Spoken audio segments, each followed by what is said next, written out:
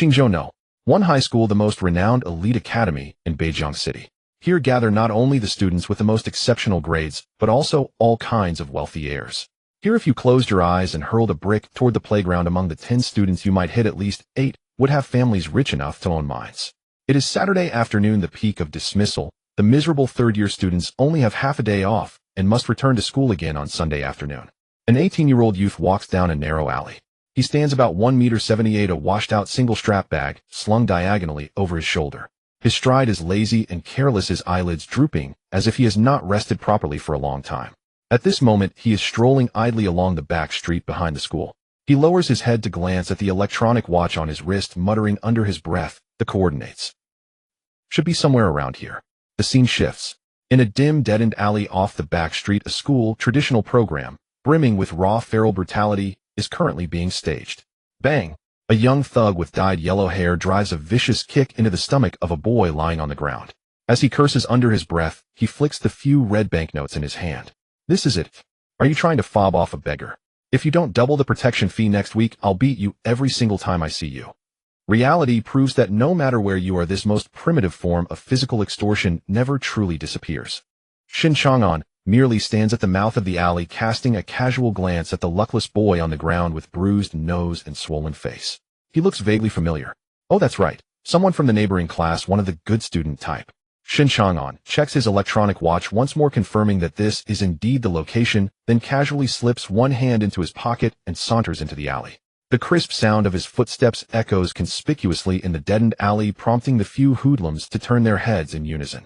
The yellow-haired leader narrows his eyes, sizing up the newcomer from head to toe. The boy before him has a rather handsome, yet extremely punchable face, his expression listless and bored. Most importantly, he is wearing the school's standard blue and white uniform in its original, unaltered form. One must know that most students at No. 1 High alter their uniform trousers into sleek Korean-style slim cuts, or simply change into their own clothes the moment school ends. In the yellow-haired thug's mind, only poor, helpless, and overly honest kids would wear this original uniform that looks as if it were sewn from fertilizer sacks. "Yo!" The yellow-haired thug chuckles, blowing out a ring of smoke. "What now, buddy? You planning to play the hero?" "I'm not that free." Shen Chang'an halts, the corner of his lips curving into a gentle, polite smile. "I just came to this area, but since I've happened upon such an act of extortion and outright lawlessness, I suppose I can deal with it in passing. After all, I am a law-abiding model student." His words are upright and solemn, yet paired with that languid expression that utterly fails to take them seriously. The provocation in his tone is pushed to its peak. "Damn it, you're asking for death." The thugs behind the yellow-haired leader bristle, instantly clenching their fists as they circle and cursing under their breath. "Boss, don't waste words on him. Beat him along with that kid. Today we're stripping this brat out of his uniform and making him run around the No. 1 High playground barriest." The burly hoodlums fan out in an arc to encircle him, the intense sense of pressure instantly filling the cramped alley. Any ordinary high schooler would likely be weak-kneed with fear by now. Yet Shen Chang'an remains standing where he is. He takes out his phone and dials a number. "Hello, old Zhao. Lock onto my position. Then have the logistics team come over later to clean up." The hoodlums exchange baffled glances. After 2 seconds of stunned silence, they burst out laughing. "Huh, this brat's got a screw loose. What kind of act is he putting on?" Tears nearly spill from the yellow-haired thug's eyes as he laughs. Suddenly, he snatches up a rusty steel pipe nearby, jabbing it towards Shen Chang'an's nose as he snarls. "Now you remember to call for help. Too late. Even if the king of heaven himself shows up today, you're still going down for me." The rusty pipe whistles through the air, hurtling straight toward Shen Chang'an's forehead. Anyone else would probably have shut their eyes by now, already thinking about calling an ambulance. Shen Chang'an doesn't even blink. He simply slides half a step to the left. The steel pipe grazes past the tip of his nose, the force of the swing blowing the few lazy strands of hair on his forehead. Having swung too hard, the yellow-haired thug misses completely, his body losing balance and pitching forward. Seizing the moment, Shen Chang'an lifts his right hand, a precise knife hand strike, chopping down onto the base of the thug's wrist. Clack! The steel pipe falls from his grasp and clatters to the ground. Next, Shen Chang'an leisurely raises his right knee, driving it unerringly into the thug's stomach. The yellow-haired youth doesn't even have time to scream. His eyes roll back as he curls up on the ground like a boiled shrimp retching sour bile. "Damn, he's tough. Everyone get him." Seeing this, the remaining 3 hoodlums roar and charge from 3 directions. Shen Chang'an still keeps one hand in his pocket. He turns his body slightly, letting the punch from the left slide past, then grabs that attacker's collar and yanks him forward, sending him crashing directly into the companion lunging from the right. Two heads collide with a dull thud. The last man attempts a rear waist grab, but Shen Chang'an doesn't even bother to look. His right leg flicks back with casual indifference, hooking precisely around the thug's ankle. With a scream, the final hoodlum goes down, biting a mouthful of dark, muddy ground. In less than 10 seconds, all four robust young toughs are sprawled on the alley floor wailing. Throughout the entire process, Shen Chang'an's breathing rhythm has not changed in the slightest. Slumped in a corner, Wang Hao momentarily forgets the pain in his own body, his eyes bulging like copper bells. He stares blankly at the uniform-clad youth, his mind racing. Who is this guy? Since when has one Hai been hiding such a martial arts expert? The face looks familiar. He is definitely from their school. But aside from the fact that he sleeps through lectures all the time, Wang Hao simply cannot recall the name of such a terrifying character. Shen Chang'an pays no attention to the four waists on the ground. Instead, his gaze locks onto the fifth person in the deepest part of the alley, the one who has yet to make a move. It is a gaunt youth with sunken eye sockets, a pointed chin, and a head of dry yellowish hair. At this moment, he is staring fixedly at Shen Chang'an with a gaze that is both chilly and suspicious. Shen Chang'an raises his hand and lightly presses an inconspicuous button on his uniform chest. Beep. A faint electronic tone sounds. Law enforcement recorder has been activated, Shen Chang'an murmurs to himself, then looks toward the gaunt youth. You have violated Article 14 of Chapter 3 of the Provisional Regulation on Yao-class entities in Donghuang entering human society without prior registration and are suspected of participating in a fray and robbery. The Night Patrol Division of the Qingzhou District has now decided to place you under arrest. At these words, the gaunt youth's face twists, a flash of terror flickering in his eyes. He cannot fathom how, despite his careful disguise and the fact that he only dared to tag along with a few low-level hoodlums to scrape together some pocket money, he has still fallen under official surveillance. Run. Without the slightest hesitation, the gaunt youth whirls around. His legs unleash a springing power far beyond that of ordinary humans as he bolts toward the 3-meter-high wall, like a giant gecko scampering up with both hands and feet. Target attempting to resist law enforcement detected. Initiating compulsory arrest procedure. Before the words had fully fallen, Shen Chang'an moved. He drove his right foot hard against a nearby trash bin, his entire body shooting into the air like an arrow loosed from the bowstring. With a clean vault against the wall, he instantly gained 2 meters of height, his right hand snapping out to seize the young man's ankle with flawless precision. Get down here. With a low shout, Shen Chang'an's arm flexed with power. He forcibly yanked the youth, whose upper body was already dangling over the wall, back into the alley and smashed him heavily toward the ground. Courting death. The youth, hanging in midair, let out a shrill, piercing scream. He twisted his torso hard in the air, his hands suddenly mutating.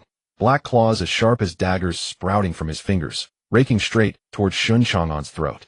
If those claws sank in, they could shear through rebar. Yet Shen Chang'an merely lifted his hand with casual ease, effortlessly catching the fur-covered paw with exact, unerring timing. Far too slow.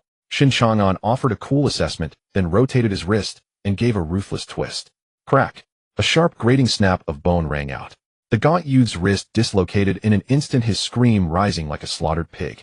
Riding the momentum, Shen Chang'an pinned him hard to the ground. With his left hand, he reached into a well-worn single-strap bag and drew out a pair of specially made metal shackles. With a dull click, he locked both of the youth's hands completely. The instant the shackles clamped around him, the youth could no longer maintain a human form. His face contorted, sprouting a mouthful of sharp fangs and sallow fur, while a thick furry tail sprang out behind him. A second-rank weasel demon. Let me go, you despicable human. The weasel demon convulsed in pain, yet still thrashed madly on the ground, spewing threats in a voice that was all bluster over cowardice. My dad is Lord Huangba of Beishan Ridge. If you dare arrest me, he will never let you off. Oh. Shen Chang'an rose to his feet, brushing dust from his hands, his tone perfunctory. He looked down at the little demon. Clearly it had only just arrived in human society, and its family had done a poor job of preparing it. It seemed utterly ignorant of how terrifying the Night Watch Bureau truly was. Fine. Let your father come to the Qingzhou District branch of the Night Watch Bureau to find me. I will await him at any time. Just then a piercing screech of brakes erupted from beyond the alley. Blinding flashes of red and blue lights instantly sealed off the alley entrance. The crowd outside was driven away in mere moments. A squad clad in black special operations gear surrounded the entire lane so tightly not even water could seep through. A middle-aged man in a black trench coat strode quickly into the alley. His name was Wu Hong, around 40, deputy director of the Qingzhou District Office for Special Incidents. That office functioned as an affiliated agency of the Night Watch Bureau, typically responsible for logistics.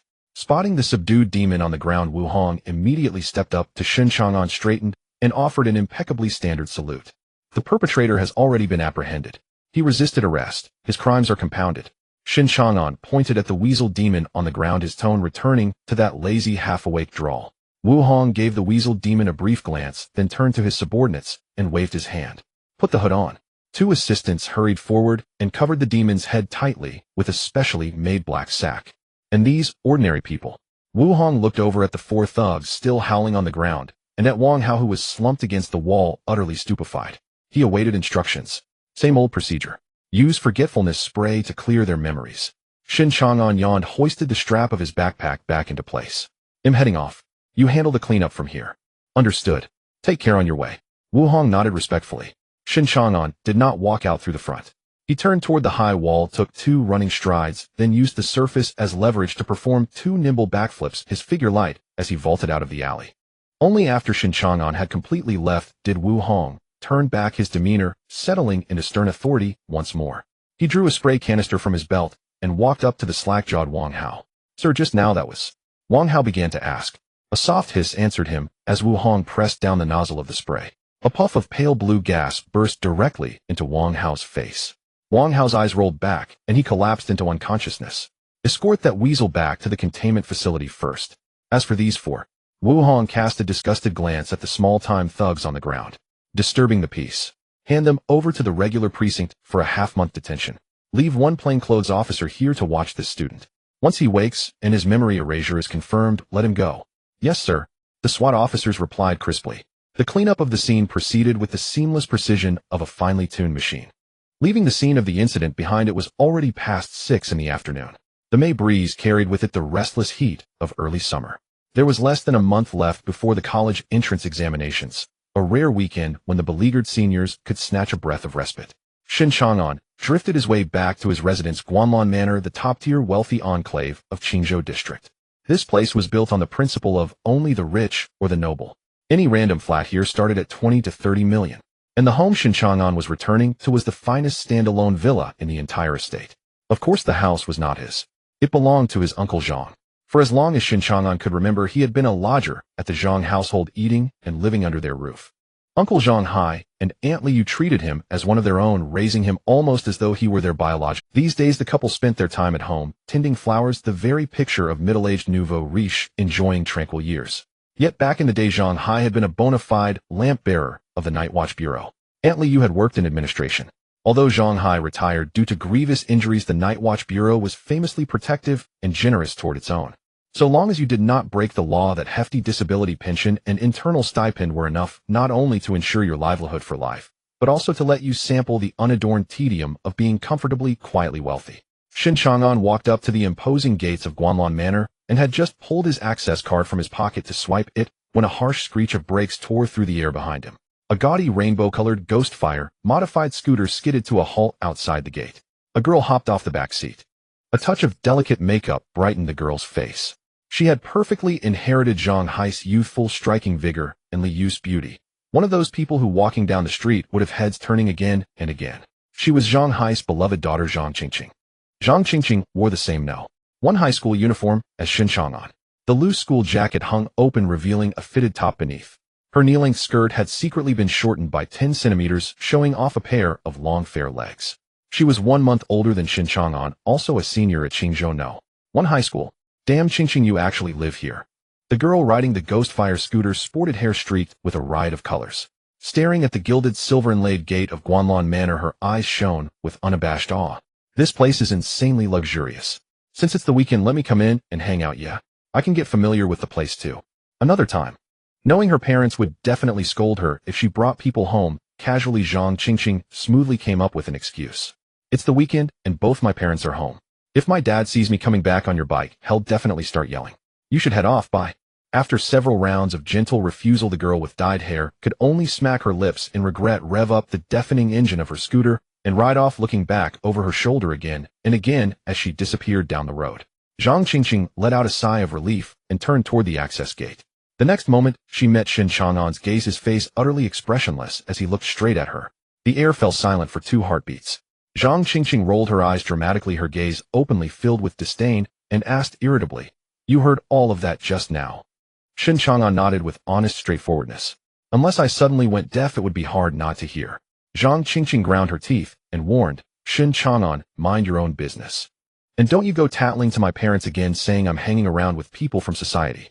Relax, I have no such. Shen Chang'an yawned, then casually swiped his card over the sensor. With a crisp beep the turnstile gate, he stepped inside, and after a brief moment of thought his instinctive kindness made him turn back to remind her, by the way, the brake pads on that bus were clearly worn out. If you ride it again you'd better buy yourself some accident insurance in advance. After all, if that pretty face of yours gets scraped across the asphalt, Aunt Lee will be heartbroken.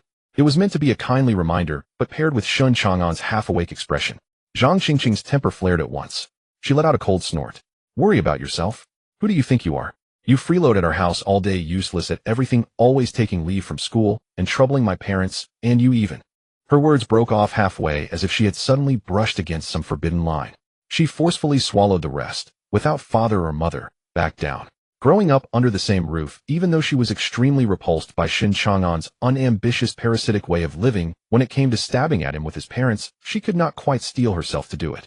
Irritated, Zhang Qingqing stomped her foot and gave a heavy cold snort. She refused to spare Shen Chang'an another glance, and in her high-top canvas shoes, she stormed past him, never looking back as she marched toward her family's villa. Watching Zhang Qingqing's furious back as she departed, Shen Chang'an did not take this minor friction to heart. As a seasoned underground enforcer, emotional control was the most basic requirement. Besides, Zhang Qingqing's grades were outstanding. She had long held firmly within the top 10 of the year, her sights set on a domestic top-tier university. The pressure on her was understandably immense. By contrast, Shen Chang'an's academic performance was merely stable. Year after year, he hovered around 300th in the grade, just a sliver above the cutoff for first-tier universities. It was not because he was stupid, but simply because he truly had no time to study. In Qingzhou District, the Zhenyici branch now had at most only 3 official lampkeepers remaining. One of them was still injured and gradually shifting into clerical work. Thus, as the head of Qingzhou District's Zhenyici, Shen Chang'an was either on his way to take leave so he could go slay monsters, or spending his weekends scouring the streets to arrest rule-breaking Yao clans. Being able to cling to the first-tier cutoff line already proved Shen Chang'an's exceptional talent in mathematics, physics, and chemistry. Before long, he strolled up to the gate of Villa No. 8 in Guanlon residence. Just as he reached the yard outside, he heard through the closed gate the classic lines of a family drama drifting out from the house. Look at what you're wearing. You had to shorten a perfectly good school skirt, and your eyeshadow looks like someone punched you in the face. Are you going to school, or walking a runway? When I was your age. Oh my god, Mom, I'm already 18. This is light makeup, do you even understand? You're so annoying. Then came a storm of stomping footsteps on the stairs, followed by a thunderous bang as the door of some room on the second floor was slammed shut. You wretched girl, try slamming another door and see what happens. Li Yu's furious scolding floated up from downstairs. At the entrance, Shen Chang'an halted, took out his phone, and glanced through the local news. Only when the aftershocks in the house had completely subsided did he reach out to press the code lock and push the door open. Aunt Li, I'm back. Shen Chang'an spoke, gently greeting her with polite warmth. At the sound of his voice, the fury on Li Yu's face, still raging a moment ago, melted away like snow under spring sun.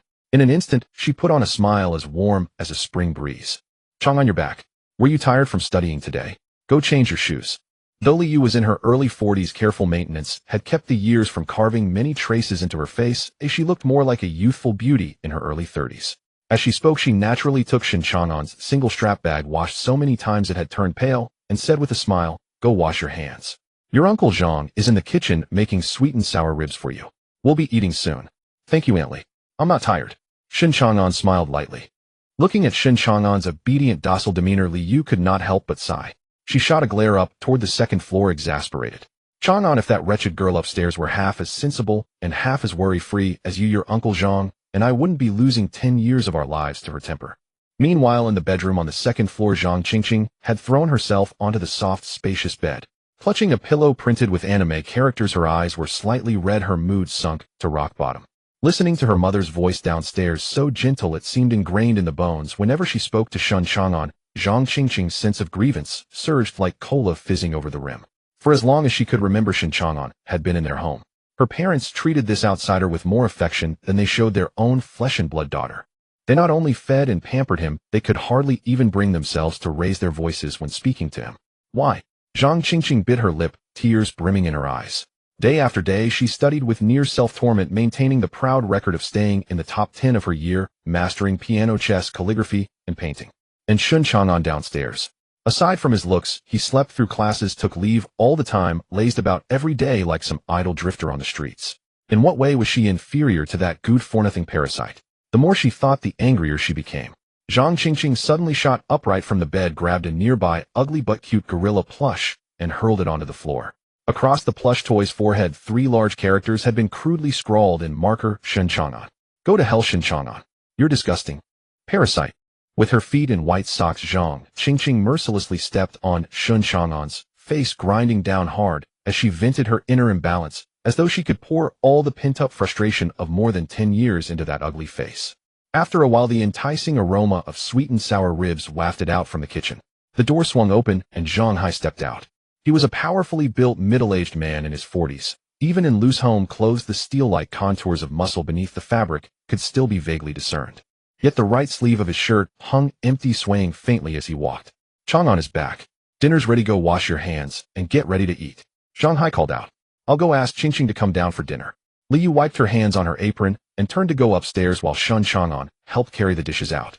Before long, Zhang Qingqing trailed reluctantly downstairs behind her mother. Her light makeup had been washed away, revealing an unadorned face of clear, ethereal beauty. Yet at this moment her expression all but proclaimed, "This young lady is very displeased." The family of 4 sat around the dining table. At first the air was heavy with silence. Zhang Hai picked up a rib and placed it in Shen Chang'an's bowl, casually asking, "Chang'an, have you been tired lately?" Shen Chang'an took a mouthful of rice, his expression calm. Of course he knew that Uncle Zhang was not really asking whether senior year review was tiring, but about the work at the Qingzhou district branch of the Night Watch Bureau. "It's fine," Shen Chang'an replied lightly. "There's quite a lot to handle, and it's fairly busy, but it's all minor stuff, man." Sitting opposite Zhang Qingqing could not help rolling her eyes at his words and muttered under her breath, "What could you possibly be busy with? You look half asleep, all day busy visiting the King of Dreams." Shen Chang'an heard her, but only lifted his brows slightly and smiled, showing no intention of refuting her at all. Zhang Hai shot his daughter a glare, then cleared his throat and forcibly dragged the topic back into the open. "Speaking of studying, Qingqing really has been working hard lately. In last week's placement exam, you ranked 6th in the entire grade. That's excellent. Keep it up, and those few top universities in the country will be practically guaranteed." At her father's praise, a faint gleam of pride flashed in Zhang Qingqing's eyes, but to maintain her aloof image, she kept her face rigid, only suppressing the corners of her mouth that were desperate to curl up, and pretended indifference with a slight nod. However, Zhang Hai changed tack and looked at his daughter. "In the future, if Chang'an has any trouble with his studies, you should help him more. You two grew up together, it's only right that you help each other." Zhang Qingqing's mood, which had just soared to the clouds, instantly plunged back to the ground. She lowered her head, poking at the rice in her bowl, and answered perfunctorily in a muffled voice, "Oh, got it." The meal ended amid this delicate atmosphere. The moment Zhang Qingqing put down her chopsticks, she fled back to her room on the 2nd floor, as if escaping the plague. By habit, Shen Chang'an rolled up his sleeves ready to wash the dishes, but Li Yu pushed him away at once. "Shoo shoo, what kind of family makes a kid on the verge of college entrance exams do the dishes? Your Uncle Zhang needs you. Go to his study." Shen Chang'an nodded and followed Zhang Hai into the spacious study tucked into a corner of the 1st floor. The door closed behind them, shutting out the sounds from outside. Shen Chang'an relaxed, slumping into the leather sofa in the study and letting out a long breath. "How are things in Qingzhou district lately?" Zhang Hai sat behind the desk and poured 2 cups of tea. "No major trouble." Shen Chang'an lifted his cup and took a small sip. "Preventive work has been decent and routine patrols are keeping up. It's just that we're desperately short-handed. A vast district like Qingzhou, and only 3 of us running in shifts." Zhang Hai sighed with some emotion. "Still the same. Old Zhao Yu and that new little demon." "Yes, by Een," Shen Chang'an nodded. "A 3rd realm spirit cat studying at 1st high school as well. She's easy enough to work with, but her head doesn't always work properly. She keeps trying to bring me mice's gifts." Zhang Hai burst into laughter. "All right, count your blessings. By the way, the thing you requested through the General Bureau was delivered this afternoon." As he spoke, Zhang Hai dragged a long black metal combination lock case out from under the desk and pushed it toward Shen Chang'an. Shen Chang'an's eyes lit up, his earlier languor wiped away in an instant. He swiftly straightened up, entered the code, and with a soft click the case sprang open. Inside lay 2 heavy segments of a gun barrel covered in ancient black patterns and resting in silence. "High-grade spiritual weapon, Tribulation, Cloud-Heavy Spear." Zhang Hai stared at the 2 weapon segments that radiated a terrifying aura of slaughter, his eyes complicated.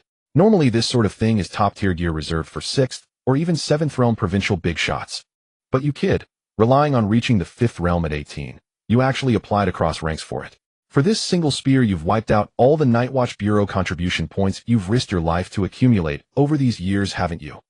Out with the old, in with the new.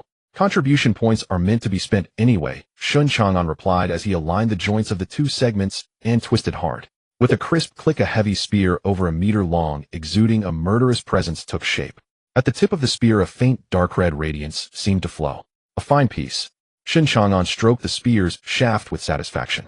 The reason he had emptied his coffers for this tribulation cloud beyond its ability to bear the terrifying spiritual power of his fifth realm was most crucially that it could be disassembled. As a model student who had to wander around school and the city every day, if he were to stride down the street carrying a 2 or 3 meter long spear, he would be photographed and in the news by the next morning. But if he took it apart into 2 segments, they would fit perfectly into the black wooden guitar case he had prepared. Carrying a guitar case to school, surely that was reasonable. It was very reasonable indeed. Watching Shen Chang'an skillfully dismantle the spear, Zhang Hai's gaze held both relief and worry. In the end, he merely patted the young man's shoulder.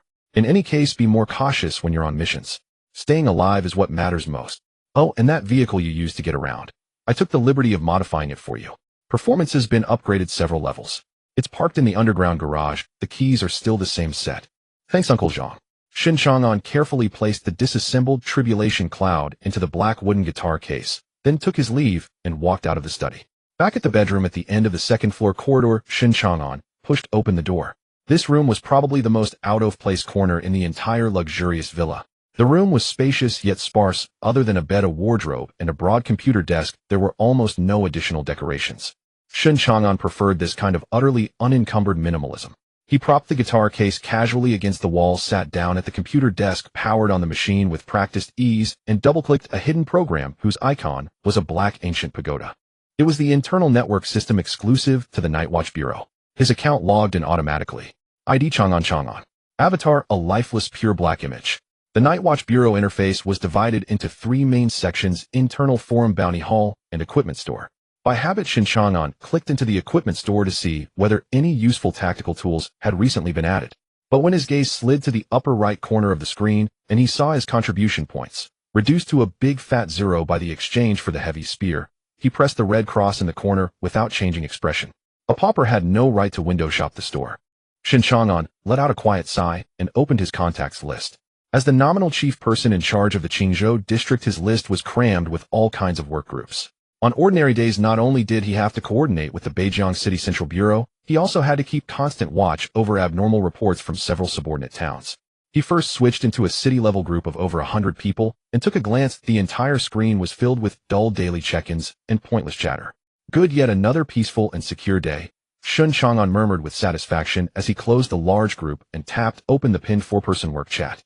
There were only 4 verified members in this group: Shen Chang'an, by Yin Zhao Chongfeng, and one account whose avatar was a large question mark labeled Liaison 07. As for this liaison, Shen Chang'an had never seen the person in real life. All he knew was that the other party was a logistics steward dispatched from headquarters. Most of the time, the liaison was responsible for filling in gaps, settling mission accounts, and helping these frontline operatives mobilize various surveillance and weaponry resources, a purely behind-the-scenes tool person. At that moment, messages in the group were flashing without pause. Liaison 07, Shen Chang'an, today's mission settlement: the second-tier weasel demon has been successfully apprehended and transferred to the containment facility. Mission rating D. Contribution points obtained 100. Mission bonus 200 yuan expected to be deposited into your linked account within 3 days. Immediately afterward came a rapid flood of messages. Images sent by Bai-in, all of them plates of sashimi and grilled fish from a Japanese restaurant. Old Zhao Bai-in. This is the highest combat command group for the Qingzhou district. Do not post irrelevant food pictures here. Also, the oysters at that place aren't fresh. Don't ask me how I know. Bai-in, cat kneeling and sliding in frantic apology gif. Received. I'm sorry, Uncle Zhao. Bai-in, a legendary figure at Qingzhou No. 1 high school, was at the same time the pampered daughter of Qingzhou City's Lingyao Pharmaceuticals. In this era where humans, Yao, and demons coexisted, demons were born from negative emotions, and the abyss itself, utterly irrational beings. They were the absolute mortal enemies of both the Night Watch Bureau and the Yao race, and had to be eradicated whenever encountered. Yao were different. They cultivated intelligence by absorbing the essence of sun and moon. Some were good, some evil, and some could even take human form, establish companies, and make money. The duty of the Night Watch Bureau was not only to slay demonic creatures, but also to supervise Yao living within human society. When necessary, they would even recruit certain Yao with clean backgrounds and decent strength into the official ranks. After all, the Night Watch Bureau was also an institution that cared deeply about staffing and resource allocation. As an old urban district, Qingzhou was troublesome, yet offered little profit. None of the top-tier genius lamp bearers were willing to come here. Thus manpower in Qingzhou relied almost entirely on local forces. Old Zhao and Baiyin were both native humans and native Yao. Watching the daily antics in the group, Shen Chang'an's lips curved faintly. He stretched lazily and was just about to close the app, grab his clothes, and head to the bathroom for a long, comforting Didi. Suddenly, in the previously quiet four-person group, a bold red message from Liaison 07 burst onto the screen. Didididi. Liaison 07. Emergency bulletin. At the abandoned factory area No. 14, Industrial Avenue, South City, Qingzhou District, intense energy fluctuations have been detected. Confirmation of fourth-tier demonic aura. Energy peak values are still rising. Any lamp bearers nearby must proceed at once to intercept. Preliminary mission leveled grade. Immediately afterward, a precise red pinpoint marker was dropped into the group. Shen Chang'an did not hesitate for even an instant. His fingers flew across the keyboard. Accepted. Heading out now. In less than 2 seconds, another message popped up below. Baiyin. Accepted. Boss, I'm currently having Japanese food in South City, less than 2 kilometers from the target point. I'll go ahead to scout. Without wasting a single word, Shen Chang'an snatched up the black wooden guitar case from the corner and his tactical backpack from the bed, yanked open the door, and sped down the stairs like a gust of wind. Aunt Lee, I'm heading out for a bit. I'll be back later. Before Liu in the kitchen could even react, Shen Chang'an had already pulled open the fire door leading to the underground garage and vanished down the stairs. Underground garage. Beside Zhang Hai's Maybach, a pure black steel beast lay in silence. It was a heavy motorcycle that Zhang Hai had brutally modified, its streamlined body coated in light-absorbing material, thick exhaust pipes exuding an aura of wild aggression. Shen Chang'an slung the guitar case diagonally across his back, quickly clipped on the dedicated tactical earpiece he used for missions to his right ear, then raised his left hand. The surface of the electronic watch on his wrist slid open, projecting a compact holographic display on which the red coordinate marker for Industrial Avenue shone clearly. Though he rarely used them in daily life, not a single piece of the Night Watch Bureau's high-tech gear could be dispensed with. Shen Chang'an swung onto the motorcycle, inserted the key, and twisted the throttle hard. Vroom. The roar that burst forth was like that of a raging beast detonating through the garage and making the ground shudder faintly beneath the deafening thunder. Then the black motorcycle shot out of the garage like a bolt of lightning, tearing through the dark, vanishing in its wake of dust. In the second-floor bedroom, Zhang Qingqing was listening to an English audio track with headphones on, yet even so was jolted by the exaggerated engine roar. Her hand jerked pen, carving a long streak of ink across the exam paper. What on earth is that?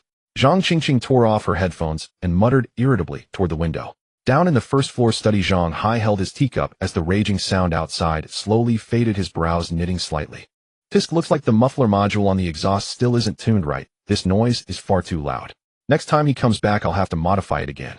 Under the night sky above Qingzhou's streets, Shen Chang'an pushed the throttle to its limit. The motorcycle wove crazily through the traffic, and the red dot on the holographic screen was still 10 kilometers away. In the Night Watch Bureau's grading system, a fourth-tier demon already possessed the preliminary ability to inflict large-area devastation. Such a creature was like a mobile arsenal of high-yield explosives. If allowed to rampage freely for 3 minutes in an ordinary neighborhood, not only would an entire street be razed to the ground, every living soul within it would be slaughtered without remainder. This was therefore a race against death for position and time. Zla. A brief burst of static came through the tactical earpiece, and the communication channel was forcibly opened. Boss, can you hear me? Bai Yin's light, airy voice, tinged with urgency, sounded in his ear, the background filled with howling wind. Perfectly clear. Report the situation. I've already reached the edge of Industrial Avenue. The energy fluctuation is even more exaggerated than the readings, at least mid-stage 4th tier, and it might even be nearing peak 4th tier. Bai Yin's voice grew, weighted with gravity. And the aura is extremely violent, with no sign of restraint whatsoever. Are there any civilians nearby? Shen Chang'an asked the most crucial question. Not for the moment. This is the old industrial district. Most of the factories are abandoned, and people moved away long ago. Hearing this, Shen Chang'an felt his heart loosen slightly. With no civilians around, it meant he did not need to hold back. Bai Yin, listen carefully. Your mission right now is reconnaissance only. If the target appears, you absolutely must not engage it heat-in. Even your claws wouldn't be enough to do more than scratch an itch. What if it notices me? Do everything you can to stall it, or just run.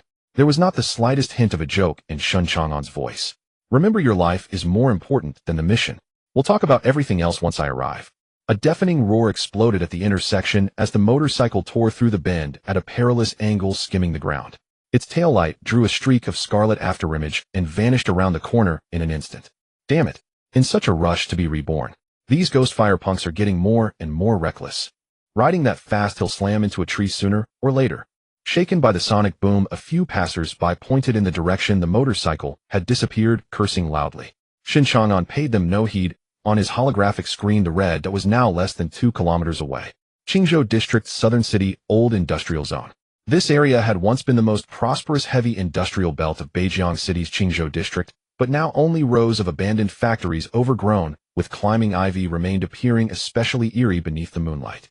On the rooftop of the tallest factory building, Bai Yin landed soundlessly.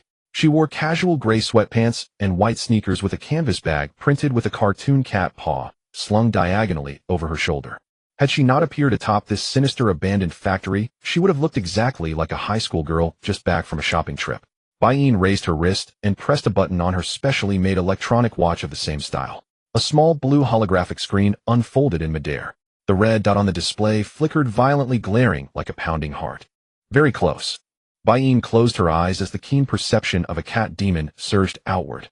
A few seconds later, she snapped open her beautiful amber eyes, locking her gaze firmly to the north. Less than 200 meters. Having determined the rough direction, Bai Yin reached into her shoulder bag and drew out a palm-sized silver metal disc, its surface etched with intricate runes. This was a standardized tactical tool issued by the Zenisi, a miniature isolation barrier launcher. Before engaging a monster within the city, the first priority was to deploy a barrier both to prevent the shockwaves of battle from destroying real-world structures and to keep ordinary people from straying into the battlefield. Bai Yin poured her spiritual power into the disc, then casually slapped it onto the concrete rooftop. A low hum resonated as a translucent spiritual energy dome invisible to the naked eye burst outward from the disc as its center, enveloping the entire stretch of abandoned factories within a thrilling radius. Barrier deployment complete. Next is just waiting for the boss. Before Bai Yin could finish speaking, a sudden mutation erupted. Boom. Less than 100 meters to the north, the roof of a factory suddenly detonated without warning. Amid a rain of shattered rubble, a twisted pitch-black shadow streaked toward Bai Yin like a shell fired from a cannon, trailing a nauseating stench. Too fast. Bai Yin's pupils shrank. Relying on the hypersensitive reflexes of a cat demon, her body arched in an instant, twisting to the right at an impossible angle. A black blade of energy sliced through the air, skimming past the afterimage of Bai Yin's body. Yet before Bai Yin could regain her footing, the shadow forcibly twisted its momentum midair, defying physics, and a claw wreathed in dense black chi swung down viciously toward her. Unable to dodge in time, Bai Yin could only cross her forearms over her chest, bracing herself to take the blow. With a dull, thunderous impact, Bai Yin's entire body was swatted away like a kite with its string cut. She tumbled through the air in 7 or 8 wild rolls before barely managing to brace herself against a concrete water tank atop a lower factory roof and come to a halt. Cough. A thin line of blood spilled from the corner of Bai Yin's mouth. She lowered her gaze. Her crossed arms, used to block the strike, now had their sleeves corroded into a gaping hole. On her fair skin, 3 claw marks deep enough to expose bone oozed black foul vapors. Such terrifying strength. And its attacks carry an inherent corrosive property. Bai Yin gritted her teeth and drew a long breath, lifting her head to stare at the dark figure that had finally come to a halt. It was a monster in a vaguely human shape, its entire form composed of thick black mist. It had no facial features, only a pair of eyes glowing with scarlet light. There was no doubt. This was a genuine Tier 4 monster. Demons possess physical bodies. They are plants or animals that have awakened intelligence. Magical fiends, however, are pure condensations of energy. In human society, emotions of extreme resentment, despair, and murderous intent, when fused with drifting spiritual power and tainted by demonic chi, will give birth to these monsters that know nothing but slaughter. Such humanoid fiends often retain the outline of the obsession that clung to them in life. Kill. I'll kill you all. All of you must die. The humanoid shadow unleashed a shrill roar as violent resentment radiated outward almost tangibly. Under the erosion of this power, the surrounding concrete began to weather rapidly. Bai Yin drew a deep breath, knowing she absolutely could not engage it in a direct clash. Her body began to— 2 snow-white furry ears sprouted on either side of her head, and a long, graceful cat tail swayed deftly behind her. Her neatly trimmed nails suddenly extended, transforming into 10 demonized claws that glinted with chilling light. Yet Bai Yin had no intention of attacking. She lowered her center of gravity, assuming a defensive stance as her amber-slit pupils locked on the monster ahead. Only one thought echoed in her mind. Kite it by time until the boss comes to save me. Die. The shadow fiend let out a piercing scream, its hulking body leaving a ghostly afterimage where it had stood. A heartbeat later, a rancid gust of wind slammed toward her. Every hair on Bai Yin's body stood on end. She drove power into her legs, sliding into a backwards kneel, so low her body nearly skimmed the ground. The fiend's fist slammed into the concrete where Bai Yin had just been standing, blasting out a spiderweb-patterned pit, half a meter deep. Using the momentum of her slide, Bai Yin twisted her waist at an uncanny angle, one hand bracing against the ground, as her long right leg whipped out, like a lash striking hard at the fiend's neck. With a muffled thud, the shadow fiend staggered half a step, but Bai Yin felt as though she had kicked a block of raw iron, numbness shooting through the bones of her foot. It's way too tough. Bai Yin cursed under her breath as her figure flitted like a ghost, leaping wildly through the maze of abandoned steel frames. The shadow fiend pursued relentlessly, its black claws slashing like a violent storm, tearing the surrounding reinforced concrete to shreds. Seizing an opening in mid-edge, Bai Yin crossed her 10 demonized claws and swung them fiercely, carving 2 huge shaped wounds across the fiend's chest. However, before she could even catch her breath, black mist churned where the wounds lay, and in the blink of an eye, they had regenerated completely. How am I supposed to fight this? Built-in invincible body and spring water regeneration, seriously? Bai Yin cursed furiously. After 2 to 3 minutes of high intensity, kiting, her stamina was plummeting. She decisively pulled 3 specially made silver throwing darts from her tactical waist pouch, flicked her wrist, and hurled them in a triangular pattern at the fiend. With a sizzling crack, the darts exploded midair, unfolding into a high-voltage net that snapped down over the fiend. Lightning flared wildly, drawing a piercing screech from the trapped monster. Now's the time. Open up some distance. Bai Yin had just begun to retreat when the fiend, bracing against the high-voltage net, tore through the thunderous web by sheer force. A huge hand shot out like an iron clamp, seizing the ankle that had moved a heartbeat too slow. Damn! Bai Yin's heart sank as a flood of immense force dragged her bodily forward. Bang! The fiend's other hand clenched into a fist, black corrosive chi swirling around it, and smashed squarely into Bai Yin's abdomen. Her pupils went unfocused in an instant as sour bile and blood erupted from her mouth. The force behind that punch was immense. The agony nearly knocked her unconscious on the spot. Fortunately, the resilient constitution of a cat demon kept her from being blasted straight through. Then she was hurled away like a rag doll, crashing heavily against an abandoned boiler more than 10 meters away before tumbling down to the ground below. Cough, cough. Hurts so much. Bai Yin clutched her abdomen, cold sweat streaming down as her vision blurred. Boss, if you don't come soon, you're going to lose your one and only little kitty for good. In the distance, the shadow of the demon roared again, its form flickering before its crimson eyes fixed hungrily on the prey below. The demon's shadow raised a massive blade formed from black mist filled with the intent to sever everything, and swung it down fiercely towards Bai Yin's head. I'm going to die. But I just celebrated my centenary birthday. I still have hundreds of years to live. I'm still young and don't want to die. In that critical moment, a thunderous roar of a heavy motorcycle shattered the night sky. Immediately after, a bizarre black flame erupted without warning on the demon's body. Ah! The demon's previously frenzied killing intent instantly turned into sheer terror as it frantically beat at the black flames on its body, yet those flames clung to it like maggots, growing fiercer and even beginning to burn its source of demonic energy. Swish! The spear Jiyun carried an overwhelming force and precisely pierced through the demon's chest with a thunderous sound, pinning the fourth-tier demon tightly against the heavy load-bearing wall of the factory. The tremendous recoil instantly cracked the entire wall. Creak!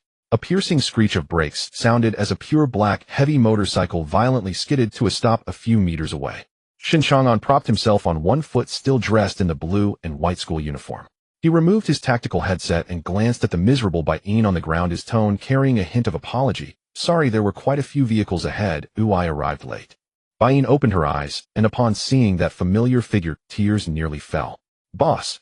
She coughed up a mouthful of bloodied spit, weakly pointing at the demon, still struggling violently against the wall. I'm fine. Don't let it escape. Give it a beating.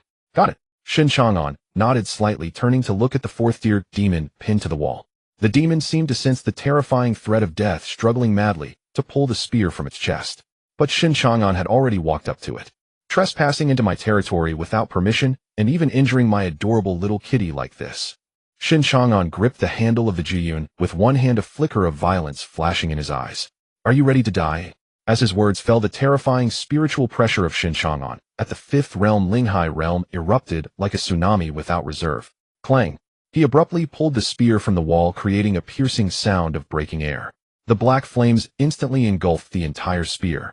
With a powerful thrust from his waist, Shen Chang'an swung the 100-pound spear, carrying enough force to shatter mountains, and struck fiercely at the demon's waist. Boom. There was no suspense, no stalemate. The fourth-tier demon's proud defenses and recovery abilities were like thin paper before absolute power. In an instant, as the spear swept through the demon's massive form, was directly cleaved in two. The entire abandoned factory trembled violently under the shockwave of this strike, and the raging wind mixed with the residual heat of the black flames nearly blinded Bain in the distance. With one strike, just one strike, it annihilated the fourth tier.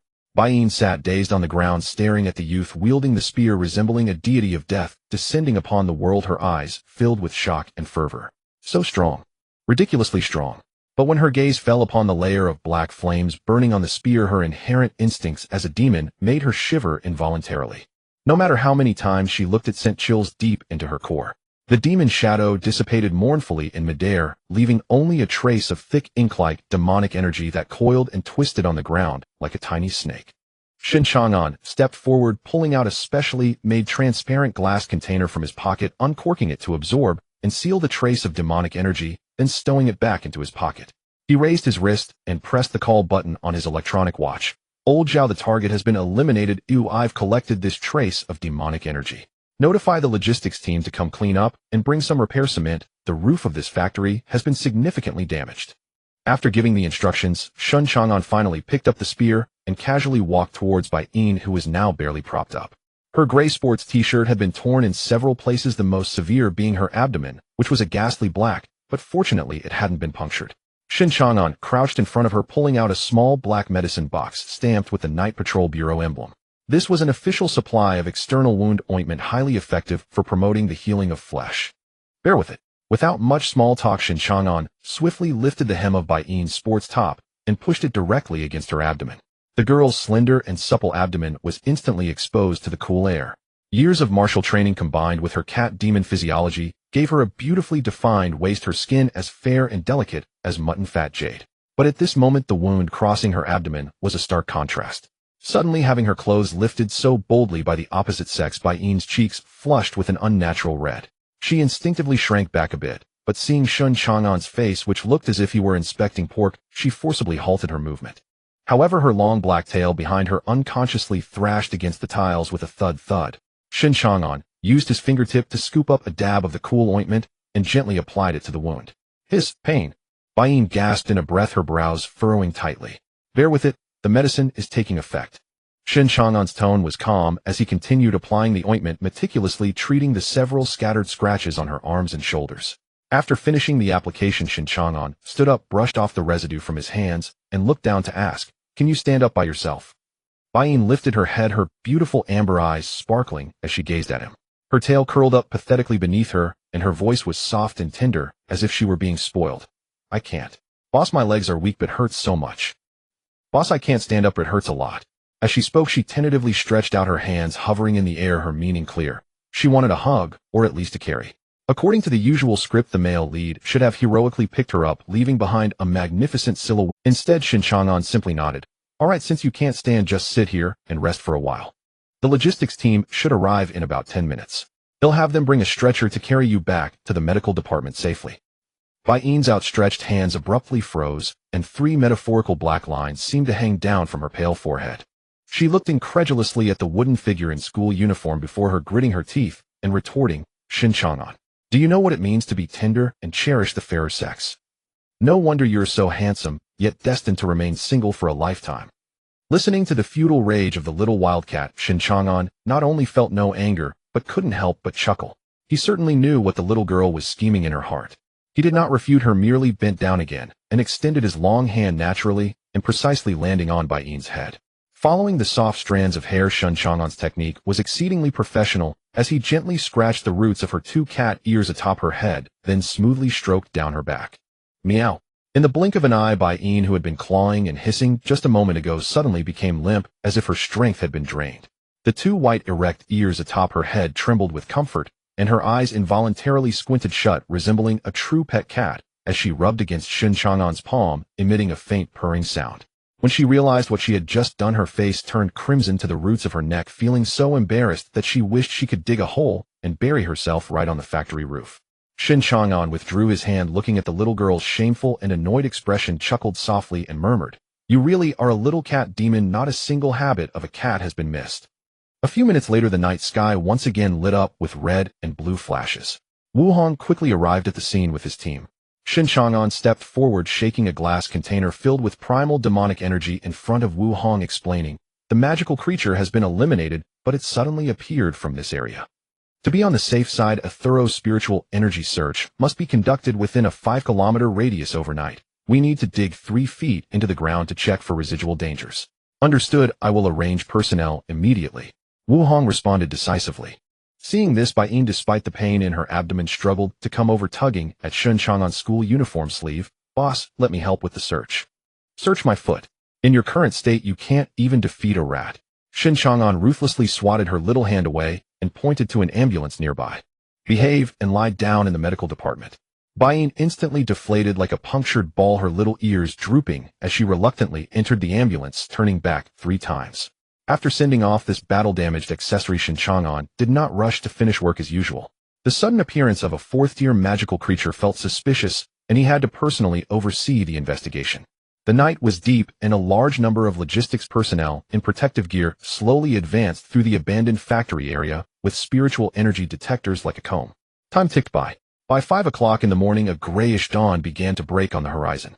"Director Shen, Director Wu, we have a discovery," a searcher reported urgently over the walkie-talkie. Shen Chang'an and Wu Hong immediately rushed over. It was a concealed old underground warehouse, its entrance buried under weeds and garbage. Several logistics personnel were struggling to pry open a heavy rusted iron plate with crowbars. Creak. As the iron plate was lifted, a nauseating stench mixed with the smell of sewage wafted up. "Gag." A young recorder following Wu Hong couldn't hold back and covered his mouth, ready to vomit to the side. Wu Hong abruptly turned his head, giving him a deadly glare. The recorder trembled in fear, forcing back the bile that had risen to his throat, tears streaming from his eye. "He'll go first." Shen Chang'an maintained his composure, casually pulling out a powerful flashlight from his bag and walked down the steep steps. The basement was small, dark, and damp. The beam of the flashlight swept across the corner, revealing several decayed, unrecognizable corpses before the group. The bodies still bore signs of struggle, clearly having suffered inhuman torment during their lifetime, and the intense malice emanated from this very place. Shen Chang'an stepped forward, using the gun barrel to lift a piece of tattered cloth, and glanced at it, his expression neutral. From the clothing and bone age, they should be missing homeless individuals or workers. This is a typical criminal case, though our night division doesn't handle such mundane affairs. Let's have the logistics department contact the police department's major crimes unit to take over. Wu Hong nodded, noting it down, but his expression remained grave. "However, Director, with such strong malice, it can only form a vengeful spirit at most. This 4th-tier magical creature. That's the part that's troubling me too." Shen Chang'an rubbed his temples and sighed. Magical creatures are generally divided into 2 types. Those that come from outside to commit crimes, or those that breed locally. If it's an external magical creature, then it's no big deal, but if it's locally bred, the nature becomes very severe. Because human malice requires a pure source of demonic energy as a seed to transform into magic. The emergence of demonic energy in this area only leaves us 2 possibilities. First, there is a fissure connecting to the abyss nearby, and the demonic energy leaked out from there. If that's the case, then our Qingzhou district is essentially lost. Wu Hong broke into a cold sweat. The second possibility. Shen Chang'an's gaze turned cold. Is that someone deliberately brought primal demonic energy into Qingzhou district and chose such an excellent site for breeding corpses, artificially cultivating a 4th-tier magical creature. Can we retrieve the surveillance footage from this area? Shen Chang'an inquired. Wu Hong smiled wryly. Director, this old industrial area has been abandoned for nearly 10 years. Those old cameras have long become nests for birds, so there is no surveillance to check. He nodded, not surprised. Closing his eyes, his powerful 5-sense perception extended like ripples deep underground, confirming repeatedly. He nodded, not surprised. Closing his eyes, his powerful 5-sense perception extended like ripples deep underground, confirming. It seems to be the second situation. Someone has poisoned our territory. All right, you and the police department will handle the follow-up and investigative work. Shen Chang'an tossed the flashlight to Wu Hong, turned, and walked up the stairs, his tone regaining that languidness of someone who hasn't woken up. "I need to head to the branch office to hand this over." At 6:30 in the morning, Shen Chang'an rode his black heavy motorcycle into the core of Qingzhou District's Administrative Street. At 6:30 in the morning, Shen Chang'an rode his black heavy motorcycle into the core of Qingzhou District's Administrative Street, corner at the end of the street. Its exterior was covered with outdated mosaic tiles from the last century, and a large section had even fallen off, exposing the gray cement underneath. It hadn't been renovated in a long time. As for why the official violent institution didn't bother to spruce up, the documents from above stated clearly to maintain a retro aesthetic consistent with the nearby old city buildings, achieving a great concealment within the urban setting. Shen Chang'an parked his vehicle, strode to the main entrance, and swiped his access card. The elderly security guard who had been dozing in his booth sprang upright, like a coiled spring the moment he saw the listless youth snapping a crisp salute. Shen Chang'an nodded in acknowledgement, then sauntered into the building. Though the hour was still early, the first-floor lobby and corridors were already populated by uniformed staff members idly warming up or chatting. Most of these individuals were peripheral clerical staff who had secured their positions through connections either to gild their resumes or to coast through their days. After all, even the most insignificant sinecure within the Night Watch Bureau was considered a golden rice bowl of the imperial payroll. Such phenomena were unavoidable in any organization. Shen Chang'an proceeded directly to the third floor and pushed open the door to room 302. This was the true core command center of the Qingzhou district branch. Old Zhao had not yet arrived for work, but a young woman was on duty in the office. She appeared to be in her 20s, clad in a crisp, dark blue uniform with delicate features, though dark circles beneath her eyes betrayed a recently concluded night shift. Shen Chang'an did not recognize her, surmising she was a newly assigned peripheral clerical staff member. He paid her no mind, walking straight to the workstation by the window and taking a seat, even though as the primary person in charge he rarely occupied it more than a few times a year. Yet it had been polished to a spotless sheen. After a full night of field investigations, Shen Chang'an could barely keep his eyes open from exhaustion. He stifled a yawn and casually pressed the power button on the computer tower, intending to draft his report and submit the demonic energy. Hey, that classmate in the school uniform.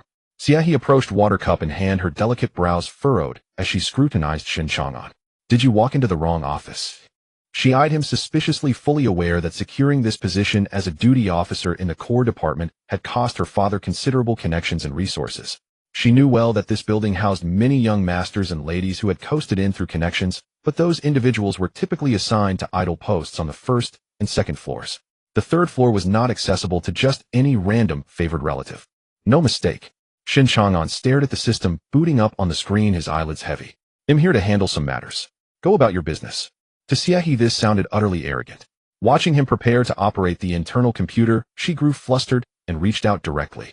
With a sharp click, she switched off the monitor in front of Shen Chang'an. Startled, he looked up, his face full of confusion as he turned to her. I'm warning you, don't touch any office equipment here. If you mess around again, I'll call security.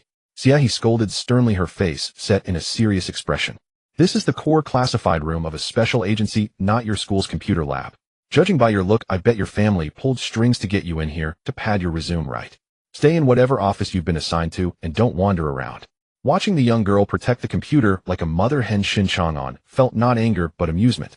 Her attitude was somewhat poor, but her vigilance was decent. At least she prevented outsiders from casually accessing the official system, marking her as someone who took her work seriously. Shen Chang'an couldn't be bothered to explain himself to a young girl, nor to delve deeper into the matter. He leaned back in his chair, pulled out his phone, and dialed old Zhao's number. The moment the call connected, a loud, old-fashioned ringtone suddenly echoed from the quiet corridor outside the door. Shortly after, the door to room 302 swung open. A disheveled, stubbly man in his 30s entered, wearing a faded uniform. He carried a stainless steel thermos filled with goji berry tea. Ignoring Xie, old Zhao walked straight to Shen Chang'an's desk and greeted him with a grin. Chang'an, good morning. Morning.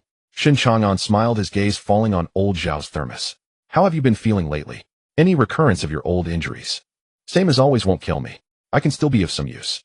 Then Zhao Changfeng turned to Xie. Let me introduce you. This is Captain Shen, the primary person in charge of Qingzhou district. Xie stood frozen, utterly petrified. Her eyes widened. This was the primary person in charge of Qingzhou district.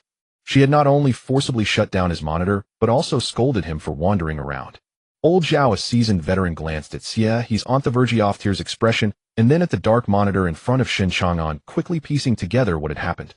What happened just now? Old Zhao asked, feigning ignorance. Nothing much. Shen Chang'an yawned and replied casually. Just thought that our new colleague's work attitude is quite serious. Worthy of praise.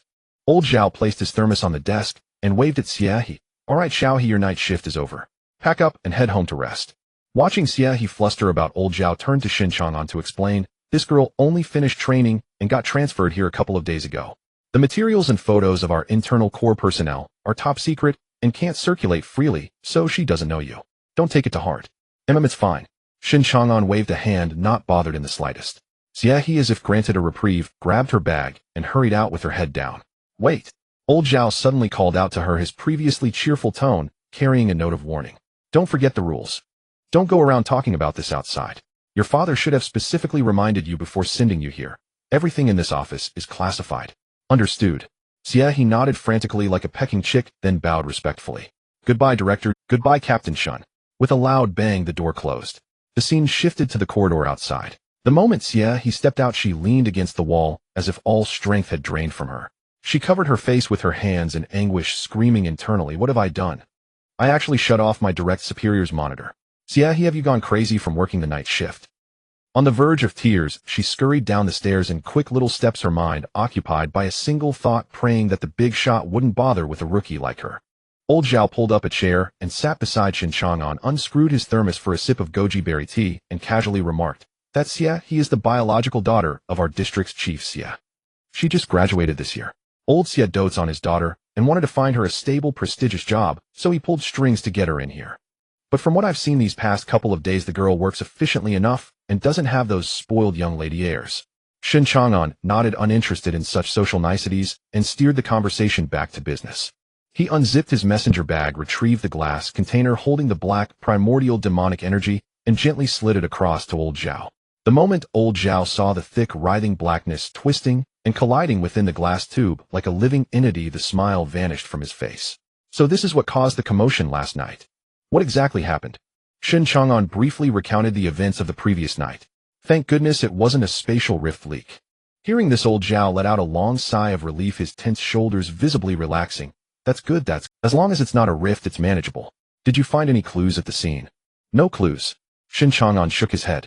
It was an underground basement in an old industrial district that had been abandoned for nearly a decade. The surveillance cameras in the area were long broken. "We'll have to see if the logistics team and the police can dig up anything useful." Old Zhao nodded and carefully placed the glass container into a special sealed box. "All right, I'll handle submitting the item and writing the report."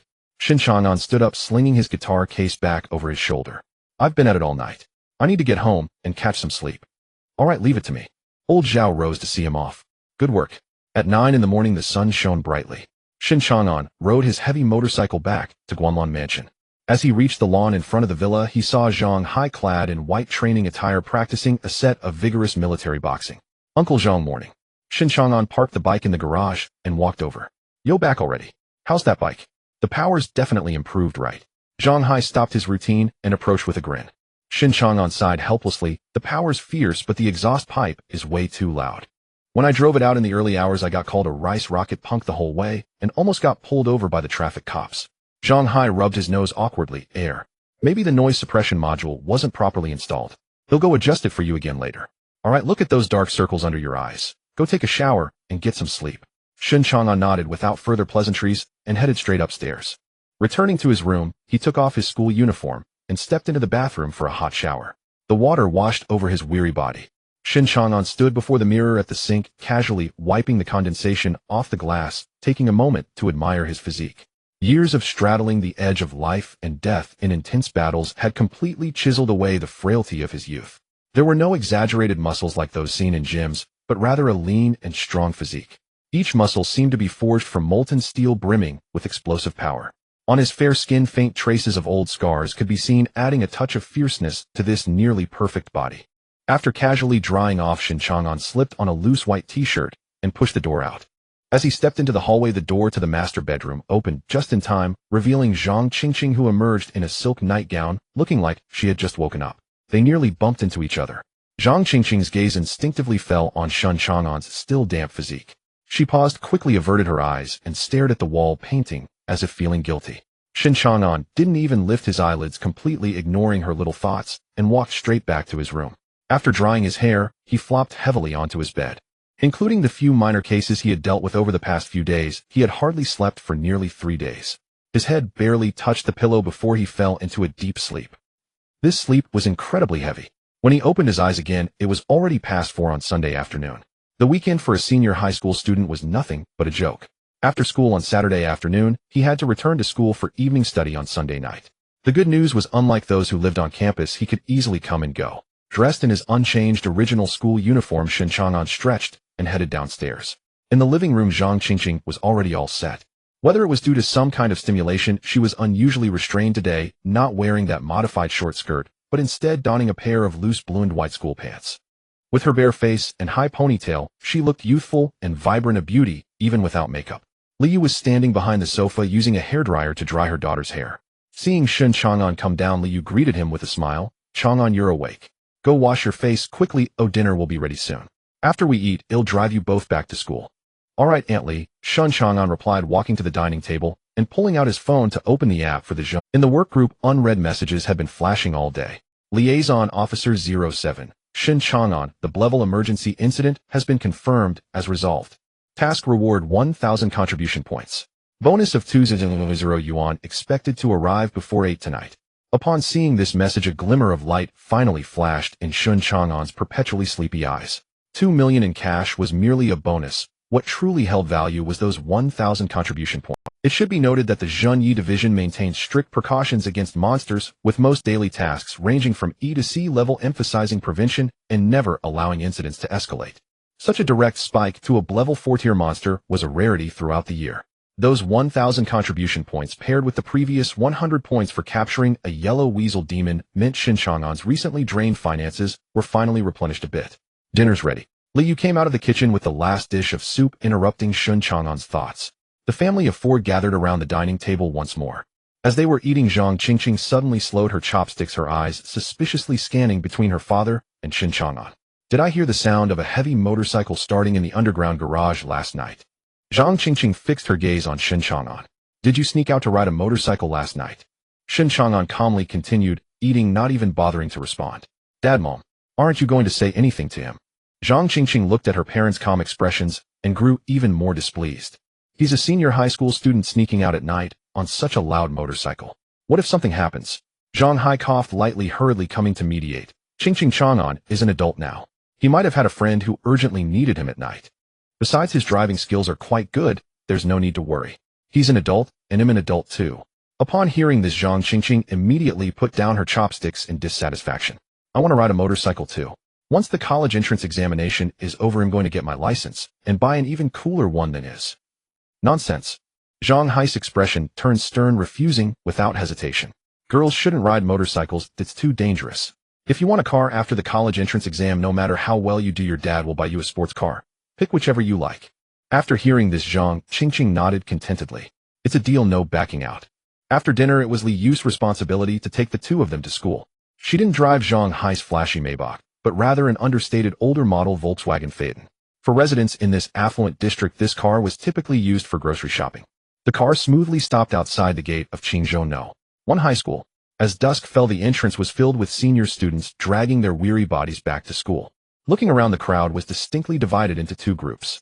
One group wore serious expressions, their brows etched with anxiety about the college entrance exam and confusion about the future, with some even reciting English words while walking. The other group, in stark contrast, chatted in small clusters, wearing various brand-name sneakers or limited edition jackets, laughing and discussing which upscale venue they visited over the weekend and how cool the new gaming peripherals were. For these young masters and ladies, the college entrance exam was merely a formality. After all, ordinary people might struggle to score over 600 points, yet the money earned from a university degree could be less than their annual pocket money. "We're here, make sure to review well at school, and take care of yourself," Liu reminded from the driver's seat. Zhang Qingqing opened the car door, slung her backpack over her shoulder, and without even greeting Shen Chang'an, hurriedly merged into the crowd, trying to put as much distance as possible between them. She didn't want her classmates to see her walking with this oddball. Shen Chang'an smiled indifferently, carrying his precious guitar case and leisurely following behind. Soon the distance between them widened to over 50 meters. With his hands in his pockets, suddenly a shadow darted out from a dark corner of the green belt ahead. "Wow!" An exaggerated voice of intimidation exploded in Shen Chang'an's ears. He didn't even lift his eyelids. His pace, the shadow froze in place. "Boss, you really have no sense of fun." Bai puffed her cheeks, complaining in a huff. "I've been squatting here for 10 minutes, and you haven't even acknowledged me." Bai was dressed in a tidy high school uniform, her hair styled in a neat high ponytail. However, the face that could drive teenage boys wild was now filled with a sense of defeat. Shen Chang'an sighed. "Come on, within a 5-kilometer radius of the school, only you emanate a strange aura. I knew it was you even before you showed yourself." Bai pouted stubbornly, her eyes filled with resentment. All right. Seeing this, Shen Chang'an casually took a step back, covering his chest with his hands, reading with a blank expression. "Oh, I'm so scared, how terrifying." Shen Chang'an. Bai Ying, infuriated, lost her composure and lunged at Shen Chang'an, using her small pink fists to pound on his arm. "Are you treating me like a fool?" All right, stop it." Shen Chang'an laughed, pressing down on her fluffy head. Although she hadn't revealed her true form at that moment, the feeling was still delightful. "How's your injury? Is it better?" Upon mentioning this, Bai Ying instantly perked up. "All healed. Boss, medicine really works, not a single scar left." Bai Ying raised her eyebrows with pride, her small hand reaching towards the hem of her uniform. "Don't believe me? Look, my skin is even smoother than before." As she spoke, she unabashedly attempted to lift her shirt in public. "Holy crap." Shen Chang'an's heart raced, and he quickly grabbed her wrist, warily scanning the surroundings like a thief. Sure enough, several boys passing by were staring wide-eyed. "Are you crazy? This is school." Shen Chang'an lowered his voice, dragging Bai Ying's arm as they moved forward. "Do you want me to be the headline on the campus forum tomorrow?" Seeing Shen Chang'an's flustered and guilty demeanor, Bai Ying's lips curled into a mischievous smile, allowing him to pull her along. "Boss, you can be scared too." Bai Ying giggled, leaning closer to his ear. "Please, I'm begging you." Shen Chang'an pleaded repeatedly. "I've already been working hard outside. Can I please just sleep peacefully at school?" When Bai Ying had just joined the Qingzhou district branch, Shen Chang'an had set strict 3 rules with her. The most important one was under no circumstances should she initiate conversation or encounter him in the school teaching area. The reason was simple: a beauty like Bai Ying would inevitably draw all eyes to her. Shen Chang'an just wanted to be a low-key student and pass his days unnoticed, but he did not want to unwittingly become the target of the entire school because of this little cat. All right, since you saved me last night, I'll let you off the hook today." Bai Ying, sensing the opportunity, composed herself and said, "I'll go study now, Shen student." Bai Ying nodded at him, then turned and walked gracefully into the teaching building, surrounded by the admiring gazes of a group of boys. Shen Chang'an wiped the cold sweat from his forehead and let out a sigh. After Bai Ying left, he headed toward his class. The distribution of classes in Qingzhou No. 1 high school for the 3rd year was quite elitist. Class 1 and Class 2 were the jewels of the school, gathering the true academic elites. By sheer coincidence, Bai Ying was in Class 1 and Zhang Qingqing was in Class 2. These 2 girls were not only beautiful, but also at the top of their academic game, undoubtedly the darlings of every teacher. In contrast, Shen Chang'an's Class 7 was a typical mixed bag of ordinary students. The best student in this class merely managed to scrape by around the 100th spot in the grade. The biggest characteristics of Class 7 were the small number of slightly wealthy second-generation students and the jocks who were more brawn than brain. As soon as he pushed open the classroom door, a complex scent mixed with expensive perfume rushed at him. Along with the chaotic discussions of a few boys in the back about games and sports, the entire classroom was bustling, resembling a noisy market. Shen Chang'an had no interest in any of this and walked straight to his exclusive corner at the back row by the window. A single desk for a single person, a feng shui treasure spot. He leaned his guitar case against the wall, pulled out a chair, and was quite satisfied with the environment. It was perfect for his nap, and most of the people beside him were the types who buried their heads in problem sets and couldn't even produce a sound. His ability to enjoy such a peaceful VIP treatment in this noisy class wasn't due to his good looks, but because of his somewhat peculiar reputation. When he first entered the first year, a school bully who relied on family connections with a certain deputy director came swaggering in with 7 or 8 lackeys to set the rules, intending to intimidate the entire class. Unfortunately for them, they woke up Shen Chang'an, who had just finished off a 3rd-tier monster the night before. Within 3 minutes, the 7 or 8 punks were left bruised and battered, lined up neatly under the backboard, singing their defeat. None of the surrounding classmates dared to intervene. Everyone in the class was shocked, thinking this seemingly unbacked kid would surely be expelled. However, Shen Chang'an only took a day off and returned to class the next day as if nothing had happened. 2 days later, that arrogant deputy director was abruptly transferred from the school due to a sudden and severe disciplinary issue. As for that bully, he even processed his transfer that night. It was said he left with trembling legs. Since then, countless outrageous rumors about Shen Chang'an's identity circulated in the class. Some claimed he was a top heir sent down from the provincial capital for training, while others said he was the illegitimate son of some big figure in the underworld, but no one could truly figure him out. Everyone kept their distance, afraid that one day they might provoke this plague god and find themselves forced to transfer overnight. Additionally, as Shen Chang'an was the head of the night watch department, he was often busy, and every now and then he produced a leave slip stamped by the hospital, naturally becoming the mysterious figure in his classmates' eyes, one with an unfathomable background who was rarely in the area. Except for the class representative who collected homework, basically no one dared to speak to him first. Old Lou, the homeroom teacher, was a straightforward person. In order not to affect the few students still hoping to go to college, he simply arranged the quietest students in the class together, creating a quiet zone in the classroom. These quiet students sat together, not speaking to each other. Meanwhile, Shen Chang'an sat beside them. Even though he slept all day, his aura could keep the rowdy rich kids in the back in line like a Buddha. Anyone who dared to make noise while Shen Chang'an was sleeping didn't need him to look up. The people beside them would slap them to silence them. Regarding old Liu's arrangement, Shen Chang'an could only give a two-word evaluation: perfect. Once settled, he carefully leaned the guitar case against the corner of the wall to ensure no one would bump into it. If some careless student kicked it over, and two terrifying top-grade spiritual artifacts popped out, the headline on tomorrow's Beijing Daily would likely be in shock. A cultivator emerges at Qingzhou No. 1 high school. Just as he was about to lay his books open and catch, Shen student. A timid and soft voice as thin as a mosquito's buzz sounded beside him. Shen Chang'an looked up to see a slender girl in uniform standing awkwardly at his desk. Her delicate features bore the aura of a non-threatening, neighborly fresh girl. This was their group leader, Li Shiwan. She was somewhat of a celebrity in Class 7.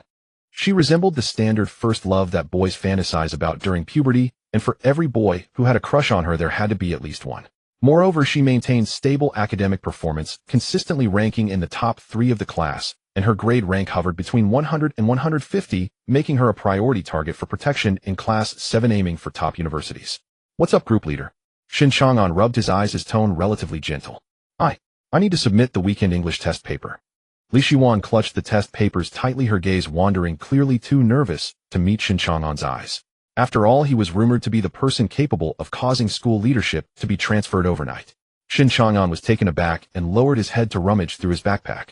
Over the weekend, he had either been hunting yellow weasels or slaying fourth-tier monsters, and he had spent the rest of the time catching up on sleep. Not to mention the English paper, he hadn't even touched a pen. He pulled out a pristine blank test paper that could serve as a mirror and scratched his head awkwardly, saying, "Group leader, I've had some matters at home these past 2 days and have been quite busy, so I didn't manage to write it. How about?"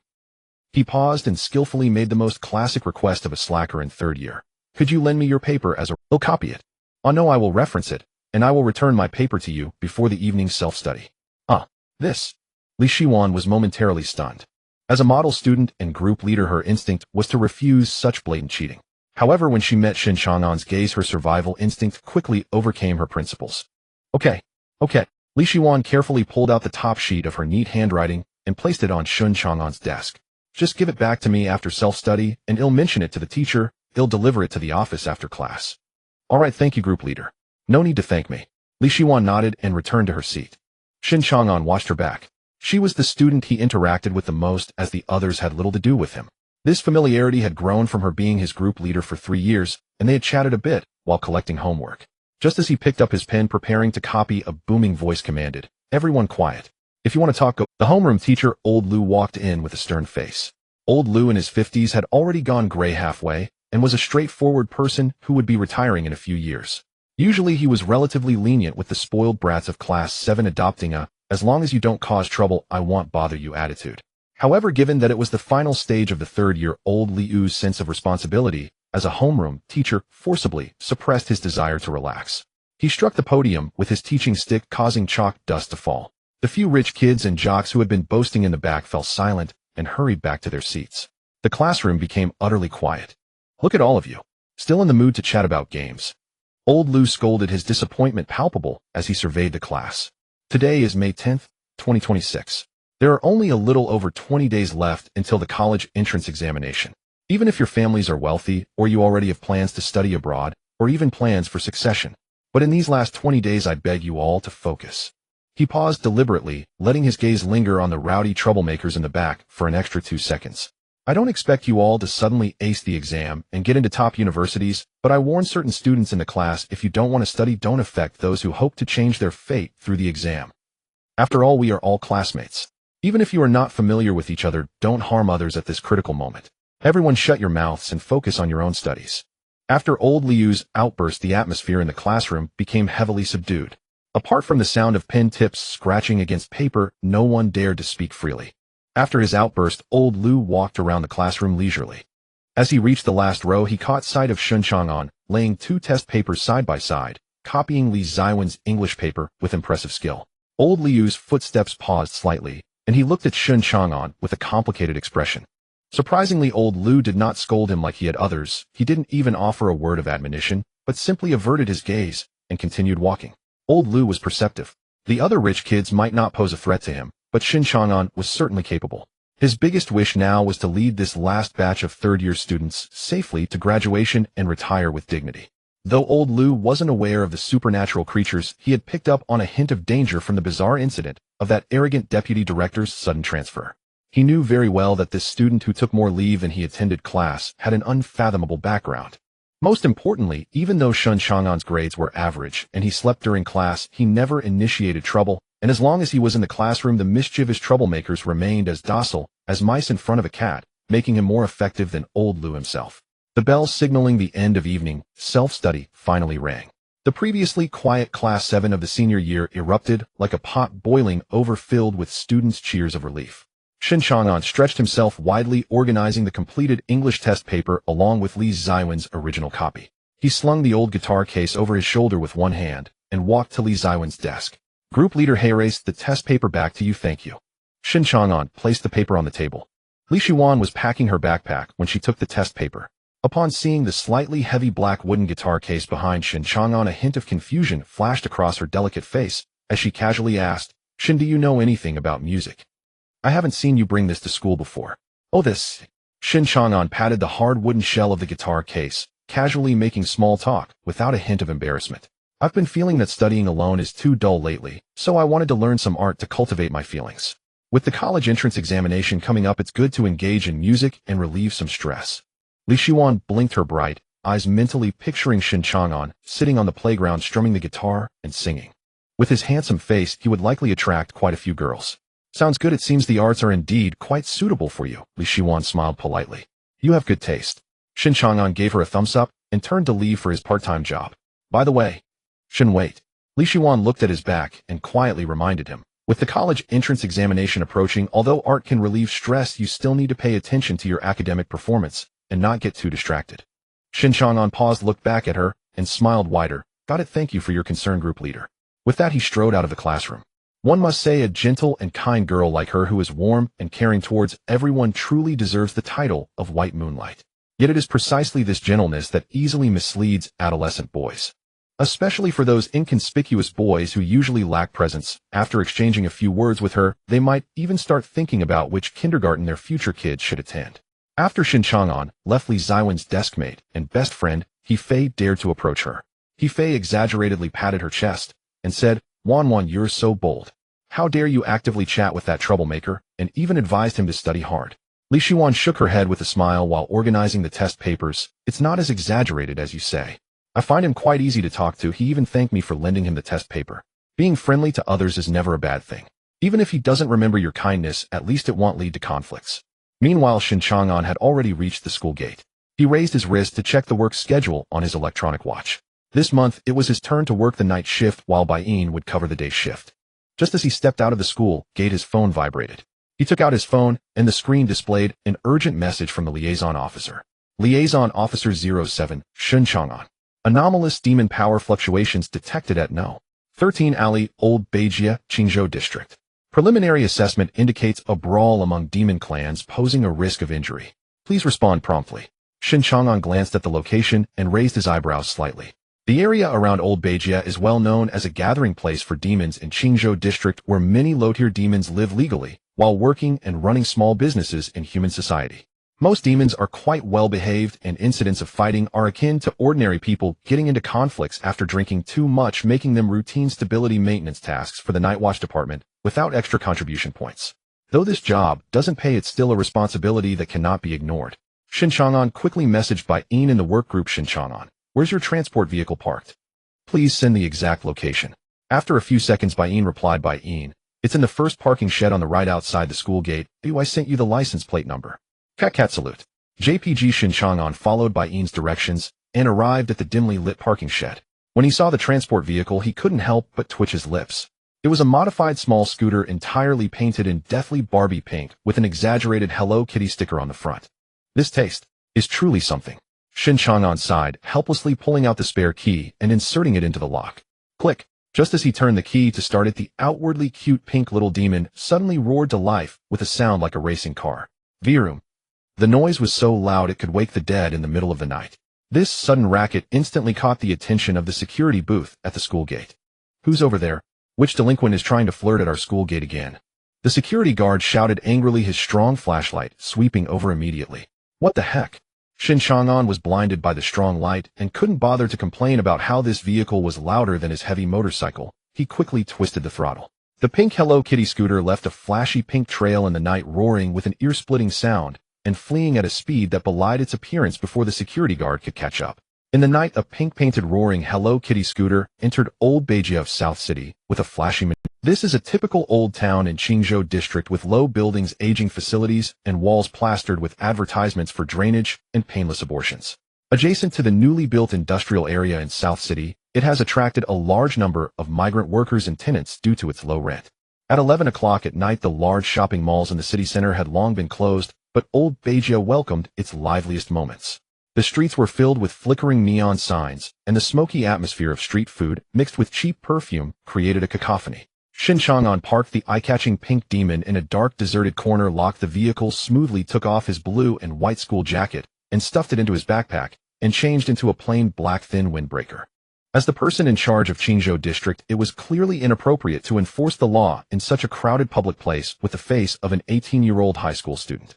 He pulled out a soft, flesh-colored film from the pocket of his windbreaker and put it over his face. This was a high-tech, realistic disguise mask produced by the logistics department of the Night Watch department, breathable and perfectly fitting without any flaws. In just a few seconds, the lazy and handsome 18-year-old high school student vanished, replaced by an ordinary-looking young man in his mid-20s with a hint of a shrewd demeanor. Adjusting his collar, Shen Chang'an pinned a small, inconspicuous black tower badge to his chest, and then pressed the switch of the miniature camera at his collar.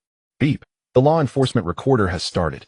With a faint electronic sound, the young master Shen began his day of work in an unassuming manner. Following the location, Shen Chang'an strolled into No. 13 Alley, Old Beijia. According to the information sent by the liaison, the target location is an outdoor barbecue stall named Before approaching, a heated argument reached his ears, and a circle of onlookers had gathered around, while two sweaty local police officers were desperately trying to maintain order in the middle. "Refund. You must refund. Double compensation." A tourist with no shirt and a large gold chain around his neck was pounding the table and shouting angrily. "What kind of crap are you grilling? The meat is rotten. Are you trying to kill people? Bullshit. My meat is freshly sourced every day." The barbecue stall owner is a burly man waving the skewer in his hand without backing down. "You all have nearly finished a whole table of meat before saying it's rotten. If you want to eat for free, just say so. Stop blaming me. Everyone calm down, let's talk it out, no need to resort to violence." The two police officers caught in the middle were nearly hoarse from shouting. Shen Chang'an stood at the edge of the crowd, his hands in the pockets of his trench coat, squinting slightly. Deep in his eyes, a flicker of dark red flame quietly emerged. The fire eyes activated. The world before him instantly shed its disguise. In Shen Chang'an's vision, apart from the two police officers struggling to mediate who were purely human, both sides involved in the conflict were surrounded by a faint demonic aura. For the demon clan to truly shed their beastly forms and perfect their human shape, they must at least reach the 6th realm of Lin Yuan. Demons below the 6th realm walk among humans using illusions. To ordinary people they appear human, but under the spiritual sight of advanced practitioners, they are practically naked. Shen Chang'an clearly saw that the owner waving the skewer was in truth a wild boar demon walking upright. As for the troublesome tourists, they were several snarling hyena demons. After distinguishing their auras, he found they were all low-level demons of the 1st and 2nd realms. At this moment, both sides were fired up, the inherent beastly nature of the demons beginning to overwhelm their rationality, and the words of the two ordinary police officers were clearly becoming ineffective. The hyena demon had even rolled up its sleeves, its sharp, demonic claws flickering in and out of sight, and it looked poised for a bloody confrontation. Shen Chang'an yawned, parted the crowd, and leisurely walked to an empty table at the edge of the stall. He pulled out a red plastic chair and sat down with an air of ease. Boom.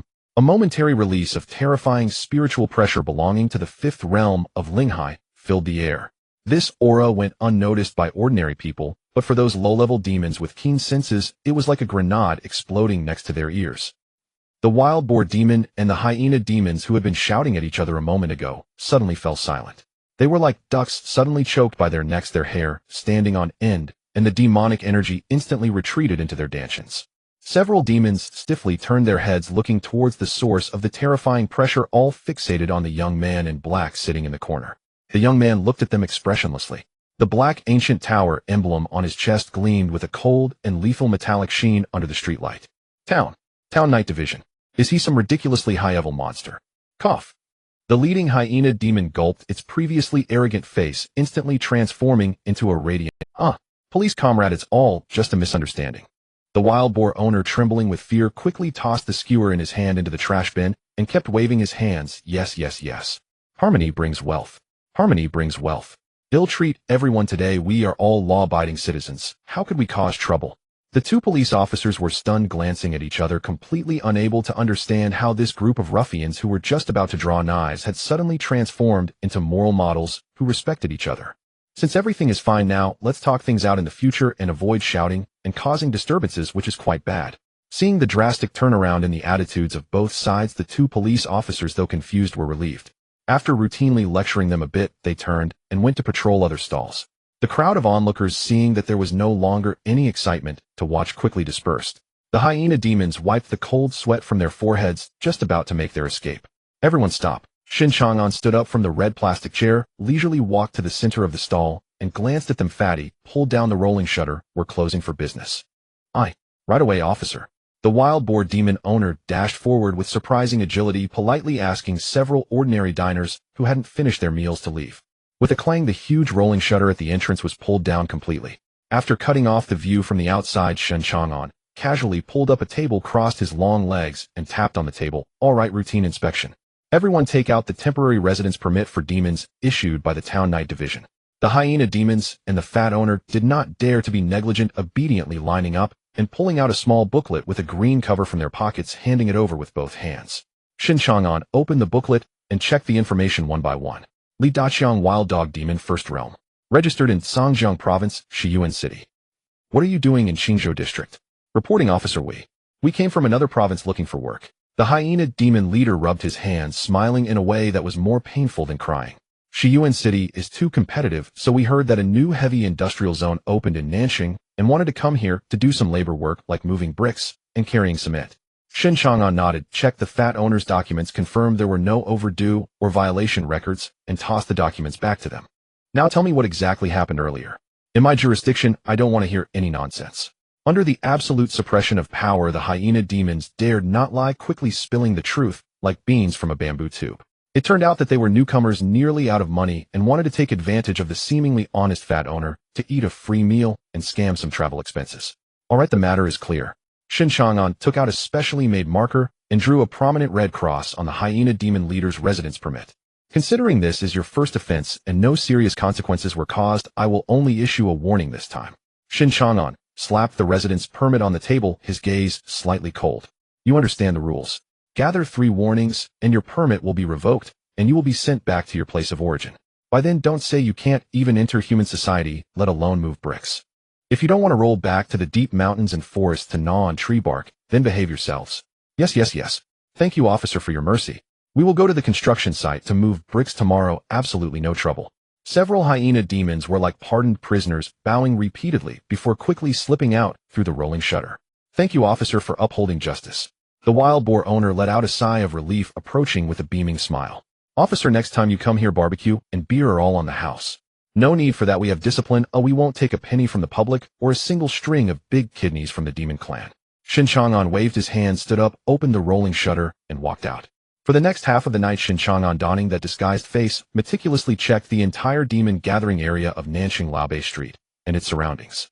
Only after confirming there were no hidden dangers and that no other small demons dared to cause trouble under the cover of night did he return to the school, changing back into his blue and white school uniform. Daylight had already broken. Ding! Check-in successful, night shift over. Shen Chang'an pressed a button on his electronic watch, exhaling a long breath. Shen Chang'an, buying shift change complete. I've parked the car back in the same shed as last night. Buying received. Boss, your hard work. Cat serving tea. Jiff. Shen Chang'an put away his phone, rubbed his sore neck, and dragged his heavy steps toward the school, unable to resist complaining. The manpower of the Town Night Division has truly reached an outrageous level of shortage. Even handling trivial matters like free meals requires him, the highest responsible person, to mediate. Years ago, the Town Night Division had recruited a large number of ordinary people as peripheral patrollers to deal with disputes involving low-level demons. But soon incidents occurred, and it became a scandal. At that time, a team of ordinary patrollers while on patrol targeted an inexperienced second realm fox demon. Those patrollers, taking advantage of their official status, forcibly detained the fox demon, committing assaults and even filming videos to coerce her into engaging in sexual services for their profit. Later, when the incident was exposed, those beasts even turned the tables, claiming that they had committed grave mistakes because they lacked cultivation and could not withstand the fox demon's natural allure. Due to loopholes in the judgment mechanism at that time, the poor fox demon was executed for maliciously inducing humans to commit crimes. This incident thoroughly enraged the upper echelons of the demon clan. Several demon kings personally demanded an explanation, and the truth was ultimately uncovered. Those patrollers were naturally executed, but the impact caused was irreparable. On one hand, the absolute impartiality of the Town Night Division faced serious questioning. On the other hand, the coercion of the fox demon into prostitution led to many ordinary people coming into contact with the demon clan, almost triggering social panic. During that time, the relationship between humans and demons reached a freezing point, nearly sparking a full-blown conflict. To quell the situation, the higher-ups of the Town Night Division, pained by their own mistakes, directly cut all ordinary patrollers without cultivation, and established a strict rule: all incidents involving demons and monsters, regardless of size, must be personally handled by a formal lamp keeper. Although this regulation effectively prevented ordinary people from abusing their power to oppress demons, it also successfully forced grassroots lamp keepers like Shen Chang'an into becoming year-round tireless workhorses. The reason why young people like Shen Chang'an still need to study in high school is solely due to an ironclad rule of the Night Watch, the mortal anchor point. It is explicitly stated at higher levels that all lantern bearers must maintain a complete life as ordinary humans during their youth. Whether attending school or working, they must not detach from the masses. This is to prevent these violent machines who wield extraordinary powers from losing their humanity after prolonged contact with the abyss of demons, ultimately turning into madmen who consider themselves gods. Under normal circumstances, it is already considered a great fortune for a lantern bearer to break through to the fourth realm before graduating from university, marking them as an exceptional genius worthy of focused cultivation. Someone like Shen Chang'an, who directly reached the fifth realm at 18 and even took on a high school district head, is a rarity across the entire Dongwang nation. Thus, the price of genius is to become a powerhouse of nuclear energy, attending classes during the day and hunting demons at night. Shen Chang'an casually found a budget hotel near the school and rented a room by the hour. After washing away the fatigue from a night of staying up and the smell of last night's barbecue, he changed into a clean school uniform that he kept in his backpack and strolled into the classroom of Class 7 as senior year just as the morning bell rang. As per usual, ignoring the noisy recitations and idle chatter around him, Shen Chang'an headed straight to the quiet area by the window in the last row, pulled out a chair, sat down, crossed his arms, and buried his face in them. In one continuous motion, he fell asleep within 3 seconds. The chaos of the classroom instantly faded away. When Shen Chang'an opened his eyes again, the cluttered desk filled with test papers was no longer before him, but rather an expanse of pure white space radiating a gentle glow. Here again, Shen Chang'an straightened up, stretched his limbs, and looked around the empty white space. This pristine white dreamscape is Shen Chang'an's greatest secret in this world.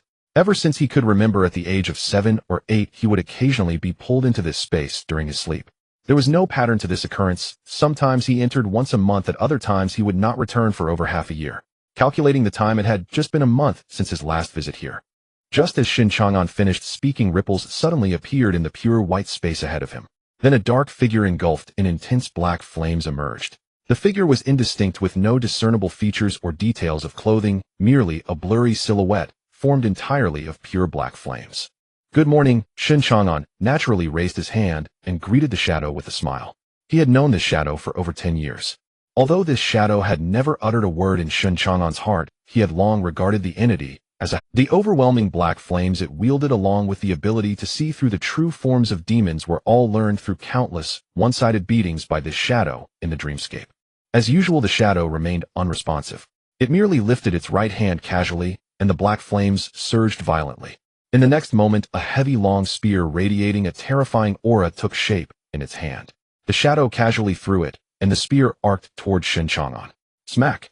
Shen Chang'an caught it steadily. It felt heavy in his hand, the spear covered in familiar ancient black patterns. "Hey, isn't this the Jiayun I just switched yesterday?" Shen Chang'an twirled the spear handle, raising an eyebrow in surprise. "You can replicate my external equipment in real time in a dream. How advanced." The shadow did not acknowledge his banter. It flipped its palm, and the black flames converged again, forming another identical Jiayun long spear. Then the shadow held the spear in one hand and lightly flicked its wrist. Clang! The dark red spear tip tore through the air, firmly pointing toward Shen Chang'an's throat. The message was simple and brutal: draw the spear, and then take the hit. Alright, I just got a new weapon, and it only took one move to take down that 4th-tier demon in reality. I haven't fully adapted to the feel of this spear yet. Shen Chang'an's previously lazy demeanor vanished in an instant. His legs bent slightly, taking a stance, both hands gripping the heavy spear tightly, the bones in his body cracking like popping beans.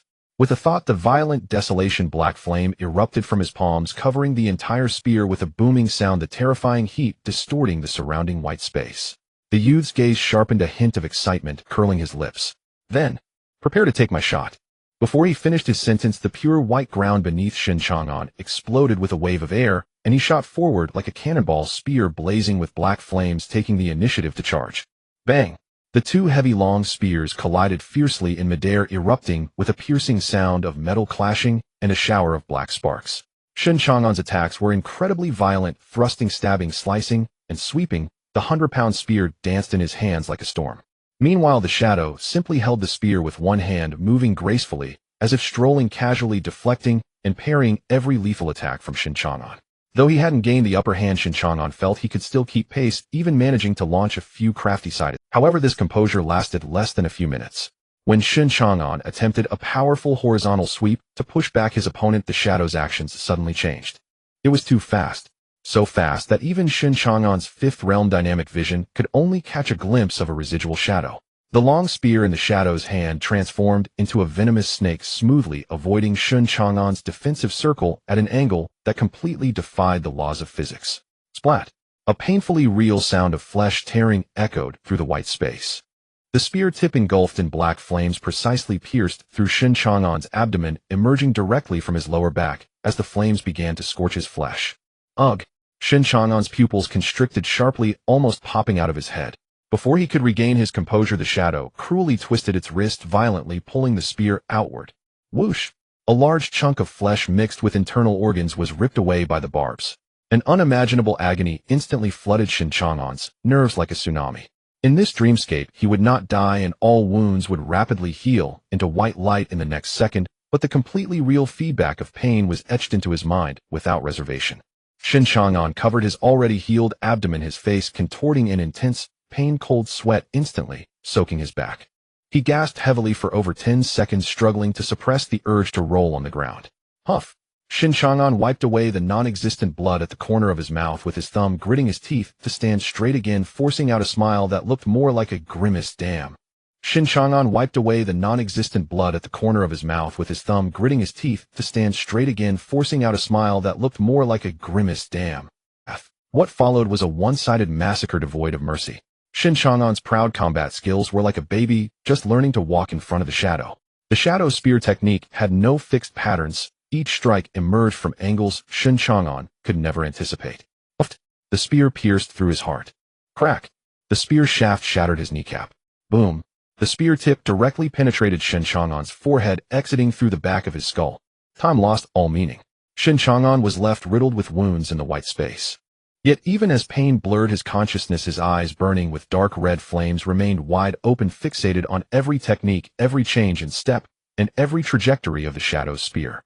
He was like a shriveled sponge, frantically absorbing the combat experience of his opponent amidst extreme agony, even attempting to shoot back a counterattack in the moment before being shot down. He didn't know how many times he had been killed, nor how long had passed in this timeless space. When Shen Chang'an once again dragged the Jian, struggling to rise from the ground like a dead dog, his whole body was uncontrollably twitching. This time the shadow did not attack again. It slowly lowered the long spear in its hand and looked deeply at Shen Chang'an. Then the entire pure white space began to shatter and dissipate like a broken mirror. Bang! A sudden loud noise erupted from the last row of Class 7, senior year. Shen Chang'an, who had been sleeping on the desk, jolted awake, his knee hitting the iron pipe beneath the desk hard. He abruptly lifted his head, his eyes still reflecting the violent, killing intent and pain from the dream, gasping heavily. Every cell in his body was sending signals of phantom pain from being pierced by the spear, causing his fingers to tremble slightly. He turned to glance out the window. The glaring sunlight poured through the glass onto the desk. It was already noon. The classroom was empty, with most students having rushed to the cafeteria, leaving only 5 or 6 classmates in the front row. Startled by the huge commotion caused by Shen Chang'an, those few classmates shuddered, stealing a glance back. Upon seeing Shen Chang'an's pale and terrifying expression, they immediately averted their gazes, as if shocked, wishing they could bury their heads in their desks, not daring to make a sound. At that moment, a slender figure approached awkwardly. It was Li Shiwan holding a lunchbox, clearly just finishing her questions and preparing to eat. "Shen, are you all right?" Li Shiwan stood a meter away, looking with concern at Shen Chang'an, who was drenched in cold sweat. "You look terrible. Are you sick? Do you want me to call the school doctor for you?" Hearing her gentle voice, the nearly tangible killing intent in Shen Chang'an's eyes gradually dispersed. He took a deep breath, forcibly suppressing the chaotic spiritual energy and intense phantom pain within him, then leaned back in his chair, forcing out a casual smile and waving his hand. "I'm fine, no need to worry. I just had a nightmare where I scored 0 in the math exam for college entrance. That's what woke me up." He stood up, pretending to be relaxed, and patted his sweat-soaked uniform. "I'm off to the cafeteria for some food." Bye. Shen Chang'an arrived at the cafeteria, casually ordering a dish with 2 meats and 1 vegetable, and found an inconspicuous corner to sit down. As he shoveled rice into his mouth, he habitually took out his phone and opened the internal app of the Night Watch. The screen displayed that Bai-in was also scheduled for a mediation of lower-tier demon dispute stability task in today's shift. Have these little demons been so irritable lately? They seem to be getting into conflicts at the drop of a hat. Shen Chang'an muttered. However, he didn't take it to heart, as such trivial disputes were all too common in the old city. Time flew by swiftly. Amidst the daily routine of slacking off and napping during the day and patrolling the streets at night, a week passed in the blink of an eye. It was Saturday afternoon, May 16th. The senior high school students finally welcomed a brief reprieve from their incarceration. Shen Chang'an returned to Guanlan Mansion, devoured Li Yu's dinner in a flash, didn't even bother to listen to Zhang Qingqing's sarcastic taunts, and directly ducked into the underground garage. He mounted his heavy motorcycle at silencer newly tuned and rode off. There was a job tonight, and a dirty one at that. At 7:30 in the evening, Shen Chang'an rode his motorcycle silent as a shadow into an old resettlement compound in the northern suburbs of Qingzhou district. Just half an hour ago, a glaring red urgent alert had been posted in the workgroup chat. An incident of a monster causing injury and death had occurred in room 401, building B, Beiyuan compound, Qingzhou district. The scene had been sealed off by the logistics team. The district supervisor was requested to proceed immediately for subsequent classification. Monster causing injury and death. Within the regulations of the Night Suppression Bureau, this constituted a grave felony. Once such an incident occurred, bloodshed was inevitable. A cordon had already been set up at the base of the building. Since everyone present was from the Night Suppression Bureau's logistics team, Shen Chang'an couldn't be bothered to wear that human skin mask. Dressed in his faded blue and white school uniform with a guitar case slung over his back, he swaggered right in. The logistics personnel at the entrance recognized the iconic attire. Instead of stopping him, they respectfully pulled aside the cordon and saluted. Wu Hong was standing at the entrance of the building unit, smoking, his brows knitted into a deep frown. Seeing Shen Chang'an arrive, he quickly stubbed out his cigarette and hurried over. "So you're here. What's the situation? Talk as we walk." Shen Chang'an headed up the stairs to the 4th floor. "It's a couple," Wu Hong said, following closely behind, his tone laced with helplessness. "The victim is a human. The perpetrator is a Yao." Wu Hong continued, a hint of resignation in his voice. "But both of them are women." Shen Chang'an's ascending steps paused slightly. An eyebrow arched, but he quickly caught on. "A lesbian couple." "Yeah," Wu Hong sighed. "Young people these days, they're into all sorts of wild things. More and more are getting into this." In the Night Suppression Bureau's hefty interim regulations on Yao species, there was indeed an ironclad rule: romantic relationships between humans and Yao were strictly forbidden. However, the specific details of this law targeted heterosexual couples. Its core purpose was to prevent human Yao unions from producing half-Yao bloodlines, which were genetically unstable and prone to going berserk. This also created an awkward legal loophole. The regulations did not explicitly forbid same-sex relationships. After all, if both were women or both were men, there was no way they could create a life. Consequently, many low-level Yao seeking the comfort of human society exploited this loophole by cohabiting with same-sex human partners. Even when the logistics team discovered such arrangements, they typically turned a blind eye. "Have you determined the victim's details?" Shen Chang'an asked. "The victim is Wang Li, 20 years old, a sophomore at the nearby vocational education city," Wu Hong said, scrolling through his tablet. "The perpetrator is a second-stage rat Yao going by the alias Chen Jiji. Her current whereabouts are unknown." As they spoke, the two arrived at the door of room 401. A thick, pungent smell of blood seeped through the security door, stinging the nostrils. Shen Chang'an pushed the door open and entered. It was a simple, one-bedroom rental apartment. The living room was strewn with torn books and smashed appliances, evidence of a violent quarrel and struggle. He walked straight towards the open bedroom door. In the cramped bedroom, blood had stained most of the bedsheet and floor. A young girl, her clothes in disarray, lay supine in a pool of blood beside the bed. A massive, jagged wound on her neck, the fatal injury. She was already long dead. Shen Chang'an stood at the bedroom doorway, pulling a pair of medical white gloves and a mask from his coat pocket. Stepping over the debris on the floor, he approached the bed and began to examine the body. Although it was a crime of passion, the gruesomeness of the scene was still unsettling. The deceased Wang Li had a delicate face, still bearing the heavy makeup shed carefully applied before her date. But now, due to the extreme agony and terror before death, her features were completely contorted. Her clothes were disheveled. There were obvious brutal scratch marks on her chest and private areas, and her limbs were covered in bruises from the struggle. What made Wu Hong and the other men even more awkward was that scattered across the floor alongside the torn clothing were some special toys. It seemed the daily life of this human Yao couple had been quite eventful. The fatal wound is on the carotid artery, severed instantly by sharp claws. Shen Chang'an said, gently probing the wound on the Buddhist's neck with his gloved finger, his tone as calm as a coroner's. There was a struggle, but in the end it was a single fatal blow. He stood up, his gaze sweeping towards the open window in the bedroom. The apartment was on the 4th floor. The window pane was shattered, and there were several claw marks on the frame characteristic of a rodent. Sir, the perpetrator escaped through the window, Wu Hong said, pointing at the sill. I've already sent people to check the compound's surveillance cameras. He leaned out to look, but found too many blind spots. Don't bother with the surveillance. If a Yao wants to run, ordinary cameras here can't capture it. He then extended his senses, but found no lingering traces of spiritual energy, which surprised him slightly. Shen Chang'an pulled an object resembling a vintage pilot's goggles from his bag and put them on.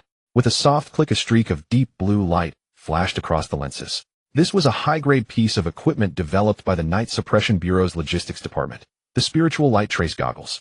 When worn, human blood appeared as a dull black in one's vision, while Yao blood imbued with spiritual energy emitted a glaring fluorescent blue. Shen Chang'an lowered his head, meticulously scanning the floor covered in dark human blood. Soon, near the corner by the wardrobe, he spotted 2 tiny semi-dried blue bloodstains. Found it. Shen Chang'an removed a glove and dabbed his fingertip onto the dried Yao blood. Then he pulled out another bronze artifact from his bag, shaped like a compass, the Thousand-Li silk thread compass. This was a magical artifact specifically used to track Yao and demons. By introducing blood or spiritual energy carrying the target's aura into the compass, it could forcibly lock onto their location. Shen Chang'an pressed his blood-stained finger onto the center of the compass. The bronze compass emitted a faint buzzing sound. Then a thin blood-red thread glowing with a subtle red light visible only to Shen Chang'an drifted out from the compass. It passed straight through the shattered window, extending northwards beyond the compound. The location is locked. Shen Chang'an put away the compass. Director Wu, I'll leave the scene to you for cleanup. This case involves a Yao, to the public report it as a simple home invasion, robbery, and murder. Don't cause a panic. Understood. Be careful, sir. Shen Chang'an nodded. He initially considered taking the shortcut and jumping down from the broken 4th floor window, but seeing the growing crowd of onlookers gathering in the compound below, he abandoned that arrogant idea. He turned and made his way down the stairs. Under Building B of Beiyuan Community, a yellow caution tape surrounded the area, with residents forming layers upon layers to watch the commotion. Outside, the crowd, Li Shiwan, dressed in a school uniform, looked baffled at her apartment building being cordoned off. Annie, what happened? Is everything all right? Li Shiwan politely asked a nearby middle-aged woman who was munching on sunflower seeds.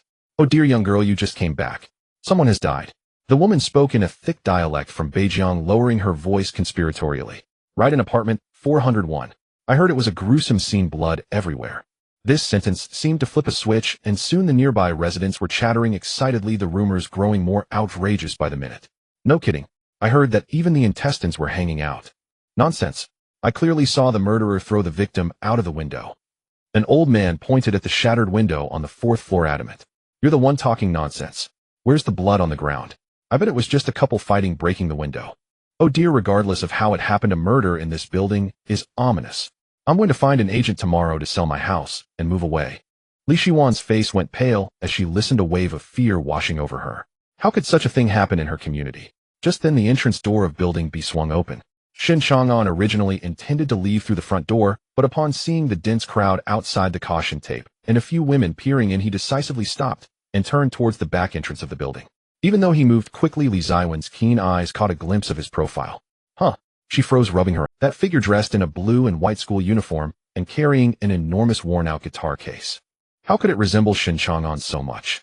How could he have emerged from a scene of a murder? Driven by a strong curiosity, Li Shiwan stepped away from the crowd, bypassed the caution tape, and hurried towards the back door of Building B. Shun. Shun. When she rushed to the empty space behind the building, there was no one to be found. Only the mottled wall had a few ivy leaves gently swaying in the evening breeze. Li Shiwan stood there bewildered, glancing around. Could it be that I was mistaken?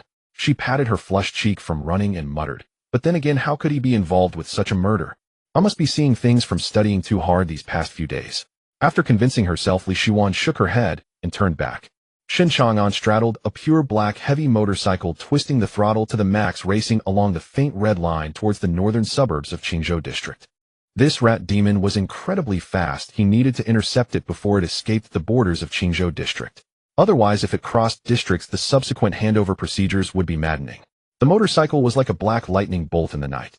Minutes later, Shen Chang'an suddenly slammed the brakes outside a desolate little grove.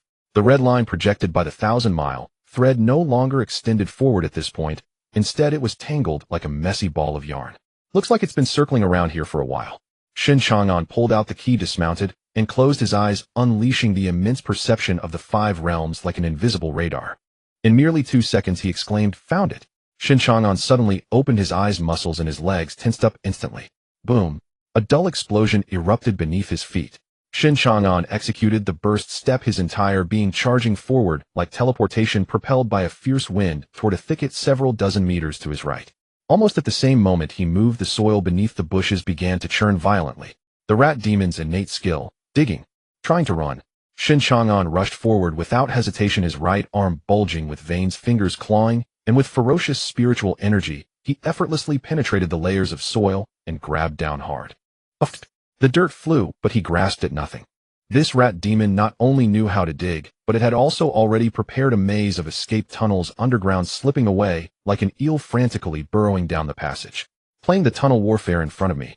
Shen Chang'an scoffed, slowly rising to his feet, lifting his right foot, and with the terrifying spiritual pressure of the 5 realms, he stomped hard on the ground. Boom! The ground around the point where he landed cracked like a small earthquake, splitting apart in all directions. The violent spiritual energy turned into an invisible shockwave, directly invading underground. Accompanied by a piercing scream, a gray shadow was violently pushed out from the ground by the terrifying tremor, landing clumsily several meters away. The rat demon's concealment technique had completely failed. Due to its low level, it couldn't maintain the visually appealing half-human, half-demon form, with cat ears and a tail like Baiying. At this moment, lying on the ground was a massive rat roughly the size of an adult dog, covered in gray fur, an unappealing sight. "Spare me, officer. Spare me, officer of the night patrol." The giant rat lay on the ground, bowing its forepaws, speaking human words, desperately banging its head in plea. "I didn't do it on purpose. I really don't know why I acted. At that moment, I just lost control. Save the excuses for the interrogation room at the night patrol. I don't have time to listen to your defense." As Shen Chang'an spoke, he pulled out specially designed shackles from his pocket and stepped forward, preparing to complete this capture without commission. However, just as he took 2 steps forward, a strong sense of crisis surged through his spine like an electric bang. A dull gunshot suddenly rang out from the depths of the dark woods. That was the sound of a large-caliber sniper rifle equipped with a silencer. Shen Chang'an didn't even have time to look back. Relying purely on his honed battle instincts, he twisted his waist sharply to the left. Whoosh! A specially made spiritual energy bullet whizzed past his nose, blasting a hole the size of a basin in a large tree behind him. How dare someone ambush the head of the night patrol with a specially made spiritual sniper rifle in the suburbs of Beijing City? That took some audacity. Shen Chang'an's eyes narrowed, just as he intended to roll and seek cover, the rat demon, still lying on the ground and banging its head, suddenly flashed a strange crimson light in its pea-sized eyes. It let out a furious roar not typical of a rat, and with all its strength it took advantage of Shen Chang'an's moment of evasion, opening its mouth full of sharp teeth, aiming straight for Shen Chang'an's throat. Overestimating itself. In the face of this sudden counterattack, Shen Chang'an didn't even bother to look. He simply used the twisting force of his waist, clenched his right fist, and met the rat demon in midair with a furious punch. Boom. No fancy moves, just pure physical prowess. The terrifying power of a 5-realm cultivator created a sonic boom in midair. The giant rat's head exploded like a pair of slacks hit by a hammer upon contact with the fist, blood and flesh flying everywhere. The decapitated rat corpse fell heavily to the ground like a torn sack. Shen Chang'an slowly retracted his fist, just about to turn and grab the sniper, who fired the shot.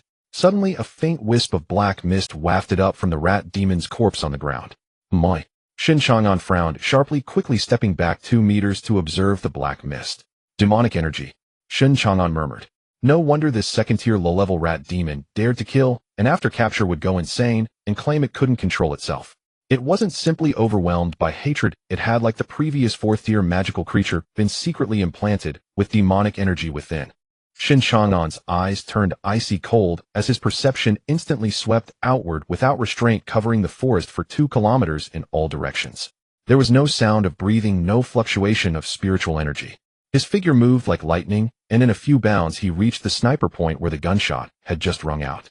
Here, aside from a patch of flattened weeds, there was no one, not even a single shell casing left behind. A clean and decisive retreat. A classic combination of luring the tiger away from the mountain and assassination.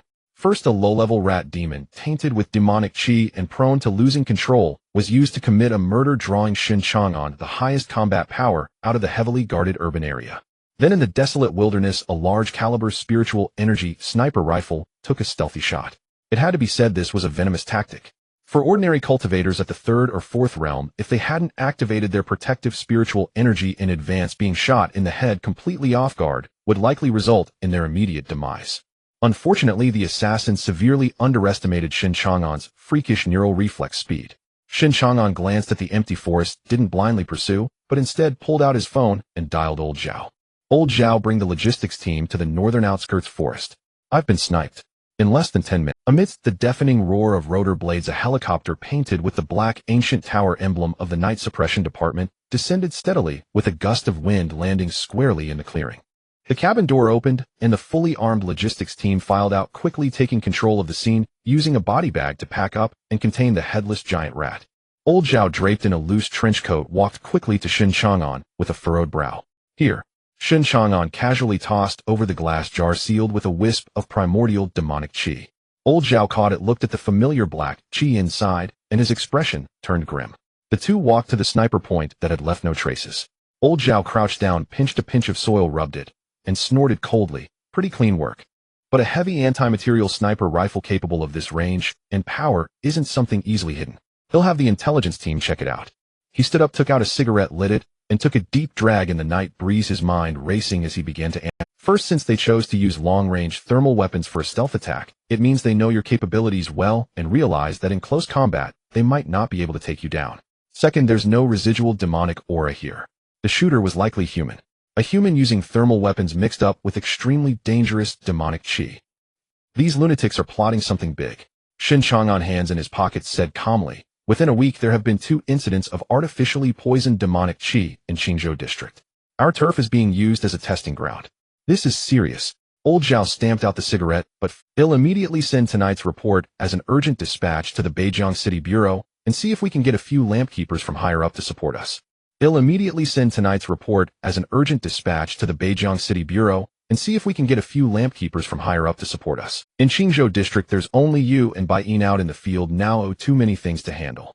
Shen Chang'an frowned slightly, looking at this disheveled older man. What about the old internal injuries you've been nursing? Don't want to live? You're doing fine as logistics director. Don't mess around. Get lost. Don't underestimate your Uncle Zhao. Old Zhao laughed and cursed, patting his broad chest. I was at least a peak 3rd realm tough guy back in the day. We cultivators aren't as fragile as you little brat think. He waved his hand, urging in a tone that brooked no argument. All right, stop dawdling here. Hurry up and ride that junker of yours back to the city. He'll handle the rest of the cleanup with the logistics team. He'll head back when it's done. Shen Chang'an knew Old Zhao's temper and understood the current situation needed manpower, so he didn't fuss. All right, take care of yourself. Call for backup anytime.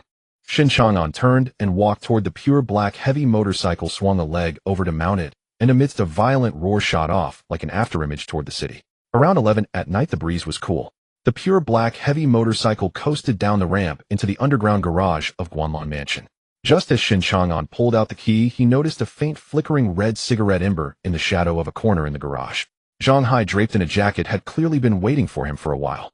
The two silently refrained from speaking much in the garage, entered the first floor study one after the other, and tightly closed the door. Shen Chang'an walked to the tea table, poured himself a cup of tea that had already gone cold, and downed it in one gulp, finally forcing down the heat and restlessness brought on by continuous fighting and travel. Is the situation that bad?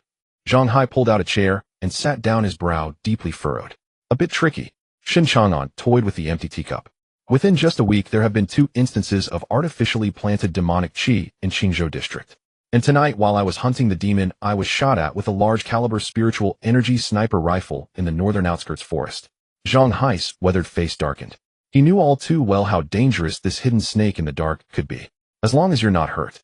Zhang Hai paused, his gaze suddenly sharp as he stared at Shen Chang'an.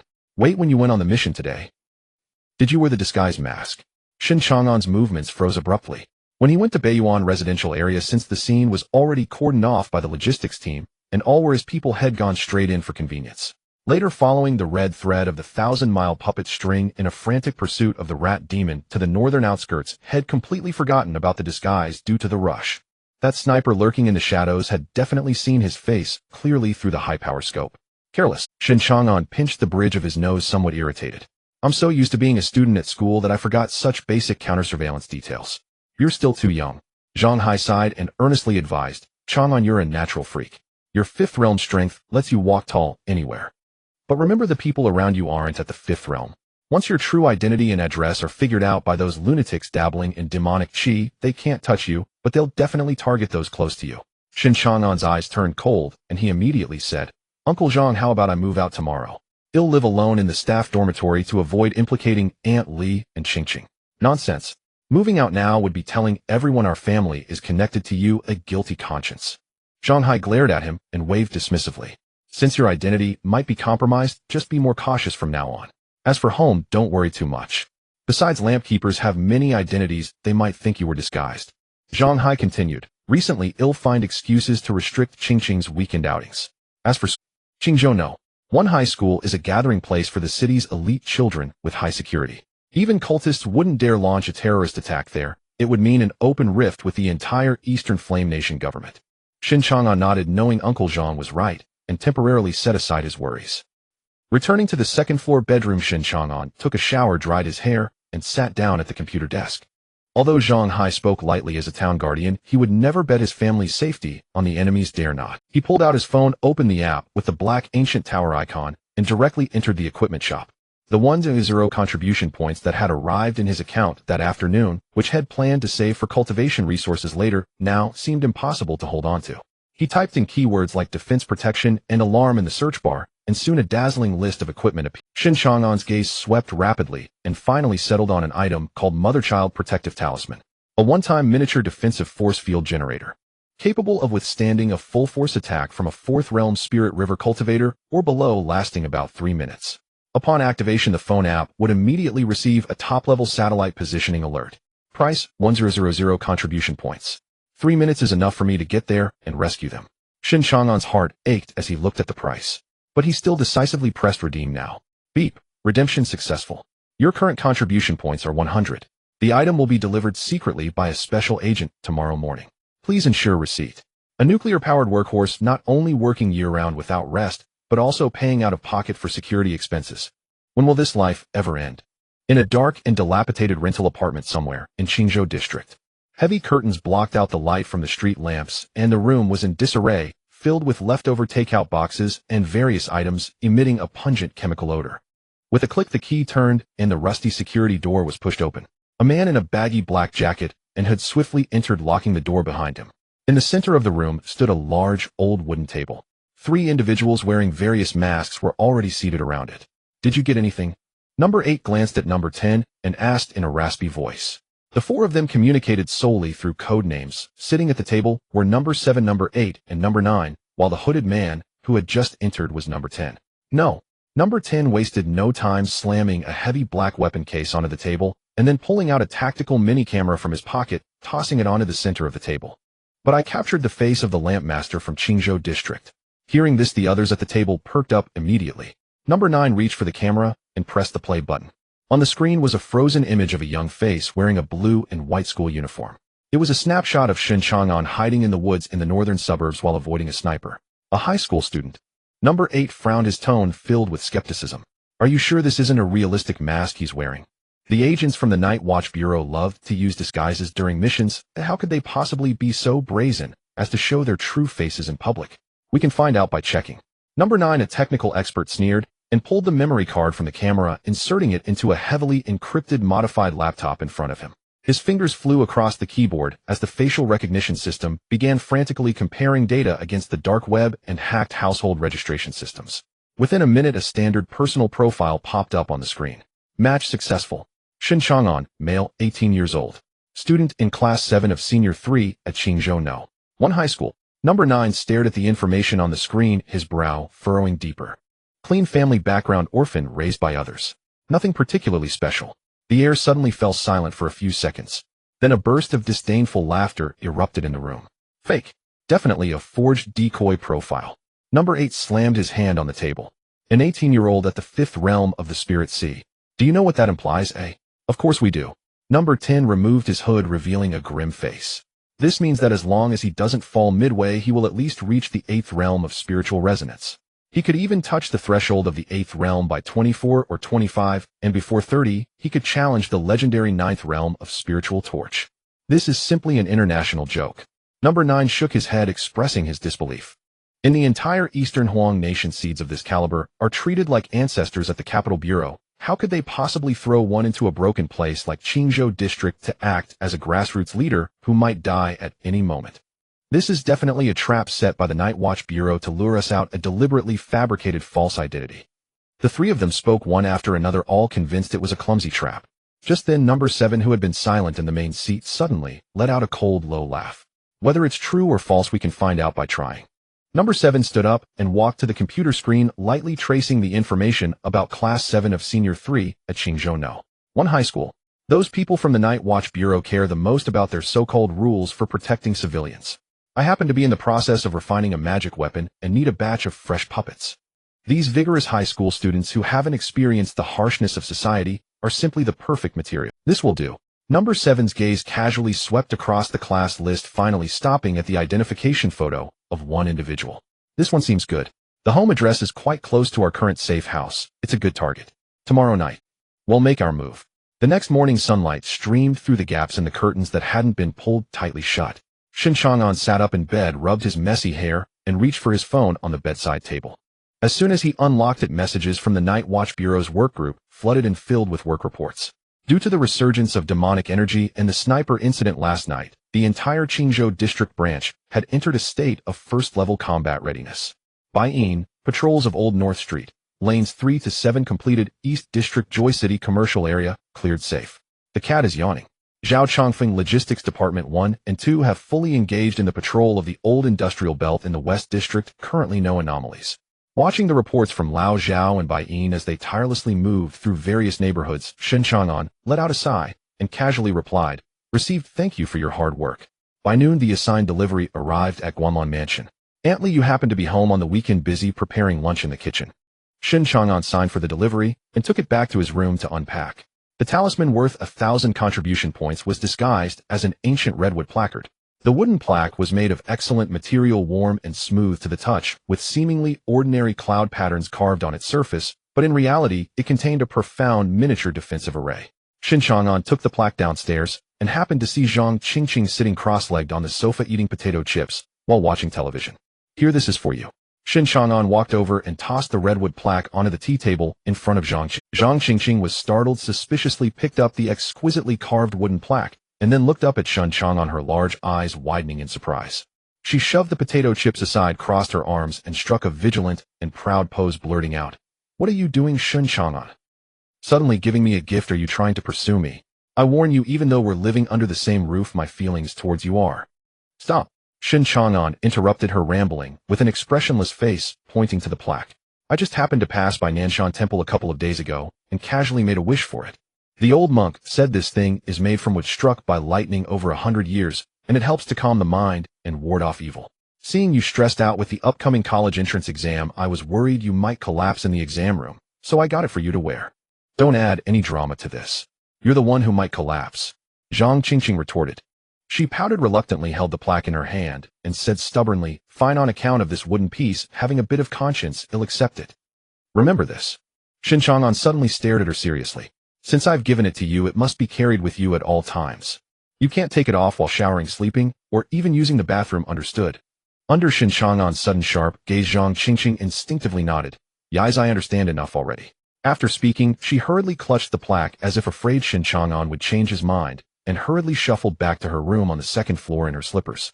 Returning to her bedroom, Zhang Qingqing leaned against the door gazing at the warm, smooth red wooden plaque in her hand. Strangely enough, the moment she held it, the restless irritation from studying miraculously subsided, calming her mind. She rummaged through her drawers, found a beautiful red string, carefully threaded it through the plaque, then lifted her hair and placed it around her pale neck. The red wooden plaque rested perfectly against her delicate collarbone, neither too large nor too small, and quite becoming. Zhang Qingqing stared at her reflection in the mirror, her mind involuntarily drifting to the image of Shen Chang'an emerging shirtless from the bathroom that morning. A faint blush crept across her cheeks. Actually, that guy is indeed quite handsome, and his physique is surprisingly good, like a model. She muttered to herself in the mirror, but then frowned with annoyance. But his personality is just too terrible. He's always looking lazy, like he hasn't woken up, and he's such a coward. I say such harsh things to him, and he doesn't even talk back. If he could just stand up and argue with me, I would respect him a little.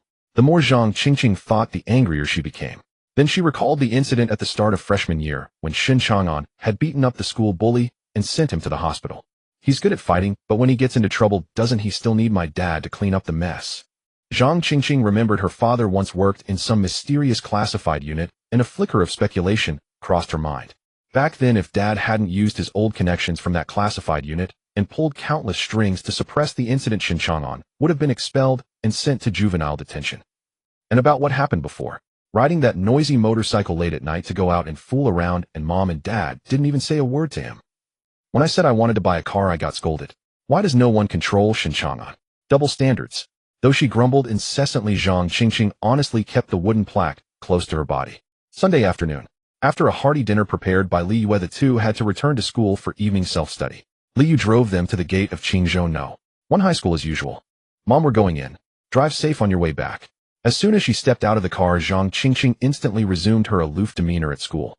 She slung her backpack on, didn't even spare a glance for Shen Chang'an, and hurried ahead with quick tapping steps. This was her usual routine. At school, she absolutely refused to let any classmate associate her with Shen Chang'an, whom she considered a poor student who got in through connections. Shen Chang'an watched her retreating figure, which seemed eager to avoid him. He smiled indifferently, slung his guitar case over one shoulder, and followed unhurriedly, keeping a distance of several dozen meters, heading toward the teaching building for Class 7 Grade 12. Evening self-study for Grade 12 felt subtly relaxed despite the shrinking numbers on the countdown board. With less than 20 days until the college entrance exam, subject teachers had long stopped teaching new material and rarely handed out test papers. Most of the time was left for students to review on their own and discuss mistakes in hushed tones. For Shen Chang'an, who sat in the quiet zone at the back of the classroom, this was a rare moment of leisure. He leaned comfortably against the wall, his phone hidden behind a mountain of review materials, the screen displaying the internal communication interface of the Night Watch Bureau. He stared at it all evening. Aside from a few trivial check-in records, nothing major happened. Another peaceful day slipped by. Perfect. At 10 o'clock, the bell for class dismissal rang out. The classroom instantly buzzed with noise. Shen Chang'an stretched lazily, picked up his guitar case from the corner, slung it over one shoulder, and walked down the aisle. As he passed the familiar seat in the third row, his steps faltered slightly. Li Ziwen's seat was empty. A few textbooks were neatly stacked on the desk, but her backpack was gone. Hey, why didn't Shiwan come to evening self-study tonight? Li Ziwen's deskmate, He Fei, was packing her bag while gossiping with the girl behind her. Old Lu was furious in the hallway just now. He said her phone was off, and he couldn't get in touch with her family either. The girl behind shook her head. No idea. She never usually takes time off. She didn't come. A slightly lazy yet piercing voice suddenly sounded above them. He Fei was startled and looked up, meeting Shen Chang'an's deep eyes.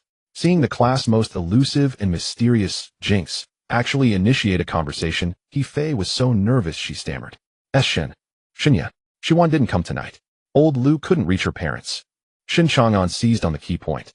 Well, He Fei swallowed, explaining quietly. Actually, Ziwen's situation is pretty sad. Her parents divorced long ago, and each started new families. She's been living alone in a rented place since she was 15. Her parents basically just send her living expenses on time and don't bother with her otherwise. So even if old Lu called, it'd probably be useless. Shen Chang'an's eyes darkened and he asked directly, do you know where she lives alone? I think. It's an old neighborhood in the northern suburbs. He Fei tried hard to recall. Right, it's called Beiyuan Community. Hearing that name, Shen Chang'an's pupils contracted sharply. Beiyuan Community. He didn't ask another word. He simply said, thanks, then turned without hesitation and dashed out of the classroom with such speed that he stirred a gust of wind, leaving He Fei and the girl behind staring at each other in bewilderment. As he sprinted down the stairs, Shen Chang'an had already pulled out his phone, his fingers flying across the screen. Shen Chang'an, Liaison Officer 07. Use your authority immediately. Pull up all household registration and current residence information for student Li Shiwan Class 7 Grade 12 Qingzhou No. 1 High School. Hurry. Just a minute later.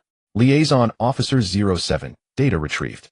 Li Shiwan Current Residence, Building B Unit 604, Beiyuan Community, Qingzhou District.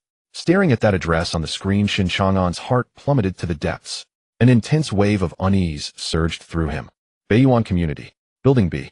This was the exact same building where the second-rank rat demon killed someone last night. The demon's crime scene was 401, and Li Shiwan lived just upstairs at 604. Considering the sniper lurking in the shadows. Damn it. Shen Chang'an rushed to the bike, shed yanked off the cover of the pink scooter, not caring how conspicuous it looked. With swift movements, he stripped off his school uniform jacket and tossed it into the trunk, changed into a black trench coat, and pulled a realistic 26-year-old disguised mask over his face. Virum. He got on the scooter and sped straight toward the northern suburbs. At 11 o'clock at night, in the dead of night, Beiyuan Community had long fallen into slumber. After last night's murder, the residents had tacitly turned off their lights and locked their doors early today. Not a soul was strolling downstairs. A pink scooter without its headlights on glided silently into a dark corner on the outskirts of the community. Shen Chang'an parked and pulled out the key. Instead of passing through the rusty iron gate dimly lit by a street lamp, he walked to a side wall of the community with no surveillance. His eyes cold, he pressed one hand lightly on the wall, and like a silent night cat vaulted over into this old shadow-enshrouded neighborhood without a sound. Shen Chang'an avoided the main road and quickly made his way to the base of Building B along the shadows. Since the murder in room 401 last night had been disguised as a burglary and closed the case, the lockdown of Building B was lifted during the day. Besides the sealed room on the 4th floor, the corridor had returned to normal traffic. Shen Chang'an directly climbed the external drainage pipe, like a gecko agilely reaching the 6th floor. He crouched outside the window of room 604, closed his eyes, and his powerful perception instantly penetrated the walls covering the entire room. Empty, no signs of human breath. Shen Chang'an frowned. He took out a slender steel wire from his bag and skillfully fiddled with the old window lock. Click! The window was pried open, and he flipped himself inside the room. Although sneaking into a female classmate's window in the middle of the night is a bit perverted during special times, I can only compensate with some mental distress fees later. Shen Chang'an murmured to himself as he mentally prepared while taking in the environment inside the room under the faint moonlight. This was a 2-bedroom apartment with a strong sense of liveliness. Although the furniture was somewhat old, it was spotless. In the kitchen sink, 2 bowls that had just been washed earlier that afternoon were turned upside down, still showing traces of water that hadn't completely dried. On the old sofa in the living room lay a set of clean school uniforms that had just been changed. Shen Chang'an walked to the TV cabinet where a somewhat aged family photo was displayed. In the photo, a girl named Li Shiwan, about 7 or 8 years old, had her hair tied in 2 pigtails with a round, adorable face. She was surrounded by her parents and grandparents, smiling radiantly. However, considering what Yifei had said about her parents' divorce, looking at this happy family photo felt somewhat pointless. There are no signs of a struggle, and the door lock shows no signs of forced entry. Shen Chang'an quickly scanned the room and finally stopped at the entrance. His eyes were instantly covered by a dark red firelight, activating his fire-burning eyes. However, under this vision, the entire room was exceptionally clean, with no traces of demonic energy and no fluctuations of spiritual power belonging to practitioners. It seemed that Li Shiwan had left in the afternoon and had not returned since. Shen Chang'an immediately took out his phone. Shen Chang'an, Liaison Officer 07. Quickly pull up all public transportation route maps from Beiyuan Community to Qingzhou No. 1 High School. Also check Li Ziwen's spending records and mobile phone location for today. The liaison officer was highly efficient. Within 30 seconds, several route maps were sent. Liaison Officer 07. Routes have been sent. Li Ziwen's spending record was found. She spent 15 yuan at a stationery store outside Beiyuan Community at 1735 this afternoon. However, her mobile phone location could not be obtained at the moment. The signal had completely disappeared after the purchase, suspected to be in a shielded area. At 5:30, she was still buying stationery at the community entrance. Shen Chang'an's eyes narrowed, and without further delay, he directly opened the living room window, leaped out without a glance. Bang! Accompanied by a faint sound of air explosion, Shen Chang'an landed steadily, like a weightless leaf, in the grass below the 6th floor. His sudden appearance startled several feral cats scavenging by the trash, causing them to scatter in panic. He exited the community and headed straight for the stationery store with its roller shutter down. Standing at the entrance of the stationery store, Shen Chang'an activated his fire-burning eyes again to scan the area, still finding no residual spiritual energy. It was as if the person had vanished into thin air. Shen Chang'an closed his eyes, the route map, sent by the liaison officer, flashing in his mind, and he began to quickly deduce. From Beiyuan Community to Qingzhou No. 1 high school, there were only 2 public transport options: buses and subways. Given Li Ziwen's usual routine to avoid delaying her evening study session, she would most likely choose the faster and more punctual subway. To the subway station. Shen Chang'an opened his eyes and walked briskly along the sidewalk at the stationery store towards the subway station, approximately 800 meters away from the community. On the quiet street at night, the streetlights cast a long shadow of him. Shen Chang'an compressed his perception of the 5 realms to the utmost, scanning the ground inch by inch like a radar.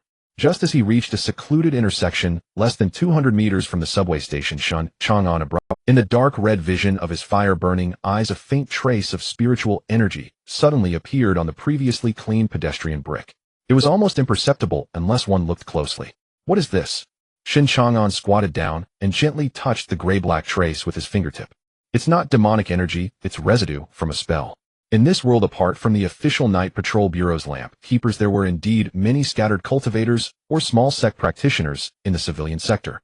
However, the vast majority of these people were registered in the Night Patrol Bureau's system, known as registered.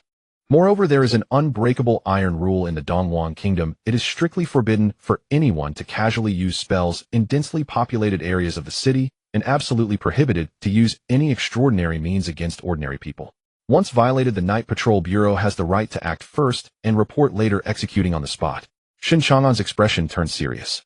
He took out the 1,000-mile thread disc from his pocket, forcing a strand of spiritual energy from his fingertip, carefully peeling off the gray-black spell residue from the brick and pressing it onto the center of the bronze compass. Buzz! The compass trembled violently for a moment, then a dark red bloodline shot out from the compass, pointing directly toward a dilapidated building at the edge of Qingzhou District. Found you. Shen Chang'an put away the compass. This time he did not ride the pink scooter. The traffic lights and vehicle flow in the city would only slow him down. He slightly bent his knees and the muscles in his calves exploded with terrifying power. Bang! Accompanied by a blast of air, Shen Chang'an's entire body shot up like a black cannonball, soaring onto the roof of a nearby 6-story residential building. Immediately after, he transformed into a dark shadow in the night, swiftly moving across the rooftops, following the dark red guiding line. The perspective pulled back, revealing a dilapidated building at the edge of Qingzhou District. 4 masked men were gathered around a broken wooden table in a small dark room. Number 7, do you really think that high school student named Shen Chang'an will be the 5-realm monster we're looking for? Number 8, smoking a cigarette, still spoke with a tone full of skepticism. Number 7 sat at the head, leisurely wiping a bone knife engraved with blood-colored runes, producing a grating sound. What's the hurry? We'll know if it's true or not when he comes knocking. If the intel is wrong, we can just grab a few more high school students from the know. 1 high school as materials, it won't be a hassle. Hearing this, the others chuckled, and then shifted the topic to the room next door. But seriously, that girl named Li Shiwan next door has a mental resistance that really exceeds expectations. Number 10 glanced at his wristwatch. From 6 o'clock this afternoon, when she was captured, to now, it's almost midnight. She's endured 6 hours of mental torment in your nightmare formation and hasn't completely lost her mind. This girl is an excellent specimen. Her innate spirit is tougher than ordinary people. Number 7's eyes sparkled with fervor. Then why not get to work and refine her? Number 8 asked, somewhat confused, rubbing his hands. Time is of the essence. You guys don't understand. Number 7 snorted coldly, shooting them a look of disdain. Refining demonic puppets requires the purity of the material's bodies. Only by maintaining the integrity of the yin yuan and combining it with overwhelming resentment can we maximize the capacity for demonic energy. If anyone dares to ruin my top-tier demonic puppet for the sake of some petty desires, I will skin them alive and hang them up. Number 9 shrank his neck, chuckling nervously. Just kidding, don't take it seriously. In the adjacent room, there was no light source. Li Shiwan was tightly bound to a rusty iron chair. Several pieces of yellow paper with strange runes were stuck to her forehead and shoulders, emanating a faint dark glow. At this moment, she was in a painful half-conscious state. Her originally delicate and clean face was now completely distorted due to extreme fear and pain. Cold sweat had soaked her school uniform, and strands of hair stuck messily to her pale cheeks. Her body trembled uncontrollably, as if experiencing some horrific nightmare. No. Don't hit me. Daddy. Mommy. Don't leave me. Help? Someone help me. Li Shiwan tightly closed her eyes, tears streaming down from the corners, mumbled incoherently about the deeply buried and most painful childhood traumas and despair.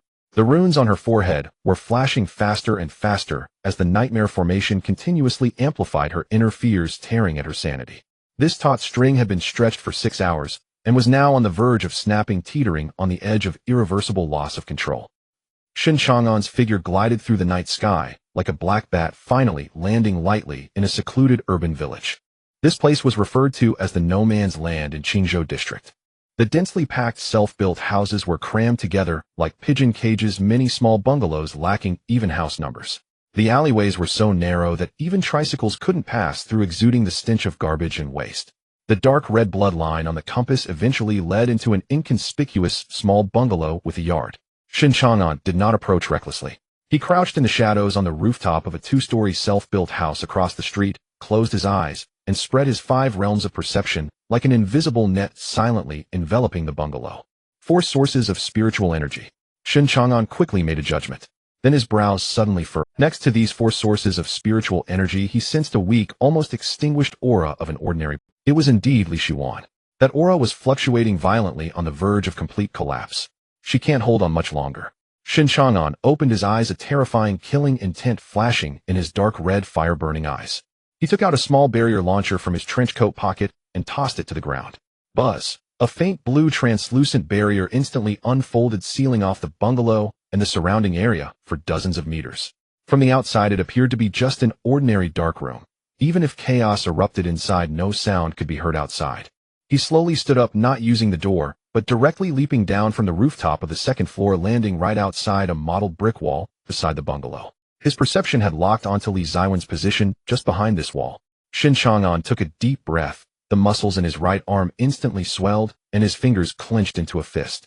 The violent spiritual energy was crazily compressed at the tip of his fist, and then, without any flashy movements, he directly punched the brick wall in front of him. Boom! A deafening explosion. The thick, load-bearing brick wall crumbled under the terrifying power of the 5-realm martial artist like a fragile cookie, directly blown open, creating a 2-meter-wide hole. Shattered bricks and cement blocks flew into the room like cannonballs. Amidst the dust, Shen Chang'an stepped into the pitch-black small room with an expressionless face. He immediately spotted Li Shiwan bound to the iron chair with the yellow paper runes flashing eerie pale light on her forehead and shoulders. Nightmare formation. Using a living person to refine a demonic puppet. Seeking death. He snapped his fingers casually. Snap. A wisp of black flame instantly split into several black fire serpents, accurately shooting towards the runes on Li Shiwan. With a few sizzling sounds, those yellow papers emitting evil energy were instantly burned to ashes, not even leaving a spark to harm Li Shiwan. As the formation was broken, Li Shiwan, who was on the verge of mental collapse, gasped sharply. Looking at the girl's almost shattered appearance, his gaze softened somewhat. He stepped forward and gently pressed his palm, imbued with a warmth of spirit. She can still maintain consciousness. This mental resistance. Shen Chang'an couldn't help but mutter softly. Looking at the girl's almost shattered appearance, his gaze softened somewhat. He stepped forward and gently pressed his palm, imbued with a warmth of spiritual energy, against Li Ziwen's forehead, which was drenched in cold sweat. It's okay now, just sleep for a while. The gentle spiritual energy flowed like a warm current, instantly soothing the violent illusions in Li Ziwen's mind. The tense body of the girl finally relaxed completely, her head tilted, and she fell into a deep sleep. After calming Li Shiwan, Shen Chang'an took out his phone and directly pressed the voice button. Old Zhao, locate my phone's position and bring people over to clean up. I've caught 4 big fish here, bring a few body bags.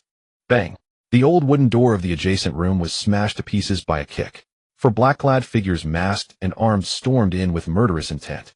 Well, it seems the hounds of the Night Watch are quite perceptive. Number 7 immediately recognized the black-clad youth standing in the center of the room. Although the opponent wore a realistic mask of someone around 26 or 27, he let out a cold laugh. Stop pretending, Shen Chang'an. We know it's you. We just didn't expect that you would chase all the way here just for an ordinary female classmate. Having had his true name revealed, Shen Chang'an showed no signs of panic. He calmly reached back and took down the worn guitar case, placing it by his feet. Since you know who I am, this will be easier. Shen Chang'an opened the guitar case, and amidst the astonished gazes of the evil cultivators, he assembled 2 heavy black metal rods from within. With a click, a heavy long gun appeared in his hand. In any case, none of you will escape tonight. Before his words fell, Shen Chang'an gripped the gun with one hand and casually flicked his wrist. Swish! Swish! Two sharp beams of gunfire sliced through the air like black lightning, precisely severing the thick iron chains binding Li Shiwan, without even grazing the corner of her clothing. This precise control of power made the four evil cultivators across from him instantly abandon their underestimation. What a boastful tone. Number 8 tightened his grip on the ghostly sword, excitement and cruelty flashing in his eyes. Since you have come here to seek death, let us test your legendary 18-year-old five-realm genius to see how substantial your abilities truly are. As he finished speaking, the four evil cultivators exuding chi and murderous intent spread out in a fan shape, trapping Shen Chang'an and the unconscious Li Shiwan against the corner of the crumbling brick wall. The battle was about to erupt. Attack! With number 7's shrill command, the already shaky house instantly emitted the sound of cracking under the unbearable pressure. Ha! Taste my binding shadow death formation. Number 9 laughed maniacally, his hands forming seals frantically. The ground of the entire room suddenly collapsed and countless thick black mists surged from below, transforming into tangible black tentacles that swept towards Shen Chang'an, attempting to bind him in place. Faced with four evil cultivators exuding fluctuations of the four realms, Shen Chang'an's face displayed no signs of disturbance. His left arm extended steadily, wrapping around the slender waist of the unconscious Li Shiwan, securely protecting her between his left shoulder and chest. Then with a single hand he lifted the heavy long gun Jiyun and exerted tremendous force with his legs. The bricks beneath his feet instantly turned to dust as Shen Chang'an, cradling Li Shiwan, shot upwards like a bamboo growing after rain, directly smashing through the already damaged ceiling and leaping into the air. Burn for me. Shen Chang'an's gaze turned icy with dark red flames surging deep within his pupils. Boom! The violent black flames surged from his right hand like a flood breaking through a dam, instantly pouring down from the long gun. The thick black mist, said to be able to trap cultivators of the same level, disintegrated upon contact with the black flames, as if it were snow melting under the blazing sun, unable to withstand even a moment before being reduced to nothingness. Not only that, but the raining black sparks splashed down onto the four below like a curse, igniting chaos. What kind of ghost fire is this? It can't be extinguished. Don't use your hands to swat it. The more you swat, the more it burns. The four evil cultivators were thrown into disarray. This black flame could ignite even their protective spiritual energy, as if it were fuel. In utter desperation, they could only awkwardly swing their weapons, tearing away the burning clothes and flesh that were stained with flames, blood pouring everywhere. Just as they were in disarray due to the black flames, Shen Chang'an in midair suddenly vanished like a ghost. Old 9, behind you. Number 7, who had just severed a burning edge of clothing, suddenly looked up, his eyes wide as he let out a distorted scream. Too late. Number 9's manic laugh froze on his lips as a chilling sound of wind suddenly exploded. Shen Chang'an, holding Li Shiwan in one arm, had silently appeared behind number 9 like a descending reaper. Pshhh. The long gun pierced through number 9's back without any obstruction, directly penetrating his chest, the dark red tip of the gun spilling warm blood from his front. Number 9's body stiffened as he incredulously looked down at the gun blade embedded in his chest. Shen Chang'an didn't even glance at him, shaking the gun handle with force. Buzz! The violent dark energy erupted ferociously along the gun body. Number 9's internal organs were instantly turned into a mushy pulp, not even having time to scream before the spark of life in his eyes was completely extinguished, collapsing like a pile of mud over the gun barrel. Old 9. Number 10 and number 8 watched helplessly as their companion was killed instantly, their eyes turning red with rage. He'll kill you. With a roar, the two rushed towards Shen Chang'an from left and right, wielding poison daggers and ghostly blades, trying to exploit the opening of him, holding someone to take him down. Don't be reckless. Keep your distance. Don't engage him in close combat. Number 7 was terrified. As the one with the highest combat intelligence among them, he knew too well how terrifying the close combat ability of someone who could kill cultivators of the same realm in an instant would be. Charging in at this distance was practically a suicide mission. Number 7 formed seals with both hands, frantically attempting to unleash a ranged spell for support. However, Shen Chang'an merely tilted his head slightly, his eyes burning with dark red flames, firmly locking onto number 7. Boom! Number 7's pupils abruptly contracted. He didn't even sense any trace of spiritual energy before a chaotic explosion of violent black flames erupted from his chest. The black flames instantly consumed number 7, who let out a shriek of utmost despair, transforming into a black fireball, rolling and struggling on the ground, his spell instantly interrupted. Meanwhile, number 8 and number 10's attacks had already reached Shen Chang'an. On the left was the ghostly blade that could slice through iron like mud, and on the right was the poisoned dagger aimed at his throat. Shen Chang'an still held Li Shiwan steadily with his left hand. His icy gaze flicked, and he withdrew the long gun. Clang! The thick gun barrel of Jiyun blocked number 8's descending ghostly blade at an incredible angle. The terrifying strength of the 5 realms reverberated back along the blade, shattering number 8's grip, causing the ghostly blade to fly out of his hand. Before he could scream, Shen Chang'an smoothly swung the long gun. Swish! The dark red blade of the gun swept across number 10's neck like a black crescent moon. Blood gushed out like a fountain as number 10's head, still wearing a mask, flew away. The headless body staggered forward a few steps before crashing to the ground. After dealing with number 10, Shen Chang'an suddenly exerted force with his waist. His right leg whipped out like a steel whip, exploding with a sound that tore through the air, striking fiercely at the exposed chest of number 8. Crack! The sickening sound of bones cracking echoed. Number 8's chest caved in instantly, and he was sent flying back as if hit by a speeding train, crashing against the wall, and when he slid down, he was already bleeding from all 7 orifices, dead beyond recovery. Flowing like clouds and water, crushing with ease. 3 evil cultivators of the 4th realm were instantly killed, without even forcing out a single hand from Shen Chang'an during close combat.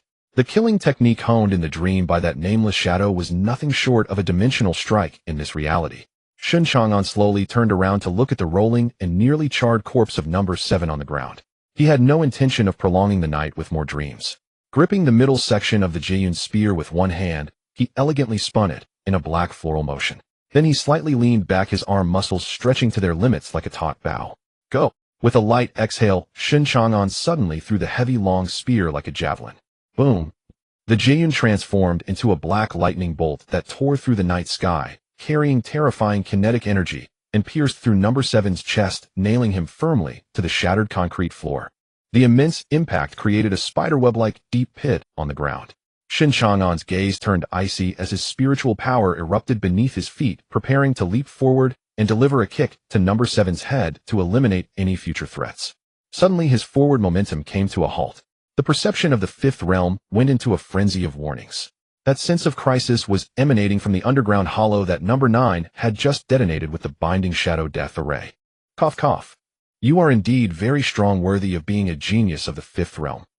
Pinned firmly to the ground, number 7's mouth overflowed with blood as he twisted into a smile filled with mad resentment.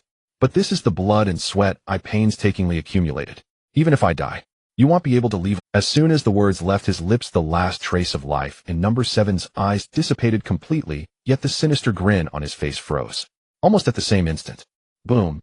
The previously calm underground hollow suddenly erupted, like a volcano, spewing forth thick, tangible black, demonic energy. Amidst this nauseating demonic energy, aided by the faint ambient light, 8 distorted human figures resembling evil spirits crawling out of hell slowly rose from the underground hollow. Shen Chang'an frowned slightly, took a step forward, and suddenly pulled the Jiyun long spear from number 7's corpse, shaking off the blood on it, and holding it horizontally in front of him. By the light of the black flames, he finally saw the true appearance of those 8 figures. They were 8 corpses that had long lost any signs of life, now turned into puppets. They were wrapped in resentment and demonic energy, their eyes hollow, emanating a terrifying pressure.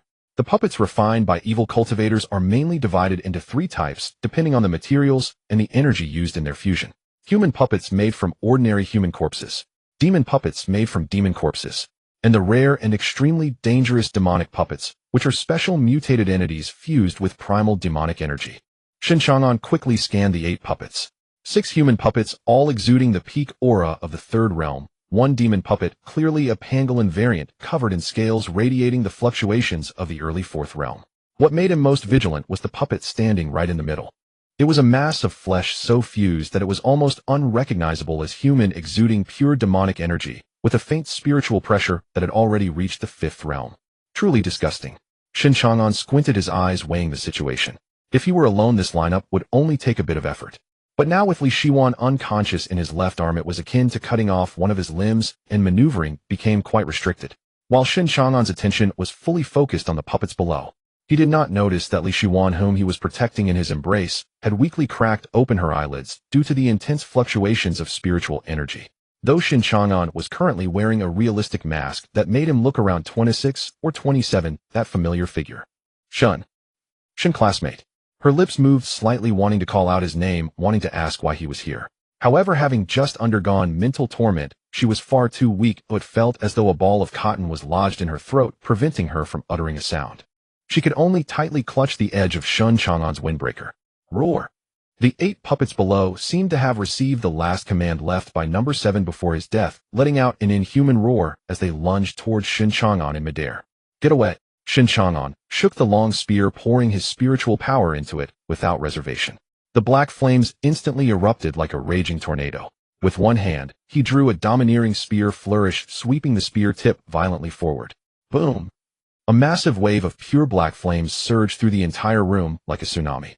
The 6 human puppets charging at the forefront had no chance to resist, and were instantly turned to ashes by the terrifying high temperatures, not even leaving a trace behind. Though the demon puppet and the 5th realm demonic puppet were also affected by the black flames, their formidable bodies and protective demonic energy prevented them from being instantly annihilated as they continued to charge recklessly. They'll deal with you first. Shen Chang'an's gaze turned cold as he locked onto the robust demon puppet. However, before he could make a move, the 5th realm demonic puppet attacked first. Swish, swish, swish. The body of the demonic puppet, stitched together with various pieces of flesh, suddenly split open, and several thick, barbed black tentacles shot toward Shen Chang'an, like venomous snakes, sealing off all his escape routes. Shen Chang'an snorted coldly. Instead of retreating, he advanced. Ignoring the tentacles, he powered through with his waist, and threw the Jiyun like a spear directly at the demon puppet. At the same time, the fire eye erupted with full force. Explode! The small spark of black flame that had clung to the demon puppet suddenly ignited violently, as if doused in gasoline. The demon puppet let out a scream, its movements halted. Puff! In that moment of pause, the Jiyun pierced through the demon puppet's chest, nailing it firmly to the crumbling wall. After eliminating the demon puppet, Shen Chang'an didn't even glance at the approaching black tentacles. He swung his free right hand, and several thick chains formed entirely of black flames shot out like spiritual serpents. Crack, crack, crack. The black flame chains instantly wrapped tightly around the demonic tentacles in midair. Come to me. Shen Chang'an's right arm flexed powerfully as he yanked back fiercely. The 5th realm demonic puppet let out a low growl, its terrifying strength tugging against the chains. Quite strong. Shen Chang'an muttered, a cold smile appearing at the corner of his mouth. He did not pull hard, instead he relaxed his force in response. Boom! The black flames wrapping around the tentacles found an excellent fuse, rapidly spreading along the tentacles and instantly engulfing the massive body of the demonic puppet in flames. The demonic puppet let out a painful roar, frantically beating the flames on its body. Shen Chang'an decisively cut off the output of spiritual power, causing the black flame chains to vanish instantly. Taking advantage of the moment when the demonic puppet was distracted by the flames, Shen Chang'an quickly formed hand seals with one hand. Earth method, drawing a prison. Rise! With Shen Chang'an's low shout, the ground beneath the demonic puppet instantly softened, and countless hard soil and rocks surged like living beings. In the blink of an eye, a thick, massive, half-circular earthen mound formed, trapping the 5th realm demonic puppet engulfed in black flames inside. Die! Shen Chang'an's gaze was indifferent as his freed right hand suddenly thrust outward. With a ripping surge, a jet of pure black flame condensed into a lacquer-black iron chain from his palm, snapping across more than 10 meters to coil precisely around the Jiyun-long spear that had pinned the demon puppet. Muscles along Shen Chang'an's arm tensed as he yanked back with all his might. The heavy spear tore free from the earth, a streak of black light that shot back into his hand. At the very instant his fingers closed on the shaft, his figure left behind a residual afterimage. He moved like a rampaging black dragon toward the thick earthen mound that imprisoned the 5-realm demon puppet. Burn it clean. Shen Chang'an poured his spiritual energy into the spear without reserve. Around its dark red tip, the black flame constricted madly, and he drove the weapon into the hard mound with a brutal, uncompromising thrust. The spear cleft the earthen wall as if it were soft tofu. The raging black flame detonated violently within the mound. A piercing howl rang out, and within half a second was violently cut off. The infernal heat instantly vitrified the heavy soil into crystalline glass. The 5-realm demon puppet, which had once displayed stubborn vitality, was utterly reduced to nothing beneath the black flames ravaging. A towering wave of black fire swept outward, and even the isolation barrier Shen Chang'an had set up began to flicker under the terrifying heat, its surface webbed with fine cracks, as if it might shatter at any moment. Shen Chang'an slowly withdrew the spear, his chest rising and falling. He glanced at the charred wreckage and scattered rubble, preparing to dispel the barrier. Just then the barrier that was on the verge of collapse rippled like water and expanded outward in a ring, tearing open a gap in midair. Accompanied by hurried footsteps, Lao Zhao, clad in a black coat, strode in with a fully armed logistics team. The oppressive heat and the scene of devastation hit him as he entered. He instinctively took a half step back. He scanned the flattened bungalow and then the figure standing amid the ruin. The corner of his mouth twitched. Did you detonate a miniature missile here? The commotion's enormous. No choice. Shen Chang'an flipped his wrist, sheathing the Jeyun long spear back into his guitar case. His tone carried fatigue and helplessness. There were 4 fourth-realm evil cultivators, a slew of human and demon puppets, and a mutated 5-realm demon puppet. Their numbers were too many, and I was carrying someone in my arms. Couldn't leave any survivors. I killed them all. HSS, 4 fourth-realm plus a 5-realm demon puppet. Lao Zhao drew in a cold breath. Such a lineup could raise a town in an ordinary district. He patted Shen Chang'an's shoulder in understanding. If you walked out of that alive, you're insane. Had it been another lamp-bearer, we'd be out here collecting corpses tonight. Lao Zhao turned to his team. Work. Collect every scrap of debris with spiritual energy residue on the scene. Don't miss a single clue. Having finished his orders, Lao Zhao's gaze fell on the girl in school uniform cradled in Shen Chang'an's left arm. Who is this? Lao Zhao frowned. Shen Chang'an gently handed over the still unconscious Li Shuan, guilt flickering in his eyes. She's my classmate. Last night in the Beiyuan community, I was tracking a rat demon and got careless. I wasn't wearing a hood. A hidden sniper saw my face. They couldn't risk coming after me directly, so they traced back and kidnapped my classmate to use her for forming a demon puppet. It's my fault for letting a civilian get involved. Shen Chang'an sighed. Lao Zhao took Li Shuan, steadily studying the girl's paper-white complexion and the rune marks left on her forehead. His expression hardened. I see. These lunatics have no bottom line left, Lao Zhao murmured, offering reassurance. It's not your fault. No one can guard against rats hiding in the sewers. Leave her to me. I'll send her straight to the Jinyesi medical unit for comprehensive psychological care and a full physical examination. We'll perform memory blurring so she remembers nothing when she wakes. Shen Chang'an nodded. All right. Go home, wash up, rest. They'll keep watch here. Lao Zhao urged. The intelligence team will run identities on those evil cultivators tonight and send the results to your phone by morning. Thanks, I appreciate it. Shen Chang'an did not refuse. He needed to calm the turbulent spiritual energy within him. He slung the guitar case onto his back, flashed once, and disappeared into the night. Watching Shen Chang'an leave, Lao Zhao immediately adopted a brisk, decisive demeanor and began to command the logistics team with methodical efficiency. Quick! Erect a cordon around the barrier and seal off every alley around here. Lao Zhao stepped before the ruins and practiced and produced a radio to make routine cover reports to local police. Yes, over in the urban village. Official line: this self-built bungalow collapsed due to long-term neglect and structural failure. Fortunately, no one was inside, no casualties. Send a few excavators tomorrow and level the site. Also, he gestured toward the corpses of the evil cultivators and the shredded puppets. Bag every piece of flesh and bone in the special body sacks and transport them to the dissection room on the 3rd basement level of the Jinyesi branch. I want to see which idiot dares make this kind of noise in Qingzhou district. After arranging the cleanup, Lao Zhao glanced down at Li Shuan in his arms, her breathing faint. He could not afford any delay. Where's the medevac? Land it now. He lifted Li Shuan and hurried onto the black helicopter waiting on a nearby clearing. With the rotor's roar, the helicopter rose swiftly and flew toward Jinyesi's internal medical unit. Seated in the cabin watching the girl on N4 drip, Lao Zhao let out a long breath and muttered to himself, this girl absolutely must not die. That Chang'an kid looks lazy and careless most of the time, but he protects those he cares about. He handed her to me today and, rarely, admitted his mistake. If she dies in the medical unit, how will I face that little freak of his? A few hours later, the sharp tang of disinfectant mingled with a faint clean fragrance in the air. Li Ziwen's long lashes trembled. She forced her eyes open. Before her stretched a soft, non-harsh warm white light and a pure white ceiling. Her head throbbed, as if split by blows from a heavy hammer at the back. The skull rang painfully. Beep, beep, beep. The moment she opened her eyes, the heart monitor at her side chimed a steady, reassuring tone. Immediately after, a series of light, rapid footsteps echoed from the foot of the bed, as if someone had hurried out of the ward. You're awake. A gentle female voice came from beside the bed. A nurse in a white coat who appeared very efficient quickly walked to the bedside and pressed the call button. How are you feeling? Is your head still throbbing severely? Do you feel nauseous or like you want to vomit?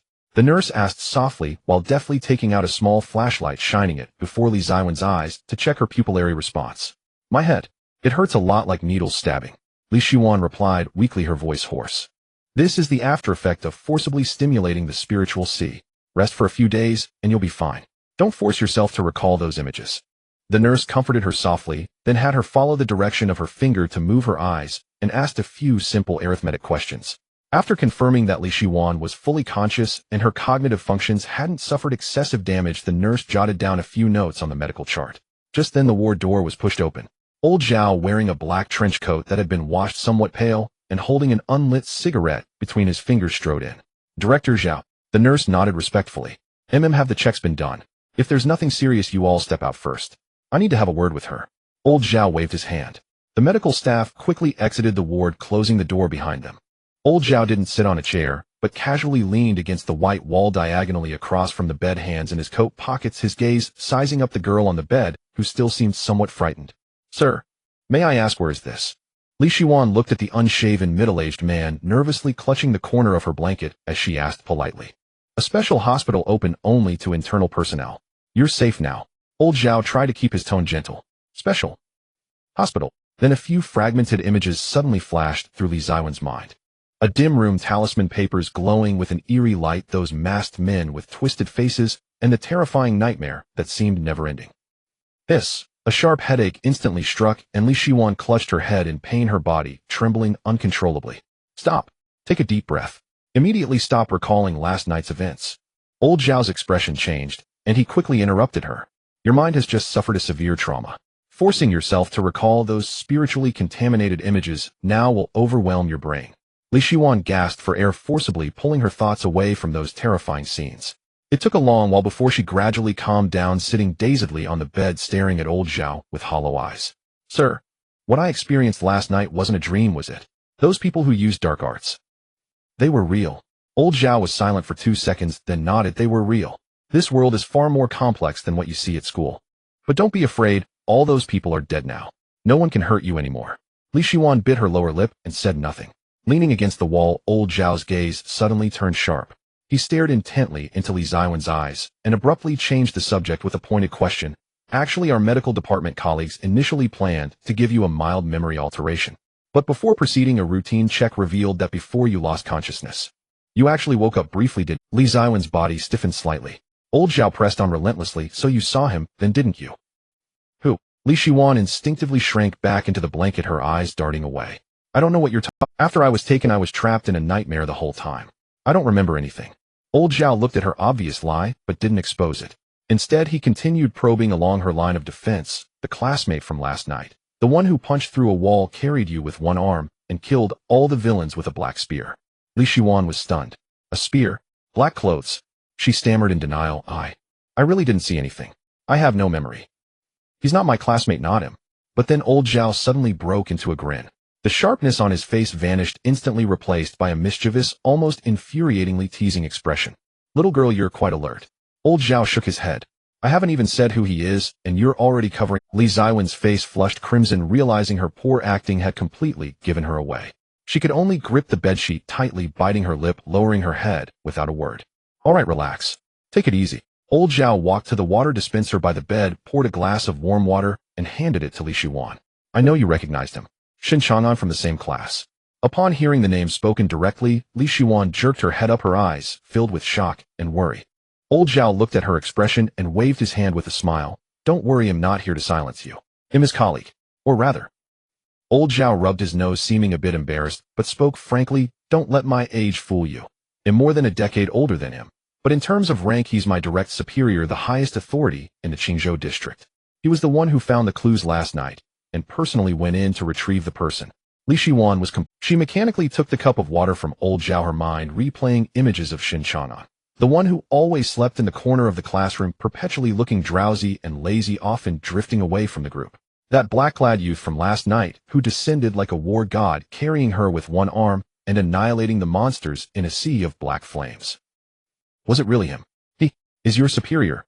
Li Shiwan felt her worldview undergoing an unprecedented violent shock. She struggled to swallow a sip of warm water, trying to moisten her parched throat, but found even swallowing incredibly difficult. Then she sat in a daze for a full minute before barely managing to digest this earth-shattering truth. She took a deep breath, calming her tumultuous thoughts, and asked softly, so, classmate, Shen usually fights these terrifying monsters and villains? Yeah. Old Zhao nodded, pulling a lighter from his pocket and fidgeting with it. The work of the Night Suppression Bureau is far more dangerous than you can imagine. Li Shiwan suddenly realized and murmured, no wonder he spends almost all day sleeping at school and off. Busy. He is the busiest nuclear-powered workhorse in our entire Qingzhou district branch. Lao Zhao sighed, his tone tinged with a hint of pity and helplessness. He has to keep track of the small matters at the grassroots level. After such a big mess last night, he has to be on the front line with his gun drawn. To put it bluntly, if it weren't for him handling the situation personally last night, no one in the entire Qingzhou district could have managed it. Upon hearing this, Li Shiwan nodded thoughtfully. Her perception of Shen Chang'an, who had always been labeled as an oddball, instantly transformed into one of grandeur and mystery. The atmosphere eased a bit, and the fear within Li Shiwan dissipated considerably. Gathering her courage, she asked a lingering question. Well, Uncle Zhao, I often read novels and watch movies where ordinary people like me who accidentally discover the hidden secrets of the world are supposed to be. We are a legitimate enforcement agency of the Dongwang Kingdom, not some anti-human terrorist organization. Why would we silence? We are a legitimate enforcement agency of the Dongwang Kingdom, not some anti-human terrorist organization. Why would we silence anyone? However, to prevent social panic, we do have a standard procedure for ordinary people involved in extraordinary events. Memory erasure. Li Shiwan froze for a moment, instinctively touching her head. Then, why wasn't my memory erased? Because you endured 6 hours without breaking in last night's nightmare realm, Lao Zhao replied, standing straight, his expression turning serious. Your mental resilience is exceptionally high, even surpassing some official lantern bearers. This means you likely possess the talent for cultivation. In today's world, there are very few people with such cultivation talent. It's like finding a needle in a haystack. A good seedling like you, born with a resilient soul, would be a terrible waste if we erased your memory and sent you back to the ordinary world. So on behalf of the Night Watch Bureau, I intend to try developing your potential. Develop me. Li Shiwan pointed to herself, her heart suddenly racing. Does that mean I could become someone as powerful as Shen Chang'an? Lao Zhao decisively shook his head, ruthlessly shattering her illusion. Not possible. Shen Chang'an's talent is the most extraordinary and terrifying I've ever seen, bar none. While others cultivate against the current, he cultivates as if riding a rocket. Do you think you can reach his level? It's too difficult, or rather completely unrealistic. But as long as you are willing to work hard, you still have a good chance to become an excellent lantern bearer capable of standing on your own. Li Shiwan nodded, not feeling disappointed.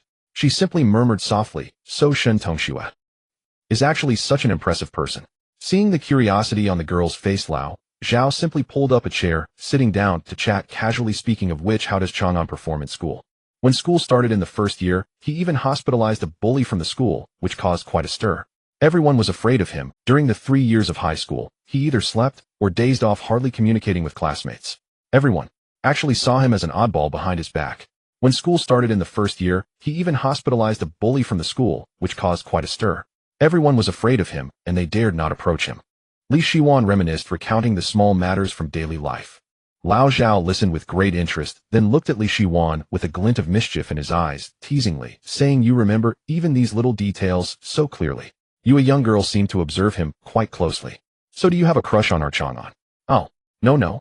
Li Ziwen's cheeks instantly flushed red, and she quickly waved her hands in denial, then awkwardly lowered her head, softly explaining. I just feel like I can relate to him, that's why I paid a bit more attention. Relate? Lao Zhao raised an eyebrow. Yeah. Li Shiwan tugged at the edge of her blanket and spoke softly.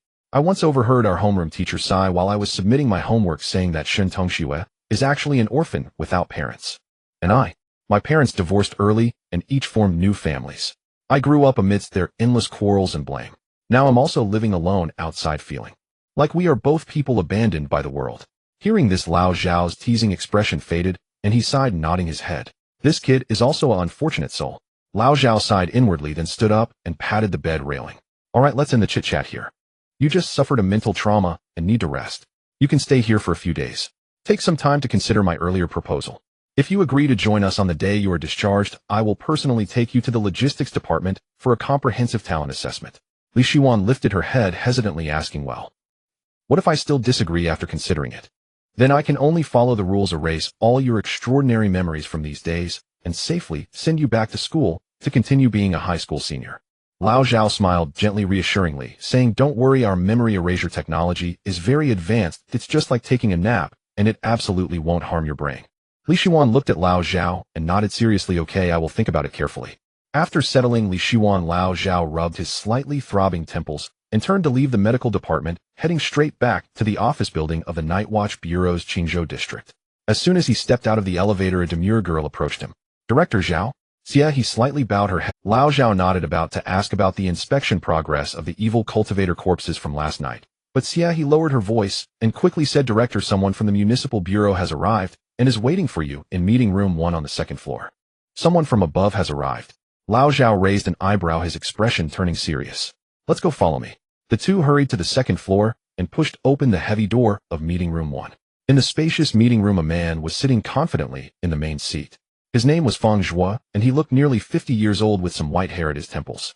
However, he did not bear any of the weariness typical of middle-aged people. His robust body, tightly wrapped in black combat gear, exuded explosive power, even through his clothing, clearly indicating that he maintained a high level of physical training year-round. With each breath from this man, a wave of steady spiritual energy reverberated throughout the meeting room. Peak of the Fifth Realm. The second-in-command of the Night Watch Bureau in Beijing City, an absolute power broker. Director Feng. Lao Zhao stepped forward, neither servile nor overbearing, greeting him. Xie, he, understanding the situation, quietly retreated behind Lao Zhao after pouring 2 cups of tea. Please sit down, Lao Zhao. Feng Zhuo picked up his teacup, blowing away the floating leaves as he looked up at Lao Zhao. I heard things have been quite lively in your Qingzhou district these past few days. I just glanced at the briefing. There were 2 consecutive occurrences of primal demonic energy, along with evil cultivators. What's the situation? Lao Zhao pulled out a chair, sat down, and took a deep breath, detailing the battle that occurred in the urban village last night. This included the ambush of 4 Fourth Realm evil cultivators, the siege by 8 puppets, and that rare and troublesome 5th Realm demon puppet. What? 4 Fourth Realms plus 1 5th Realm demon puppet. And that kid Shen Chang'an fought single-handedly to protect the hostage the entire time. Yes, all were eliminated. The hostage is safe. Lao Zhao nodded, his tone revealing a hint of undeniable pride.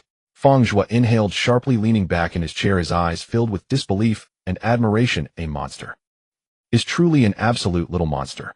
At 18, under that level of siege, he could still protect the hostage with one hand while wiping out the adversaries. This kid's combat intuition and explosiveness are simply born for slaughter. Observing Feng Zhuo's generous praise for Shen Chang'an, Lao Zhao's eyes shifted slightly, his body leaning forward as he sincerely began. Director Feng, since you already know what level of genius Chang'an is, I'll speak plainly. This kid's current strength staying in our small Qingzhou district is a complete waste of talent and resources. In less than 20 days, Chang'an will finish his college entrance exams.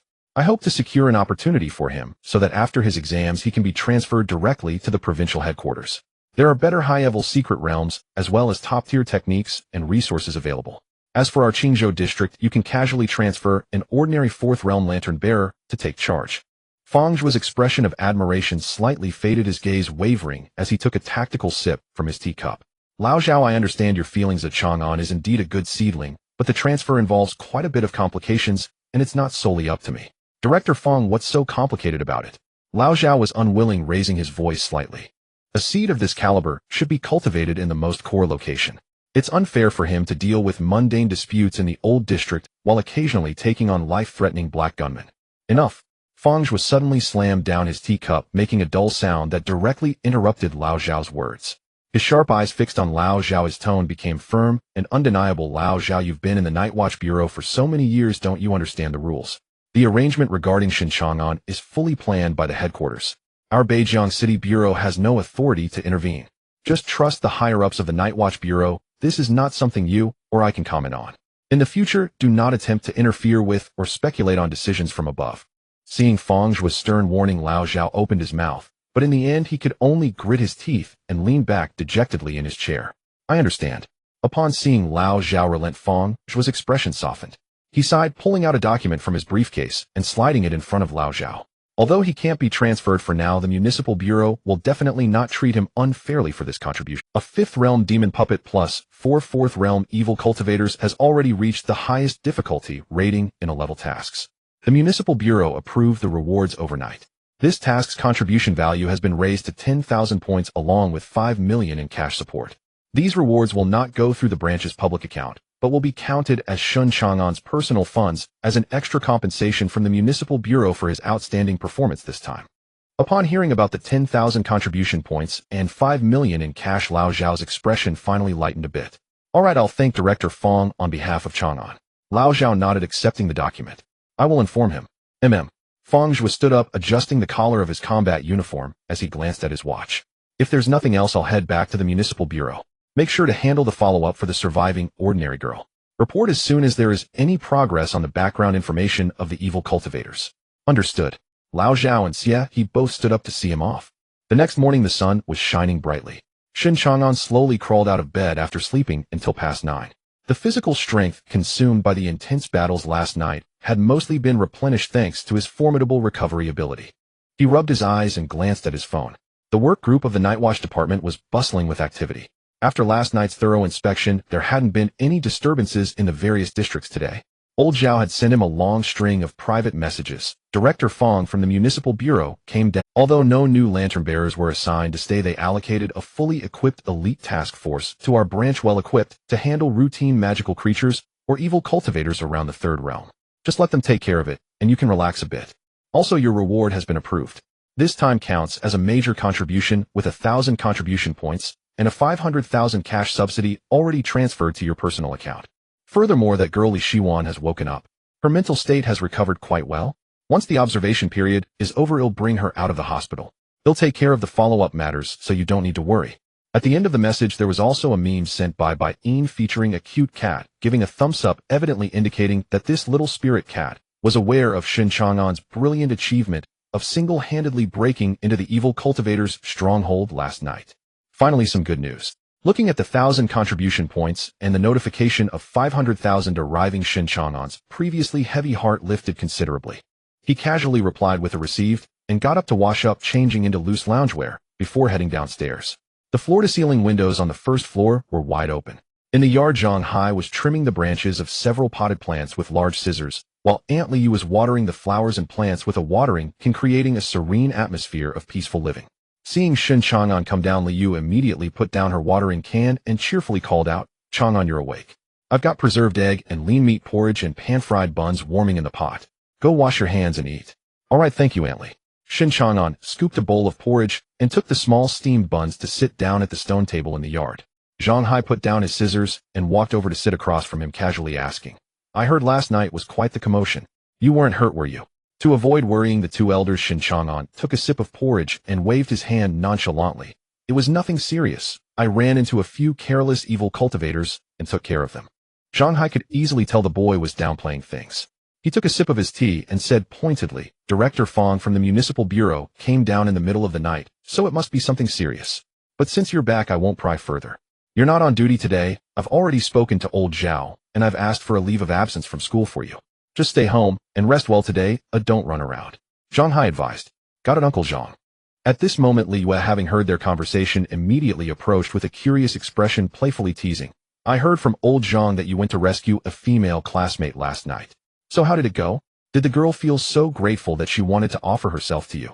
Shen Chang'an almost choked on his porridge, helplessly pulling out a tissue to wipe his mouth. "Aunt Li, please don't tease me. That girl was purely collateral damage because I was on a mission without my mask. It was just a case of unfortunate circumstances. Oh, even so, with how handsome our Chang'an is after this incident, she must have some feelings." Li Yu pulled over a chair to sit down, looking at Shen Chang'an's outstanding appearance with some emotion. "However, it's normal that your standards are high now. In the future, when you date, you will likely need to find someone within the circle." Li Yu analyzed thoughtfully. "Right now, you're in this small place of Qingzhou district. There aren't many people within the circle that you can come into contact with, so you might not even look at them. Once you go to university or to a big city, there will be plenty of talented individuals there. Finding someone you can understand and empathize with from the same circle to date will make your future life more stable." Shen Chang'an shook his head vigorously, hastily devouring a couple of pan-fried buns. "Aunt Li, I'm just working hard every day, and I don't even have enough time to sleep, let alone think about dating." Hearing the topic of going to university, Zhang Hai suddenly perked up and leaned forward. "Speaking of which, Chang'an, the college entrance examination is coming up soon. Where do you plan to go to school? Do you have any schools in mind?" "No plans," Shen Chang'an replied honestly. "I'm just a slacker in class, mostly sleeping during lectures. I'll go wherever I can get in." "Hey, what are you worried about with your college entrance examination results? What else should I look at besides the results?" He was taken aback for a moment. Zhang Hai said, "Just go wherever you want. Within our Night Watch department system, there's a special recruitment channel." Looking at Shen Chang'an's somewhat puzzled expression, Zhang Hai explained, "You lantern bearers, in order to maintain social stability, are working hard every day, staying up late. When do you have time to review and practice like ordinary students? The higher-ups aren't foolish, so they specially left an internal channel for you young geniuses. Under normal circumstances, as long as you can break through the second realm before you turn 18, you can directly fill out a form for special recruitment into all the top universities across the country. You can pick whichever you want. There's such a good thing." This time Shen Chang'an was genuinely surprised. He had no idea he actually carried the privilege of being exempt from entrance exams to national universities. Of course, Zhang Hai nodded as if it were obvious. Then after coughing a couple of times, Zhang Hai's eyes flickered. Seemingly casual, but with a hint of personal agenda, he asked, Chang'an, since you can choose any school, have you considered going to the same university as Chingqing in the future? You two grew up together, so it would be nice to have someone to look out for each other in a different place, right? If possible, that would be great. Smack. Before Zhang Hai could finish his sentence, Liu slapped him on the shoulder and glared at him. What nonsense are you arranging here? The children's future must be decided by themselves. Stop meddling. Having been called out by his wife for trying to subtly arrange a marriage for their daughter, Zhang Hai's face flushed, and he waved his hand, coughing. I was just saying it casually. As a suggestion, pretend I never said it. Shen Chang'an looked at the lively couple and felt no offense. Instead, he felt the warmth of home, which relaxed him considerably. He chuckled and played along with Zhang Hai's words to smooth things over. It's all right, Uncle Zhang. After the college entrance exams, I'll see where Chingqing wants to go, and I can consider it then. After finishing his meal and exchanging greetings with the elderly couple, he took his empty bowl into the kitchen and then slowly went upstairs to his room. Watching Shen Chang'an's figure disappear around the corner of the stairs, Li Yu's smile faded, and she turned to Zhang Hai and slapped his arm, annoyed. You old fool, why did you bring that up just now? You're not afraid of scaring Chang'an with something that hasn't even started yet. Zhang Hai put down his teacup side and lowered his voice. What do you understand? If I don't hurry to find out the situation and make a match once this kid finishes the exam, he'll really fly away. Zhang Hai pointed upstairs with a serious expression. Chang'an is a loyal and kind-hearted boy. He's indeed a good kid. No matter how high he flies in the future, he will surely remember us, these two old bones. But if we don't act now, he might really have no connection with our Chingqing in the future. Just think about it, this kid is at the fifth realm, handsome, well-mannered. Once he goes to the provincial capital or the capital city, there will be plenty of young ladies and princesses from prestigious families trying their best to get close to him. Once Chang'an steps out, he will stand out like a crane among chickens. I don't know how many eyes will be on him. If we don't seize this opportunity now, we might not even get a sip of soup later. Liu listened, her expression also turning troubled, but she shook her head. That's true, but you know how Chingqing views Chang'an. Although she wouldn't dare to say it in front of us, can't we see the disdain and dissatisfaction she has privately?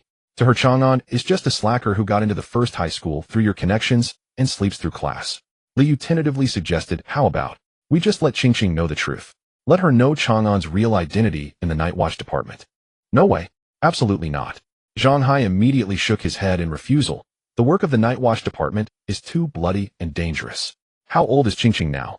I absolutely cannot let her be exposed to these dark sides at this age. At the very least, I'll wait until she finishes the college entrance examination and is safely enrolled in university. Then I can use my old connections to arrange for her to join the logistics department of the Night Watch department for a safe clerical job. Hey, you. Liu was both amused and exasperated. You don't want your daughter to know how excellent Chang'an is, yet you want them to date. Why did you bring this up now? Just let their feelings develop blindly for now. Zhang Hai said with conviction. Once they graduate from university, it will all fall into place, right? This is just blocking both ends. Liu rolled her eyes. You're hiding it from your daughter while blaming her for not appreciating him. Besides, with Chingqing's current attitude of not yielding to anyone, how could she possibly like someone as seemingly useless as Chang'an? Hearing this, Zhang Hai also became displeased, his neck stiffening. Who taught her that? Isn't it you who spoiled her? You never give her stars when she asks for the moon, which has made Chingqing so proud and unruly, not understanding how to be considerate. Zhang Hai, do you even have a conscience? I taught her. Every time Chingqing acts spoiled, who secretly gives her pocket money behind my back. Now it's fine, but it's all blamed on me, right? The elderly couple was sitting in the yard, bickering and shifting the responsibility for their parenting. Ding dong, the doorbell suddenly rang. I'm too lazy to argue with you. Liu glared at Zhang Hai, stood up to straighten her clothes, and walked to the front door to open it. Outside stood a young girl dressed in a light-colored casual hoodie with a sweet and lovely appearance, holding several exquisite food containers. Liu was taken aback. She was unaware of the personnel situation within the Night Watch department and asked curiously, Young lady, who are you looking for? Hello. Baiyin politely bowed, wearing a sweet smile, her large eyes crescent-shaped with joy. I'm from the Night Watch department and a colleague of Chang'an. You must be Aunt Li, right? Chang'an often mentions how delicious your cooking is. I just happened to have a day off and heard that Chang'an was tired from a mission yesterday, so I brought some delicious food to check on him. As soon as she heard that she was Shen Chang'an's colleague, Li Yu's initially cautious expression transformed into warmth. Oh, you're Chang'an's colleague. Come in. Li Yu smiled broadly, quickly welcoming Baiyin inside. Baiyin entered the yard and immediately spotted Zhang Hai sitting at the stone table. She naturally recognized him as a retired veteran and greeted him obediently. Hello, Uncle Zhang. Zhang Hai held his teacup knowing that the girl in front of him was a colleague of the spirit cat. You're such a thoughtful girl. You must have often faced difficulties with that kid Chang'an at work, right? Go on, he just finished eating. He's in the innermost room on the second floor. Okay, Uncle Zhang, I'll head up now. Bai Ying sweetly nodded, carrying the food containers, and lightly stepped up the stairs to the second floor. Bai Ying carried a food box to the innermost room on the second floor. Just as she was about to knock on the door, she realized it was slightly ajar and not locked at all. The little spirit cat's eyes twinkled mischievously, a sly grin appearing on her lips. She moved as quietly as a real cat, making not a sound, and gently pushed the door open, slipping inside like a wisp of smoke. Inside the room, Shen Chang'an sat with his back to the door at his desk, wearing noise-canceling headphones, seemingly lost in music. Bai Ying tiptoed up behind Shen Chang'an, took a deep breath, and suddenly pounced forward, slapping her hands on his shoulders while shouting into his ear, "Wow, there's a monster." Shen Chang'an's body jerked in response, almost dropping his phone on the desk, before he turned his head and replied in a flat tone, "I am so scared I might have a heart attack." Bai Ying looked at his expressionless face and pouted. She leaned in closer, her delicate face almost touching Shen Chang'an's nose, her big eyes suspiciously fixed on him. "Boss, did you already know I was here and were just pretending to cooperate with me?" Shen Chang'an glanced at the small cat demon up close and couldn't help but laugh. He reached out a finger and lightly flicked her smooth forehead. "Ouch." Bai Ying covered her forehead. "What do you think?" Shen Chang'an removed his headphones and said, as a fifth-level cultivator, "My perception is always on. I knew you were in the courtyard the moment you stepped down to the first floor. Next time you want to scare me, I suggest you first get a high-level treasure to shield your spiritual energy and footsteps." Boring. Bai Ying, feeling unconvinced, rubbed her forehead and fell back, landing in a big star shape on Shen Chang'an's soft bed, muttering, "Just wait. I, Bai Ying, swear that one day I will successfully scare you." As she lay down, she completely relaxed. Her demon traits could no longer be suppressed and began to emerge. A pair of fluffy white cat ears stood up from her silky short hair, shaking with her breath. Today, Bai Ying was not wearing the stiff black combat uniform of the Night Watch, but instead donned a cool and lively casual outfit. The upper part was a fitted light blue cropped hoodie, and the lower part was a pair of pure white sports shorts. As she lay down, her perfect legs, completely bare of any fabric, were fully revealed. They were long and slender, with skin so fair it seemed to reflect light. She casually kicked off her sports shoes, revealing a pair of delicate feet wrapped in pure white ankle socks, her toes playfully wiggling in midair. A long snow-white cat tail peeked out from the edge of her shorts, lazily sweeping back and forth on the neat bedsheets, drawing circles. Bai Ying rolled around on the bed for a while, making some noise. Seeing Shen Chang'an merely turning his gaming chair to look at her without responding, she turned onto her side, propped her chin with one hand, and began to examine the layout of the room with her cat-like eyes. "Boss, your room is way too plain. It's just like a monk's meditation room." The little cat demon instantly transformed into a master decorator, pointing out the room's shortcomings with a slender finger. "Look, that big white wall is such a waste. You should add a 100-inch 4K anti-glare projection screen here. And over there by the window where the light is good, you could set up a gaming area with an L-shaped RGB gaming desk. The corner is too dull. You need to add a valuable ornamental plant like a welcome pine or something. Oh, right on the wall by the head of the bed, you should hang a famous calligraphy piece. That way you'll truly know how to enjoy life." Shen Chang'an listened to her renovation proposal and rolled his eyes in silence. "Forget it, Master Bai." Shen Chang'an retorted, "I only sleep here when I come back each day. Most of the time I'm out in the sun working hard for your Night Watch. Am I supposed to decorate it like a presidential suite for ghosts to enjoy?" Bai Ying's tail drooped, and she lay back on the bed again, sighing. "That's true. We're both unfortunate grassroots workers. When do we have time to enjoy life?" The two of them naturally began to chat about last night's battle in the town and the incident involving Li Shiwan. "Last night you were truly impressive, taking on a whole group by yourself." The group chat in the bureau exploded. Bai Ying casually played with her cat tail and continued, "But speaking of your classmate, old Zhao's actions this time are quite strange. He actually didn't follow the rules and perform a memory wipe on that girl named Li Shiwan right on the spot, but instead left her in the medical department, seemingly wanting to do something." Just as she was halfway through her sentence, Bai Ying's voice abruptly stopped. Her fluffy cat ears perked up straight, clearly realizing she had let slip some internal secret due to her loose tongue. Shen Chang'an's movement of turning in his gaming chair came to an abrupt halt. He turned around, his deep gaze fixed intensely on the little cat demon lying on the bed. Under Shen Chang'an's oppressive gaze, Bai Ying's fur bristled in fright. She sat up abruptly, hands defensively clutching her chest, stammering, "You. Why are you looking at me like that? I warn you, humans and demons are different paths. Don't do anything rash."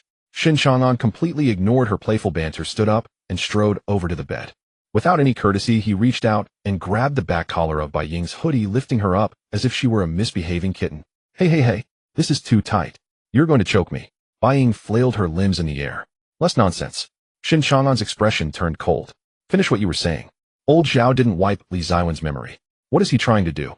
Under Shen Chang'an's invisible fifth-level pressure, Bai Ying immediately crumbled her face, turning gloomy as she confessed, "He'll tell you everything." I confess. I saw it sneakily while I was in the logistics department looking at documents this morning. Old Zhao really didn't erase her memory, as she's still in the internal hospital. But I swear I really don't know what old Zhao is planning. Shen Chang'an frowned deeply. Old Zhao, that old fox, has always been the most rule-abiding. This time he's forcibly keeping an ordinary high school student involved in a supernatural incident in the bureau without even erasing her memory. What kind of game is he playing? Clatter. Shen Chang'an released his grip and tossed Bai Ying back onto the bed, turning to grab his black trench coat from the wardrobe. Put your shoes on. Shen Chang'an said with an undeniable tone, "We're going to the branch office." With that, he pushed the door open and walked out of the room. Hey, wait for me. Seeing Shen Chang'an stride out decisively, Bai Ying hurriedly scrambled up from the bed, paying no mind to adjusting her white socks, hastily stuffing her feet into her sports shoes, and while stepping into her shoes, she shouted down the hallway, "Boss, wait for me. I haven't tied my shoelaces yet." 20 minutes later, at the Qingzhou District Night Watch branch in the director's office. The door to the office was pushed open with a bang. Shen Chang'an strode and followed closely by Bai Ying. At the desk, he was reporting on several documents to old Zhao. Seeing Shen Chang'an walk in with a grim expression, he froze for a moment. Old Zhao waved his hand calmly. "Xiao, we'll discuss the case later. You can step out and close the door." "Sure, Director." He very tactfully exited, closing the door with a click. Only 3 people remained. Shen Chang'an walked to the desk, leaned on it with both hands, looking down at old Zhao, and directly asked old Zhao, "Why did you leave Li Shiwan in the medical department without clearing her memory? What are you trying to do?" Memory erasure usually only works for the most recent few hours after an event through medication or low-level techniques, inducing strong hallucinations that make everything experienced feel like an absurd dream. But to completely erase memories from a day or 2 prior, one would need a high-level technique specialized in mental manipulation, something that old Zhao, a mere 3rd-level practitioner, could not possibly master. Facing Shen Chang'an's questioning, old Zhao leaned back without a shred of guilt and frankly explained, "I don't want anything. I just want to take her to test her talents." Old Zhao sighed and recounted what he had observed in the hospital last night. "You saw it too when you saved her. An ordinary high school student endured 6 hours in the nightmare illusion array and her mind didn't completely collapse. Such a terrifying level of mental strength indicates she possesses an astonishing talent in the spell pathway.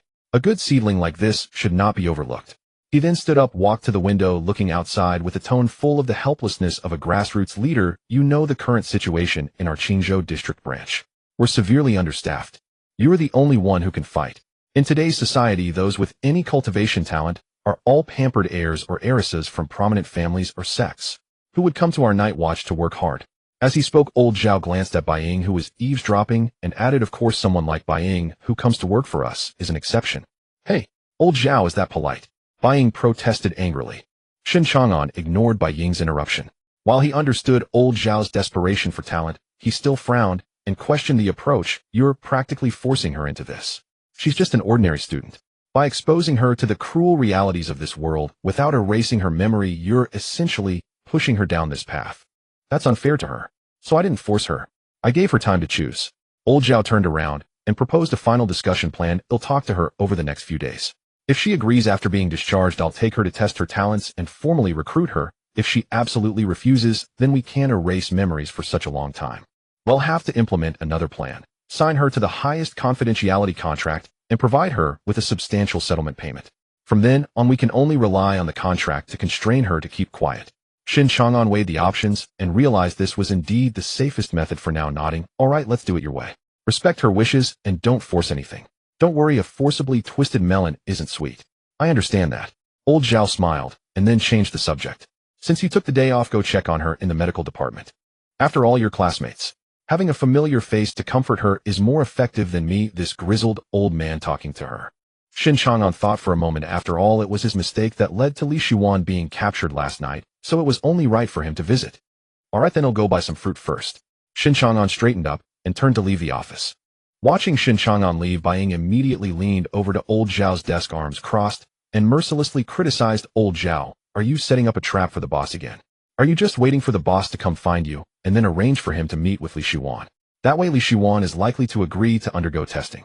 You old fox full of tricks." Old Zhao pulled out a cigarette from his drawer, lit it, took a deep drag, and exhaled a plume of smoke. Tisk, how can you call that a trap? That sounds so harsh. I'm just preparing for the future, finding a reliable partner for Chang'an. Old Zhao gazed out the window, his expression growing profound. This kid Chang'an has extraordinary talent. He will surely go far enough that we might only be able to look up to him. But he is inherently too solitary. He's always used to shouldering all dangers alone, accustomed to fighting alone. Yet in this world, no matter how strong one is, there are always times when one can't handle everything. To cultivate truly trustworthy confidence, you must start young at this very moment. Old Zhao flicked the ash from his cigarette. I've observed that girl Li Shiwan, but she comes from a clean background. Her character is resilient, and most importantly, her talent is sufficient. Her mental strength is definitely stronger than most of the geniuses we currently have in the Bureau. With proper training, she can undoubtedly become Chang'an's most capable right-hand assistant. That sounds so mystical. Bai Ying pouted, lifting her chin. Aren't I already Chang'an's right-hand assistant? I can help him in the future too. Old Zhao shot her a glance, mercilessly muttering, give it a rest. You've been cultivating for over 100 years, and you're still just a third-level little demon. By human age standards, Chang'an could call you grandma, and you still think you can help him. Don't drag him down. You're talking nonsense. Bai Ying, like a cat whose tail had been stepped on, you think the lifespan of our demon race is the same as yours? She retorted fiercely, baring her adorable little fangs. If converted to human age, I am clearly only 18 years old. Forever 18. In Bai Ying's spirit cat clan, the elders easily live for 400 to 500 years. Therefore, according to the life cycle ratio, Bai Ying's 100 years of age is equivalent to a human being around 18 to 20 years old. She is indeed a young lady who's just reached adulthood. Those 100 years I spent were just laying the foundation during my childhood, okay? Flushed, she desperately defended her slow cultivation progress. Now this young lady has officially reached adulthood, her talent awakened, and her progress will definitely be very fast. Don't look down on cats. Old Zhao glanced at the clawing little cat demon and casually nodded, sure, 18-year-old grandma. You'd better go practice in the training room more, or else next time on a mission, you'll be hiding behind Chang'an shouting, Old Zhao, you old bastard. I'm going to scratch you to death. The office was suddenly filled with Bai Ying's fury. The afternoon sunlight streamed through the specially designed glass windows of the medical department, gently illuminating the wooden floor of the deluxe single-patient room. The door to the room was gently pushed open. Shen Chang'an entered with a basket of fruits, treading softly. To prevent any uncontrollable leaks of information, Old Zhao had confiscated Li Ziwen's phone and all communication devices during her observation period in the hospital. As compensation, the bedside table in the room was piled high with various literary classics to help pass. At this moment, Li Shiwan was leaning against a soft white pillow, holding a thick copy of The Hunchback of Notre Dame, completely absorbed in her reading. She wore a loose hospital gown, her long jet black hair casually draped over her shoulders. Though her complexion still bore traces of having recently recovered from a serious illness, her eyes were clear, and her overall spirit was far better than the fragile state she had been in the night before. Ahem. Shen Chang'an cleared his throat softly. Hearing the sound, Li Shiwan looked up from her book. The moment she saw him, a hint of obvious shock and panic flashed in her eyes, and she almost let the book slip from her hands onto the blanket. Shen classmate. Although she had already received confirmation from Old Zhao that morning, seeing Shen Chang'an without the lazy facade he wore at school made her heart skip a beat. Sorry to disturb you. Shen Chang'an pulled a chair over and sat down beside the bed, placing the fruit basket on the bedside table. I took a leave today to come and see you. Are you feeling better? Much better. Thank you for coming to see me. Li Shiwan put the book aside, her hands awkwardly clasped together as she looked into Shen Chang'an's eyes and said earnestly, also, I was told everything about last night by Director Zhao. Thank you for saving me. If it weren't for you, I might. You don't need to thank me, though I'm the one who should apologize. Shen Chang'an shook his head, interrupting her. He looked at Li Shiwan, his tone very sincere. Old Zhao probably didn't tell you the details. In fact, your kidnapping last night was largely due to my involvement. Shen Chang'an did not hide anything, explaining how his negligence during a mission, forgetting to wear a mask, led to his identity being exposed, and how the evil cultivator sought revenge by targeting her who lived in the same building. After hearing this, Li Shiwan was momentarily stunned. She hadn't expected that this life-threatening misfortune was linked to such circumstances. But looking at Shen Chang'an's apologetic face, the fear and grievance in her heart strangely dissipated. Li Shiwan gently shook her head, instead comforting Shen Chang'an. Director Zhao said that you all fight against those monsters to protect the safety of Qingzhou District. You didn't mean to involve me, though I won't blame you. Really. As she looked into the girl's clear and understanding eyes, Shen Chang'an slightly nodded. The room fell into a brief silence, with only the occasional chirping of birds outside breaking the stillness. After a moment, Shen Chang'an broke the silence, his tone becoming somewhat serious. Regarding what Old Zhao mentioned to you, He wants you to join the Night Watch. What do you think? Li Shiwan lowered her head, quietly listening. She didn't seem surprised that Shen Chang'an would bring this up, her fingers gently stroking the edge of the blanket. Shen classmate. She lifted her head, her eyes filled with uncertainty and hope. Do I really have the talent for cultivation? I've always felt quite ordinary. From what I see you do. Shen Chang'an gave an affirmative answer. To have lasted that long in the mental illusion array, your mental strength far exceeds that of ordinary people. This also means that your talent for cultivation in the spellcraft branch will definitely not be low. Hearing this encouraging reply, the dimness in Li Ziwen's eyes suddenly brightened. She looked at Shen Chang'an, a relieved and determined smile slowly spreading across her face. Then, can I join you? Shen Chang'an was slightly taken aback, furrowing his brows. Have you thought it through? The Night Watch is not a glamorous job. It is filled with bloodshed, killing, and the potential for death at any moment. It's very dangerous. I know. Li Shiwan took a deep breath, her tone suddenly becoming exceptionally. Shen classmate, I don't want to live that kind of life anymore. The one where I can see the end in one glance, struggling in numbness every day. Even if it's very dangerous, if it can add a ripple to my monotonous, stagnant life, if it can give me a bit of power to protect myself. I'm willing to try. She looked at Shen Chang'an, her eyes shimmering with a glow of something called desire. Seeing her determined expression, Shen Chang'an sighed inwardly. This girl was actually more stubborn and eager for change than anyone else. All right, I respect your choice. Shen Chang'an stood up. I will convey your decision to old Zhao. As for the college entrance examination and leave of absence matters with the school, the Night Watch will handle it for you. Your only task now is to focus on recovering your mental state. Thank you, Shen classmate. Li Shiwan nodded. Make sure to rest well. Shen Chang'an did not disturb her further, turning to leave the room and gently closed. Returning to old Zhao's office, old Zhao and Bai Yin were still inside. Bai Yin was munching on an apple without any decorum, while old Zhao was typing away at the computer. How's it going? Upon seeing Shen Chang'an return, old Zhao immediately stopped what he was doing and asked. Shen Chang'an pulled out a chair and sat down. She agreed. After her discharge, we'll take her through the procedures. Haha, I knew this girl would not be one to accept mediocrity. Old Zhao excitedly slapped his thigh, immediately vouching. All right, leave this to me, so I'll send someone this afternoon to handle the confidentiality procedures and leave of absence forms at the school. When she is discharged, I will personally guide her through her orientation. After saying that, old Zhao changed the subject. He tapped a few keys on the computer keyboard. Let's not talk about that for now. I just sent you a top-secret document to your work terminal. It's an analysis report from the intelligence team regarding the 4 bodies of the evil cultivators from last night, as well as the source of demonic energy. You should take a look. Shen Chang'an took out his phone and opened the internal work app. A document marked with a red top-secret stamp popped up on the screen, the cover boldly displaying a black swan emblem with its wings spread wide. What is this? He asked, puzzled. This is a black swan. You've never encountered it before. The term black swan represents unpredictable events that, once they occur, can have a profoundly disruptive impact. In the files of the Night Watch, Black Swan refers to a notorious anti-human extremist organization within the borders of the Eastern Huang Nation. They are known for their crazed methods, roaming around the country using ordinary people or even entire towns to conduct various cruel, extraordinary experiments. Shen Chang'an swiftly swiped through the screen. The report indicated that the identities of the 4 evil cultivators killed by him last night had been fully verified. All 4 were natives of Zhangjiang province, but not from Beijiang City. They were wanted criminals who had fled from other prefecture-level cities, all being peripheral members of the Black Swan organization. The previous occurrences of demonic energy were also related to them. The more Shen Chang'an read, the colder his gaze became. The file included several sealed case documents from past tragedies. Over the past decade, the Black Swan organization had continuously committed numerous horrifying major crimes in the Eastern Huang Kingdom. They specifically targeted small towns that were remote and had weak defenses from the night patrol. Each uncontrollable experiment resulted in the tragic deaths of thousands of ordinary citizens in the towns, with severe repercussions. If it weren't for Shen Chang'an, a monster with combat power far beyond the norm stationed in Qingzhou district, the regular combat strength of Lao Zhao and Bai Yin would have been no match. If that 5-bound demonic puppet infused with primal demonic energy went on a rampage, Qingzhou district would likely become the next dead city in the records. This was purely a monstrous and inhumane terror. However, there is a silver lining in this misfortune. Lao Zhao, smoking beside him, exhaled a puff of smoke and pointed to the last few lines of the report. The intelligence team analyzed the past actions of the Black Swan.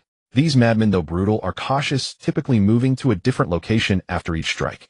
As long as an experiment in one place suffers a catastrophic failure or exposure to avoid being traced by the higher-tier forces of the night patrol, they will never attempt a second time in the same place. In other words, in the short-term, Qingzhou district is unlikely to suffer large-scale retaliation from the Black Swan. Lao Zhao flicked the ash off his cigarette. But we still cannot let our guard down, we must continue regular patrols. After reading the last line, Shen Chang'an turned off the phone screen. What are our next plans? Lao Zhao looked at Shen Chang'an and asked. We will stick to the usual schedule, nothing will change. Shen Chang'an replied calmly, putting his phone back in his trench coat pocket. You and Bai Yin will continue to monitor the patrols outside. Contact me if anything happens. At this point, Shen Chang'an thought to himself, moreover, that place Qingzhou No. 1 high school is somewhat special and cannot be left unattended for too long. Lao Zhao nodded. All right, you handle the school. If anything unexpected happens, contact the group at any time, then I'll head back to school first. Shen Chang'an turned and walked out of the office. There were classes in the afternoon, although he usually slept through them, skipping too many classes would inevitably lead to unnecessary trouble. Hey, wait for me, boss. Seeing Shen Chang'an about to leave, Bai Yin, who was sitting on the sofa eating an apple, quickly tossed the apple core into the trash and jogged to catch up. In the blink of an eye, Saturday evening arrived. As the school bell rang, a throng of students poured out of the gates of Qingzhou No. 1 high school. After this weekend, only one weekend remained before the pivotal college entrance examination, and the air seemed to be thick with a tense and anxious pressure. Zhang Qingqing, carrying her backpack, walked slowly out of the school gate, preparing to wait for the family driver to pick her up under the shade of a tree on the roadside. Suddenly her gaze was drawn to a striking, deathly Barbie pink scooter across the street. The tall and lean boy riding the scooter was someone she recognized, even if he turned to ash.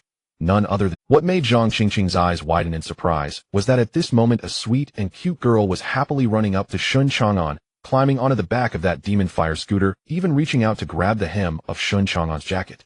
Isn't that Bai Yin from the next class? Zhang Qingqing's mind buzzed. She certainly recognized Bai Yin, who was known as the top student from the next class. Not only was she beautiful, but she also consistently ranked in the top 5 in their year, being the crush of many boys and a school beauty. How did Shen Chang'an, who usually acts like a dullard, get involved with the top student from the next class? Watching the two ride away happily, an inexplicable annoyance rose in Zhang Qingqing's heart.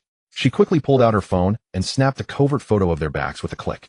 With the college entrance exam approaching, how can he be out messing around with a girl from the next class?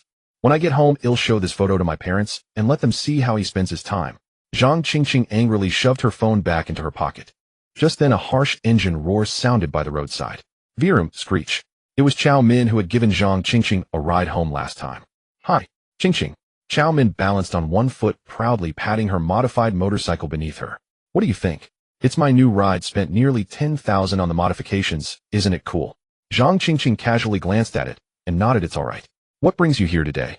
I invited a few friends from the social circle. We're going to play billiards at South Street later. Come on, join me for some fun, and I'll introduce you to some handsome guys who ride motorcycles. Chao Min eagerly extended the invitation. Zhang Qingqing shook her head and declined. No thanks, I need to get home to study for the upcoming exam.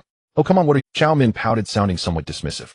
Your family is so wealthy, living in a villa at Guanlan Mansion. Even if you only get into a junior college, you'll still inherit the family business, right? Why work so hard? Come on, let's go. I really can't, and my dad is strict. Once the exams are over, we can hang out. Zhang Qingqing remained firm. Seeing that Zhang Qingqing was adamant about not going, Chao Min felt a bit disappointed and casually changed the topic. All right, little lady, you are obedient. By the way, after your exams, have you thought about buying a motorcycle to have some fun?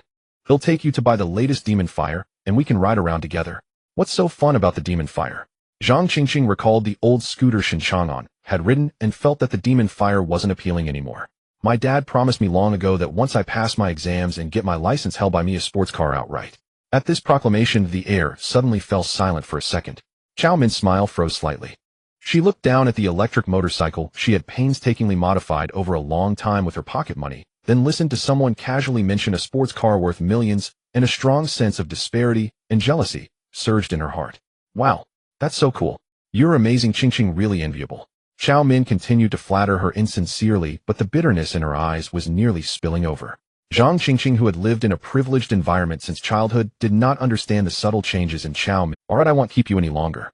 I have to rush to the billiards hall now. Chao Min, feeling sour inside, didn't bother to flatter her anymore. Initially, she intended to give Zhang Qingqing a ride for a while, but now she simply twisted the throttle. Then you head home by yourself, bum off. Watching Chao Min speed away on her motorcycle, Zhang Qingqing didn't think much of it.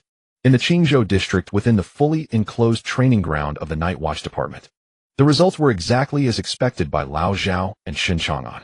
Li Ziwen's physical fitness was merely at the average level of a normal person, but she exhibited astonishing talent in the spiritual perception of the spell lineage. For safety, Sake Lao Zhao arranged for her to stay in the department staff dormitory, allowing her to live here for the next few days, while personally serving as her mentor, intending to guide her down the specialized path of remote control and spellcasting.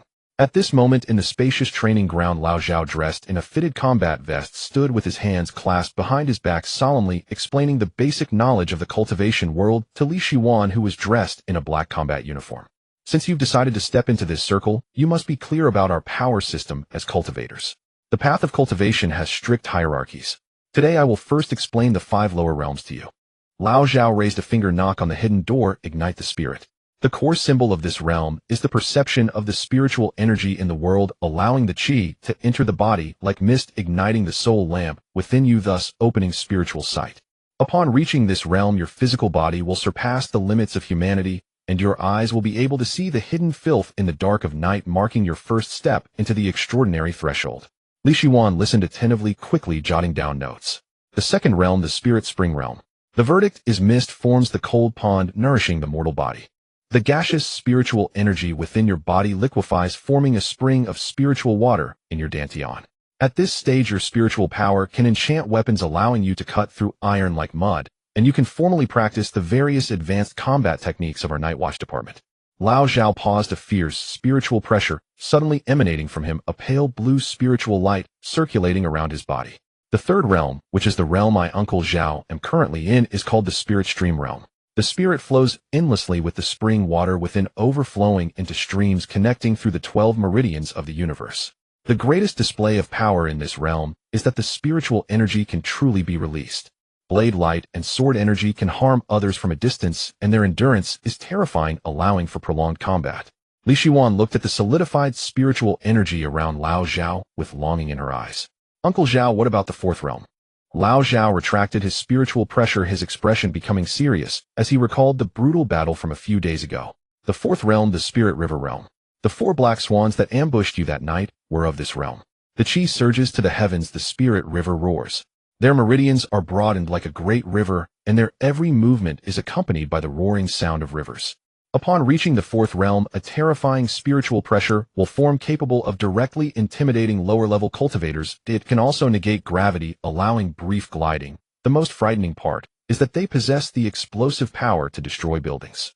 As for the pinnacle of the 5 lower realms, Lao Zhao's eyes unconsciously revealed a hint of awe. The 5th realm, the spirit sea realm.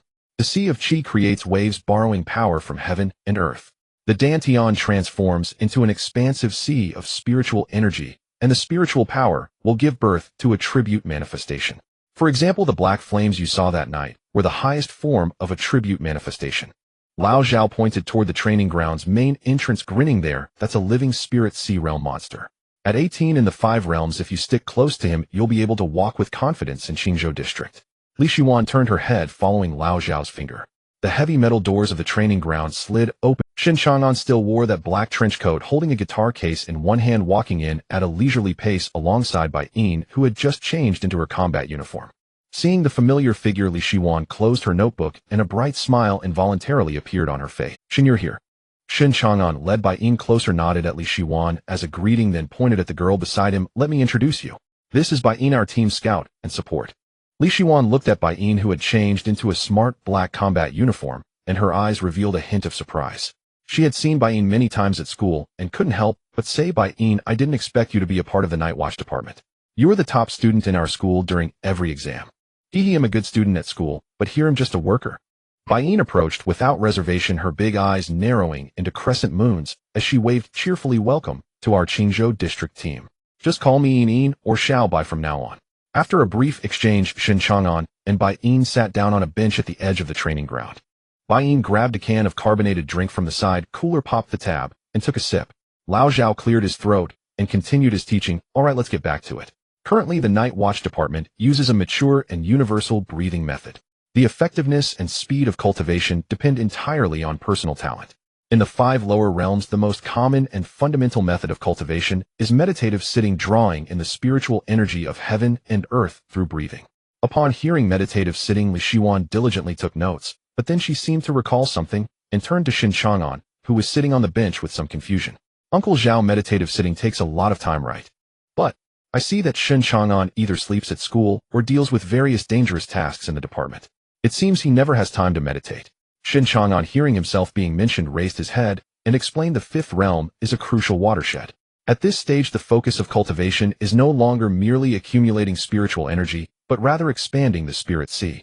He pointed to his Dantian area because my constitution and cultivation method are rather special. My spirit sea expands even during daily activities and sleep, so I generally don't need to sit in meditation like regular cultivators.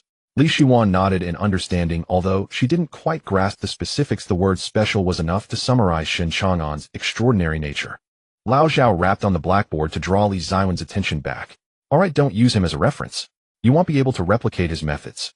For you, the primary goal now is to draw qi into your body and step into the first realm. Once you become a first realm cultivator, you can formally register as a trainee light bearer, and the department will teach you several basic spells for free. If you want to learn more profound high-level spells in the future, you'll have to rely on completing tasks to earn contribution points to exchange for them. Lao Zhao turned to Shen Chang'an and waved Chang'an, come here. Although Shiwan has talent for spells, she has never seen what real spells look like. Show her a few basics to broaden her horizons. Shen Chang'an reluctantly stood up and walked to the center of the spacious alloy floor of the training ground. Let's start with an Earth-type 1. Shen Chang'an formed a seal and gently stepped on the ground with one foot. Earth-type Earth Prison. With several loud rumblings, the hard alloy floor of the training ground cracked instantly, and thick earthen walls rose from the ground, forming a sealed square prison. Next, Shen Chang'an waved one hand. Wind-type Wind Blast. Suddenly, a fierce wind swept through the previously enclosed underground training ground, and a small tornado sprang up from the ground, shredding the newly risen earthen prison into a whirlwind of dust. This is control and support, Shen Chang'an explained calmly, then flicked his fingertips. Fire-type Fireball Technique. A fireball the size of a basin radiating intense heat shot out and smashed into a distant target, exploding in a dazzling display of sparks. This is the most conventional attack. Then Shen Chang'an abruptly raised his right hand. Earth-type Earth Wall. A massive earthen wall half a meter thick and shimmering with the luster of hard rock instantly appeared before him, perfectly demonstrating a basic defensive spell. Li Shiwan watched wide-eyed, hardly daring to blink. These scenes, which she could only see in movie special effects, were happening right before her eyes. These are all single basic spells. Shen Chang'an lowered his hands, his tone becoming more serious. But the most terrifying aspect of spells lies in the layering and combination of attributes. As soon as he finished speaking, a dark red flame ignited in Shen Chang'an's eyes. He took a deep breath, clasped his hands in front of him. Combined spell Wind Flame Barrier. The violent wind-type spiritual energy mixed with his unique black flames roared out of him like a fully awakened ancient black beast. Boom. Even though Shen Chang'an tried to control his strength, the overwhelming wave of black flames propelled by the fierce wind almost instantly filled half the training ground. The terrifying heat distorted the air. The gusts mixed with black flames carried a destructive aura, as if it intended to incinerate all things in the world. Li Shiwan was forced to retreat repeatedly by this terrifying spiritual pressure. Even her breathing stopped, her face pale, eyes filled with undeniable shock and horror. Is this the destructive power of the 5 realms? Clap, clap, clap. Lao Zhao clapped his hands in satisfaction, shaking off the heat wave that rushed toward him with a pulse of spiritual energy. He turned to Li Shiwan, who was still in a daze, and said, "Did you see? This kid is purely a freak. In the future, if you can't reach his level of devastation, don't feel pressured, because that is the realm of normal people." Shen Chang'an retracted his spiritual power, and the sky full of black flames instantly vanished without a trace. He scratched his head, a bit embarrassed, as he walked back to the bench. Actually, my learning of spells is quite average, and I haven't had time to delve into many high-level elemental spells. In contrast, I prefer to charge in with a long spear and engage in close combat. That feeling of fists meeting flesh is more tangible. Hearing this, Bai Yin, who was sitting on the bench drinking, suddenly stiffened. She silently crumpled the empty can in her hand, then, with a flick of her wrist, the can traced a wild parabolic arc in the air, crashing into the trash can several meters away with a loud sound. The little cat demon rolled her eyes dramatically, frantically complaining, "Just casually casting a basic combined spell can clear the field, and you call that learning average? You prefer close combat. Boss, can you stop being so humble? What about us ordinary folks trying to survive?" With Bai Yin's interruption, the atmosphere in the training ground became much more relaxed. Old Zhao shook his head with a smile and waved to Bai Yin. "Alright, stop complaining over there. Xiao Bai, come over and show Shiwan how the demon clan fights. Let her feel the difference in systems." Demon. Upon hearing these two words, Li Shiwan's eyes widened in disbelief as she looked at the sweet and cute Baiyin. In her subconscious, demons were terrifying monsters with green faces and sharp fangs like those from last night. Yes, she belongs to the Spirit Cat clan. Old Zhao took the opportunity to educate them. Our world is not simply black and white. Humans and demons coexist in many instances. As long as they do not commit evil in human society, the Night Watch Bureau may even recruit some demons with clean backgrounds and gentle natures to become allies. Since you have entered this circle, you will definitely come into contact with various types of demons in the future, so you need to get used to it in advance. Oh, I see. Li Shiwan nodded, somewhat understanding. Watch closely, newcomer. Just as Li Shiwan turned her head, Baiyin, who had been sitting on the bench several meters away, suddenly vanished into thin air with a swish. So fast, Li Shiwan felt her vision blur, unable to catch even a glimpse of a shadow when a gentle breeze carrying a hint of shower gel fragrance blew from behind her. Then a fluffy, soft, snow-white cat tail like a nimble rope quietly wrapped around her waist. Before Li Shiwan could react, the tail gently tugged back. She instantly lost her balance and fell backward, landing precisely in a soft and warm embrace. Baiyin hugged her from behind, her fluffy cat ears rubbing against Li Shiwan's cheek as she playfully blew into her ear. The demons excel in the innate abilities of their physical forms. For instance, our Spirit Cat clan specializes in all martial arts in the world, are broken only by speed. Really? That's so fast. Li Shiwan, dazed, leaned against Baiyin's embrace. In that brief moment, she hadn't even had time to feel fear before being completely subdued. If this were an enemy, she probably wouldn't even know how she died. He scared you, huh? Baiyin kindly straightened Li Shiwan up. Then the little cat demon's big eyes spun mischievously, locking onto Shen Chang'an, who was standing aside watching the scene. Swish! A soft explosive sound echoed in the air again. Baiyin transformed into a flash of white lightning, appearing right in front of Shen Chang'an. Using the same trick, her white cat tail swung out abruptly, attempting to wrap around Shen Chang'an's waist. However, facing Shen Chang'an, who was at the fifth realm, such a trick was clearer than slow motion. Shen Chang'an didn't even lift his eyelids, nor did he move an inch. He casually raised a hand. Smack! Shen Chang'an's large, powerful hand seemed to catch a baseball midair, directly grabbing Baiyin's fluffy little head firmly, holding her suspended in midair. Hey, let go. My head is going to explode. In the previous second, the little cat demon was still incredibly cool, but in the next second, she was like a kitten caught by the scruff of her neck, her hands futilely pawing at Shen Chang'an's wrist, in midair, her two white legs kicking wildly. Seeing her comical appearance, Shen Chang'an couldn't help but chuckle and released his grip. With a thud, Baiyin landed smoothly on her feet. As soon as she landed, the little cat demon puffed up, hands on her hips, and looked up at Shen Chang'an, arguing, "The script shouldn't be like this. You should have been wrapped up in my tail in a panic, then helplessly fallen into my embrace. With your little frame, do you think you can catch me yet? Can you even handle me?" Shen Chang'an said with annoyance, raising a finger and accurately tapping her forehead with a flick. "What nonsense do you think about every day?" Whoa! Baiyin covered her sore forehead, completely blown up. She bared her cute little tiger teeth at Shen Chang'an, letting out a fierce cat-like warning. Huh? Looking at the little cat demon's fierce expression, Shen Chang'an sighed helplessly and reached out, resting his hand on Baiyin's head. His long fingers wove through Baiyin's soft short hair, skillfully kneading the base of her fluffy cat ears. In the previous second, Baiyin had been fiercely growling and threatening, but her body visibly stiffened for a moment.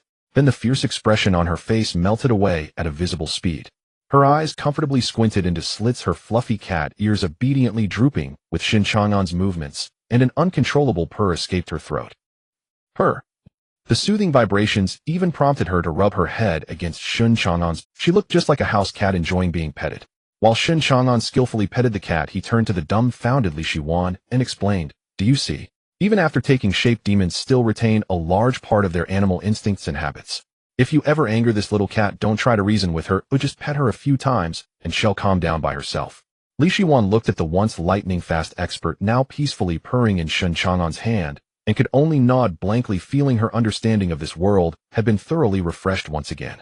After a while of commotion, old Zhao clapped his hands to regain everyone's attention and began to arrange the upcoming business. "All right, let's pause the education here." Old Zhao walked up to Li Shiwan, his expression restored to that of a director's authority. "Shiwan, you will temporarily stay in the branch's dormitory for the next few days. I will personally teach you how to conduct regular Qi induction training. Before you reach the first realm of spirit calling, the Bureau will not assign you any dangerous combat tasks. Your main task right now is just to build a solid foundation." Old Zhao paused, his tone becoming gentler. "Moreover, there is just over a week left until your college entrance exam. These days your focus during the day should still be on reviewing for the exam, with training taking place at night. Even if you've decided to step into the cultivation world, try to finish the secular exam as a way to conclude your years of hard study.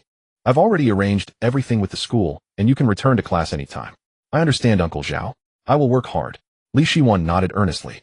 Because Shen Chang'an informed Uncle Zhang earlier in the afternoon that he would stay at the branch to have dinner with colleagues, and wouldn't return home, old Zhao generously treated everyone in the team to a feast at a nearby upscale seafood restaurant.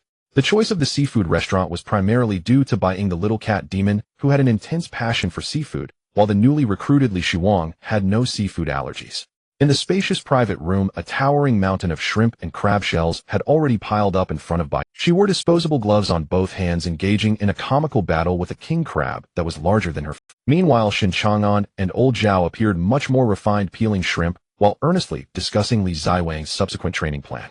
They'll be responsible for teaching her the theoretical foundations of spellcasting and the methods of meditation and breathing exercises. Old Zhao efficiently assigned tasks. However, in the Night Watch department, even a specialist mage cannot be a fragile one. Close combat skills also determine survival rates in real combat. Old Zhao turned to Shen Chang'an and said, "Therefore you'll be in charge of the basic combat techniques, cold weapon usage, and practical exertion skills. After all, in this regard, no one in the entire Qingzhou district has more authority than you." Shen Chang'an wiped his hands and nodded in agreement, saying, "No problem." However, her current physical condition was too poor. She couldn't even defeat an ordinary adult male, and directly teaching combat techniques could lead to injuries. Before teaching her killing techniques, she must undergo rigorous physical training to lay a solid foundation. Yes, enhancing her physical fitness is the first step, old Zhao agreed. The two of them tacitly finalized the preliminary training plan and decided to implement this rigorous training officially during the summer vacation after the college entrance examination. Sitting next to Shen Chang'an, Li Shiwang quietly sipped her seafood porridge, her bright eyes darting between old Zhao and Shen Chang'an. Although their discussion of the rigorous training sounded terrifying, Li Shiwang felt an unprecedented sense of security and belonging. This was the first time since her parents' divorce that someone was so seriously and responsibly paving the way for her future and meticulously planning her life. "I will do my best," Li Shiwang vowed silently in her heart, determined not to disappoint their expectations. In the evening, at an underground billiard hall on South Street in Qingzhou district, the air was thick with the acrid smell of smoke and cheap perfume, and the deafening bass music made hearts. This place was a gathering spot for local youth and small-time delinquents, and also the territory of Wang Chong. He appeared to be around 23 or 24 years old, sporting a trendy buzz cut, with shiny earrings adorning both ears, and his arms decorated with fierce dragon tattoos. Wang Chong wore a loose-fitting fake designer high street outfit, and was toying with a cue stick surrounded by a dozen young followers. Xiao Min parked her heavily modified electric scooter at the entrance and pushed the door open. "Yo, sister-in-law is here." Upon seeing Xiao Min enter, several young followers playing billiards immediately cheered and shouted in a Xiao Min enjoyed this sense of vanity, being fussed over and treated like a big sister. She proudly lifted her chin and walked to the billiard table. Wang Chong, noticing Xiao Min, gave a wicked smile, directly dropping his cue stick to pull her into his embrace. His rough hands shamelessly squeezed her waist, provoking a soft protest from Xiao Min. "Oh, Brother Chong is so powerful." The surrounding followers erupted into a raucous cheer, and Wang Chong basked in the flattery of his followers, leaned down to kiss Xiao Min on the cheek, and casually asked, "Didn't you say that a wealthy classmate was coming to hang out with you today? Where is she?" Mentioning Zhang Qingqing reminded Xiao Min of her missing Portia, and she rolled her eyes in annoyance. "Don't mention her. She's a boring good student to Gudatuoshus." She said it's almost time for the college entrance examination and stubbornly refused to come, going home to study instead. What a pretentious act. As she spoke, Xiao Min took out her phone and opened her album, saying, "Here, this is what she looks like, always putting on a high-class lattice demeanor." Wang Chong casually glanced at the phone screen. However, just that one look made his eyes light up instantly. In the photo, Zhang Qingqing was wearing an ordinary school uniform, but the aura of a rich girl raised since childhood and her pure, flawless beauty were beyond comparison to the heavily made-up girls in the billiard hall. Wang Chong couldn't help but lick his lips and patted Xiao Min's, but saying, "This girl looks pretty good. Think of a way to invite her out to play in the next couple of days." "I already told you she won't come out," Xiao Min pouted, feeling inexplicably jealous. "With the college entrance examination coming up, her dad is strict with her." "Stop talking nonsense. Solutions are for people to come up with." Wang Chong narrowed his eyes and threw out a bait. "As long as you can get her to come here, I'll take you to buy the latest top-spec Apple phone tomorrow. And," he lowered his voice mysteriously, leaning close to Xiao Min's ear, "I can also take you to see the real big shots of our Qingzhou district." The kind of big shots who can command the wind and rain I guarantee you've never seen before in your life. In the spacious girls' room on the second floor of the Guanlan Villa, Zhang Qingqing casually closed the college entrance examination confidential sprint paper in front of her, letting out a sigh of relief. On the desk, the expensive Squanderer's eye screen automatically activated the screensaver due to prolonged inactivity, a collection of beautiful campus landscape photos from Magic City University. This had always been her ultimate goal, for which she had strived since childhood. Finally done. Zhang Qingqing stretched her body with a big yawn, leaning back and sinking comfortably into the soft bed. Her delicate and fair feet playfully kicked at the end of the bed a couple of times before precisely stepping on the doll, inscribed with the name Shen Chang'an. "They'll crush you, you scoundrel who only knows how to sleep all day and mess around with the girls from the next class." Zhang Qingqing vented the unnamed anger she felt at the school gate earlier in the day on the poor stuffed toy, pressing her toes down forcefully on the 3 characters. At that moment, her phone, which had been thrown beside the pillow, vibrated continuously several times. Zhang Qingqing picked it up and saw a WeChat message from Chao Min. "Chao Min, Qingqing, what are you doing? Still buried in your books?" Chao Min: "Hey, with the college entrance examinations coming up, you've already reviewed everything you need to. The most important thing now is your mindset. If you push yourself too hard, be careful of underperforming in the exam. Chao Min, let's go out and relax tomorrow. I booked a luxurious KTV private room and invited a few friends from outside. There are several extremely handsome motorcycle boys inside, definitely the type you won't find in your school. Singing some songs, having some juice, experiencing the world, and relaxing will definitely help you perform outstandingly in your college entrance examination." Looking at the long messages on her phone screen, Zhang Qingqing's finger, which had originally intended to refuse, paused over the screen. These past few days she had indeed been overwhelmed by the dull tactics of drowning in questions, especially after seeing Shen Chang'an and buying, laughing, and chatting this afternoon, which inexplicably blocked her heart. Going out to sing and relax doesn't sound too bad. I can just treat it as a pre-exam stress relief.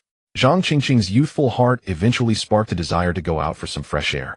Her fingers quickly tapped on the screen, replying back. "Zhang Qingqing, alright, let's go sing for a bit. But I can't in the afternoon, or I still have to go back to school for evening self-study. Only in the morning then." "Chao Min, no problem. Tomorrow morning at 10 Huanchao KTV, don't be late. They'll send you the location." "Done." Looking at the reply on her phone screen, Chao Min excitedly shook her phone and, seeking praise, leaned closer to Wang Chong. "Brother Chong, see, I told you I had a way to get her out. Even though it's morning, it's enough for us to have fun."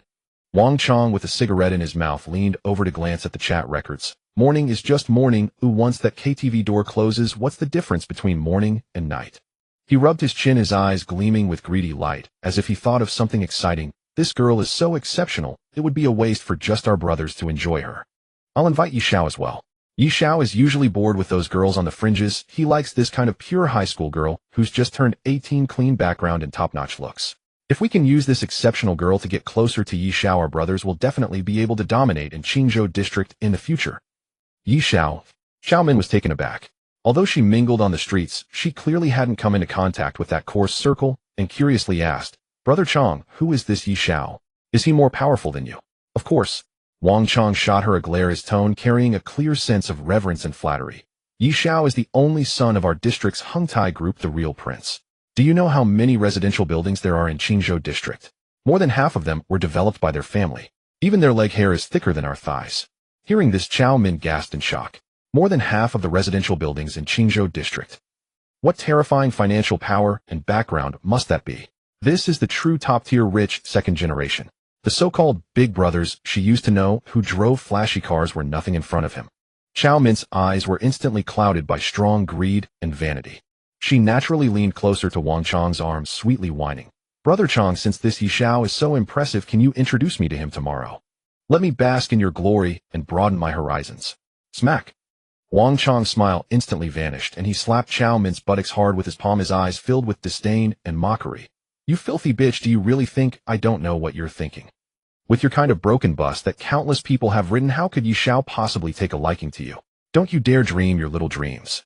After being publicly exposed for her shallow materialistic thoughts, Chao Min's face turned pale, but she didn't dare to retort even a word. "Don't think about those unnecessary things." Wang Chong forcefully grabbed Chao Min's chin, roughly pinching it, leaving a red mark. "If you serve me well tonight, you'll definitely get that Apple phone tomorrow." Chao Min was so pained that tears almost fell, and she could only humbly nod. I understand." Looking at Chao Min's submissive appearance, Wang Chong could no longer suppress the sinister fire in his eyes. He was too lazy to even play billiards directly and violently picking Xiao Min up by the waist. Amidst the excited cheers and lewd whistles of more than a dozen younger brothers around, Wang Chong strode towards the deepest corner of the billiard hall, a VIP room. Brother Chong is mighty. Sister-in-law is working hard tonight. As the younger brothers shouted indecent phrases, the leather sofa in the corner creaked under the unbearable weight.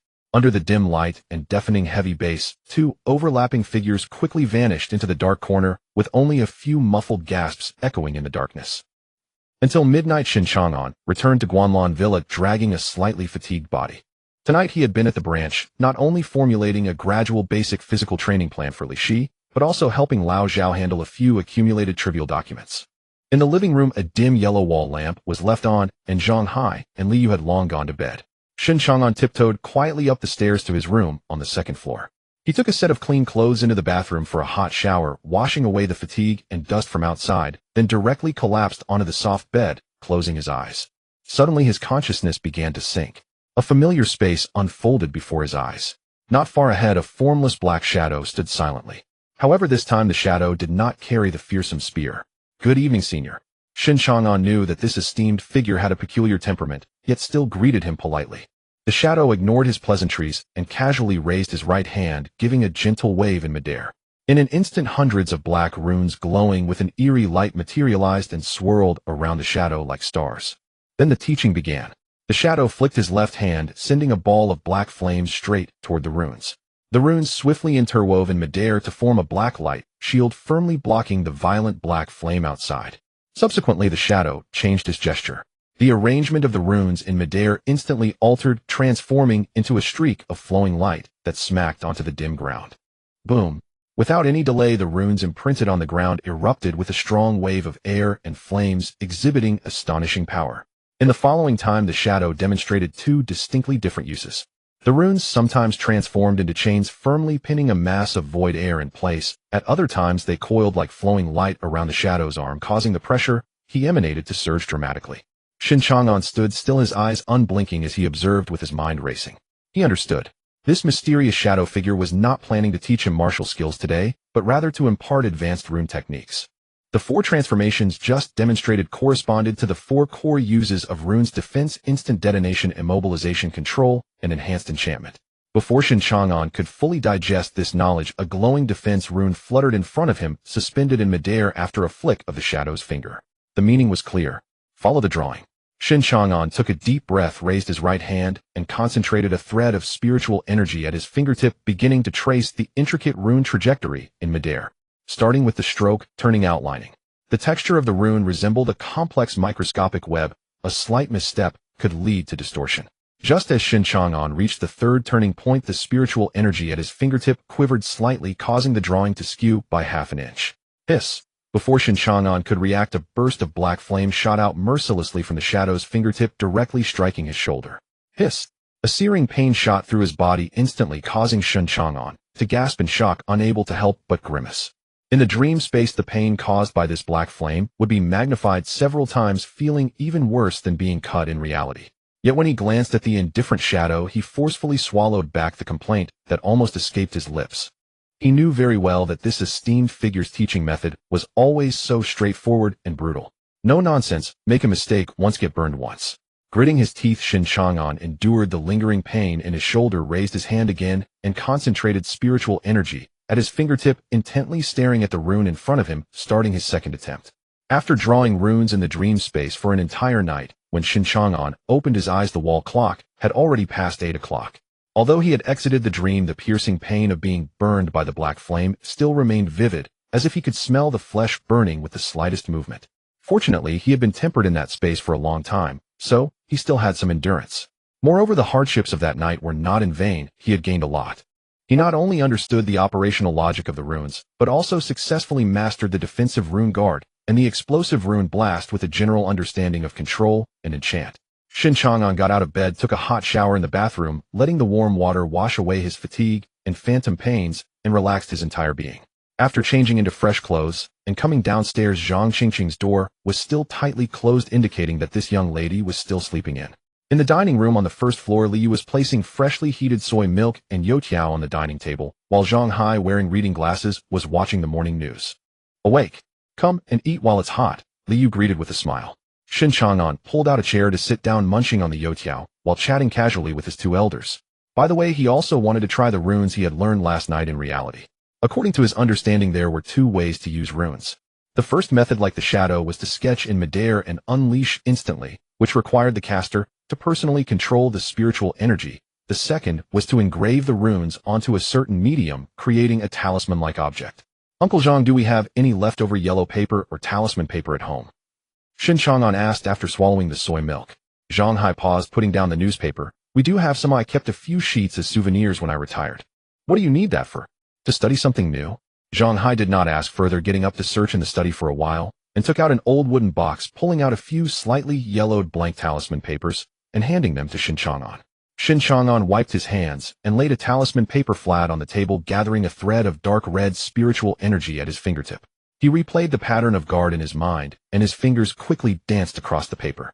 However, just as the final stroke was made, with a muffled puff, the entire talisman paper couldn't even withstand half a second before turning into a small pile of ashes. No good.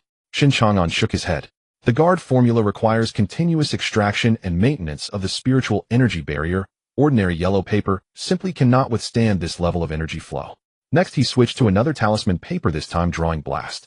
As the final stroke was completed, a dark red glow flashed across the talisman paper, then quickly retracted, making the entire sheet feel heavy.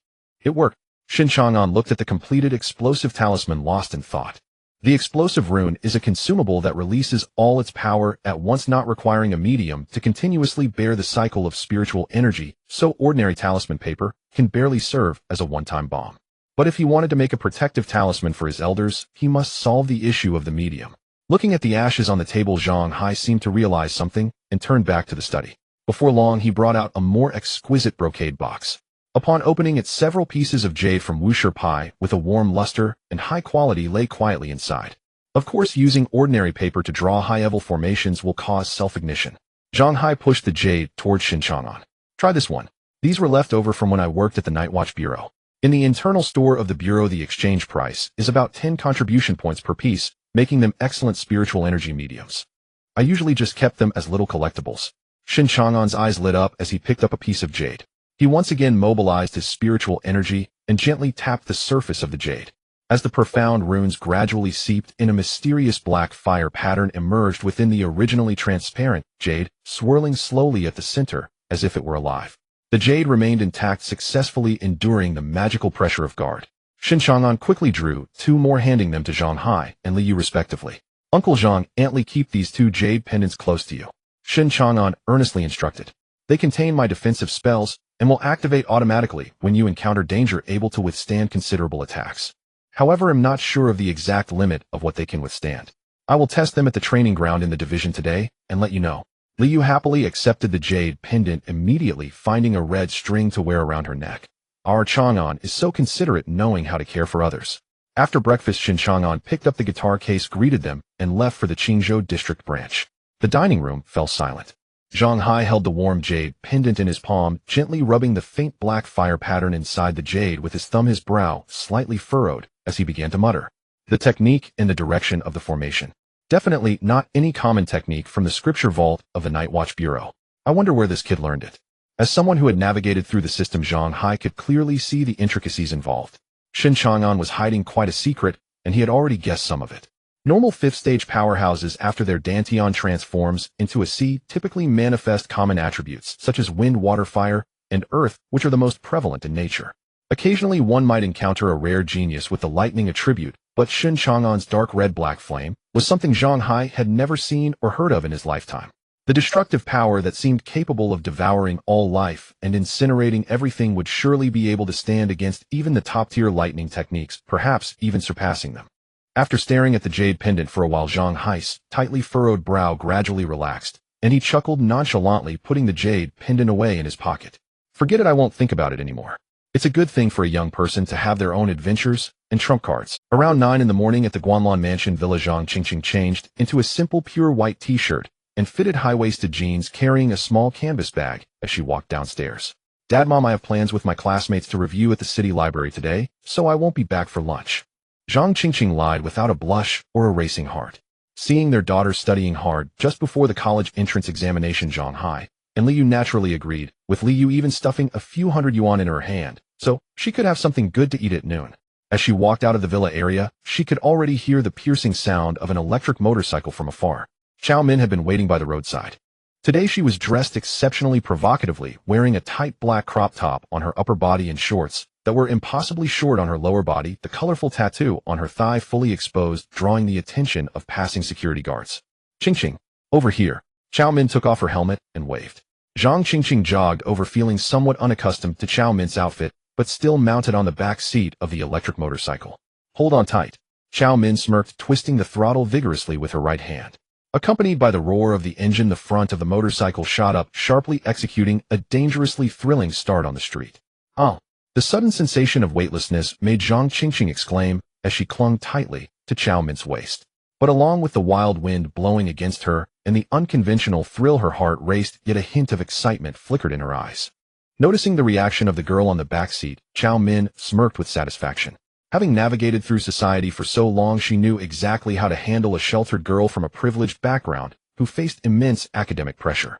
The more suppressed one is, the more they yearn for this seemingly rebellious thrill. Half an hour later, the electric motorcycle stopped at the grand entrance of the Huangchao KTV on South Street. Let's go, we'll take you up to relax. Today the box is filled with my acquaintances. I'll introduce you to some handsome guys. Xiao Min, familiar with the place, took Zhang Qingqing's hand and led her inside. They took the elevator to the luxurious VIP room on the top floor, where the waiter respectfully opened the heavy door. As the door swung open, a strong smell of smoke and alcohol mixed with the pungent scent of perfume assaulted them. The room, comparable in size to a large apartment, was filled with haze, and the dim lights flickered. On the genuine leather sofa sat 7 or 8 reckless young men, the coffee table piled high with empty liquor bottles, while in the center several scantily clad KTV princesses swayed their bodies to the pulsating music. Zhang Qingqing had never encountered such a scene before. She suddenly halted, instinctively taking a half step back, her heart filled with the desire to retreat. Minmin. Maybe I should just go back, but it's too stuffy here, and I'm not used to it. Oh, come on, we just got here, why go back? Xiao Min was quick on her feet, pulling her into the room and shutting the door with a bang, cutting off any chance of retreat. Xiao Min led her to a sofa in the corner and handed her a drink of an unknown color. In a bit, Brother Chang and young Master Yi will arrive. They are really important people. Drink some water to soothe your throat first. Zhang Qingqing took the cup, but didn't drink, instead placing it on the table in front of her, forcing a smile. I'm not thirsty. At that moment, Zhang Qingqing felt very uncomfortable. She sat with her legs crossed and her hands awkwardly gripping the strap of her canvas bag, adopting a very defensive and reserved posture. The glances from the young men around her, filled with scrutiny and aggression, made her feel like she was sitting on pins and needles, and she regretted agreeing to come out to play today. But with the door closed, she didn't dare to speak out and leave. Fortunately, the torment didn't last long. Before long, the door to the room was pushed open from the outside. The previously noisy music was turned down, and all the young men immediately extinguished their cigarettes and stood up in unison. Young Master Yi, greetings. Brother Chang, hello. A young man in his 20s walked in with his hands in his pockets, exuding an air of laid-back bravado. He had striking golden hair, deep and defined facial features, clearly bearing the features of Eastern European mixed heritage, and he was indeed very handsome.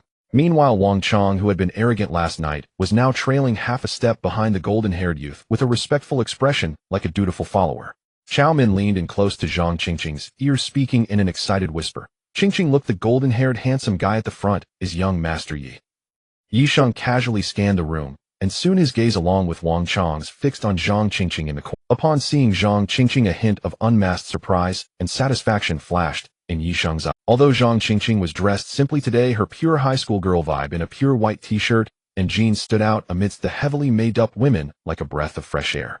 Adding to that her tall and curvy figure, sculpted by years of dance training, she perfectly hit Yi Sheng's aesthetic sweet spot. This beautiful girl looks unfamiliar. Is this your first time here? Yi Sheng ignored the others and walked directly to the sofa opposite Zhang Qingqing, greeting her with a smile. Zhang Qingqing, feeling somewhat nervous, clutched her bag and nodded politely. Hello. I heard from Chang that you're still in high school. Which school do you attend? Yi Sheng asked, casually crossing his leg. Qingzhou No. One high school. Oh, what a coincidence. Yi Sheng's smile grew even brighter as he leaned forward. I graduated from Qingzhou No. One high school as well, so technically we're actual senior and junior siblings.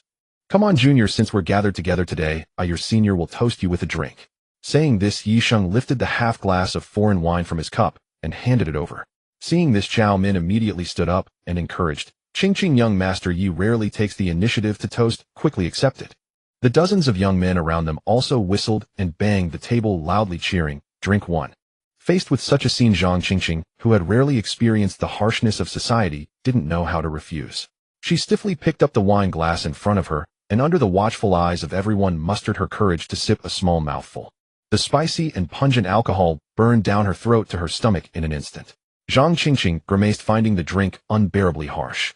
As she drank, a burst of cheers erupted in the room. Yi Sheng smiled with satisfaction, and then waved his hand impatiently at the KTV princesses around him, saying, "All right, that's enough, you all get out of here." The accompanying princesses immediately understood and filed out. Once the common people had left, Yi Sheng stood up, directly switched positions, and sat next to Zhang Qingqing. As the strong scent of cologne and alcohol approached Zhang Qingqing, she stiffened, instinctively shifting away on the sofa, trying to create some distance. Yi Sheng keenly noticed her evasive movements, but didn't get angry or press her. He leaned against the back of the sofa holding his wine glass and observed the restless Zhang Qingqing out of the corner of his eye, secretly sneering. No need to rush. He had seen too many girls like her who had never stepped out of their ivory towers, appearing lofty on the surface but terrified inside. Once they were in this room and had a drink, it would be easy to take her down today. In the spacious and bright venue, Bai Yin and Li Shiwan changed into comfortable sportswear, running laps along the edge of the track. Li Ziwen's physical condition was already poor and lacking exercise. Usually, she became out of breath and drenched in sweat after barely running 3 laps, her steps heavy, as if weighed down by lead. At the center of the venue, Shen Chang'an sat cross-legged on a mat, playing with a talisman he had just exchanged from me. On the jade surface, a wisp of black flame patterns flickered, which was the defensive rune guard he had just mastered last night. Bai Yin, come here for a moment. Shen Chang'an waved his hand. Upon hearing that there was no need to run anymore, the little cat demon immediately halted and dashed over. Shen Chang'an held the talisman in his hand, activating the defensive barrier, and said to her, "Try to attack me with all your strength." Bai Yin's eyes lit up as she unsheathed her sharp claws, transforming into a white shadow that pounced forward. Swish, swish, swish. A series of frenzied scratching attacks poured down around Shen Chang'an like a storm. However, a faint translucent black barrier stood firmly in front. No matter how fiercely Bai Yin clawed, even using all her strength, the barrier remained unyielding. Not even a crack could be found. Shen Chang'an began to gauge the defensive power of this rune. Afterwards, he went to a fortified corner of the training ground specifically for testing lethal power and secured the jade tablet. He gathered the spiritual power of his 5 realms, clenched his fist, and delivered a powerful punch. Bang, bang, bang. After enduring 3 full force strikes, without fail, the black flame barrier on the jade tablet finally shattered, and the jade itself turned to powder. Shen Chang'an nodded in satisfaction. With the ability to withstand 3 full force strikes from a 5-realm expert, this defensive power was already quite astonishing, more than enough to protect Lao Zhao and the elders. As for the primary offensive rune, Explode, it was a one-time use consumable that could be carried on ordinary cheap yellow talismans, making it very cost-effective. Shen Chang'an planned to draw several more, intending to test their power in real combat later, and could even share them with Bai Yin and Li Shiwan as grenades, greatly increasing the squad's firepower. Thinking of this, Shen Chang'an immediately got to work. He sat down on the floor in the corner, took a stack of blank talisman paper, and focused intently on drawing. In a private room of the KTV. At this moment, several young men in the room were fighting over the microphone, howling like demons, and the deafening heavy metal music made Zhang Qingqing's eardrums ache and her stomach churn. Beside her, Yi Sheng still held a wine glass, chatting with her in a half-hearted manner, continuously encouraging her. Zhang Qingqing could no longer endure the oppressive atmosphere filled with smoke and chaos, forcing out a smile and finding an excuse. "Excuse me, I need to go to the restroom." After saying that, she grabbed her canvas bag and hurriedly left the private room as if fleeing. Watching the door close, Wang Chang immediately leaned closer to Yi Sheng, whispering flatteringly, "Yi Xiao, this little girl seems quite guarded. It might be hard to get her drunk. Should I add something to her drink later?" Yi Sheng scoffed disdainfully and shook his head. "Using drugs is a despicable tactic. I prefer to see them when they are sober. That kind of fearful yet reluctant compliance is much more enjoyable." After speaking, Yi Sheng stood up, adjusted his shirt collar, and leisurely pushed the door open to follow out. Watching Yi Sheng's departing figure, Wang Chang couldn't help but lick his lips in envy. He turned his head and mercilessly pinched the thigh of the nearby Chow Min. "What a pity for such a good girl. I can only wait for Yi Xiao to finish before I get to taste the leftovers." This pinch was quite forceful, causing Chow Min to tear up in pain, yet she could only bite her lip and refrain from complaining. The wicked fire in Wang Chang's heart was stirred with nowhere to vent. He pressed down on Chow Min's head, speaking in a tone that brooked no refusal. "What are you dawdling for? Hurry up and relieve my fire. Chow Min's face turned pale, humiliated as she complied and crouched down. The surrounding young men had long since grown accustomed to this, occasionally bursting into lewd laughter. Zhang Qingqing dashed into the KTV restroom, as if escaping. As soon as she pushed open the stall door and locked it, she could no longer hold back, and began to retch violently over the toilet. She reached for her throat, tears streaming down her face, due to the physiological reaction. Accompanied by several painful heaves, she finally expelled the spicy liquor she had just drunk along with her breakfast. She felt miserable. Her stomach felt as if it were on fire, and her chest was heavy with anxiety. She splashed cold water on her face, looking at her pale reflection in the mirror. A wave of intense regret surged within her. She should never have listened to Chow Min's nonsense and come to this place. Zhang Qingqing took out her phone, wanting to find someone to pick her up. However, after scrolling through her contacts, she sadly realized she couldn't find a single person to turn to for help. Call her parents? Absolutely not. If they found out she had lied to escape studying to come to the KTV and was mingling with a group of delinquents, she would likely be grounded until after the college entrance examination and face endless lectures. Call the police. She didn't even know that blonde man's background, and he was currently just making her drink. If she called the police, things might escalate, and how would people at school look at her then? Her fingers unconsciously slid across the screen, eventually stopping at a chat window she had pinned but never initiated a message with. The avatar was a solid black background with the note "Delinquent Shen Chang'an." Zhang Qingqing bit her lip and quickly sent her location at the KTV, followed by a line of text. "Shen Chang'an, where are you? Can you come pick me up? I'm in a bit of trouble." However, the signal in the KTV restroom was extremely poor. The message kept spinning next to it, unable to be sent for a long time. Zhang Qingqing anxiously stomped her feet. She raised her phone high, trying to find a signal. Just as she was about to send the message again, a series of heavy footsteps echoed from outside the restroom. A disordered and heavy footstep sound came from outside the restroom, getting closer. "You guys keep an eye on the door outside. No one is allowed to come in." It was Yisheng's voice, and it sounded like he was only a wall away from the women's restroom. Zhang Qingqing's blood seemed to freeze in that instant. Terrified, she widened her eyes, nearly dropping her phone. She immediately covered her mouth tightly with both hands, trying to breathe as lightly as possible, her body trembling uncontrollably. Click! The outer door of the restroom was locked. Following that, the steady sound of leather shoes echoed as they stepped into the women's restroom, one step at a time. In fact, as soon as Yisheng walked in, he glanced at the stalls and immediately pinpointed Zhang Qingqing's location. Only the second-to-last door at the very back was tightly closed. Yet he did not walk directly over. He enjoyed the thrill of playing cat and mouse, relishing the process of his prey trembling in utter fear. Bang! The door of the first empty stall was violently kicked open by Yisheng. "Oh, not in this one." Yisheng's laughter echoed in the empty restroom like a devil's whisper. Step, step, step. The sound of leather shoes striking the tiles struck Zhang Qingqing's heart like a heavy hammer with each step. Bang! The second stall was pushed open. Not here either. The footsteps grew closer like a countdown. Zhang Qingqing huddled in the corner of the stall, her face pale, hands tightly covering her mouth, tears silently streaming down her cheeks, not daring to take a single breath. The third stall. The fourth stall. Just as the footsteps stopped outside the stall where Zhang Qingqing was hiding, her heart nearly leaped out of her throat. However, the footsteps merely paused for a moment before directly crossing over her stall to the very last one. Bang! The door of the last stall was pushed open. Zhang Qingqing suddenly realized that this was a once-in-a-lifetime opportunity. While he was in the last stall, if she opened the door and rushed out now, she might just escape. She tremblingly reached out her hand, barely touching the cold metal door lock, not yet able to twist it.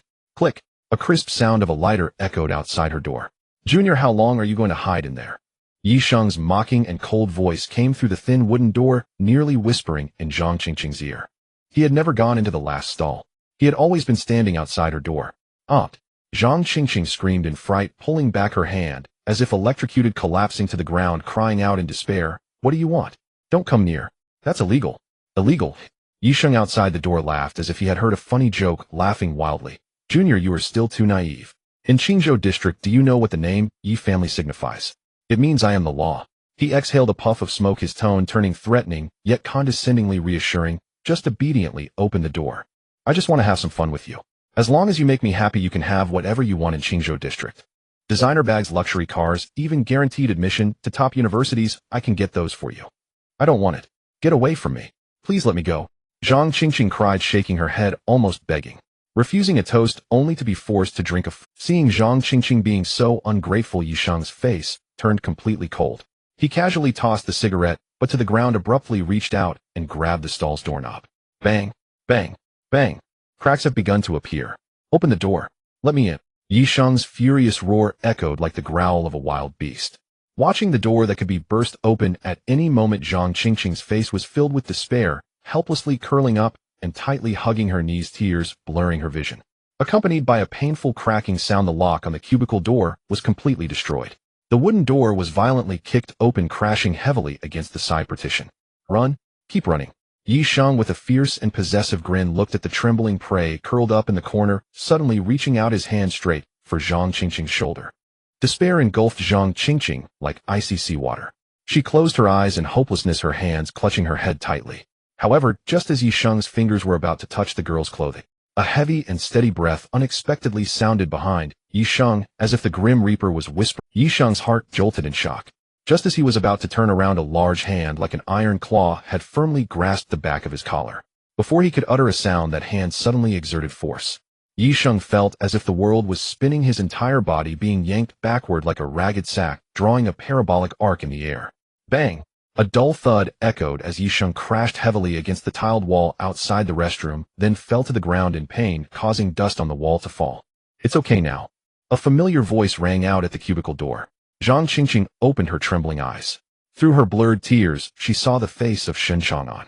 Usually sporting a lazy expression at school, he now appeared extraordinarily tall and reassuring against. The nerves stretched to their limit finally snapped at this moment, and Zhang Qingqing burst into tears, all her fear, grievance, and apprehension pouring out in an instant. Shen Chang'an sighed lightly and stepped forward to help her up. Zhang Qingqing's legs had completely gone weak, unable to muster any strength. Shen Chang'an simply scooped her up and carried her out of the cubicle, gently placing her on the clean marble sink outside. Rest here for a moment while I deal with the mess here. Shen Chang'an comforted softly.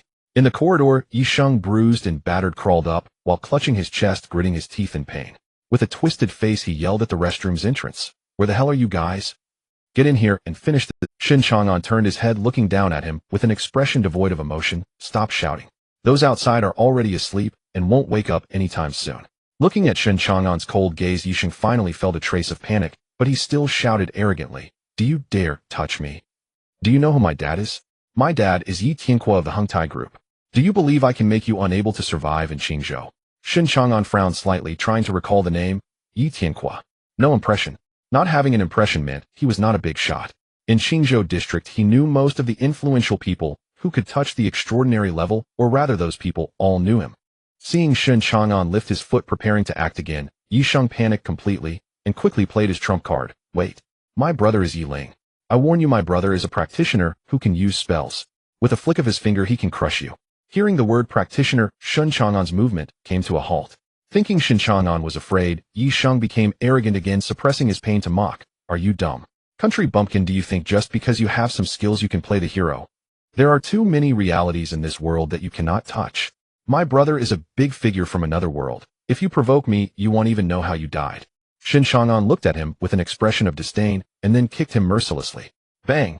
Before Yi Sheng could finish his sentence, his face received a solid kick. The clear sound of a broken nasal bone echoed as he fell backward, blood gushing from his nose and mouth as he screamed in agony while covering his face. Ignoring the writhing Yi Sheng on the ground, Shen Chang'an took out his phone and dialed Lao Zhao's number. Lao Zhao, help me check a person named Yi Ling local to Qingzhou. Just a few seconds later, Lao Zhao retrieved the internal file reporting, found it. The eldest son of the Yi family, tested about 7 or 8 years ago, and indeed had some cultivation talent. But he wanted to join the night patrol, and Brother Zhang personally rejected him. Brother Zhang rejected him. Shen Chang'an was somewhat surprised, feeling like a flood had swept over the Dragon King's temple. Yes, Brother Zhang noted in the file, talent too poor and temperament too fickle, not worth using. Lao Zhao continued reading the information. Now 27 years old, he just registered in the bureau a while ago and barely broke through to the second realm. What's wrong? Did he cause trouble? Not much, just encountered a small-time thug. Shen Chang'an replied flatly. But I might need you to send over 2 people from the logistics department to help me clean up a bit. Lao Zhao understood Shen Chang'an had taken action and didn't ask further, just reminding, got it, send me the address. After hanging up, Shen Chang'an walked over to Yi Sheng, bent down to pick up the latest model phone that had fallen to the ground and threw it directly at his bloodied face. Shen Chang'an pulled up a chair used by cleaners and sat down, coldly watching him. Now call your brother. Yi Sheng, bloodied, trembling hands swiped the phone screen and dialed that number. As soon as the call connected, he grasped it like a lifeline, shrieking in a desperate voice, Brother! Brother, come quickly and save me. I'm at Huangchao KTV, there's a madman trying to kill me. He doesn't take our Yi family seriously at all. On the other end there was a moment of silence, then a low voice tinged with impatience replied, "Give the phone to that clueless thing." Yi Sheng, feeling emboldened, gritted his teeth and handed the phone to Shen Chang'an. "My brother wants you to take the call." Shen Chang'an expressionlessly accepted the phone and held it to his ear. Yi Ling. I don't care who you are, but if you touch someone from the Yi family in Qingzhou, are you tired of living? Just give me a name. Shen Chang'an's gaze was devoid of emotion as he calmly uttered 3 words, Night Patrol. Instantly the other end fell into a deathly silence. After a full 5 seconds, when Yi Ling's voice finally sounded again, the arrogance and coldness from before had completely vanished, replaced by evident panic and trembling. The change in attitude was quicker than flipping a page. Night Patrol. Officer, it's a misunderstanding. This is definitely a misunderstanding. Yi Ling didn't even have the courage to ask Shen Chang'an for his specific identity, nor did he inquire what trouble Yi Sheng had caused, directly throwing his younger brother under the bus. It's my lack of discipline. That beast has offended you. Do whatever you want with him. Just leave him breathing. In a few days, he'll personally go to the Night Patrol branch to apologize to you. No need. Shen Chang'an was too lazy to hear him pledge loyalty, casually pressing the hang-up button and tossing the phone back into Yi Sheng's arms. The entire restroom corridor was eerily quiet. Yi Sheng slumped on the ground, the phone's speaker loud, making him hear his brother's abject and fearful pleas clearly. Night Patrol. These 3 words struck Yi Sheng's forehead like a heavy hammer, chilling his blood instantly, rendering him incapable of feeling the pain from his broken nose. Though he was a spoiled rich kid, he had heard his drunken father mention this name with awe at a dinner party. It was rumored to be the most terrifying and unassailable supreme violent organization in the entire Dongwang nation, wielding the power of life and death. No wonder his brother was so frightened. This was a colossal entity that even they, as secular businessmen, could never provoke, even if they spent their entire fortune. On the other side, Zhang Qingqing, sitting at the sink, witnessed everything. Looking at the tall figure not far away who had scared the once imposing young master of the Yi family into submission with just a few words, she felt an unprecedented sense of security surge within her. But at the same time, a strong sense of unfamiliarity also arose. Was this still the Shen Chang'an she knew? Night Patrol. Zhang Qingqing silently repeated this term in her mind. She had no idea what kind of organization it was, but it was clear that the secrets Shen Chang'an held were far deeper than she had imagined. At that moment, a series of orderly footsteps approached from the end of the corridor. 4 or 5 personnel in black uniforms quickly walked over. Chang'an. Wu Hong stepped forward to greet him, glancing at the half-dead Yi Sheng on the ground. Sorry for the trouble. Oh, I had to trouble Bureau Wu to come personally for private matters. What are you talking about? We're all brothers here. It's no big deal. This kid's background was originally dirty. I'll handle this little cleanup job myself. Shen Chang'an nodded, then turned to the still in shock Zhang Qingqing, softly asking, "Who brought you here?" Zhang Qingqing came back to her senses, biting her lip, a hint of fear flashing in her eyes. It was Chao Min, in the VIP room up front. Wu Hong immediately understood, patting Shen Chang'an's shoulder. Got it. We'll take care of the people in that room and the surveillance footage together. Thanks, Bureau Wu. Shen Chang'an expressed his gratitude, his gaze returning to Zhang Qingqing, his tone softening. Can you walk by yourself? Zhang Qingqing took a deep breath, trying to calm her racing heart, obediently nodding. She jumped down from the sink and followed Shen Chang'an, leaving behind the place that had almost plunged her into despair. In the luxurious VIP room of the KTV in the corner, Wang Chong was contentedly zipping up his pants and lighting a post-coital cigarette. Beside him, Chao Min was frantically straightening her somewhat disheveled collar, her eyes slightly red. It's been almost half an hour. Why hasn't young Master Yi returned yet? Wang Chong exhaled a puff of smoke, furrowing his brow as he glanced at the tightly closed door of the room. Suppressing her humiliation, Chao Min deliberately joked, "Maybe young Master Yi is just more enduring. That Qingqing looks pure and innocent. Perhaps she's currently playing hard to get." Shut your mouth. Wang Chong slapped the back of Chao Min's head, cursing, "You filthy bitch, what do you know? Young Master Yi always acts decisively if something must have gone wrong." The more Wang Chong thought about it, the more uneasy he felt. He grabbed a teacup and gulped down some water, preparing to get up and check the situation. Bang! Suddenly, the heavy door of the room was violently kicked open from the outside, slamming against the wall with a loud crash. The music in the room abruptly stopped. Wang Chong and his lackeys were startled and were about to react when they saw Wu Hong striding in with several grim-looking black-clad operatives. The palpable aura of bloodshed emanating from them instantly left the local thugs in the room gasping for breath. "Everyone put your hands on your heads. Get down." Wu Hong coldly surveyed the room, waving his hand. The operatives behind him immediately moved forward efficiently, beginning their subsequent cleanup and finishing work. Shen Chang'an emerged from the back door of the KTV with Zhang Qingqing. The sunlight outside was somewhat as a breeze blew the complex scent of cheap foreign liquor, secondhand smoke, and perfume emanating from Zhang Qingqing dissipated, becoming particularly pungent in the sunlight.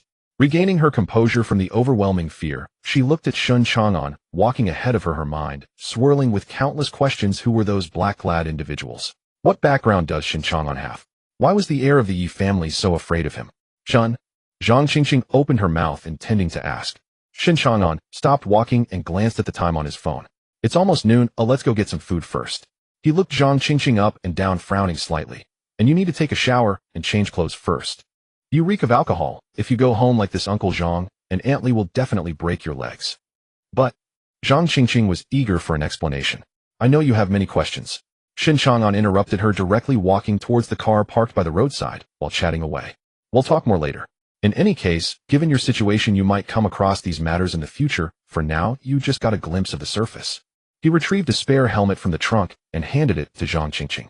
Get in the car first. Zhang Qingqing took the helmet, feeling a myriad of doubts, but obediently climbed onto the back seat. Vroom. The sound of the electric motor began, and the pink scooter deftly zipped through the streets, heading straight for the Qingzhou district branch of the Zhenya division.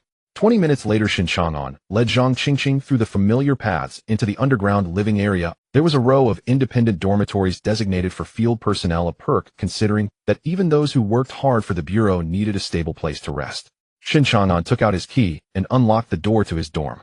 Go in. The bathroom is on the left. Go heat some water yourself. He pointed in the direction, then turned to the wardrobe. He'll find you some clothes to wear.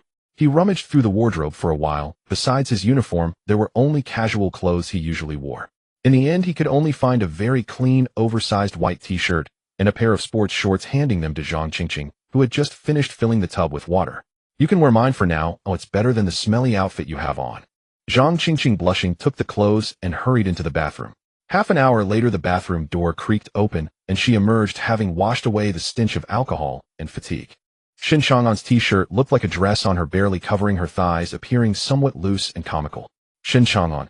She called out a couple of times tentatively at the empty dorm. Here. Just as she finished speaking, Shen Chang'an walked in through the door, holding 2 bottles of mineral water. Finished. Let's go. I'm taking you to try our canteen today. Zhang Qingqing obediently followed behind Shen. Along the way, seeing the staff in uniforms bustling by in the corridor, her curiosity grew stronger. This is the place where Uncle Zhang and Aunt Li used to work. Shen Chang'an introduced casually, as if he were a tour guide. It's a legitimate state-owned enterprise, but with a somewhat special nature, not publicly disclosed. The food here is quite good. Soon they arrived at the branch's canteen. By this time it was past meal hours, and only a few logistics personnel were dining. Shen Chang'an filled 2 generous meal sets for Zhang Qingqing and found a window-side seat to sit down. Just as she picked up her chopsticks, not yet having the chance to ask about what had just happened, a light foot sound came from the canteen entrance. Boss, you came to the canteen for a meal too. Being dressed in a pink tracksuit bounced over her large eyes, curiously darting between Shen Chang'an and Zhang Qingqing like a cat that had discovered a new land. Oh. Boss, who is this beautiful sister? Your girlfriend. Following Being was Li Shiwan, now back in casual clothes, and old Zhao. Shen Chang'an paused in his action of picking up food, pondering how to explain this complicated relationship. However, old Zhao, who was walking behind, spoke first, smiling as he looked at Zhang Qingqing. Little by don't talk nonsense. In terms of seniority, this girl should actually be considered Chang'an's older sister. Qingqing is a few months older than Chang'an. Hearing that familiar voice, Zhang Qingqing suddenly looked up, her eyes widening in disbelief when she saw the slightly weathered middle-aged face, exclaiming, Uncle Zhao. Haha, I can't believe you remember me. Old Zhao laughed and pulled out a chair to sit down. Li Shiwan, curious, looked at the group and asked, Director Zhao, do you all know each other? Old Zhao nodded, explaining, of course. Zhang Qingqing's father Zhang Hai was a veteran in our bureau. Back when I just joined the unit, I often went to the old Zhang's house for meals. When she was just born, I even held her. In the blink of an eye, she has grown up into a young lady. With their trays in hand, they naturally gathered around Shen Chang'an's table, forming a circle. The atmosphere at the dining table was initially a bit delicate. Zhang Qingqing, holding her chopsticks, looked at these seemingly ordinary, yet oddly peculiar people, finally unable to hold back the silence. Uncle Zhao, what exactly is going on here? Zhang Qingqing took a deep breath, feeling as if her mind was a tangled mess. And those people in black at the KTV and Shen Chang'an. Upon hearing this question, Shen Chang'an paused his chopsticks and exchanged a glance with old Zhao. Shen Chang'an shoved a piece of braised pork into his mouth, mumbling, Old Zhao, why don't you explain it to her? I'm starving. Well, let me eat first. Old Zhao shook his head with a smile, putting down his chopsticks, looking at Zhang Qingqing with a formal, yet gentle tone.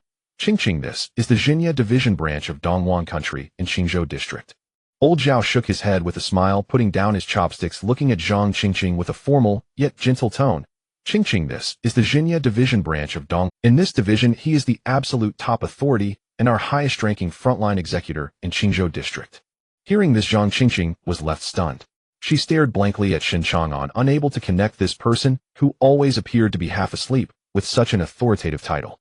Old Zhao did not pause, dropping an even bigger bombshell. Actually, your parents Zhang Hai and Li Yue were also part of our Xinye division. They were very exceptional field officers back then, but were forced to retire after being severely injured on a mission. Later, as you grew up, they applied for early retirement to care for you wholeheartedly. After your parents retired, Chang'an worked hard and not only entered the Xinye division, but also took over your father's position due to his competence. Old Zhao sighed. This was originally a secret of the cultivation world that Uncle Zhang and the others planned to reveal to you once you entered university and matured a bit more. However, due to the unforeseen events of today, since Chang'an brought you here, the rules can be bent, and he'll just fill you in on the details. Zhang Qingqing felt as if her worldview was undergoing an unprecedented shock. She swallowed, her voice somewhat dry as she asked, so, what exactly is the work of the Xinye division? Quite simply, Old Zhao explained. We handle the coexistence issues between humans and the demon race, as well as eliminate those who attempt to disrupt social stability, such as evil cultivators and monsters. Demons. Demon race. Monsters. Zhang Qingqing looked bewildered. Oh, weren't these things supposed to exist only in myths and novels? Seeing Zhang Qingqing's puzzled expression, Old Zhao chuckled and pointed to Bai Ying, who was sitting next to her and enthusiastically gnawing on a large chicken leg. Look, this is a perfect example of how far away yet close it is.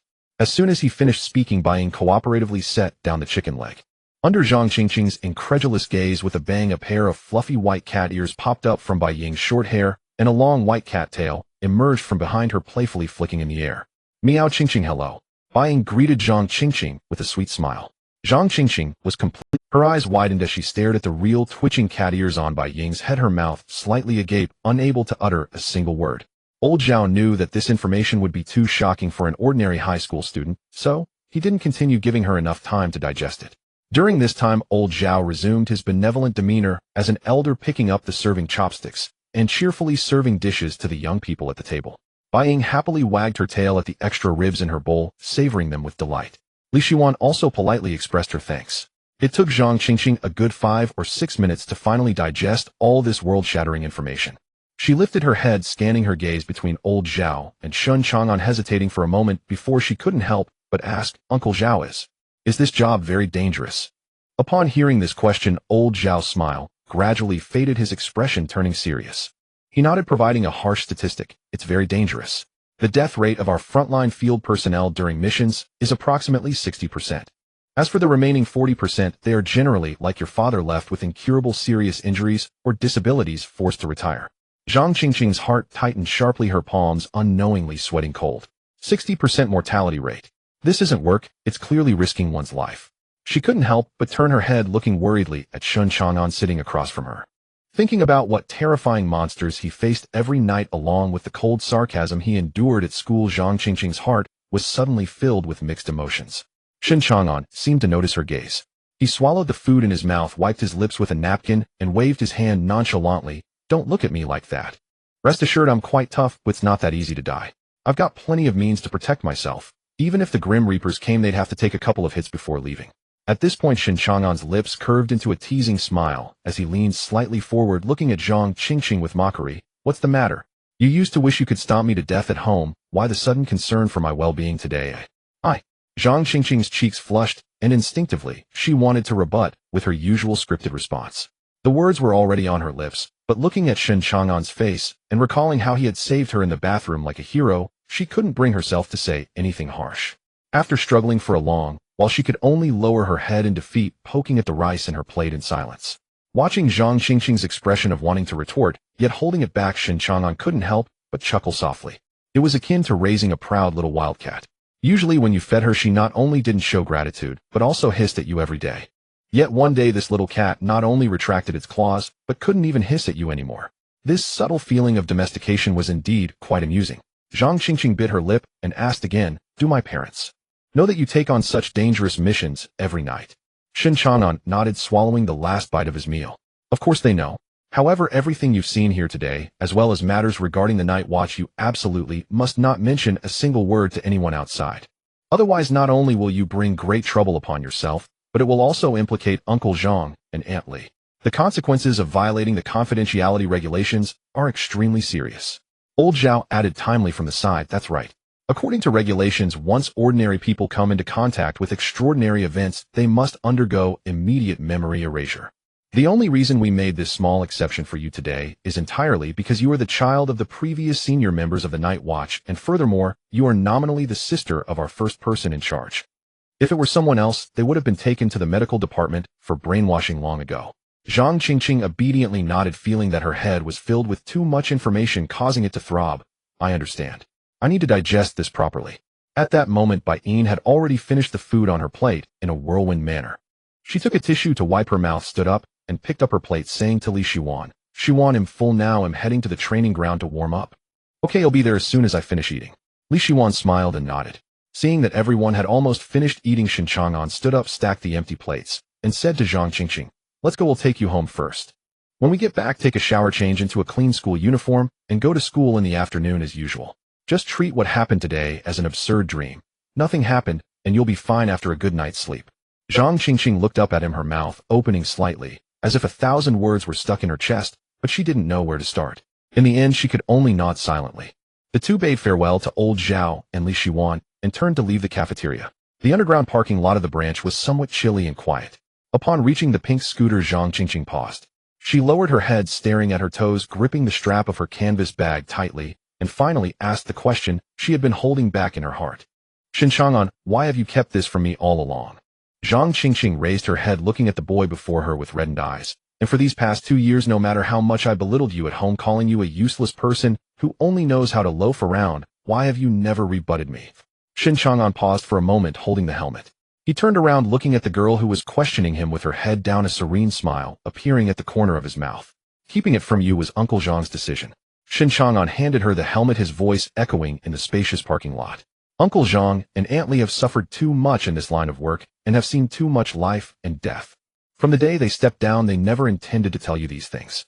They only wanted you to grow up safely, get into a good university, find a decent job after graduation, and live a stable life. They didn't want you to wade through this muddy water.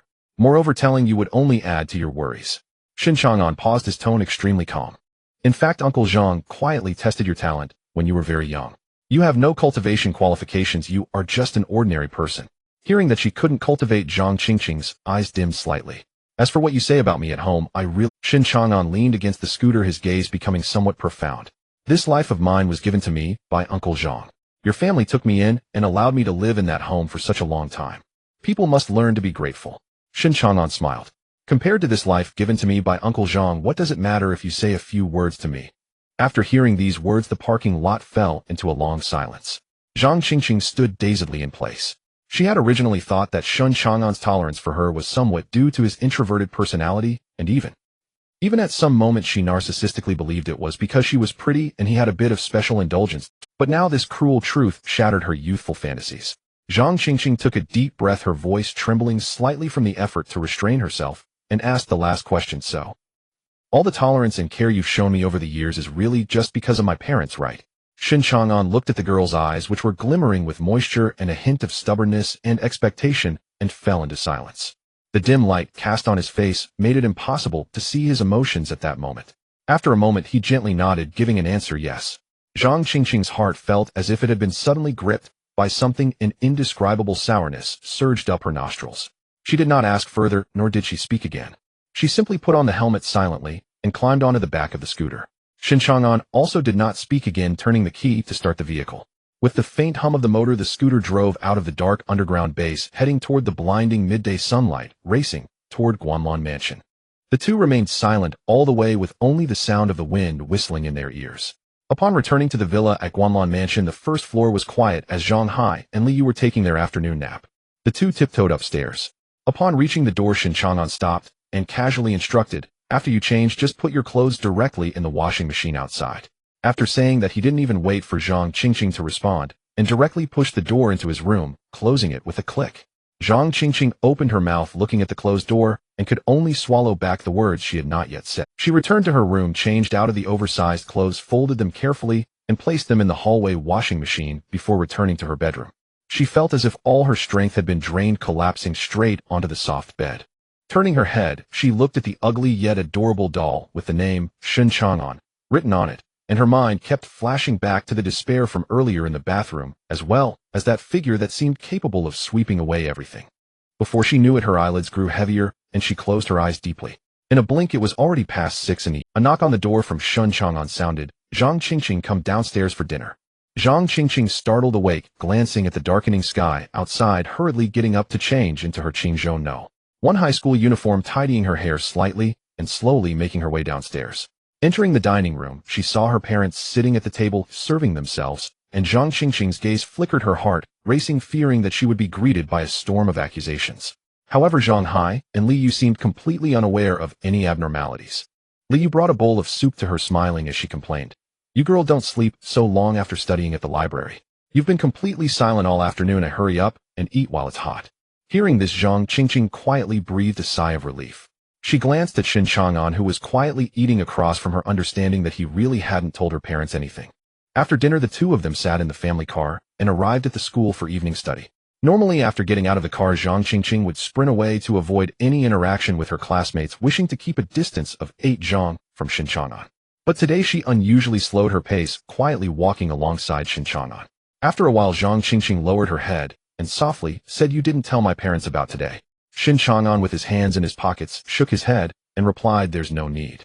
If uncle and aunt know, they will surely lecture you at length. Besides, the matter has already been resolved, so it's better to avoid extra trouble."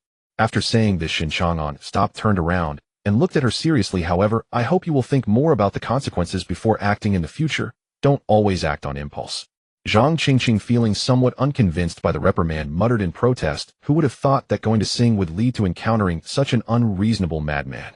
Shen Chang'an ignored her retort and said with an undeniable tone, "If you go out in the future, where you go and who you are with must be reported in advance." Seeing the serious look in the boy's eyes, Zhang Qingqing ultimately conceded, nodding obediently like a child who had done something wrong. "Got it." As they were talking, a shadow suddenly emerged from behind a nearby greenery. "Take this." Bai Ying dashed out like a small cannonball, aiming to surprise Shen Chang'an. Faced with such a childish sneak attack, Shen Chang'an merely tilted his body, slightly effortlessly dodging the oncoming charge. Bai Ying missed her target and leaned forward as if losing her balance, flailing her arms in the air, and exaggeratedly exclaimed, "Oh no. I'm going to fall. Boss, quickly help me." Shen Chang'an stood still with his arms crossed, quietly watching her clumsy act. Seeing that Shen Chang'an had no intention of helping her, Bai Ying suddenly regained her balance, standing upright. "I'm so boring." The little cat demon pouted. Shen Chang'an mercilessly retorted, "Do you think your spirit cat clan has such good body coordination that you can walk on a tightrope? How could you lose your balance on?" At this moment, Li Shiwan, dressed in her school uniform, approached quickly from behind, smiling as she greeted the Shen Chang'an glanced at the two of them and inquired, "How did you all meet up?" Bai Ying flicked her ponytail and explained, "We were practicing in the underground training center a bit late this afternoon. Just as evening study time was approaching, she had completed her return to school procedures, so we came together." Shen Chang'an nodded in understanding. Li Shiwan looked towards the school gate and suggested, "Shall we go in together?" "You all go ahead, I'll wait a moment before going in." Shen Chang'an decisively declined.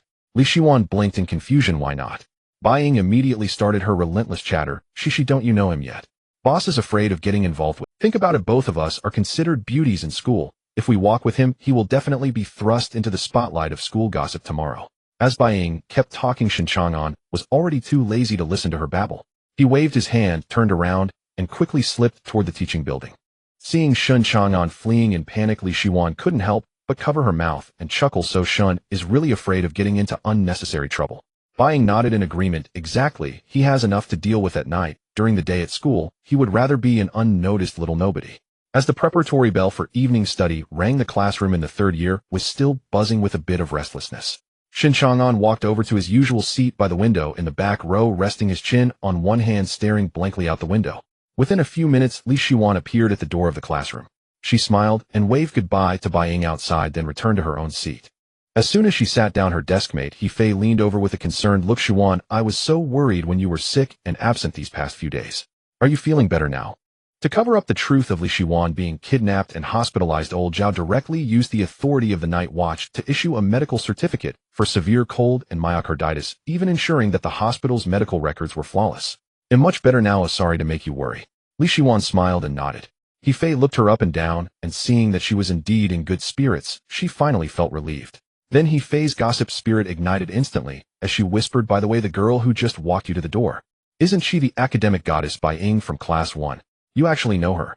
Why have you never mentioned her before?" Li Shiwan was slightly taken aback, feeling a bit flustered, but quickly found an excuse to cover it up. "I just got... A few days ago we happened to sit together at the city library while reviewing, and we chatted a bit, and got familiar." Just as He Fei was about to delve deeper into the details of how the two beauties met at the library, the classroom door was suddenly pushed open. Old Lu walked in carrying thick lesson plans and a thermos, his expression serious, causing the classroom to instantly fall silent to the point where a pin drop could be heard. "Put away your idle books and listen to me for a moment." Old Lu placed the thermos heavily on the podium, scanning the entire room with his gaze. "This is your final week of high school. After next Sunday, the school will be completely sealed off for exam preparations, and then the Gaokao that will determine your fate. In the next few days, we have covered all the knowledge points that need to be reviewed. Now the focus is on adjusting your mindset and taking care of your health." On the podium, old Lu was conducting the yearly routine pre-exam pep talk. Shen Chang'an listened to these well-worn words and silently sighed. It was that time of year again, the Gaokao season. Only this year, instead of watching seniors take the exam, it was finally his turn to participate. However, the Gaokao itself didn't pose much pressure for him. What truly gave him a headache were the mountain of trivial matters that would pile up after the exams. According to the tradition of the Night Watch, after the Gaokao in June each year, various regional branches would face several major annual events that were quite troublesome. First, there was the annual large-scale talent assessment. During this time, secular families in the Qingzhou district that had some connection to the cultivation realm or had wealthy ancestors would send their eligible heirs over to be tested using the instruments of the Night Watch to see if they possessed cultivation talent. If they showed talent, some would choose to stay and become candidates for the Night Watch, but the vast majority would be taken back to their families for independent training. In previous years, it had mostly been the case of being taken back. The reason was simple. Those families felt that the resources offered by the Qingzhou Night Watch were too meager. Secular families were not short of money. What they lacked were cultivation resources. Within the Night Watch system, salaries were calculated using contribution points. Qingzhou district, being a remote and resource-poor branch, had quite a meager salary. For instance, a newly initiated first-level lantern keeper would earn only 200 contribution points a month for exhausting work. Even for veterans like Old Zhao and Bai Ying, who were third-level mainstays, their monthly salaries were only 800 points. As for Shen Chang'an, the top combat power in the Qingzhou district, holding the title of first executive officer, he earned only 2,000 points a month. In contrast, in those super-large cities or resource-rich cities, the salaries of lantern keepers varied based on local resources and strength. There, a fifth-level powerhouse could easily earn over 10,000 contribution points a month, a full five-fold difference. Thus, those families were quite shrewd, often coming for a free testing opportunity. Once a promising candidate was identified, they would send them off to a big city for development, making it impossible to retain anyone. Apart from dealing with these freeloading families after the large-scale assessments, Shen Chang'an and his team also had to go to various orphanages and welfare institutions in the district under the pretense of spreading warmth for visits. This was actually a covert method of the Night Watch to screen potential cultivation talents. Only these orphans without any background ties were the true candidates they could absorb and focus on developing. Unfortunately, it was exceedingly difficult to find suitable candidates among ordinary people.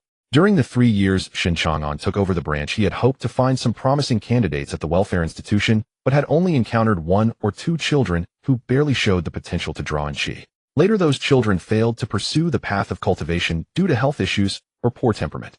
In the end, aside from these rigid tasks, there were still a mountain of social obligations after the exams that he could not evade. For instance, the annual gathering of high-ranking officials in the Qingzhou district and disputes arising among several small local cultivation families over scarce resources all required the Night Watch to mediate and play the role of peacemaker. Bringing in newcomers, testing talents, visiting orphanages, and having to settle disputes for those old geezers. Shen Chang'an mentally calculated his schedule after the exams and felt his temples throb. He had originally just wanted to be a leisurely fish. How did he end up in this exhausting fate? As the bell for the end of evening study rang, the quiet campus instantly became as noisy as boiling water. Shen Chang'an habitually picked up his guitar case and prepared to leave the teaching building amidst the crowd of students. Just as he reached the stairway, hurried footsteps could be heard behind him. Shen, wait a moment. Li Shiwan, with her backpack, jogged up to catch up with him. Shen Chang'an paused, turning to look at her with some confusion. Li Shuan walked to his side, lowering her voice, her eyes sparkling with unhidden curiosity. I heard Bai Ying say that this place in our school is a bit special. Can I take a look? Shen Chang'an was momentarily taken aback, then sighed helplessly. This little cat really can't keep a secret. She told you, didn't she? Li Shuan nodded obediently. All right, since you've entered the industry, you will have to come into contact with these basic common knowledge sooner or later. In the crowd, once the day students have dispersed sufficiently, I will take you over to have a look. Li Shuan, pulled by him, glanced at the students coming and going around them, whom they had to deliberately avoid, and blinked in confusion. Are we hiding here to wait? Classmate Shen, you wouldn't be using an illusion spell, would you? Shen Chang'an's movements froze slightly, then he awkwardly scratched his head, his gaze wandering. Well, about that. I really don't have much research on this purely auxiliary functional spell, or rather I'm not very skilled at using. Actually, this was already a very tactful way for him to put it. Shen Chang'an's fighting style is primarily about brute force yielding miraculous results. With the same foundational spells, those destructive spells could unleash a power several times greater in his hands, even triggering a qualitative change. However, spells like the illusion spell, which require precise control of spiritual energy fluctuations, subtlety, and deception, often end up becoming a dazzling, blinding spell when he casts them. Seeing Shen Chang'an's embarrassed expression, Li Shuan couldn't help but chuckle. She suddenly felt that this formidable master of the 5 realms, who could destroy the heavens with a wave of his hand, now had a hint of the human touch appropriate for his age. It turns out he wasn't truly omnipotent and had things he was not good at. It's okay, I just learned this from Uncle Zhao this afternoon. Li Shuan said, her expression becoming focused. She closed her eyes and clumsily but earnestly formed a spell seal with her hands, her fingertips glowing with a faint spiritual light. Illusion spell. As the spiritual energy activated, a layer of nearly invisible translucent spiritual membrane rippled out, like waves completely enveloping the two of them. I did it. Li Shuan opened her eyes a bit excited. Then she leaned closer to Shen Chang'an, whispering a reminder. But classmate Shen, don't stray too far from me. I just learned it, and my spiritual energy isn't sufficient, so the range of this spell is quite limited. As she got closer, a faint scent of orange unique to young girls lingered around Shen Chang'an's nose. Shen Chang'an cleared his throat a bit, awkwardly pointing towards the direction of the boys' dormitory. Let's first check out the boys' dormitory. The two walked side by side on the bustling campus path. Due to the illusion spell, the hurried students around them looked right through them, as if they were merely a gust of transparent air. Actually, the rumor about our school being built on an ancient burial ground is true, Shen Chang'an said softly, as they walked, giving her some insights. Really? Although Li Shuan was mentally prepared, she still couldn't help but shrink her neck. Generally speaking, to give rise to the kind of demon you saw in the warehouse last night, a trace of primal demonic energy is needed as a catalyst. However, even without demonic energy, if a place is overly saturated with resentment and negative energy accumulated over time, it can naturally give birth to some formless, vengeful spirits, what ordinary people commonly refer to as ghosts. This new campus of Qingzhou No. 1 high school has only been in use for less than 10 years. This land used to be a large burial ground, with countless nameless bones buried beneath. The reason the school was built here was to utilize the vibrant energy of the students to suppress the resentment. Shen Chang'an pointed towards a few dormitory buildings that were already faintly visible ahead, continuing. And the spot with the most intense resentment and negative energy in the entire burial ground is directly beneath the boys' dormitory. Why the boys' dormitory? Li Shuan asked curiously. Because boys are naturally full of young fire and youthful vigor, they serve as a natural talisman against evil, perfectly suited to suppress the most dangerous focal point. Shen Chang'an explained, when I first entered high school, the resentment beneath hadn't been completely eradicated, and there were still occasional appearances of vengeful spirits. But I dealt with them whenever I got up at night. In the past 2 years, the yang energy from the students, combined with regular inspections and cleanups with Bai Ying every half month, has mostly eliminated any particularly powerful entities. At most, some small wandering spirits with little attacking power may occasionally arise. The two chatted and unknowingly reached the foot of the boys' dormitory. Watching the boys around them just out of the shower, wearing only shorts and flip-flops, carrying basins, completely oblivious to the presence of these two intruders, Li Ziwen's eyes sparkled with curiosity. This illusion spell is truly amazing. Li Shuan surveyed her surroundings suddenly, as if struck by a thought, her eyes brightening. Then, with this spell, wouldn't it be possible to sneak into places that are usually off-limits without anyone knowing? As soon as she finished speaking, she seemed to realize that they were currently under the boys' dormitory, and recalling her previous words, her face instantly flushed bright red. Shen Chang'an looked at her blushing face and knew exactly what dangerous thoughts were racing through her mind. He slightly lowered his head, leaned in a bit closer, and with a teasing yet warning tone said, "Let me remind you, spells are meant to deal with evil entities. Since you have become a member of the Night Patrol, you must abide by the rules. Don't think just because you can become invisible that you can use the spell to peek into that kind of weird places. You? What nonsense are you talking about? Li Shiwan, flustered, wanted to find a hole to hide in, rebutting like a cat with its tail stepped on. Who would want to go to that kind of place? I meant to say, what if some criminals learned this trick and used it to sneak into places like bank vaults to commit robbery? Shen Chang'an coughed twice tactically to mask his embarrassment. Alright, I suppose my thoughts were too filthy, and it's not my fault. Cough, if it's about that, you needn't worry at all. Shen Chang'an quickly followed up on her line of thought. The security measures in place are far more sophisticated than you imagine. Important national institutions like bank vaults, key research facilities, and even government buildings are equipped with devices that can see through illusion spells. Moreover, those places usually have high-level cultivators from the Night Patrol or military guarding them. The national think tank has considered this far more thoroughly than we have. So that's how it is. Li Shiwan finally understood, and her worries dissipated like smoke. Shen Chang'an accompanied Li Shiwan as they wandered around the foot of the boys' dormitory once more. After this round, they hadn't encountered a single evil entity, but instead came across a group of boys just out of the shower wearing colorful shorts, and even half-naked, running back and forth in the corridor and the first-floor washroom. Li Shiwan, being a shy and obedient girl who had always focused on her studies, had never seen such an exhibition filled with teenage hormones. Before they could complete the round, her pretty face had already turned as red as a ripe apple, her eyes darting left and right, completely unsure where to look. Unable to bear the sight of so many pixelated images, Li Shiwan quickly tugged at Shen Chang'an's sleeve, lowering her head and suggesting they patrol elsewhere. After leaving the boys' dormitory, the two, under the cover of the illusion spell, strolled into a small grove beside the playground. Not far into the grove, instead of encountering vengeful spirits, they stumbled upon a couple sneaking a rendezvous behind a large banyan tree. The two were embracing under the night sky, whispering sweet nothings to each other. Shen Chang'an raised an eyebrow, a mischievous smile creeping across his lips. He casually picked up a small stone from the ground and flicked it with his finger. Snap! The stone hit the tree trunk above their heads with a crisp sound. Hooah! The couple jumped in surprise at the sudden noise, the boy thinking it was the discipline master coming with a flashlight to catch them for early dating, and he quickly pushed the girl away, both of them scrambling out of the grove in a panic. Li Shiwan looked at the couple fleeing in embarrassment and couldn't help but glance at Shen Chang'an, teasingly saying, "Classmate Shen, you're too bad. Tomorrow there will definitely be another campus legend about ghosts haunting the grove on our school forum. This is to help them refocus on their studies. With the college entrance exams coming up, it's inappropriate to be in a relationship," Shen Chang'an said with a serious face, making nonsense. As they chatted casually, they arrived at the last stop of their patrol tonight, the old public toilet at the deepest part of the playground, an area rarely visited. As they approached, Li Shiwan sharply felt the temperature around them drop several degrees, the air carrying a hint of chill. At the wall by the men's restroom, a mass of gray-black mist, vaguely showing a semi-human outline, was aimlessly drifting along the wall. "Lucky us, we just happened to encounter a recently formed vengeful spirit." Shen Chang'an stopped and shifted into teaching mode. He pointed at the black mist, lowering his voice to explain to Li Shiwan. "Look at its characteristics. The resentment is condensed and appears gray-black, accompanied by a chilling low temperature. The most direct way to identify them is to see if they have facial features and consciousness. Like this freshly formed one, it's basically just a collection of pure negative emotions without any rationality." At this point, Shen Chang'an's tone became serious as he earnestly instructed, "Remember this. In the future, whether you are with old Zhao or out on your own on a mission, never believe what those bald monks say about chanting scriptures to exorcise spirits." Li Shiwan blinked, surprised. "Can't they be exorcised? I saw it in movies." "That's all nonsense to fool outsiders." Shen Chang'an interrupted her without mercy.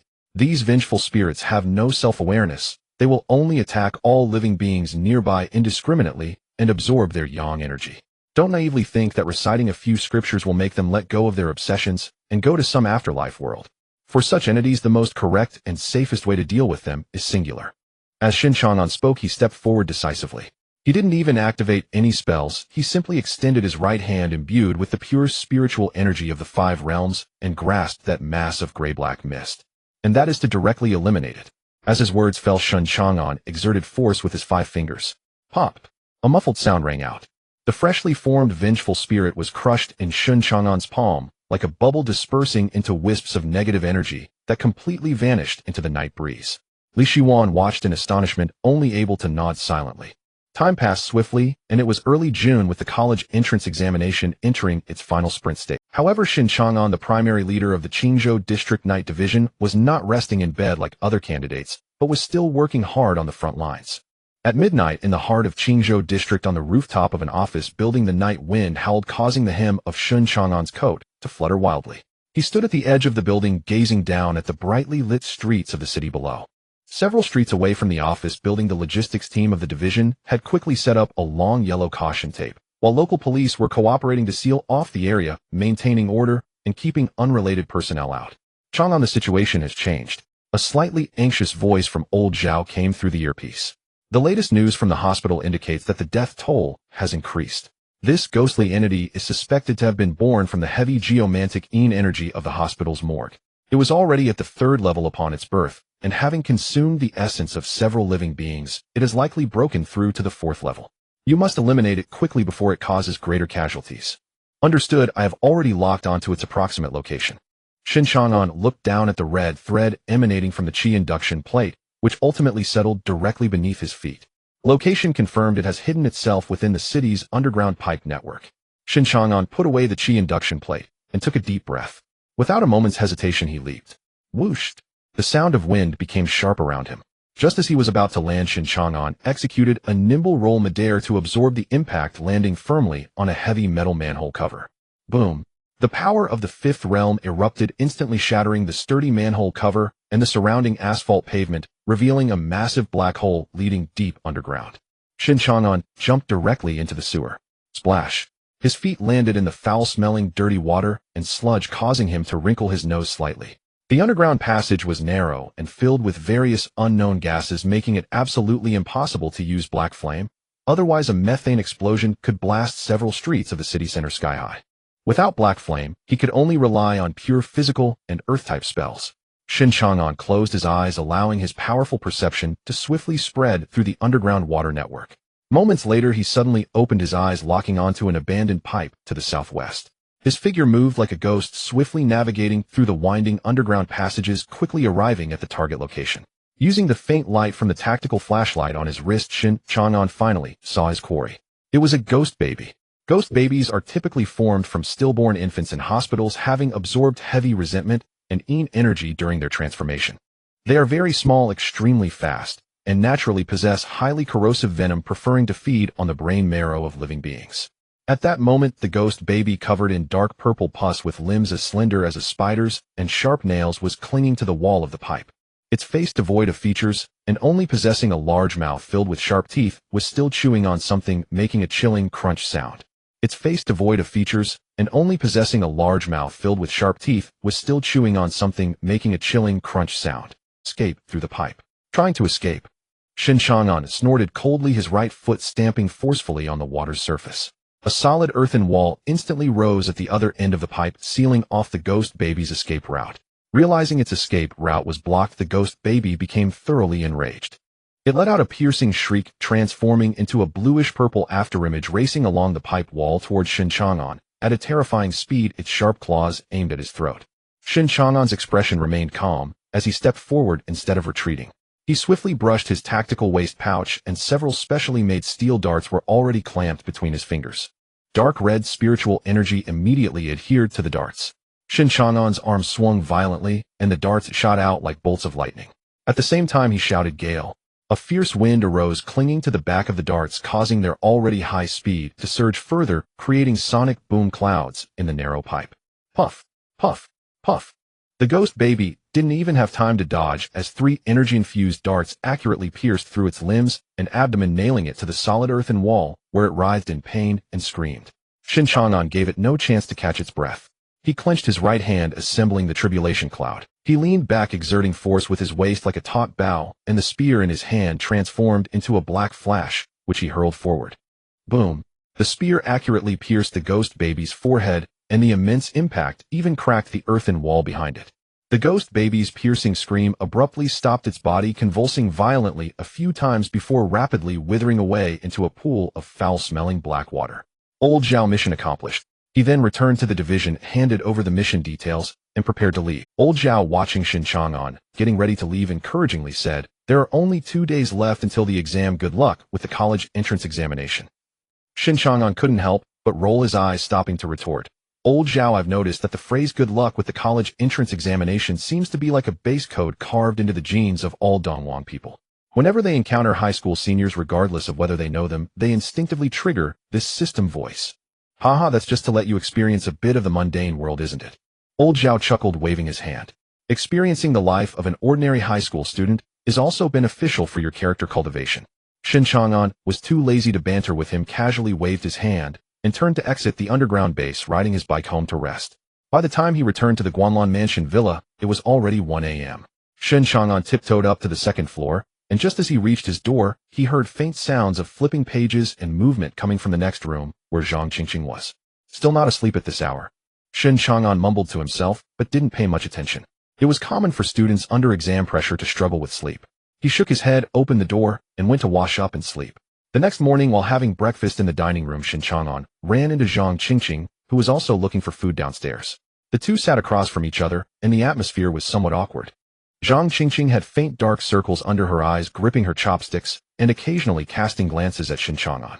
Did you not sleep well last night? She nodded gloomily. With the exams just 2 days away, you need to rest more and avoid staying up late to study.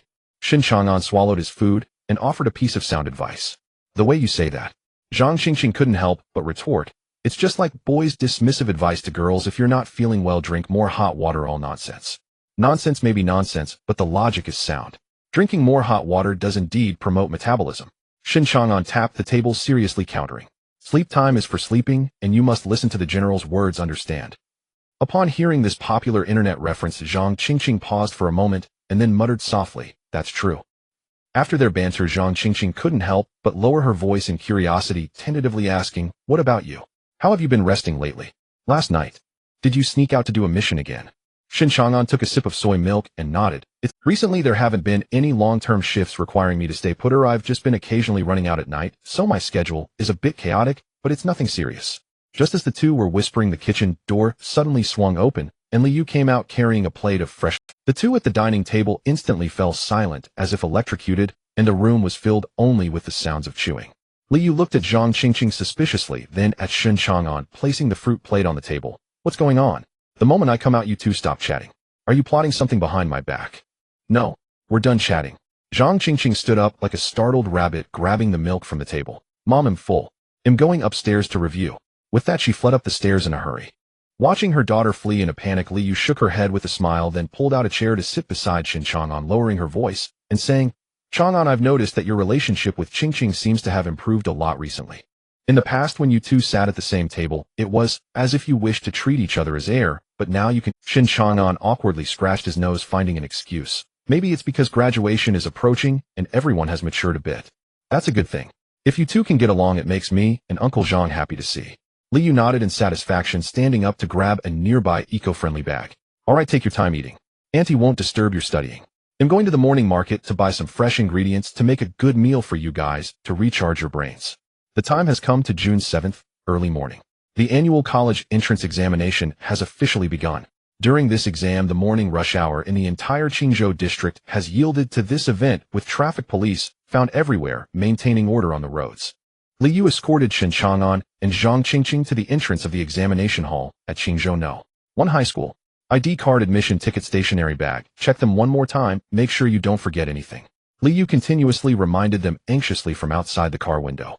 Shen Chang'an casually tossed the transparent stationery bag in his hand, but his gaze subtly scanned the densely packed crowd around him. He silently muttered to himself, in such a significant occasion, with a high concentration of people, as long as no magical creatures suddenly cause trouble, it should be fine. Otherwise, even if he submits a blank paper, he would still have to deal with monsters first.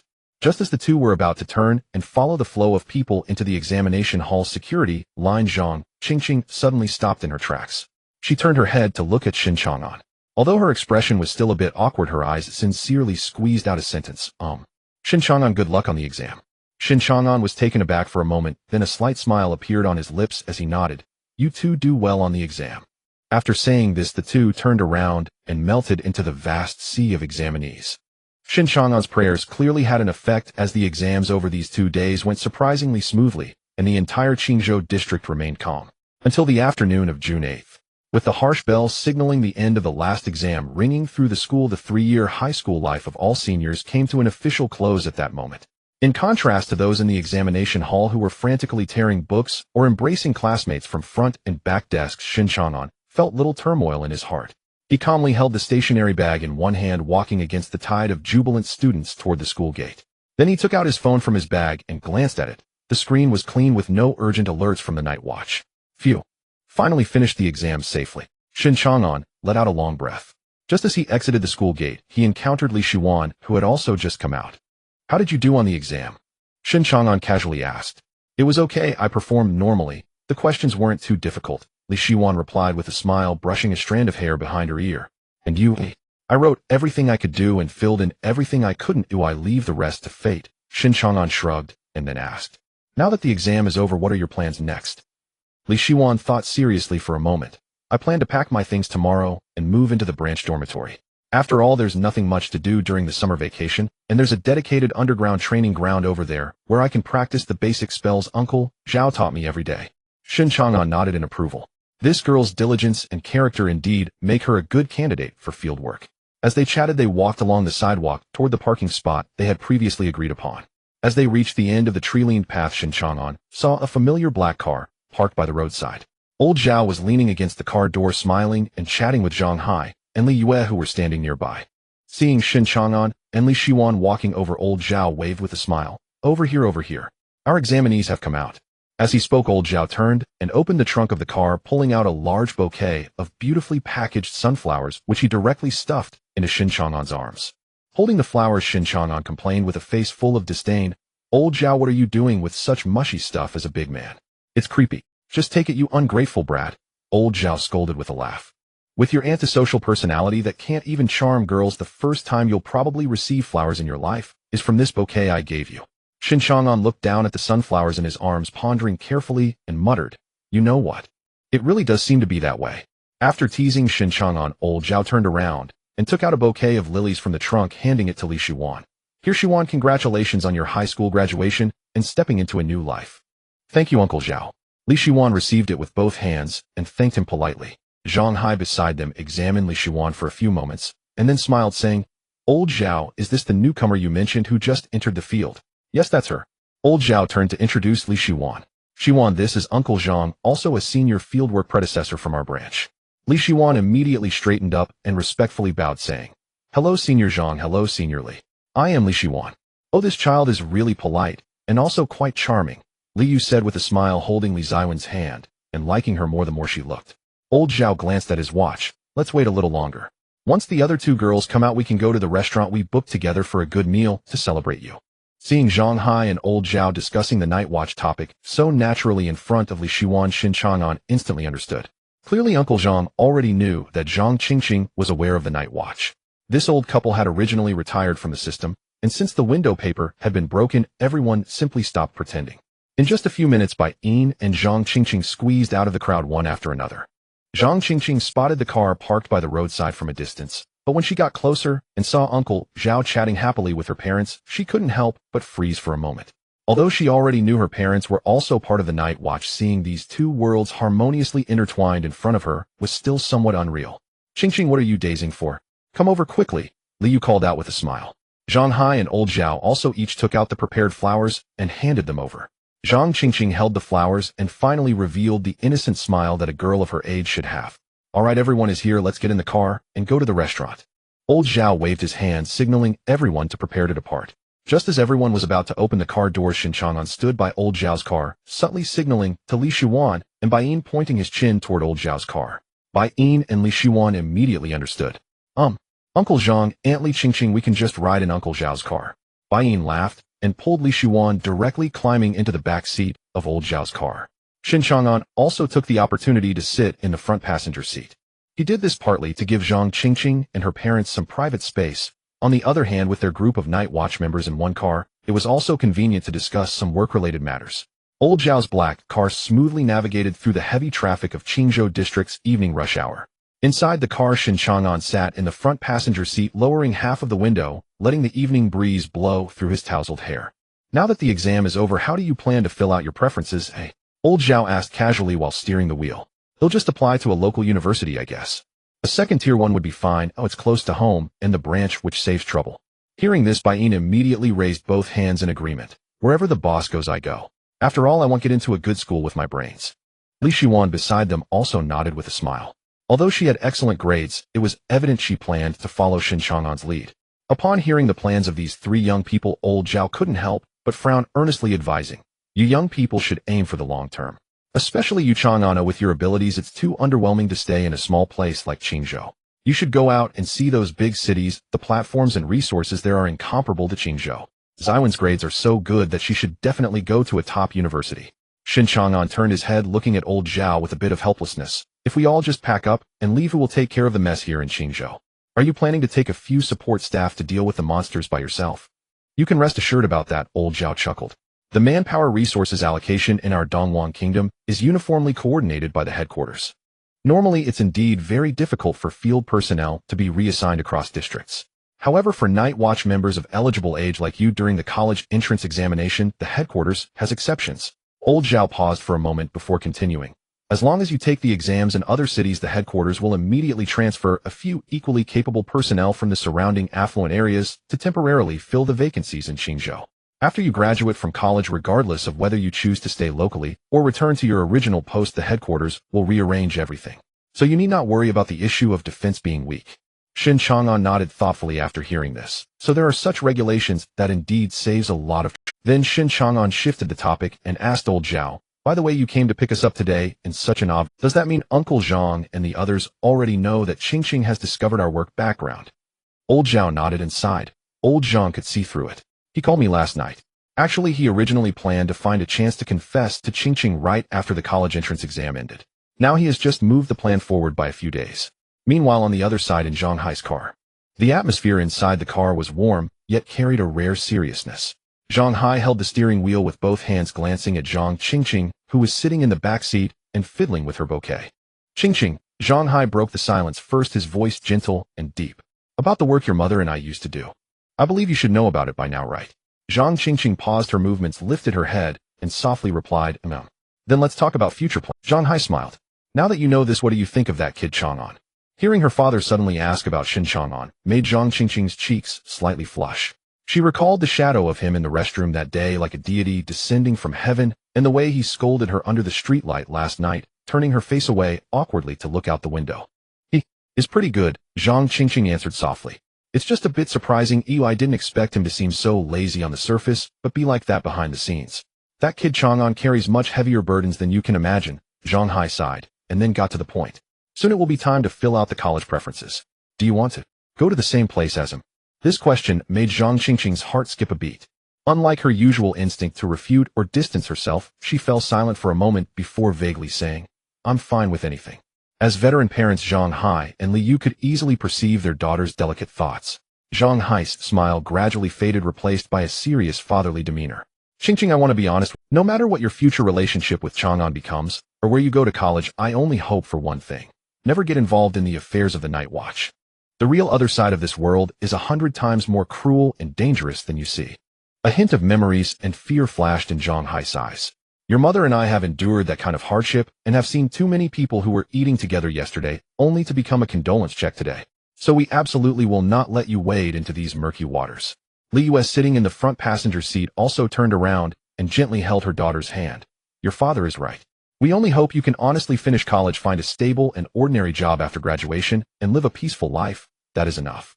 Seeing the atmosphere turn heavy, Zhang Hai quickly changed to a lighter tone, half-jokingly saying, "Even if you graduate and can't find a suitable job, it's all right.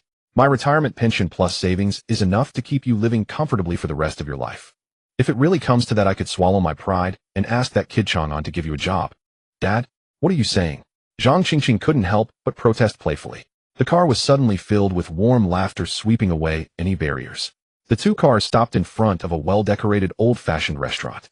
This was the private room that old Zhao had booked in advance to celebrate the smooth completion of the college entrance exam for several kids.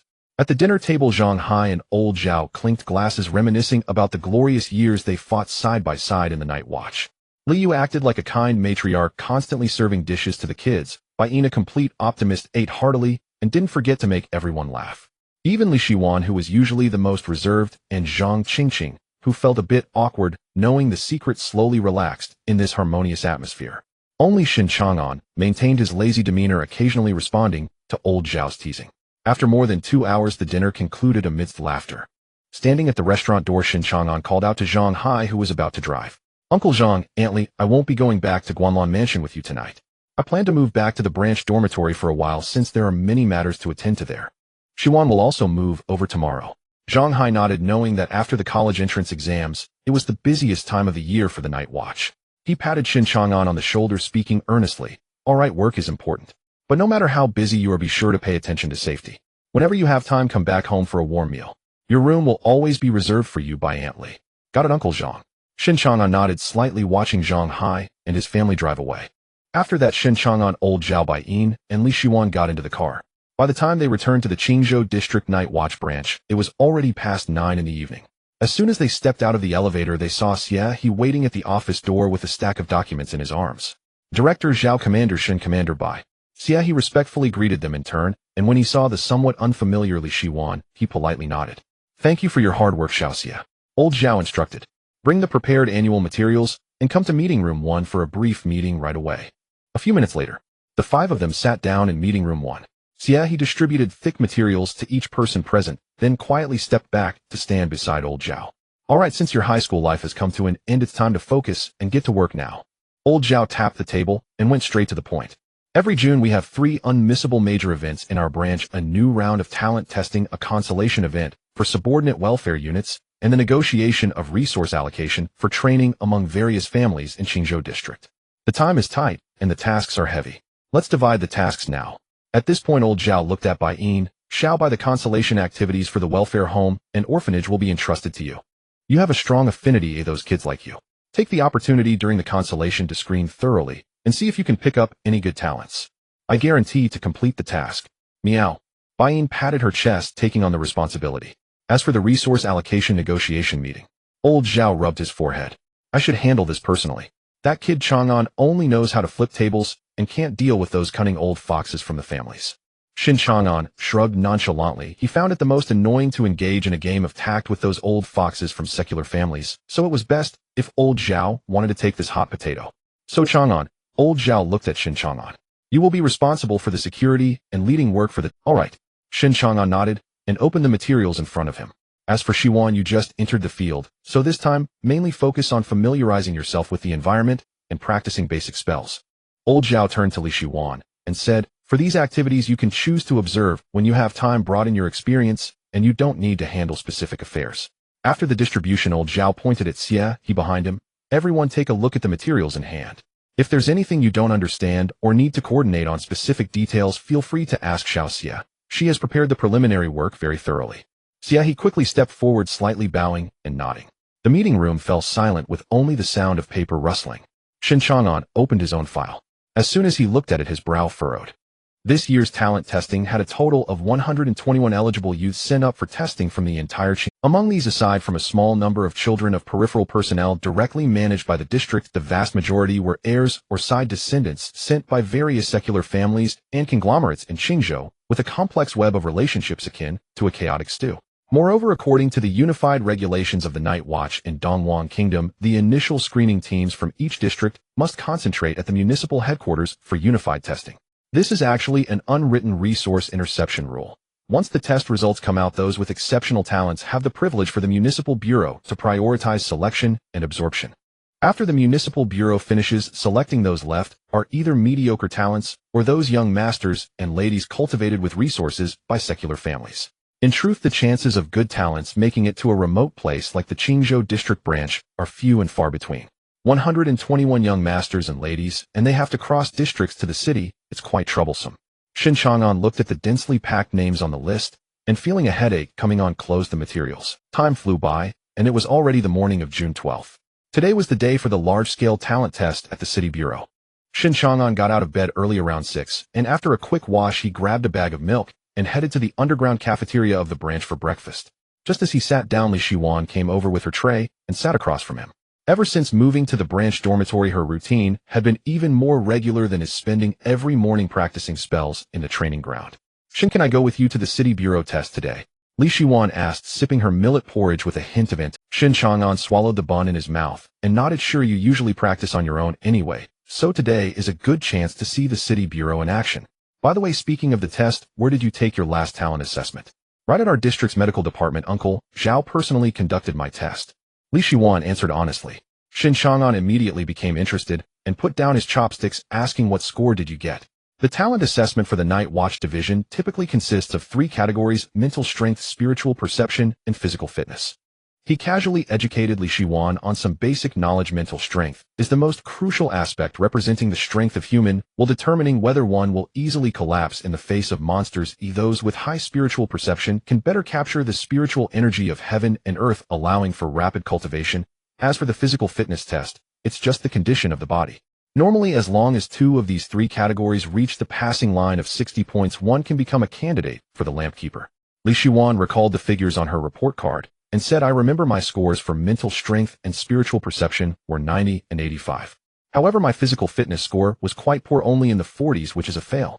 Upon hearing this score, Shen Chang'an was visibly taken aback, his chopsticks suspended in midair. 90 and 85. Shen Chang'an looked at her incredulously. This was not just excellent, it was simply the mark of an extraordinary magic talent. In that moment, Shen Chang'an fully understood the good intentions of the old fox Zhao. No wonder Zhao had taken the opportunity of Li Ziwen's hospitalization to secretly conduct the test within the district bureau, even keeping her records tightly sealed. With such astounding mental strength and spiritual perception stats, if they were sent to the city bureau for a standardized assessment, those old hands at snatching talents would undoubtedly seize Li Shiwan on the spot, leaving no chance for their Qingzhou branch to claim this great find. What's wrong? Is there something wrong with my scores? Seeing Shen Chang'an lost in thought, Li Shiwan looked puzzled, and then asked back. By the way, Shen, what were your scores in those 3 categories during your assessment? Shen Chang'an came back to his senses and shook his head. I don't know, I never took the test. Never took it. Li Shiwan was even more confused. Isn't it a hard rule of the Night Watch Division? Rules are dead, but people are alive. Shen Chang'an chuckled, joking lightly. People like me are naturally forced by heaven to open my mouth and feed me this bowl of rice. Regular testing instruments hold no significance for me. Seeing Shen Chang'an's boastful yet undeniably compelling demeanor, Li Shiwan couldn't help but cover her mouth and chuckle, her eyes curving with mirth. All right, let's hurry up and eat. Shen Chang'an glanced at the time, quickly finished the rest of his breakfast, and stood. After eating, tidy up and get ready to greet the guests at the front gate.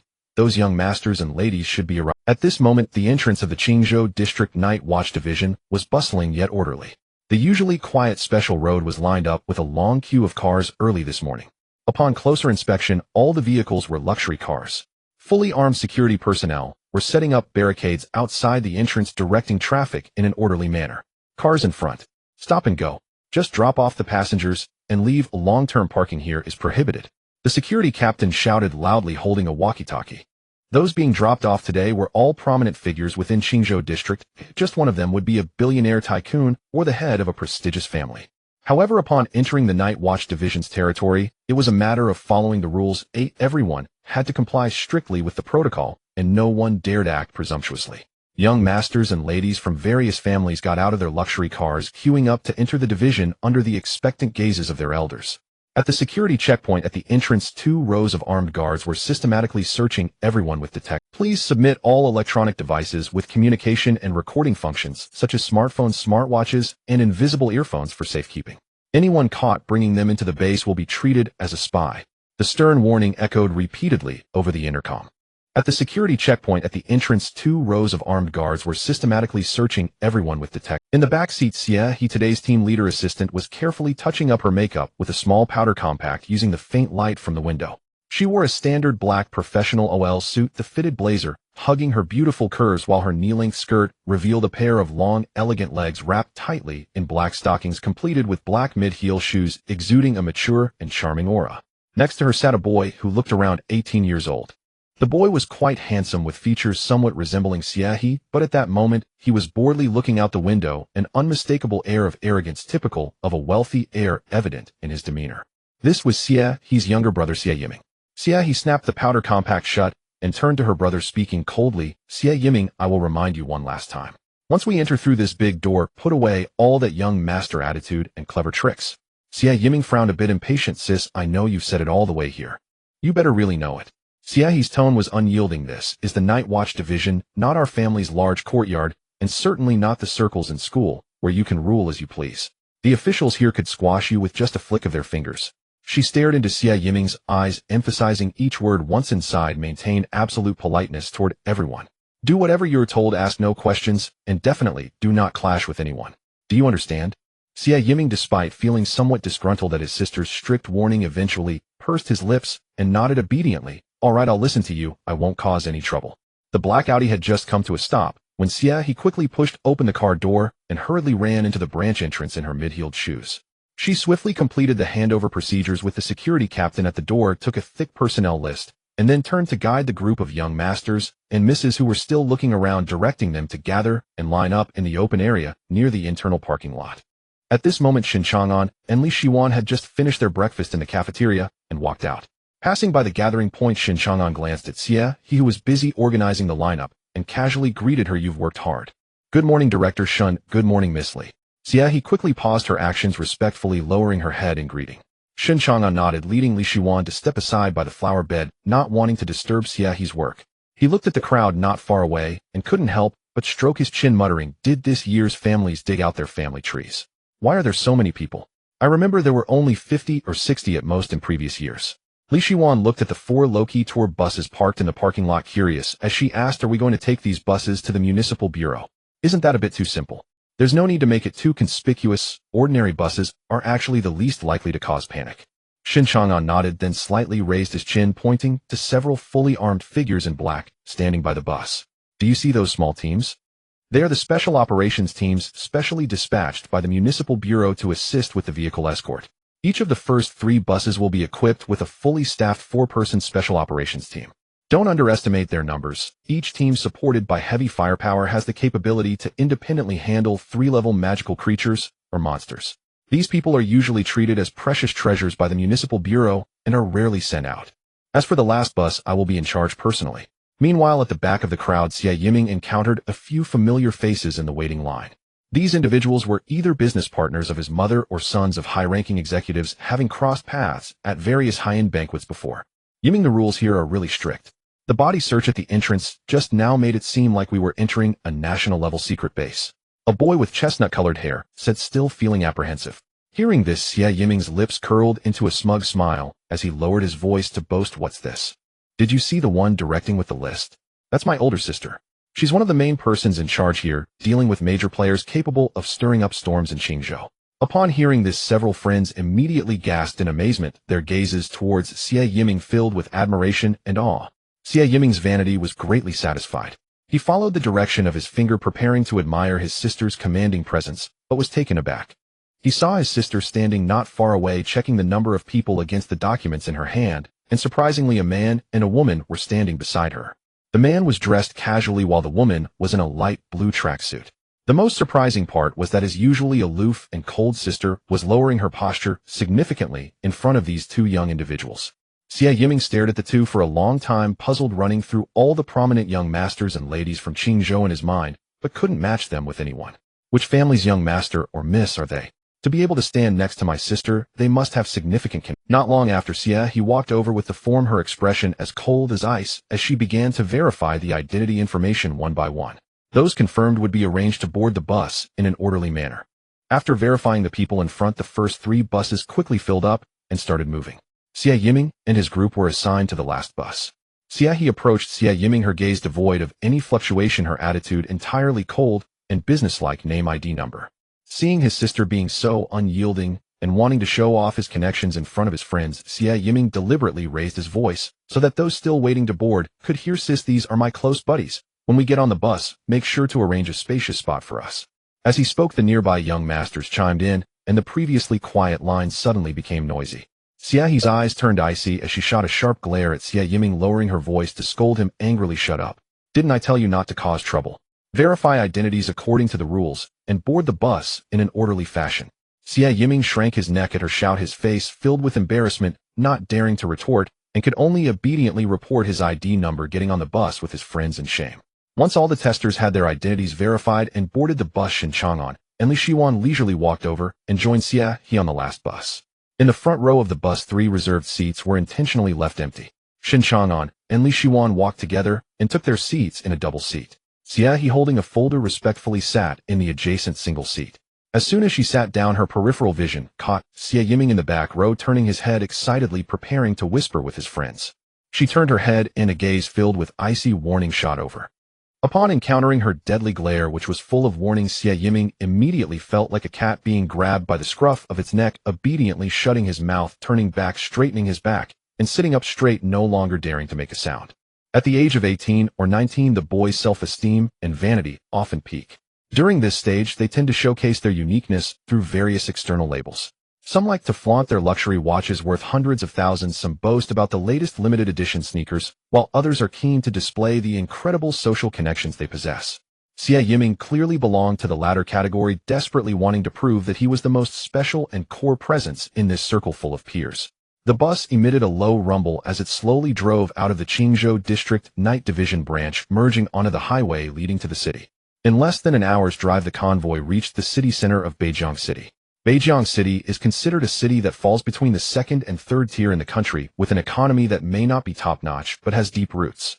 The Night Division branch here is far more imposing than that of Qingzhou District. The municipal bureau is located in a tranquil and auspicious place in Beijiang City. Surrounded by lush, ancient trees, the architectural style leans towards the classical Eastern garden design, featuring flying eaves and upturned corners, exuding an air of mystery and solemnity. After passing through the heavily guarded checkpoints, the convoy finally came to a steady halt in the spacious square inside the municipal bureau. All personnel, please take your personal belongings and disembark in an orderly fashion. Xie stood at the door, maintaining order. There were already designated personnel from the municipal bureau waiting for them. They were dressed in matching black uniforms, solemnly guiding the group of young boys and girls from Qingzhou District through the corridors to their designated testing venue. Beijiang City has a total of 6 districts. For some unknown reason this year, the number of eligible personnel sent from each district has surged, totaling nearly 600. Adding to that, there are over 100 offspring of prominent families and internal staff members from Beijiang City, bringing the total number of test participants to a record-breaking 724. Soon the team from Qingzhou District was led by the designated personnel to their exclusive area within the venue. The vast interior of the venue is arranged in a circular tiered structure with a spacious testing platform at the center, equipped with various precise instruments and softly glowing spirit stones. Shen Chang'an glanced at the time on his phone. It was 9:30 in the morning. In previous years, there were only 200 or 300 participants, and we could finish the tests in half a day and go back in the afternoon. It'll probably take until late at night to wrap things up. He turned to Li Shiwan and instructed Shiwan, please keep an eye on them with Xie. It'll probably take until late at night to wrap things up. He turned to Li Shiwan and instructed Shiwan, please keep an eye on them with Xie and don't let them run around and cause trouble. He'll take the list to the control room for a handover. All right, go ahead. Li Shiwan nodded obediently. Shen Chang'an took the folder and turned to walk towards the office area deep within the venue. After he left, the young ladies and gentlemen from Qingzhou District found their seats in the tiered audience area. Xie Yiming happened to sit less than 2 rows away from Li Shiwan. Since the bus, he had been paying attention to this girl in a high school uniform. Li Ziwen's unique aura, which was clean, gentle, and slightly scholarly, stood out among the heavily made-up daughters of wealthy families, firmly capturing his attention. More importantly, he had just witnessed his cold sister being very courteous to this girl. He was eager to learn more about Li Shiwan. Xie Yiming adjusted his clothes, stood up, and walked to an empty seat in front of Li Shiwan. He turned sideways, displaying a smile he thought was charming, and initiated conversation. Hello, classmate. You look familiar on the bus. My name is Xie Yiming from Qingzhou No. 1 High School. You're from Qingzhou too, right? May I ask which family you belong to? Li Shiwan was focused on her phone, waiting for news from Shen Chang'an. Hearing someone speak to her, she looked up, somewhat bewildered at the overly familiar boy. Which family? Li Shiwan didn't quite understand his words, assuming it was just an ordinary high school student striking up a conversation. She gently shook her head without responding, turning her gaze back to her phone. Seeing Li Shiwan ignore him, Xie Yiming didn't feel discouraged. Instead, he thought her attitude was a bit aloof, which made it more challenging. He simply turned around, half leaning on the back of his chair, and began to boast, don't be so cold. We're all here for the test, and we might be colleagues in the future. My dad is the district chief of Qingzhou, and that Xie who just called names is my real sister. In this small area of Beijiang City, I still have some influence. If you need any help in the future, feel free to ask me. He deliberately emphasized the names of the district chief and Xie. However, Li Shiwan didn't even blink. For someone who has witnessed the extraordinary power of the Night Watch Bureau, this mundane background of a privileged second generation has little appeal. She merely nodded politely and continued to stare at her phone, showing no intent to engage in further conversation. Seeing that Li Shiwan was impervious to his charm, Xie Yiming felt frustrated. To save face, he simply turned away from Li Shiwan and began to boast loudly to his friends nearby. Hey, do you guys think after the test we should go to Europe for a trip? Xie Yiming's voice was loud, clearly intended for Li. My mom just got me a few internal invitations for Fashion Week and some private dinners. We could charter a private jet, and I'll show you what true high society is like. The nearby rich kids immediately responded with a chorus of gasps and flattery. Xie Yiming was full of pride, and he occasionally glanced back hoping to catch a look of surprise or envy on Li Ziwen's face. Inside the municipal bureau's office building, Shen Chang'an, holding the document folder, pushed open the door to a large conference room he was familiar with. The coordinators inside were all old acquaintances. Old Li brother Wang, long time no see. Shen Chang'an stepped forward, briefly greeting a few familiar faces before handing over the document folder. This is the personnel list and handover procedures for our Qingzhou district this year, totaling 121 people, all in order. Chang'an, you're always so efficient. Old Li smiled as he accepted the list, stamped it with a confirmation seal, and entered it into the system. All right, the paperwork is done. You can head back and rest now. Shen Chang'an nodded, preparing to turn around and head back. At that moment, accompanied by a wuxia figure, suddenly burst into the room from the corridor, arms wide open, blocking Shen Chang'an's path. The newcomer appeared to be an 18-year-old boy about the same age as Shen Chang'an. However, his outfit was quite... He wore an intricately made light blue ancient-style robe, and behind him swayed a sheathed 3-foot-long. Shen Chang'an looked at the person in front of him, involuntarily twitching his mouth, and bluntly remarked, "Where did this cosplay come from? Dude, this is the Night Watch Bureau, not a comic convention. If you want to go to a comic convention, turn left and take 2 subway stops." Saying this, Shen Chang'an waved his hand dismissively, not even bothering to glance at him again, and turned to continue walking out. Shen Chang'an, stop pretending with me here. The ancient-clothed boy pressed down on the sword hilt and took another step forward to block his way, shouting fervently, "Since I've caught you today, don't even think about escaping. Draw your sword, I want to duel with you." The obstructionist known as Ji Lin was also an 18-year-old senior high school student. However, unlike Shen Chang'an, he belonged to the provincial department above. 2 years ago, when Shen Chang'an was handling affairs at the municipal bureau, he happened to encounter personnel from the provincial department visiting. At that time, Ji Lin, boasting about his talent of breaking through to the second realm at the age of 16, was proud and unruly, a true bully among his peers. Unfortunately, he provoked Shen Chang'an, who dragged him into the training ground and pressed him down with one hand, rubbing his face into the ground for a good 3 times, leaving him nearly unrecognizable. Since then, instead of being subdued, this kid has become completely fixated on Shen Chang'an. Whenever there's a large event in the city that Shen Chang'an might attend, he would stick around like a leech just to find an opportunity to spar and regain his honor. Moreover, Ji Lin is not just any ordinary delusional kid. He is the young master of the prestigious Ji family in Songjiang province's capital, Songjiang City. In the local area, the Ji family is a veritable powerhouse capable of burying a person headfirst in the ground over a trivial disagreement, then insisting that it's a rare ginseng. "Dude, I'm here to work with a pile of tasks to complete." Shen Chang'an sighed helplessly and continued to walk around him. "Who's like you, a young master following the provincial department on inspections, not doing anything but fighting all day? Don't say so much, this time is different." Ji Lin insisted, following closely beside him, proudly raising it. "Shen Chang'an, this young master has successfully broken through to the 3rd realm last month. Today we must spar properly." Shen Chang'an stopped in his tracks, looking at him as if he were an idiot, and suddenly laughed. "Have you been hitting your head while practicing your sword? You should know that when I beat you 2 years ago, I was already at the 3rd realm, right?" Ji Lin's face stiffened, but he quickly retorted, "So what? True geniuses can fight beyond their realm." Shen Chang'an covered his forehead in disbelief. It seems this kid hasn't been beaten up enough recently, and his skin is starting to itch again. Just as Ji Lin was still being unreasonable, preparing to draw his sword and force Shen Chang'an to take action, a cold female voice came from the other end of the corridor. With the sound of high-heeled tactical boots clicking against the floor, an imposing figure approached. The newcomer was Ji Lin's elder sister, Ji Xiaoya. At 28 years old, Ji Xiaoya exuded an air of decisiveness and vigor. Standing at a height of 1.70 meters, she wore a form-fitting black high-grade combat suit that perfectly accentuated her welted figure honed from years of exercise. Unlike the delicate daughters of noble families, Ji Xiaoya bore the clear marks of fitness, exuding a beauty filled with explosive strength. Her features were exquisite and beautiful, infused with a hint of heroism, especially her unmistakably healthy wheat-colored skin, which made her stand out in a crowd. More importantly, she radiated an overwhelming pressure that belonged to a 5-realm powerhouse. Upon seeing Ji Xiaoya, Shen Chang'an decisively ignored Ji Lin, who was still shouting beside him, and smiled as he said, "Sister Ji, it's been a while. What are you doing here?" "Chang'an, Ji Xiaoya," replied, her stern face softening into a gentle smile as she looked at Shen Chang'an.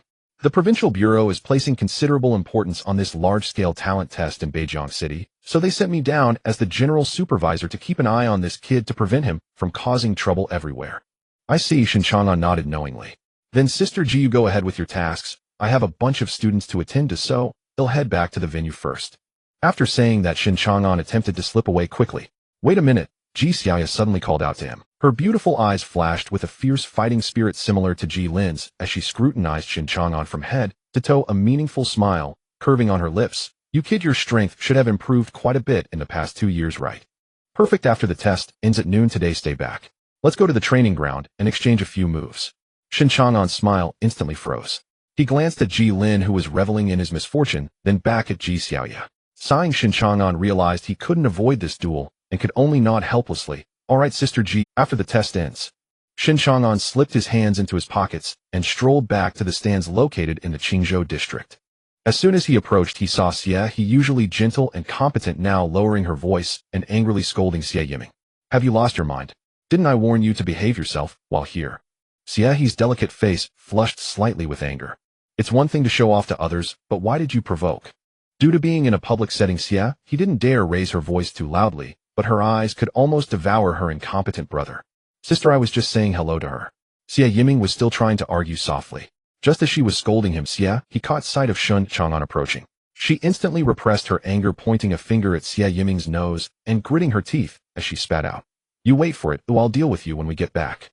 Then Xie He quickly turned around, adopting a respectful expression and slightly bowing towards Shen Chang'an. Captain Shen, you're back. Shen Chang'an nodded, pulled out a chair in the front row, and looked at Xie Yiming, who was scolded like a quail, casually asking, Is this your brother? Xie He nodded somewhat awkwardly. Yes, his name is Xie Yiming. He just turned 18 this year, and has been spoiled by the family since childhood. He doesn't know better, please excuse him. At this moment, Xie Yiming's eyes widened in shock, staring at the peer he had just seen, standing with his sister. Captain Shen. His sister actually called this guy, who looked a bit younger than him, Captain Shen. Moreover, the genuine respect he showed was definitely not feigned. Xie Yiming felt as if his brain had just short-circuited. Shen Chang'an paid no attention to Xie Yiming's jaw that was nearly dislocated from disbelief, casually continuing the conversation based on Xie He's words, a spirited young man, you look quite clever. This mere 2 sentences of praise was akin to a relative awkwardly complimenting a lazy child during the new year when they couldn't find any good points about them, forcing out a statement like, oh, this kid is really lively and tall. Purely empty flattery. This commotion also caught the attention of the young masters and ladies preparing for the test around them. When they saw how respectful Xie He, a person of Ji Xiaoya's level, was towards Shen Chang'an, they couldn't help but cast puzzled glances. They simply couldn't understand what this casually dressed young man who was about their age was all about. Shen Chang'an completely ignored the scrutinizing gazes, leaning in closer to Li Shiwan and whispering, later during the lunch break, there's a match. Do you want to come and watch? And learn a thing or two? A match? Li Ziwen's eyes lit up with interest as she nodded repeatedly. Sure. Time passed quickly amidst the monotonous testing process. The large-scale talent test was not overly common. In the center of the venue stood 2 massive ancient spirit tablets. The testers would place their hands on them, and the tablets would calculate the values of mental strength and spiritual energy perception based on the brightness and color of the emitted light. The physical tests were conducted using modern equipment. Accompanied by a series of mechanical electronic announcements, the scores began to roll in. Shen Chang'an leaned back in his chair, curiously scrolling through the real-time updated list in the internal workgroup on his phone. Tisk, it's really dismal. Throughout the entire morning, the Municipal Bureau's testing efficiency was high, having tested over 300 people. Yet the pass rate was pitifully low. Looking at the list, the vast majority were marked as not qualified. Only 14 individuals truly reached the threshold in the 3 categories of mental strength, spiritual energy perception, and physical condition, with at least 2 scores exceeding 60. Moreover, most were barely on the line. Not a single outstanding candidate scoring 70 or 80 could be found. Currently, those tested are from several surrounding counties. We'll have to wait until the afternoon for those from Qingzhou district. Shen Chang'an glanced at the time. It was almost noon. He stood up and told Xie He, shall Xie take them to the city bureau cafeteria for lunch and arrange things properly. Li Shiwan and I have some matters to attend to, so we won't be joining you. Understood, Captain Shen, Xie He replied respectfully. After giving his instructions, Shen Chang'an led Li Shiwan following the guiding signs within the city bureau and soon arrived at the underground training ground. In less than 10 minutes, they reached their destination. Wow! As Li Shiwan stepped into the training ground, she couldn't help but gasp in amazement. This training ground was absurdly large, almost like a small indoor sports arena. The walls around were reinforced with formations capable of absorbing spiritual energy impacts. Inside the venue there were various specialized simulation combat zones, gravity training rooms, and meditation rooms. All sorts of expensive and advanced training equipment were available. At this time, despite it being lunch break, numerous operatives in city bureau uniforms were still sweating and training, creating a bustling atmosphere. This place is way better than our district's training ground, Li Shuan remarked. No choice, after all, it's a higher level and funding and resources are tilted towards them. Shen Chang'an nodded, casually replying, this isn't even anything. If you went to the provincial training ground, that would be something exaggerated. Have you been to the provincial bureau's training ground? Li Shuan asked curiously. I went once, Shen Chang'an. Back when I first started in the field, old Zhao took me there to handle some paperwork. As the two chatted, the sound of crisp, high-heeled tactical boots echoed from the entrance of the training ground. Ji Xiaoya walked in with Ji Lin excitedly following behind her like a subordinate. Little Chang'an, you're here. Ji Xiaoya strode up, a layer of fine sweat glistening on her wheat-colored skin, clearly indicating she had already warmed up. Sister Ji invited me to a duel. How could I dare be late? Shen Chang'an smiled as he stepped forward, then pointed to Li Shuan beside him, introducing her. Let's start by giving this young man a good beating. Shen Chang'an cast a glance at Ji Lin, his tone heavy with resignation. He's been shrieking and flailing all day. Won't settle down unless he's disciplined. Let's start by giving this young man a good beating. Shen Chang'an cast a glance at Ji Lin, his tone heavy with resignation. He's been shrieking, and since you've just reached the third realm, I'll suppress my spiritual energy to match yours. You said it yourself. Don't regret it later. Ji Lin instantly ignited with adrenaline, bursting into the chamber like a bolt of lightning. Inside the spacious, hermetically sealed training chamber, protective formation arrays glowed softly along the walls. With a sharp shing, Ji Lin drew the exquisitely crafted longsword from his back, its blade pointing boldly toward the weapon rack beside the wall. Shen Chang'an, choose your weapon. I won't take advantage of your bare hands today, your lordship. Shen Chang'an remained rooted in place, casually rolling up his sleeves and idly rotating his wrists and neck, each motion punctuated by crisp, audible cracks of bone. No need. He didn't even glance at the weapon rack. I don't require a weapon to fight you. Hurry up, you're insufferably arrogant. Ji Lin roared, unleashing the full force of his third realm's spiritual energy. In an instant he became a blur, his sword cleaving the air with a vicious whistling shriek aimed straight at Shen Chang'an's face. Wind flame barrier. Boom. A searing blaze erupted between them. Not the terrifying black flame he wielded against demonic beasts, but ordinary vibrant or wind flame barrier. Boom. A searing blaze erupted between them. Not the terrifying black flame he wielded against demonic beasts, but ordinary vibrant orange fire. Yet under the instantaneous amplification of wind-based artifice, the flames surged violently, twisting into a roaring cyclone of fire, a tangible, impenetrable wall that surged forward with unstoppable force. Ji Lin felt a scorching wave slam into him, so intense his eyebrows nearly singed. To press forward would mean being consumed whole by that infernal vortex. With no choice, he wrenched his sword back mid-thrust, slammed both feet into the floor, and recoiled violently, desperate to create distance. Yet in that half-second, when the blazing barrier obscured his vision, a muffled sonic boom detonated across the chamber floor.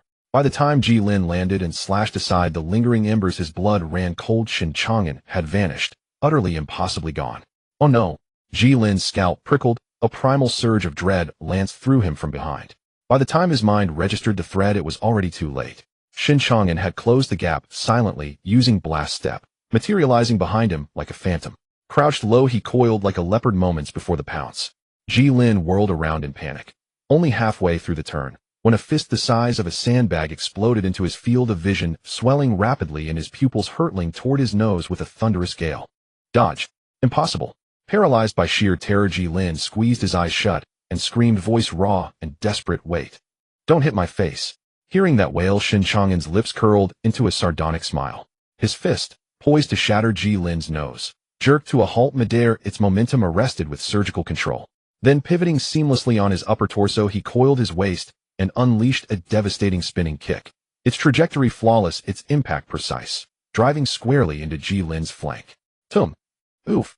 Ji Lin rocketed backward like cannon fire, howling as he crashed headlong into the chamber's reinforced barrier wall with a deafening hollow thud, then slid limply down its surface like a sack of grain. Annihilation. From sword draw to airborne defeat. Less than 5 seconds elapsed.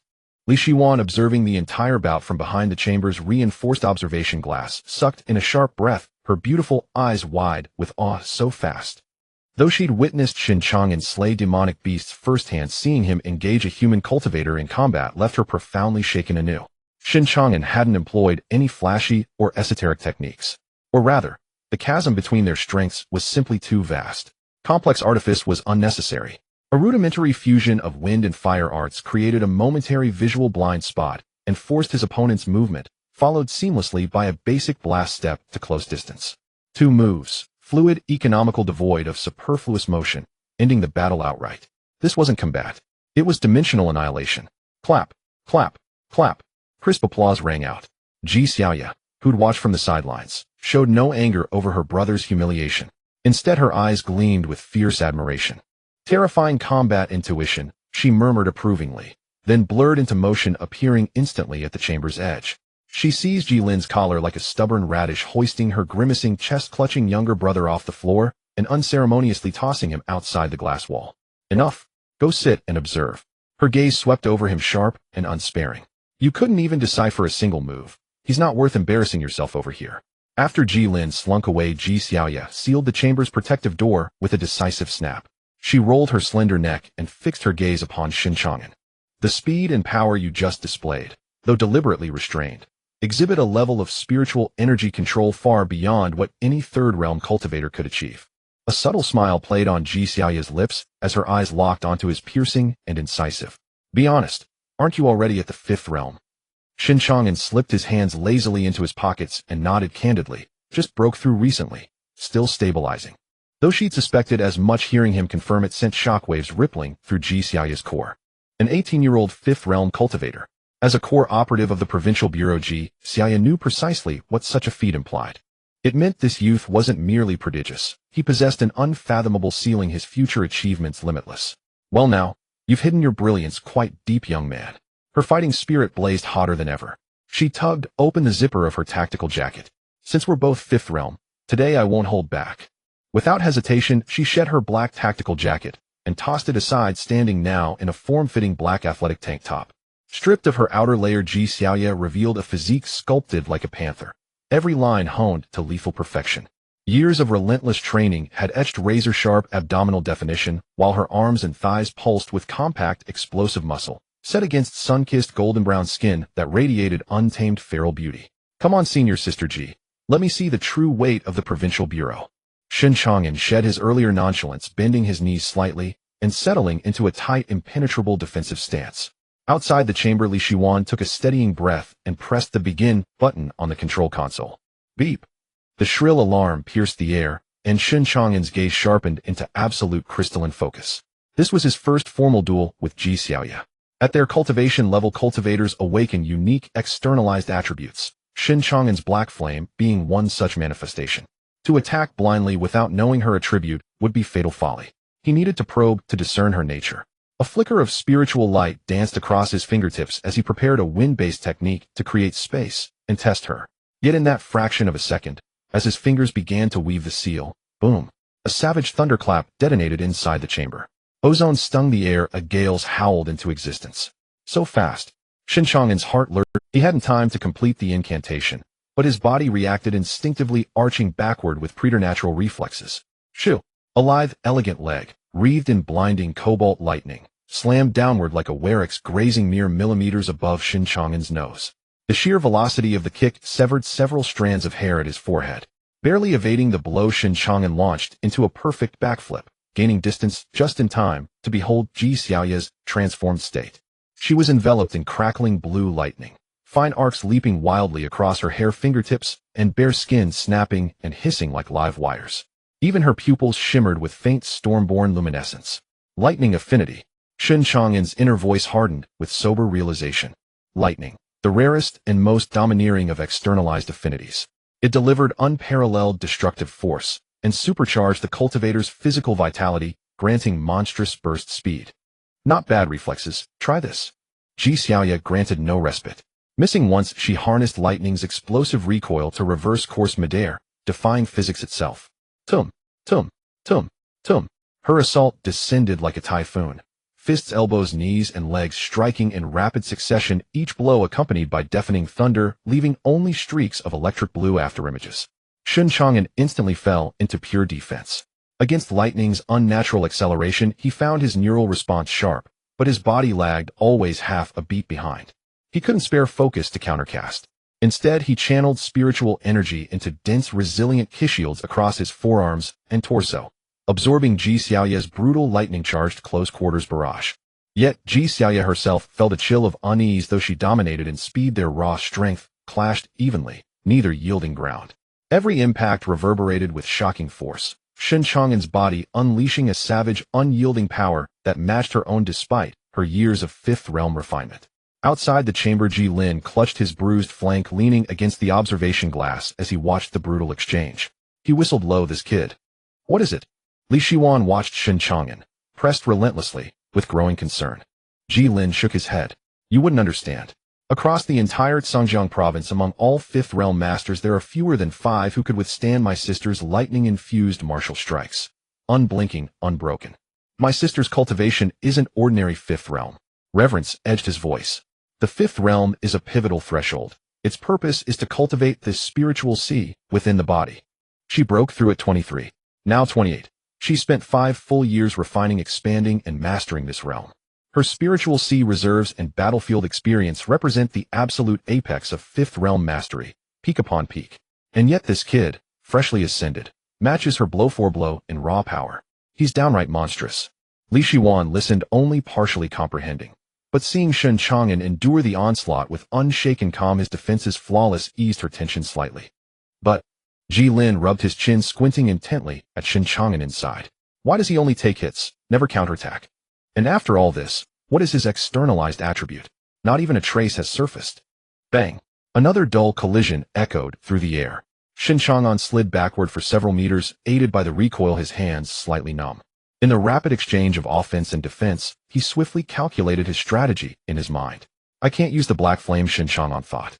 The adhesion and destructiveness of the black flame are too strong. Once it touches something, it's nearly impossible to extinguish.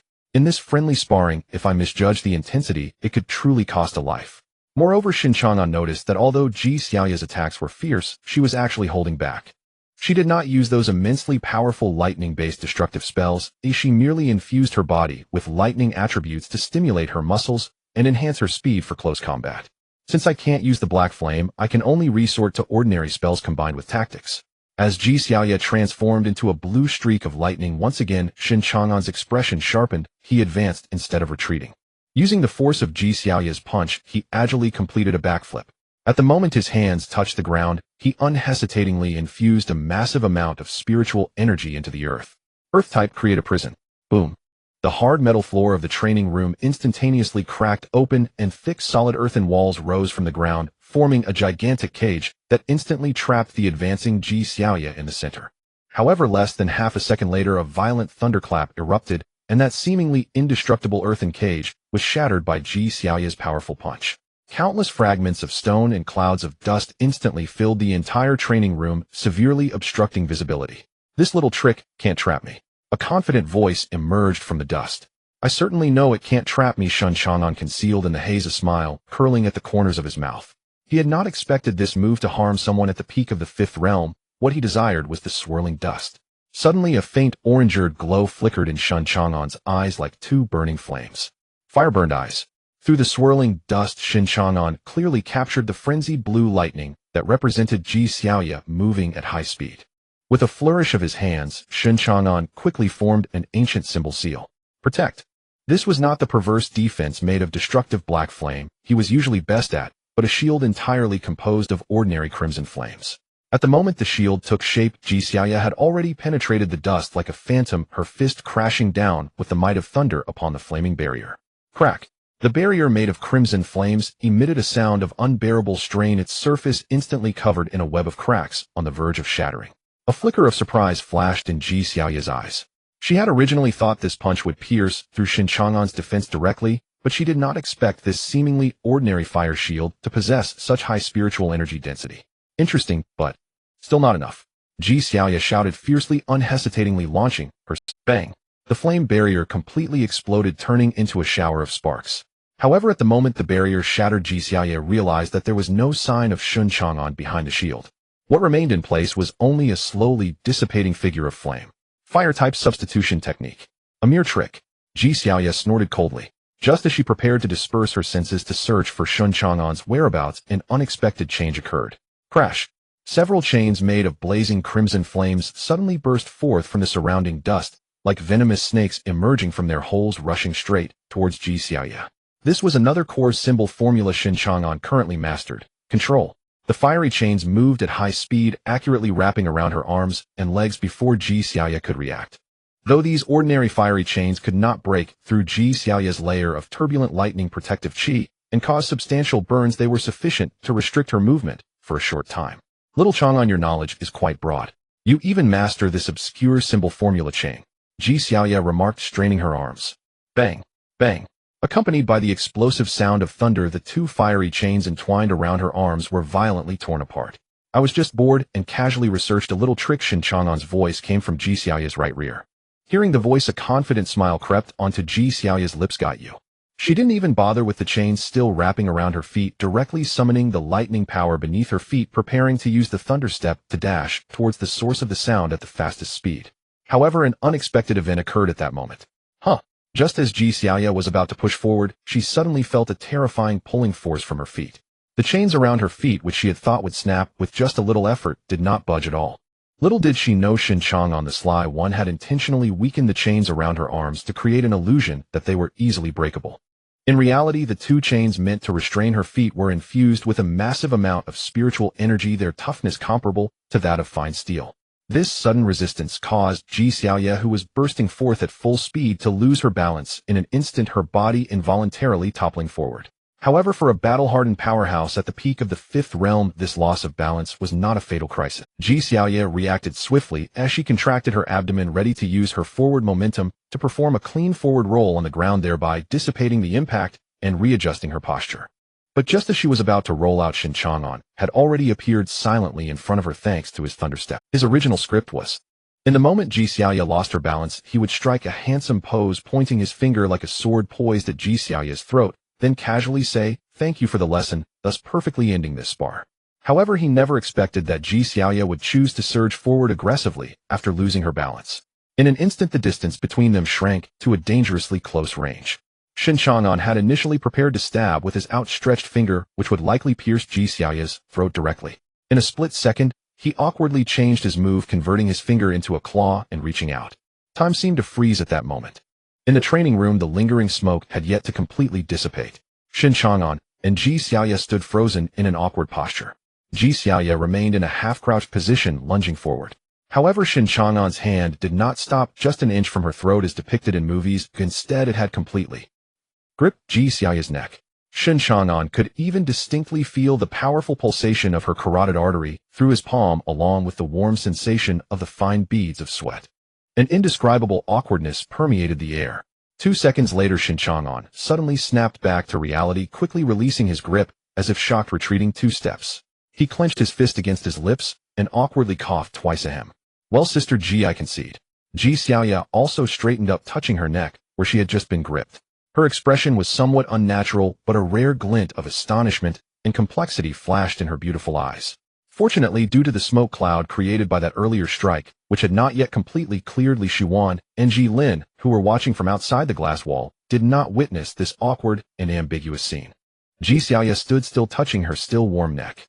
After a brief moment of astonishment, she swiftly replayed the entire process in her mind and quickly understood the key points. You brat, you intentionally made the fire chain you bound yourself with so fragile, didn't you? Ji Xiaoya looked at Shen Chang'an, her eyes filled with unabashed admiration. You specifically created chains of different strengths, exploiting my habitual thinking to create a flaw, and even set up this psychological trap during such a rapid exchange of attacks and defenses. Quite clever. Shen Chang'an scratched his head, reverting to his lazy demeanor, and humbly replied, "Just some trivial things I randomly pondered over. They are nothing significant." Sister Ji, I concede. Ji Xiaoya had a take-hider-leviate personality. Having lost even a half move, she did not exhibit the usual pretentiousness of a noble scion, and readily admitted a loss is a loss. Your battle instinct and reaction speed are indeed superior to mine. Shen Chang'an smiled and casually snapped his fingers. Whoosh! A strong whirlwind suddenly emerged, swiftly sweeping away the lingering smoke in the training room. At this moment, Li Shuan and Ji Lin, standing outside the protective glass, were eagerly watching the scene. As the smoke cleared, they only saw that both had stopped their actions unharmed, and completely unaware of the thrilling game that had unfolded in those brief seconds. Shen Chang'an and Ji Xiaoya walked side by side towards the exit. As soon as they pushed open the door, Ji Lin eagerly approached, looking back and forth at the two of them. Sister, how was it? Did you finish? I lost, Ji Xiaoya straightforwardly said. It was a narrow victory, just luck, Shen Chang'an added, giving her face. However, Ji Xiaoya shook her head, not continuing the conversation. She knew very well that it was far from just a narrow victory. Not to mention, she hadn't even used her most devastating thunder techniques. Shen Chang'an hadn't even revealed his true manifest attributes throughout. Just how deep were this brat's hidden cards? It was utterly unfathomable. Ji Xiaoya calmed her surging qi and blood from the intense battle, picked up her coat from the side, and generously waved her hand. Let's go, it's time for a meal. Today I'll treat you. Let's head to the cafeteria. On the way to the cafeteria, Ji Lin, like a curious child, clung to Shen Chang'an and asked, hey, how did you win? My sister is at the pinnacle of the fifth realm. You just broke through. How could you possibly defeat her? Just a normal spar. I took advantage of Sister Jai's mistake and narrowly won half a move. Shen Chang'an casually brushed it off, not detailing the embarrassing, throat-gripping moment. Ji Lin's suspicious gaze darted back and forth between the two. One won't reveal details while the other is tight-lipped about losing. Could it be that one won in a disgraceful manner, or the other lost in an undignified way? However, he did not think too much about it. After all, at their level, holding back in sparring was quite normal, not a life-and-death struggle. The group quickly arrived at the city bureau's cafeteria. It must be said that the treatment at the city bureau was indeed not something the Qingzhou district could compare with. There was an independent cafeteria specifically set up for the Night Patrol Division, not only luxuriously decorated, but also free from having to squish in with ordinary administrative staff. Most importantly, the exclusive window for the Night Patrol Division offered a special ingredient known as spirit meat, is derived from certain low-level demonic beasts or specially raised livestock nourished by spiritual energy. It contains rich and gentle spiritual energy, and long-term consumption can greatly improve one's physique and accelerate spiritual recovery. This stuff is precious. There's no quota for it at the Qingzhou district branch, where everyone usually can only eat ordinary pork, beef, and mutton. However, at the Beijian City Bureau, every officially appointed lantern bearer receives a generous monthly allocation of 20 kilograms of spirit meat. The group dished out their meals and sat down. Shen Chang'an picked up a piece of bright red, fragrant braised spirit meat and put it in his mouth, feeling the warm spiritual energy spreading down his throat, and couldn't help but exclaim, wow, the City Bureau truly excels. This food standard is much better than ours. Li Xuan also ate daintily, nodding in agreement. Opposite them, Ji Lin immediately curled his lip, displaying a face of disdain. Puffed, what's this? Shen Chang'an, hurry and put in a request to transfer to our provincial department. The monthly spirit meat allocation for formal staff at the provincial department is 100 kilograms. You talk too much. Eating can't shut your mouth. Ji Xiaoya glared at her brother and scolded him without mercy. Even with all that good food at the provincial department every month, I haven't. You talk too much. Eating can't shut your mouth. Ji Xiaoya glared at her brother and scolded him without mercy. Even with all that good food at the provincial department every month, I haven't seen you become any stronger. Weren't you still defeated in one kick today? Ji Lin covered his head, feeling wronged as he shoved rice around in his bowl. Although he was extremely dissatisfied inside, he didn't dare to retort against his sister, who had the bloodline suppression along with overwhelming strength. After all, the fact that he had been kicked away by Shen Chang'an was undeniable. After finishing with her brother, Ji Xiaoya turned to Shen Chang'an, her tone becoming serious. By the way, Chang'an, your college entrance examination has also concluded. Now that it's time to fill out your applications, which city's university are you considering? Shen Chang'an took a few bites of rice, pondered for a moment, and said, it depends on the situation.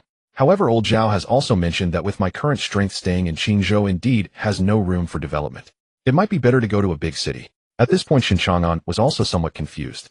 According to the unwritten rules within the Night Patrol Division, having the strength of the fourth realm is already sufficient to serve as the primary person in charge at the district or county level. Once one breaks through to the fifth realm, they are usually transferred to the city bureau to serve as a powerful figure at the captain level.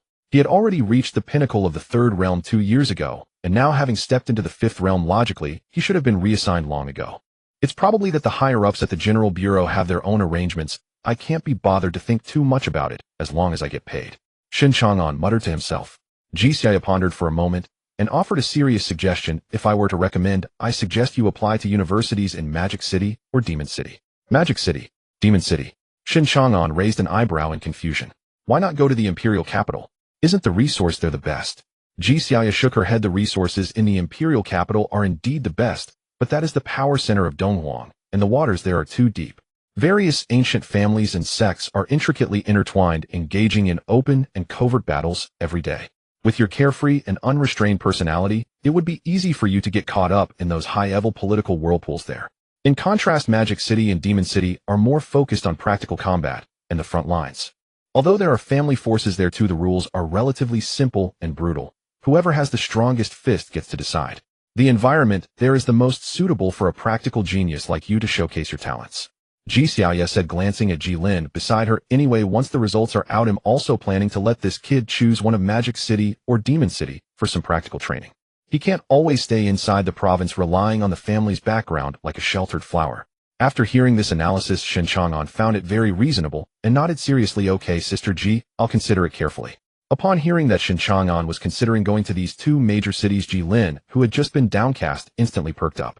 He excitedly leaned over and said, Hey, Shen Chang'an, once you decide which university to choose, remember to let me know in advance.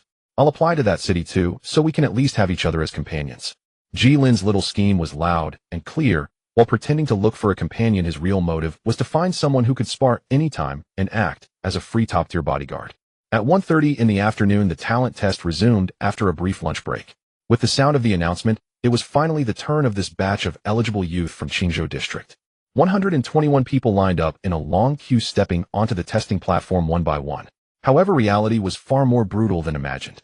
As the instruments repeatedly lit up red lights, indicating not qualified, the once excited and hopeful queue gradually became shrouded in a heavy, oppressive atmosphere. It wasn't until after 5 in the afternoon that all personnel from Qingzhou District finished their tests. Out of the 121, only 6 managed to barely reach the passing line of over 60 points in 2 categories. Moreover, these 6 individuals were all teetering on the edge with scores of 61 or 62. Whether they could be retained by the Qingzhou District branch for further training depended on whether the municipal bureau found them acceptable. However, according to past conventions, such barely passing scores would definitely be looked down upon by the municipal bureau, and they would likely be sent back to Qingzhou District like a game of hot potato. At this moment, the rest area of the venue was filled with an unmistakable sense of loss and dead silence from the camp of Qingzhou District. In fact, the young people who were selected by various families and district bureaus to participate in the test today had all demonstrated some exceptional talent to varying degrees in their childhood. For example, some had lighter auras and could often see vague wandering spirits by the roadside. Others were sensitive to yin energy and would inexplicably develop fevers near graveyards. Their elders had long instilled in them the concept that this world possesses extraordinary powers, making them believe they were the chosen ones among many. Although everyone knew that even passing the test didn't guarantee becoming a formal operative of the Night Patrol, it was at least a ticket to another magical world.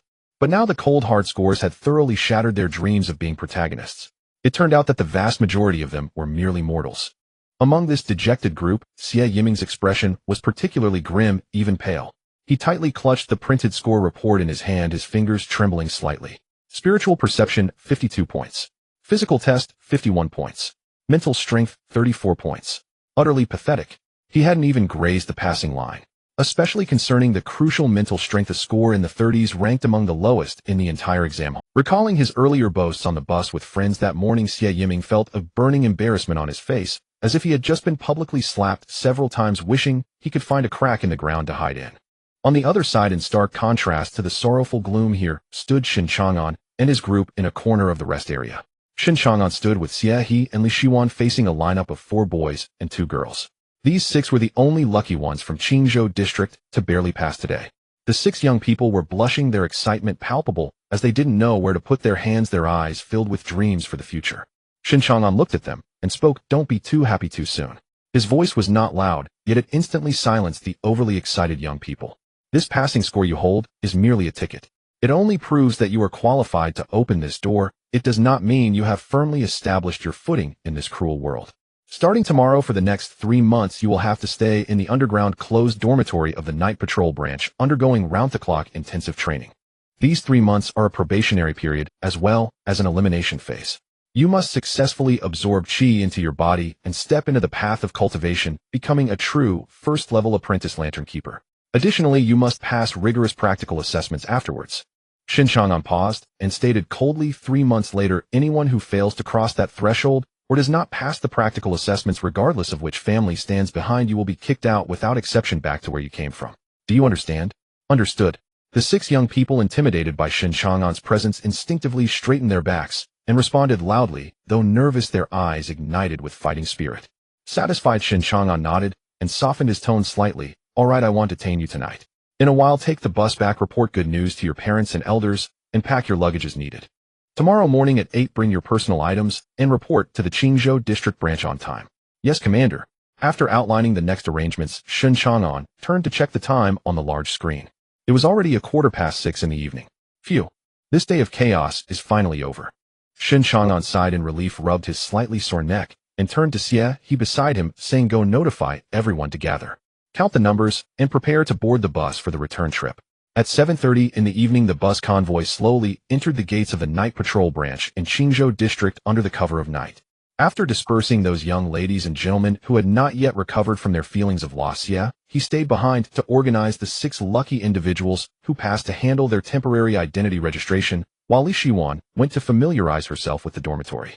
Shen Chang'an, dragging his slightly fatigued body, took the elevator back to his office and slumped into the comfortable ergonomic chair, just preparing to pour himself a glass of water.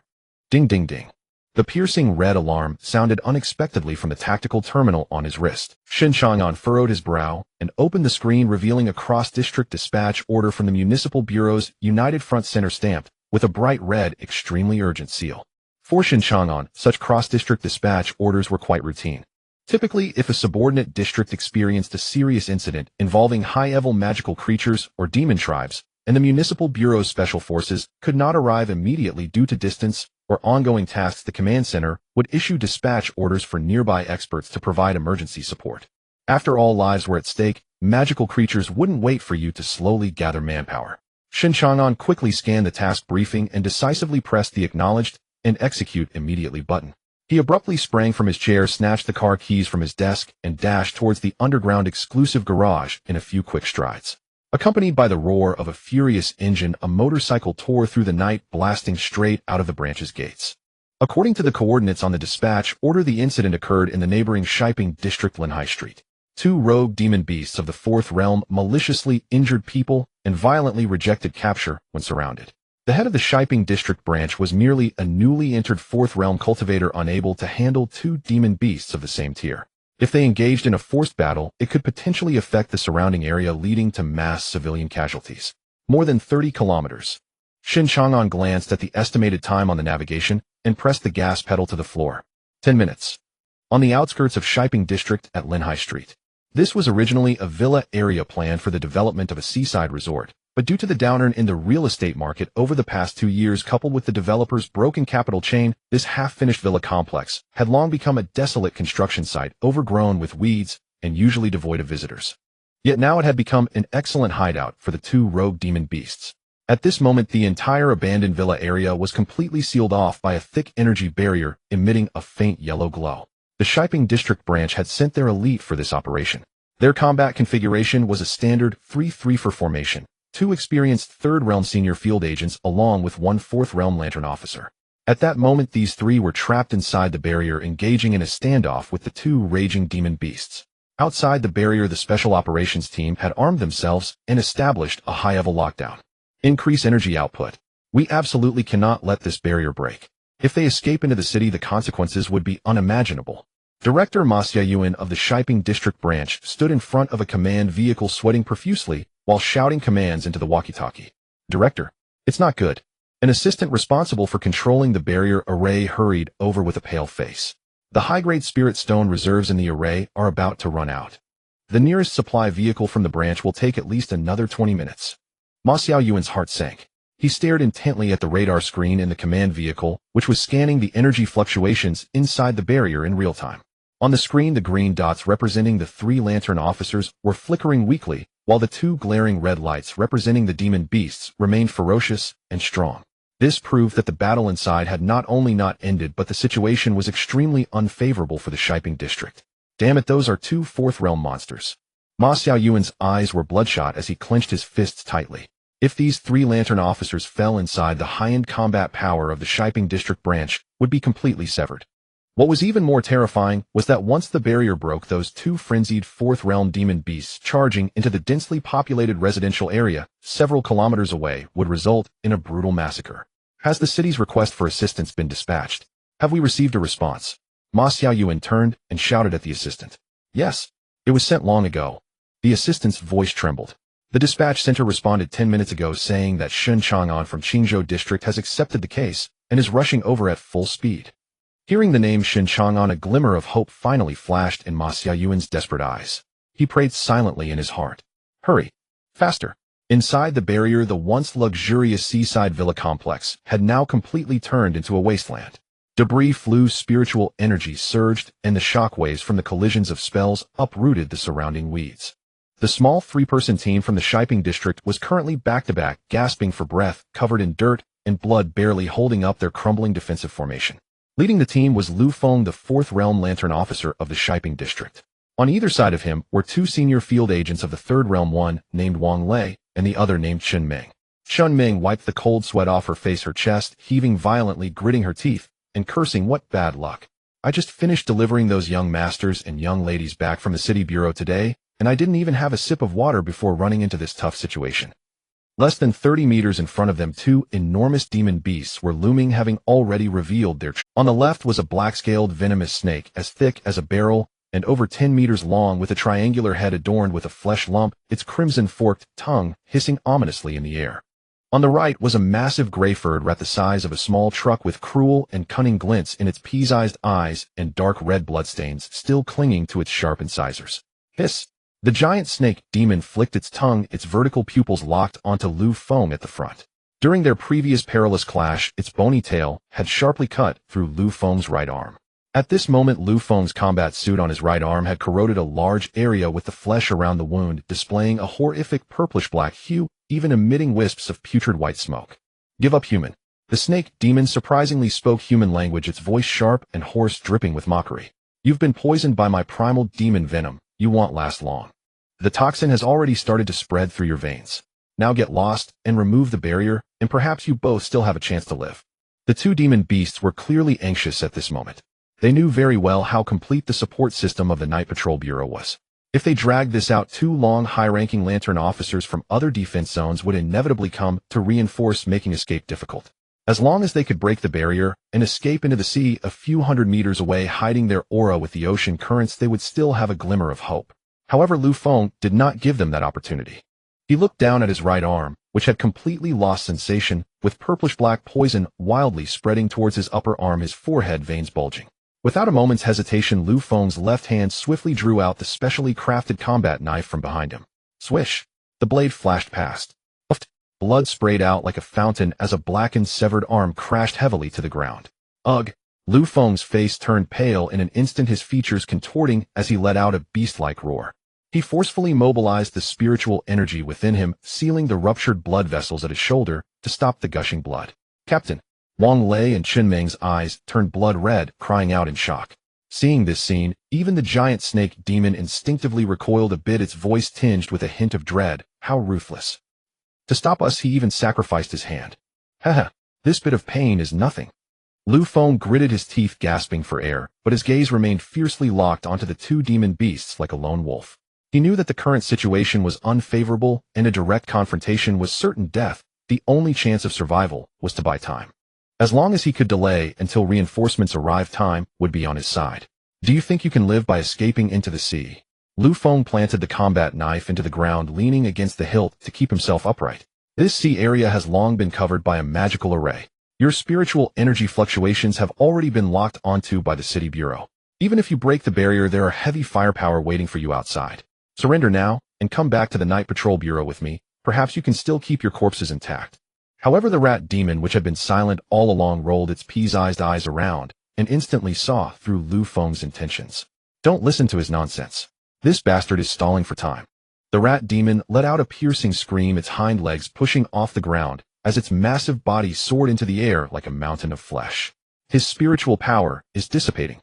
Don't mind those 2 useless ones. Attack together. Take him down first, then break the barrier."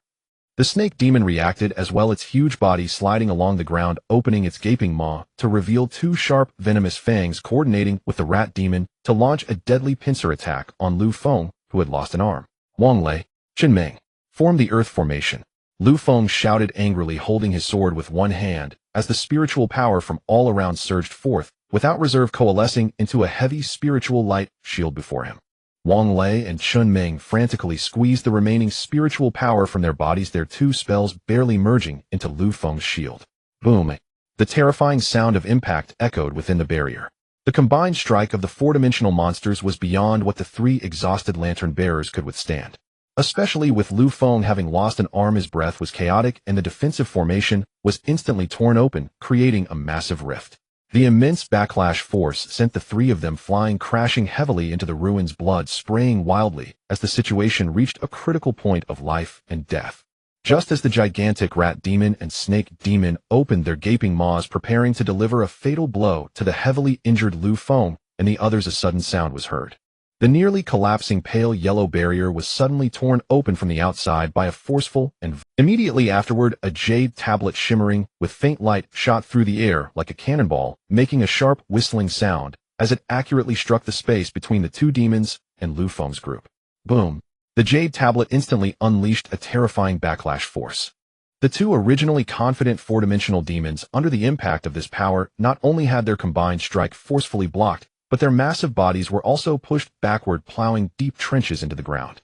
Before they could stabilize themselves, a surge of black flames suddenly erupted from where the jade tablet landed. Hiss! So hot! What kind of fire is this? The snake demon and rat demon let out terrified curses. Their proud hard scales and thick fur were instantly singed and crackled by the black flames as if made of paper. However, what made them more desperate was yet to come. In midair, several yellowed talismans floated down from who knows where. The cinnabar symbols on the talismans flashed wildly in the night. The two demons hadn't even had time to react. Explode! A cold voice resounded in the air.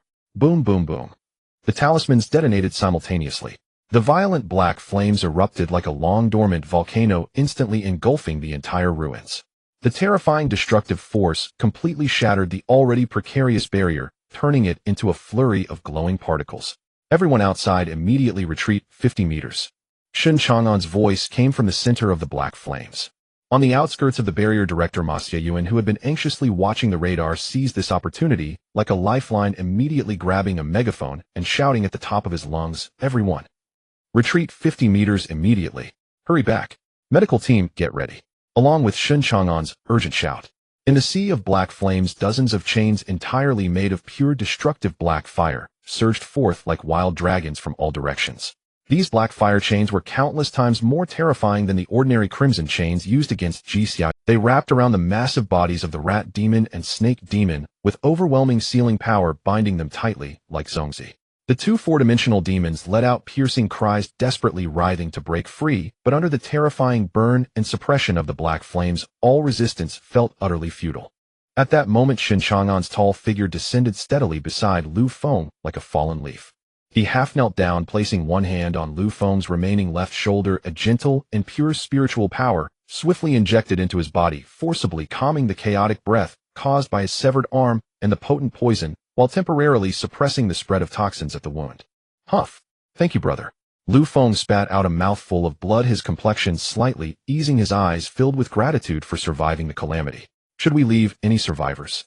Shen Chang'an glanced at the two demons still writhing in pain within the black fire chains. Lu Feng weakly nodded, gesturing with his chin towards a tactical backpack scattered nearby on the ground. Cough, cough. Leave it here. The city bureau may need to interrogate their escape route. That bag contains spirit binding nails. Shen Chang'an stood up, walked over to pick up the muddy backpack, unzipped it, and retrieved several spirit binding nails specially made by the Night Control Division for dealing with large demons. These metal nails were entirely dark silver, cold to the touch, etched with complex sealing runes. Just one of them measured 20 to 30 centimeters in length, enough to send shivers down one's spine. Shen Chang'an weighed the long nail in his hand, bending his knees slightly, and leaped into the sky like a great bird. In midair, he executed a swift turn, his hands becoming a flurry of afterimages. Thud, thud, thud, thud. Accompanied by the sickening sound of flesh-piercing, Shen Chang'an accurately drove the spirit-binding nails into the vital points of the snake demon's 7-inch cavity and the rat demon's spinal joints. Each demon had 5 or 6 nails driven into them. Clap!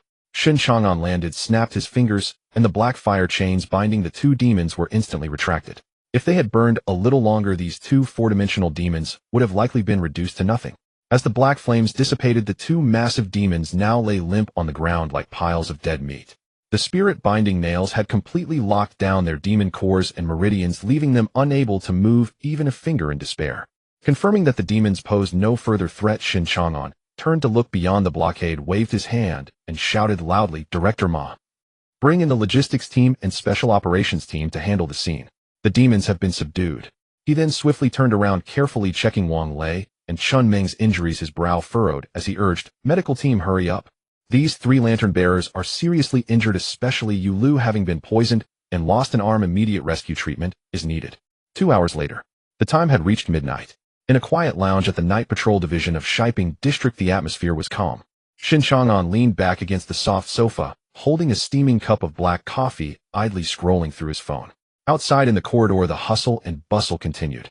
The emergency lights of the medical team were still on, with Lu Feng, Wang Lei, and Chen Meng, 3 severely injured patrollers, receiving urgent treatment inside. Especially Lu Feng, though his severed arm could not be saved, his life was at least rescued.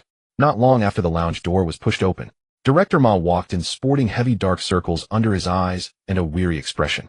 "Brother Shen, I really can't thank you enough today. If it weren't for your prompt arrival, our Shiping district would likely have faced total annihilation." Director Ma quickly approached Shen Chang'an and bowed solemnly, his tone filled with dread and regret.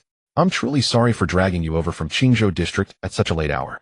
"Director Ma, no need for such formality. We are colleagues, and this is part of my duty," Shen Chang'an replied, setting down his coffee cup, and then inquired, "However, I'm quite curious, how could those 2 large 4-bound monsters have remained hidden under your noses?" Hearing this, Director Ma sighed deeply, rubbing his face heavily. "Brother Shen, you may not be aware. These 2 beasts have been secretly causing trouble in our Shiping district for the past half-month. They are incredibly cunning, and every time they committed a crime, they left no trace of their demonic energy. Our division's Qiankuan threading plate has practically been rendered useless in the past half-month. We couldn't track their whereabouts at all." Director Ma gritted his teeth, a flash of hatred in his eyes. It wasn't until a couple of days ago that they couldn't resist attacking a few late-returning civilians, causing casualties and revealing their presence. Only then did we manage to corner them at that abandoned villa area today. Who would have known that these 2 monsters were not only 4-bound, but also possessed such formidable combat strength, nearly overpowering the 3 patrollers of Shiping district? Shen Chang'an nodded in understanding and continued to ask, "How is the interrogation going? Have you figured out which path they came from?" "The interrogation department is working tirelessly overnight," Director Ma replied. "Their cultivation has been sealed by spirit-locking nails, and now they are just meat on the chopping block. However, 4-bound monsters tend to be quite tight-lipped. It will likely take some time to pry open their mouths." "All right, as long as you know what to do," Shen Chang'an nodded. "Well then, Brother Shen, you should rest for now. There are still many messes and families of the injured to comfort. I need to take care of those first. If you need anything, just call the people outside." After thanking Shen Chang'an once more, Director Ma hurriedly left the lounge. After he left, Shen Chang'an picked up his phone and opened the internal group of the Night Patrol Division. The group was buzzing with activity, mainly discussing the attack by the 4-bound monsters in Shiping district tonight. A particularly noticeable message popped up, specifically tagging him. "Fangzhou, Qingzhou district, Shen Chang'an. Chang'an, you did a great job tonight. Lu Feng and the other 2 are seriously injured, and Shiping district currently lacks high-end combat power, making it prone to chaos. I have dispatched a special forces team and 2 4-bound patrollers from the municipal bureau to take over for them. Before the support team arrives, I need you to hold the fort in Shiping district for a few hours to stabilize the situation." Shen Chang'an tapped his fingers and briefly replied with 2 words, "Received." Just as he finished replying to the group, his phone vibrated again. This time it was a private message from their Qingzhou district internal group. Bai Yin sent a cute sticker of a little cat peeking from behind a wall, followed by a voice message, Boss, how's the situation on your end? Have you been on a killing spree? Meow." Li Xuan quickly followed up with a message, "You weren't injured, right? Did the mission go smoothly?" Looking at these 2 girls staying up late in the group chat, Shen Chang'an couldn't help but smile faintly. He pressed the voice message button and replied casually, "Nothing major, just 2 slightly larger rats and a long worm. They've been dealt with. I still need to wait for the municipal bureau to come for the handover, so you guys should head back and get some sleep. You have work tomorrow." After sending the voice message, Shen Chang'an tossed his phone on the table, closed his eyes, and began to rest. Time passed second by second. Around 3 in the morning, accompanied by the blinding beams of headlights cutting through the night sky of Shiping district, the support team from the municipal bureau finally arrived. The 2 4-bound patrollers leading the team quickly entered the division and conducted a brief handover of defense duties with Shen Chang'an. After confirming that the defensive formation of Shiping district was reactivated and the high-end combat power was in place, Shen Chang'an finally stretched and walked out of the Night Patrol Division's door. With a low rumble of the engine, the motorcycle sped like a black lightning bolt into the vast night, heading back towards Qingzhou district. The next morning, Shen Chang'an woke up to the sound of continuous phone vibrations. Rubbing his sleepy eyes, he sat up from the single bed in the underground dormitory and opened the internal group of the Night Patrol Division. The group was currently flooded with messages, all neatly saying, "Received." Shen Chang'an scrolled up and found that the Municipal Bureau's United Front Center had issued the latest report. The incident of the four-bound monsters infiltrating Shiping District last night was not an isolated case. Recently, it seemed that a hidden criminal force, including roaming monster clans and underground evil cultivators, had been secretly active within Beijiang City. The Municipal Bureau issued a strict order. All district and county divisions must immediately intensify investigations into abnormal spiritual energy fluctuations within their jurisdictions. Simultaneously, starting today, the second identity registration work for practitioners across the district will be comprehensively launched. Each division must rigorously verify the lists of practitioners from previous years, conduct surprise visits, and ensure that all hidden black households, not registered, are unearthed. Shen Chang'an yawned and casually replied with 2 words in the group, "Received." Just as he exited the group, another private message popped up on his WeChat. The liaison officer messaged, "Good morning, Team Leader Shen. The task of providing cross-district support to Shiping District last night has been settled and graded. This task has been rated as level danger. The task rewards have been issued 2,000 internal contribution points for the Night Patrol Division, and a cash bonus of 2 million daxia coins have been credited to your exclusive account. Please check." For him at this moment, the worldly wealth of 2 million daxia coins was merely trivial enough for daily meals and gaming. But those 2,000 contribution points were indeed valuable. Adding this month's base salary and hardship allowance, just issued yesterday, the total contribution points now amount to 14,000 points. Shen Chang'an calculated silently and nodded in satisfaction. He rose, washed up, and dashed to the cafeteria for a quick breakfast. Shen Chang'an, clutching a cup of soy milk, made his way to his spacious office. Seated before his computer, he logged into the Night Watch Bureau's internal system and pulled up the registry of cultivators in Qingzhou District. The screen displayed a dense array of information. Previously, the registered local cultivators in Qingzhou, including scions of various clans and rogue cultivators, totaled 79. Shen Chang'an scrolled with his mouse, tallying in his mind. Add the 6 unlucky souls who passed the test yesterday and are reporting today, plus Li Shiwan. The number of legal cultivators in Qingzhou District now stands at exactly 86.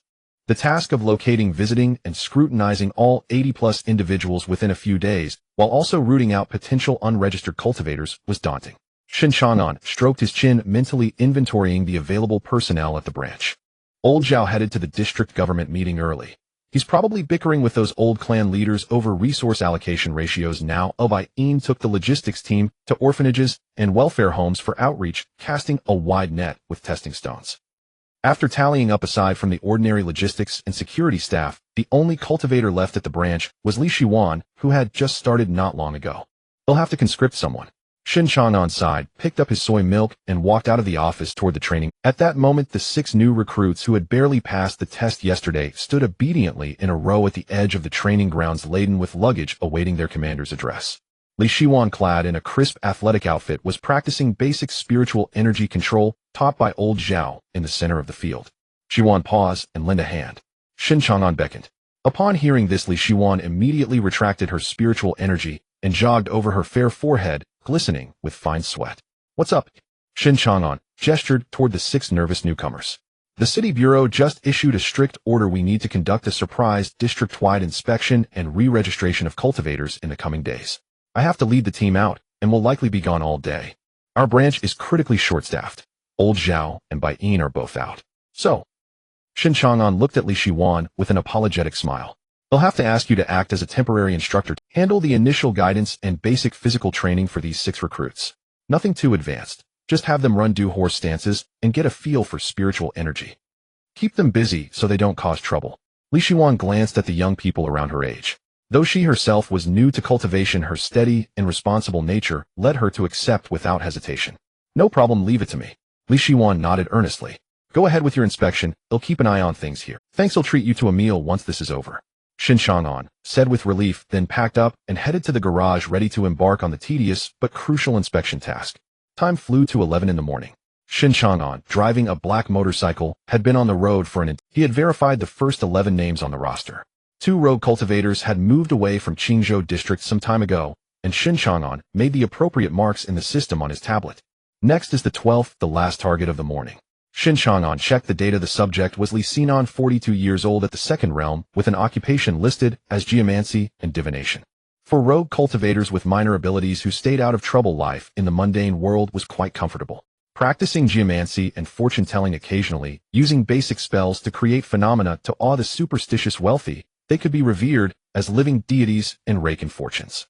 That explained why the records showed Li Xinan living in an upscale villa district. He parked the car at the facing the security guard's routine inquiry. Shen Chang'an smoothly pulled out a special department ID bearing the embossed national emblem of Dongguan. This ID was designed by the Night Watch Bureau for dealing with regular units and civilian checks, as the Bureau's existence was strictly confidential to ordinary people. Upon seeing the vivid embossed seal and the word special unit, the guard immediately showed respect and raised the barrier without a word. Following the tree-lined path, Shen Chang'an parked before Villa No. 09. After ringing the doorbell, the door clicked open. A middle-aged man in his 40s answered, his face covered in stubble, his figure gaunt. Despite the heat, he wore an oversized blue Taoist robe, and even spun a pair of walnuts in his hand, deliberately affecting an air of immortal transcendence. Seeking whom, layman? If for geomancy, I've retired for the day and see no guests. Li Xinan half closed his eyes, his tone aloof and impatient. Shen Chang'an, unimpressed by his theatrics, pulled out the Night Watch Bureau's black iron emblem, a symbol of authority and judgment, and flashed it before him. Night Watch Bureau. District-wide routine inspection and registration. The moment Master Li recognized the emblem, his legs trembled violently. His aloof facade crumbled, instantly replaced by a fawning smile. An officer from the Night Watch Bureau. My apologies for my blindness. Please come in. Li Xinan quickly stepped aside, bowing and scraping as he ushered Shen Chang'an inside. Following him into the living room, Shen Chang'an couldn't help but frown. The outwardly glamorous villa was a chaotic mess inside. Takeout containers, empty bottles, and discarded talisman paper strewn everywhere, leaving barely any room to stand. Li Xinan rubbed his hands awkwardly, then mustered his meager spiritual energy to cast a clumsy wind spell. A faint breeze swept through, pushing the trash into a corner and clearing a path. Forgive the mess, officer. I've been busy divining celestial patterns and neglected upkeep. Li Xinan explained with a sheepish grin, pointing to a sofa stained with grease and dust. Please have a seat. Shen Chang'an curled his lip in distaste. He'd rather stand than sit on that couch. Wasn't it? Always Director Zhao, who handled the registrations before. Why trouble such a young officer today? Li Xinan cautiously probed while rubbing his hands. Old Zhao's busy and has no time for you lot. Shen Chang'an replied flatly, pulling a palm-sized bronze statue from his pocket and placing it on the side table. The statue depicted the seventh son of the dragon, Bian.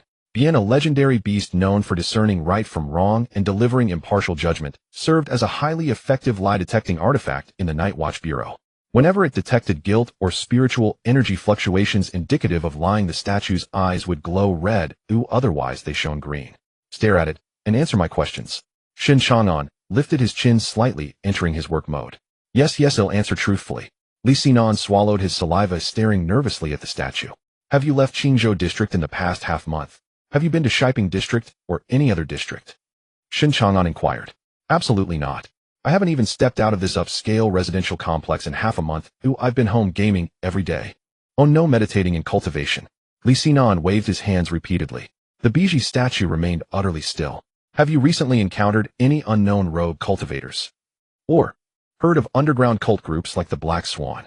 Shen Chang'an fixed his gaze on the man's eyes, posing the most critical question. Hearing the words Black Swan, Li Xinan's face turned pale with terror, as if he had heard of some monstrous threat. He shook his head like a rattledrum. Sir, don't scare me. Even with 10 times the courage, I wouldn't dare get involved with those murderous lunatics. I'm a law-abiding citizen who pays taxes on time. The Biji statue on the coffee table remained utterly silent, its eyes devoid of any red glow. He then asked a few more questions, finding nothing unusual. Having passed the test, it proved Li Xinan was not lying. All right. Shen Chang'an straightened up, picked up the Biji statue from the coffee table, and put it back in his pocket. Thank you for your cooperation. This year's registration verification is complete. You may continue your divination of celestial secrets. Understood. Thank you for your hard work, sir. We'll see you out. Seeing Shen Chang'an ready to leave, Li Xinan felt as if pardoned, exhaling a long sigh of relief. He put on a fawning smile and followed behind to see the guest off. Shen Chang'an reached the entrance and was about to push the door open. Just then his movement paused slightly. His keen spiritual sense seemed to detect something. He turned his head with some suspicion, casting a glance at a tightly shut door on the second floor. However, that flicker of fluctuation vanished in an instant, as if it were an illusion.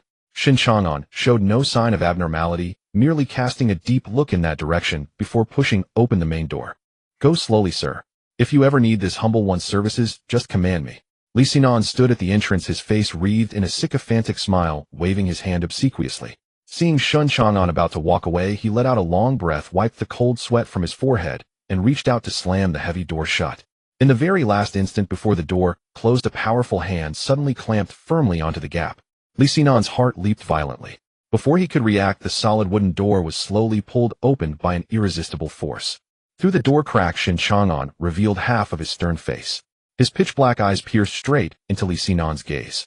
And from Li Xinan's blind spot, Shen Chang'an's other hand was quietly holding the Biji statue. "It suddenly occurred to me that I forgot 2 routine questions." Shen Chang'an stared at him, his voice devoid of any emotion. "First, have you had any contact with the Yao race in the past few days?" The sycophantic smile on Li Xinan's face instantly froze, a flicker of panic flashing in his eyes. He forced down a swallow and stammered in denial, Yao race? Sir, you must be joking. I wouldn't even dare to kill a chicken, let alone get involved with those man-eating monsters." In Shen Chang'an's blind spot, the Biji statue's eyes instantly blazed with a piercing red light. Shen Chang'an's expression remained unchanged as he promptly posed the second question. "Second, what exactly is hidden in the innermost room on the second floor?" Li Xinan's pupils abruptly constricted and cold sweat poured down his forehead. Yet he still forced out a grim, strained smile. That room is just a storage room filled with some junk and props I use for feng shui and rituals." The Biji statue's eyes once again flickered with a crimson glow without any surprise. "You're lying." Shen Chang'an spat out these 3 words decisively. He then forcefully pushed the door open, strode into the entrance, and reached out to subdue the man directly. "Damn it, I gave you face, and you didn't want it. Do you really think I'm afraid of a brat like you?"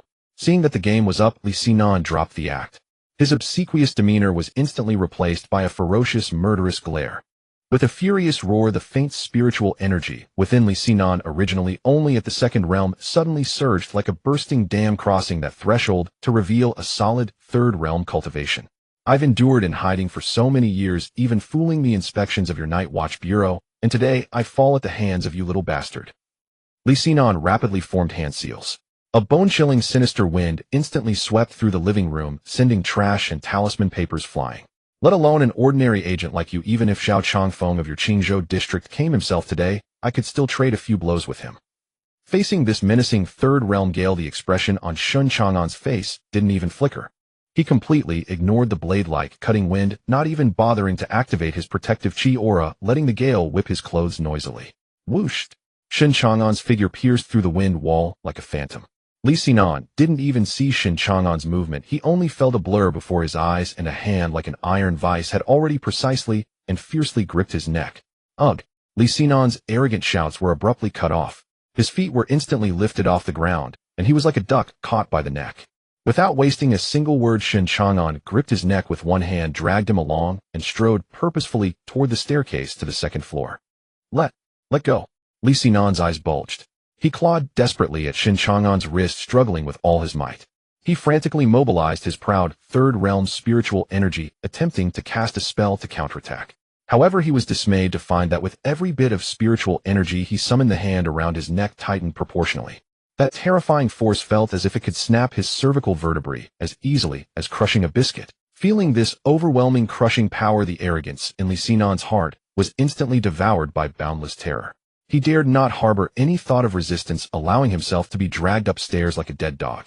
In truth, at the moment he was about to leave the entrance, Shen Chang'an's keen spiritual sense had already caught a faint trace of demonic aura drifting down from the second floor.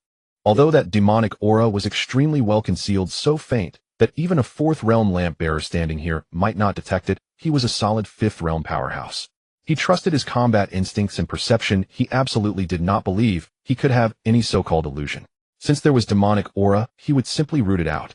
Shen Chang'an dragged Li Xinan upstairs to the innermost door of the second floor, as if he were dragging. The door was extremely heavy, secured with several complex mechanical locks, and faintly shimmered with a low-level array designed to isolate breaths. Shen Chang'an couldn't be bothered to look at it. The hand he had freed suddenly erupted with a flame as black as the abyss. The sound of melting echoed sharp enough to make one's teeth ache. The black flame didn't even touch the door, merely approaching it caused the specially designed metal doorknob and lock, which were claimed to be explosion-proof along with the array attached to them to melt like butter into a pool of scorching molten iron. Shen Chang'an kicked the shattered door open. The sight inside made a flash of terrifying killing intent cross his originally indifferent eyes. The spacious room had been transformed into a dark style. 5 or 6 specially crafted iron cages made of stainless steel were prominently placed in the room. Inside the cages were 7 or 8 figures curled up and shackled with iron chains. Among them were a few pure human girls, while others bore obvious characteristics of demons, fluffy fox ears, and cat tails. Without exception, all the victims had their eyes tightly shut, clearly having been injected with some potent anesthetic. Human and demon trafficking. In this peaceful, mundane world, such a filthy and vile underground industry was hidden. Shen Chang'an took a deep breath, suppressing the anger in his heart. He slammed Li Xinan against the wall with one hand, and then pulled out his phone to dial Xiehe. Immediately bring 2 teams of logistics personnel and a medical team to Jingxiu Villa District No. 09. There are severe cases of illegal detention and human demon trafficking here. After hanging up, Shen Chang'an took a pair of specially designed lock spirit handcuffs from his tactical belt, and with a click firmly cuffed Li Xinan's hands to the heating pipe in the corner. Shen Chang'an dragged over a chair and sat in front of Li Xinan, placing the statue of the Lian at his feet again. Now tell me your purpose. Shen Chang'an's voice was as cold as an eternal ice block. I. Li Xinan looked at the iron cages filled with despair, knowing he was utterly finished, and stammered out an explanation. It's some wealthy bosses. They got bored with the ordinary and seek thrills, especially enjoying these not yet fully transformed fox demons and cat demons. I'm just a mid-level channel making a profit. I only act as a cover with the identity of a geomancer scouting or receiving supplies in the Qingzhou district, and then hand everything over to the higher-ups. I swear I really don't know who those specific buyers are. I always wear a mask during transactions. Shen Chang'an glanced at the Lian statue at his feet, which started to emit a faint green light from its eyes. This represented that he was not lying. As for the higher-ups, you can slowly explain that back at the bureau. Shen Chang'an leaned slightly forward, staring at him. Now tell me which other people in the Qingzhou district are working with you on this dirty job. Li Xinan's eyes flickered and he swallowed dryly. No. There are no others, just me. No one else, just me. Buzz. The eyes of the Lian statue instantly lit up with blinding red light. Not being honest. Shen Chang'an's gaze turned icy, too lazy to waste more words. He slowly raised his right hand, and a wisp of fine black flame ignited silently at the tip of his index finger. He flicked his finger, and the black flame accurately landed on Li Xinan's hand. The terrifying pain which struck at the soul as if it could ignite even the marrow instantly engulfed Li Xinan's entire body. It was not merely a physical burn, but an ultimate torment on the soul. Li Xinan screamed in despair, writhing and convulsing in the corner like an electric-shocked loach, his eyes bulging from extreme pain. Bloodshot. He'll talk. Just take it away. Take it away. Li Xinan broke down in tears, his mental defenses completely shattered by the inhumane torment. Wang Hai. The Wang Hai who runs the antique shop on East Street. And that butcher named Sun DePeo from the neighboring market. Lastly, the last one is Zhang Zuohua, the old lady who usually sets up a stall at the bridge to tell fortunes. Just the 3 of them. All the scouting and kidnappings were done together by the 4 of us. With each name he reported, the Lian statue under Shen Chang'an's feet would flicker with pure green light. After confirming that all the names and numbers matched, Shen Chang'an expressionlessly snapped his fingers and retracted the wisp of black flame. In just these few seconds of burning, a deep charred blood hole had already appeared on the back of Li Xinan. He felt as if he had been pulled out of water, drenched in cold sweat, slumped to the ground like a pile of mud, gasping for air, his eyes only showing the purest fear when looking at Shen Chang'an. 10 minutes later, the sound of hurried footsteps came from outside. Xiehe rushed into the villa with a fully armed logistics team and a medical team carrying first aid kits. Seeing the shocking iron cages in the second-floor room, Xiehe's face also turned grim. Captain Shen, take this scum back and lock him in the highest-level interrogation room with strict supervision. Shen Chang'an stood up, pointed to Li Xinan in the corner, and coldly instructed. Then he glanced at the iron cages. Take all these demon and human victims back to the department's medical unit for comprehensive examination and treatment. Pay attention to the emotions of the demons. When they wake up, prioritize soothing them. If there are signs of a riot, then use sedatives. Understood. Xiehe immediately directed his subordinates to begin acting in an orderly manner. After explaining the follow-up matters on site, Shen Chang'an brushed off the dust on his clothes and turned to head for the stairs. Captain Shen, where are you going? Xiehe asked from behind. To clean up the mess. There are still 3 oblivious scum waiting for me to catch. He stopped outside the agricultural market in the old town. It was noon, and the market's most bustling morning market had ended. Most vendors had started to pack up or were lounging on chairs, the ground slightly damp with the air filled with a mixed stench of raw meat and seafood. Shen Chang'an, with his hands in his pockets, leisurely made his way to the western suburb meat stall. The stall's owner was none other than Sun DePeo from the records. He was a stout, middle-aged man with a face full of flesh, but constantly wore a friendly smile. At this moment, he was wiping the countertop with a rag, chatting and laughing with the owner of the dried goods store. In a small corner inside the meat stall, there was a greasy little folding table. A boy appearing to be around 7 or 8 years old was leaning over it, seriously chewing on the end of a pencil as he wrote his summer homework. Not far away in front of the vegetable stall, a middle-aged woman looking quite honest and simple was bargaining with the vegetable vendor while holding a plastic bag. She was Sun DePeo's wife. Seeing this warm family scene filled with the flavor of the marketplace, he felt a bit surprised. Shen Chang'an walked up to the meat stall, glancing at the child doing his homework, his eyes flickering slightly. He did not directly unleash his pressure or attempt to seize anyone. Young brother buying meat. Do you want some ribs or pork belly? Sun DePeo, noticing a customer, immediately put on a friendly smile. Shen Chang'an remained silent, simply pulling out a black badge made of Xian iron from the night guard from his pocket and gently shaking it in front of Sun DePeo. The moment he clearly saw the special totem on the badge, the smile on Sun DePeo's chubby face instantly froze, his pupils contracting sharply like pinpoints. As a recorded Third Realm loose cultivator, how could he not recognize what this represented? However, after a moment of panic, he forcibly suppressed the fear in his heart, regained his composure, and pretended to be confused, lowering his voice to ask, "Officer, what is this about? I'm just an honest citizen running a legitimate business. I don't know what I did to offend you gentlemen." Li Sinan. Shen Chang'an looked at him and calmly uttered these 3 words. Just a name, and Sun DePeo felt as if his bones had been drained. His once robust body instantly wilted, his face turning as pale as paper. He knew it was all over. Sun DePeo slightly raised his head, stealing a glance at Shen Chang'an, who appeared far too young, looking no more than 18 or 19. Moreover, Shen Chang'an was casually standing at the side of the meat stall, not completely blocking his escape route, relying on his Third Realm explosive power. If he suddenly attacked, overturned the stall, he might be able to escape amidst the chaos. This thought grew wildly like weeds in Sun DePeo's mind. His muscles had begun to tense, and his spiritual energy was quietly mobilizing within. However, just as he was about to make a desperate move, he turned his head and saw his son in the stall, scratching his head in frustration over his homework, and then glanced at his wife, who had just finished shopping and was smiling at him from a distance. Sun DePeo's tensed muscles instantly relaxed. His rough hands dropped weakly to his sides, the fierce light in his eyes extinguished, replaced by deep despair and dejection. "What? Not running?" Shen Chang'an observed the change in his expression. Sun DePeo forced a bitter smile and shook his head, his voice hoarse. "Even if I run, what about my wife and child? They are innocent, they don't know anything." "Very clever." Shen Chang'an put away the badge and said flatly, "If you had truly chosen to overturn the stall and run, you would now be a corpse lying on the road over there." Shen Chang'an gestured with his eyes, walking towards a secluded alley outside the market.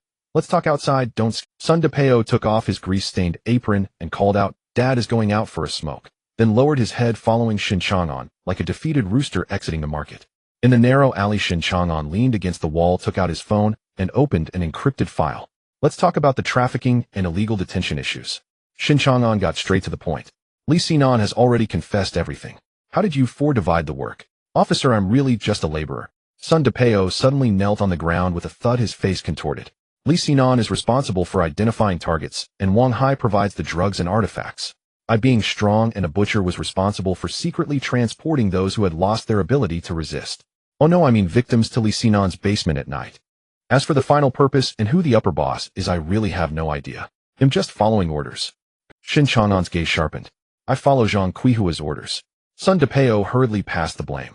"She is the old lady who sets up a stall to tell fortunes under the overpass. She is the one who leads and makes decisions among us." Shen Chang'an frowned slightly, quickly scrolling through the roster on his tablet. Zhang Zuihua. There is no such person in the list of 79 cultivators registered in Qingzhou district. Of course she is not on the list. Sun DePeo hurriedly explained. "That old lady is an outsider who probably just came to our Qingzhou district to set up stall under the overpass half a year ago. She is a black household who knows some sorcery and has never registered with the night guard. It was only after she came that we were coerced and tempted into this mess. A black household that just arrived half a year ago and knows sorcery." Shen Chang'an narrowed his eyes, realizing this person was not registered. Just as the two were conversing, a van quietly stopped at the entrance of the alley. A few plainclothes logistics personnel quickly approached, pulling out spirit-locking handcuffs to secure Sun DePeo tightly. "Captain Shen, are we taking the person away?" the leading officer respectfully inquired. "Take him away. Tell the Bureau that this case involves outsiders and dark cultivators. Go back and interrogate him, strictly extracting every dirty deed they have done over the years." Shen Chang'an waved his hand, then turned and walked out of the alley. "You all take him back first. I will continue to catch the other two. Especially that one called Zhang Cuihua. I want to see what kind of monster she is." After bidding farewell to the trembling butcher, Shen Chang'an hurriedly drove towards a large overpass in Qingzhou district. Under the blazing sun, the area under the overpass was a cool haven. Not only were elderly men and women playing chess, but several fortune-telling and remedy-selling stalls also lined the dark corridor. Shen Chang'an parked the car by the roadside, hands in his pockets, strolling casually under the bridge.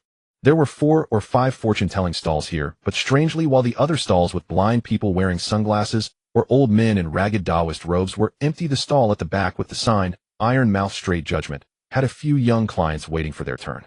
Sitting behind the stall was the elderly woman named Zhang Cuihua from the files. She wore a dark, gray coarse cloth coat, her face lined with wrinkles, and her triangular eyes glinted with shrewdness. Shen Chang'an stood in a shadowed corner several meters away, a flicker of orange-eared light quietly igniting in the depths of his eyes. The fire eye was activated. In the vision of the fire eye, the other fortune-tellers were utterly devoid of spiritual energy, mere ordinary people relying on their tongues to deceive. Moreover, judging by the situation, the old woman's disguise was remarkably perfect. It was no wonder she had been able to remain undetected by the night. No wonder Li Xinan and Sun DePeo, those 3-realm brutes, could be easily manipulated by her. It turned out she was a genuine 4-realm evil cultivator. Moreover, judging by the situation, the old woman's disguise was remarkably perfect. It was no wonder she had been able to remain undetected by the night patrol for over half a year in Qingzhou district. An evil cultivator of the 4 realms, desperate dogs, can be quite destructive. We must act swiftly, otherwise it could lead to widespread panic. Shen Chang'an calculated in his mind, not hurrying to act. He took out his phone and sent an encrypted message to the logistics team. "The target is under the Zizaman overpass. 4-realm evil cultivator. Immediately dispatch people to set up barrier nodes around the area and bring the forgetfulness spray. Once we act, all nearby fortune tellers and witnesses must undergo memory erasure." About 7 or 8 minutes later, a low voice from the logistics team came through the earpiece. "Team leader Shen, the barrier nodes at the 4 positions have been discreetly placed. As soon as you give the order, the first-level ceiling barrier can be deployed at any moment." Shen Chang'an leaned against the cold bridge pier, watching the occasional passerby and the few clients waiting for fortune-telling, sighing helplessly. It's truly troublesome to act in the city and catch someone. He waited patiently for a few more minutes. As lunchtime approached, the flow of people under the bridge finally began to decrease significantly. The customers queued at Zhang Cuihua's stall finished their last fortune satisfied and left after scanning the payment code. At this moment, besides Zhang Cuihua, only 4 fortune tellers were dozing along with a couple of delivery guys passing by in a hurry. The area of influence had been reduced to a controllable level. "Act!" Shen Chang'an coldly issued the command into his miniature earpiece. Virum. With a slight tremor, an invisible transparent barrier instantly opened under the overpass, completely isolating this space from the outside world. At the very moment the barrier formed, Shen Chang'an moved. He didn't even use the explosive step, directly forming a black rune, exuding a terrifying aura right where he stood. Control. A pitch-black seal like lightning instantly crossed a distance of over 10 meters, appearing directly above Zhang Cuihua's stall. Zhang Cuihua felt the terrifying aura of destruction coming from above. Her old face instantly turned pale with fear. She hadn't even had time to lift her head when the rune exploded with a bang, and dozens of thick iron chains engulfed in black flames surged forth, like a rampant python, sealing off all her escape routes. "Oh, what the hell is this? Oh my god. Is it magic or a movie?" The nearby dozing faux fortune tellers were startled into a panic, scrambling to flee. In the center of the encircled black flame chain, Zhang Cuihua let out a sharp, piercing scream, realizing she had encountered a master from the night patrol. In a life-and-death moment, the old woman decisively bit her tongue and spat out a mouthful of black blood. Secret technique: insect substitute. With the spout of black blood, Zhang Cuihua's shriveled body suddenly exploded with a bang, transforming into thousands of disgusting black beetles. These beetles, like a black whirlwind, frantically scurried out through the gaps of the black flame chains. A petty trick. Facing this seemingly bizarre escape technique, Shen Chang'an merely scoffed dismissively. The so-called insect substitute technique sounded mystical, but in reality, it was merely a lowly diversion. It utilized spiritual energy to create a large-scale visual and sensory interference, making the opponent mistakenly believe that the caster had disintegrated and fled the scene. But in truth, the caster's true self hadn't run far at all, hidden within this illusion. Such a trick in front of Shen Chang'an's fire, I was laughable, akin to the emperor's new clothes. Whooshed! Shen Chang'an's figure instantly vanished from his original position, and the next second he appeared like a ghost in a blank space in midair. His right hand, entwined with raging black flames, brutally reached out toward the seemingly empty air ahead. Sizzle, sizzle, sizzle. A piercing sound of burning flesh echoed instantly, and a nauseating burnt smell wafted through the air. The swarm of flying insects shattered like bubbles. Ah, my shoulder. The previously hidden Zhang Zuihua was forced out into the open. At this moment, Shen Chang'an's iron claw-like right hand firmly gripped her right shoulder. The terrifying black flames had burned through her clothes, charring her flesh. Shen Chang'an didn't even bother to look at her twisted face in pain. He took out the specially made shackles from the night patrol and clicked them shut, firmly locking her hands. The moment the shackles were applied, the cold four realms spiritual energy within Zhang Zuihua was instantly sealed, and she fell to the ground like a pile of mud, wailing in agony. Meanwhile, outside the barrier, the logistics team members who had long been ambushed along with the special police urgently dispatched from the municipal bureau surged into the area under the bridge like a tide. They quickly set up a cordon. Several logistics personnel in black suits wielded small devices resembling spray cans and swiftly approached the stunned fortune tellers and pedestrians. Everyone, there has just been an explosion caused by a gas pipeline leak. To prevent inhalation of harmful gases, please cooperate with us to spray a bit of disinfectant spray. Looking at this red light. PSHH. A white mist of spray flashed by, and the expressions of the ordinary people instantly became dazed and confused, after which the police orderly guided them to evacuate the scene. Shen Chang'an grabbed the charred Zhang Zuihua as if she were a little chick and tossed her to the approaching logistics team. This old woman is a big fish, a four-realm evil cultivator. She should be able to provide a lot of information regarding human trafficking and the underground black market.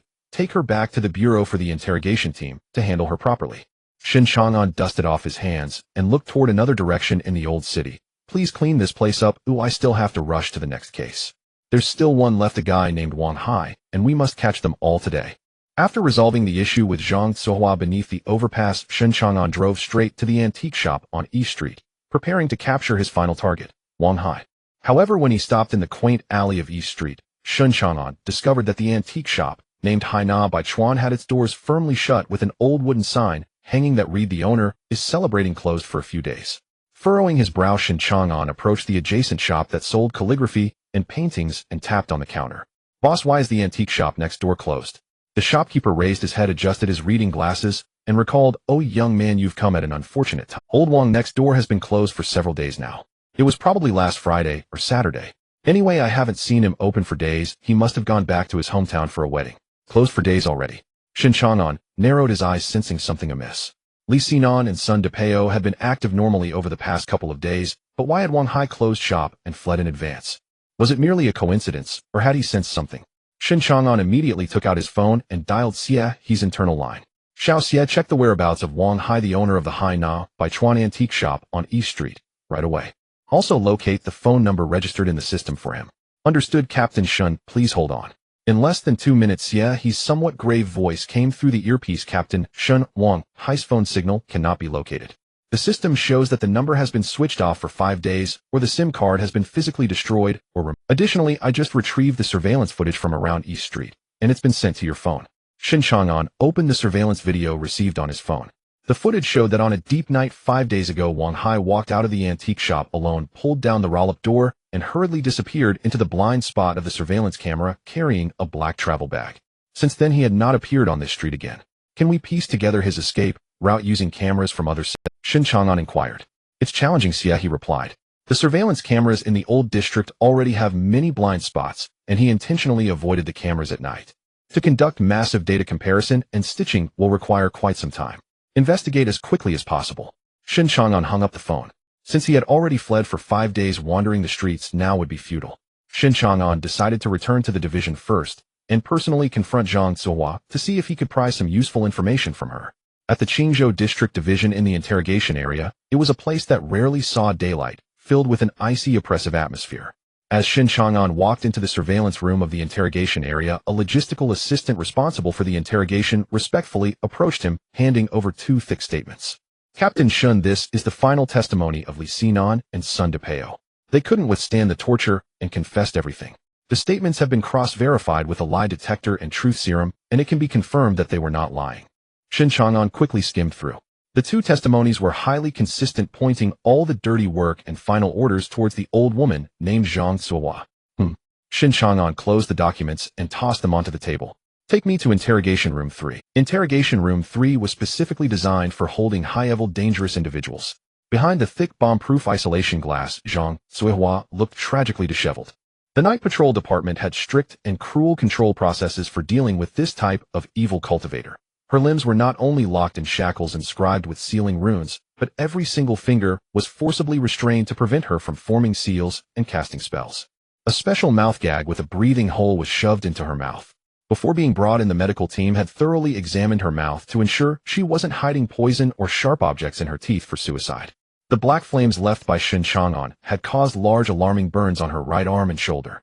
Although the medical team had performed basic first aid to ensure she wouldn't die, the soul-burning pain was evidently still tormenting her, making her appear 10 years older and weaker than before.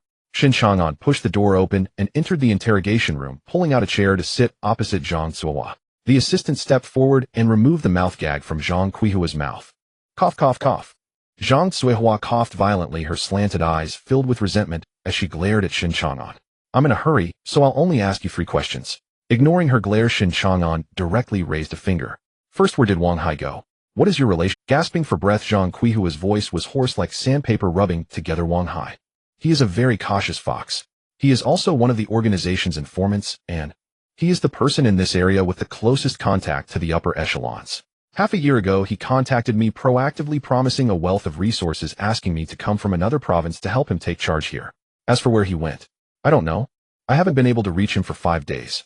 That bastard must have caught wind of something and fled in advance, leaving us behind as bait to attract your attention.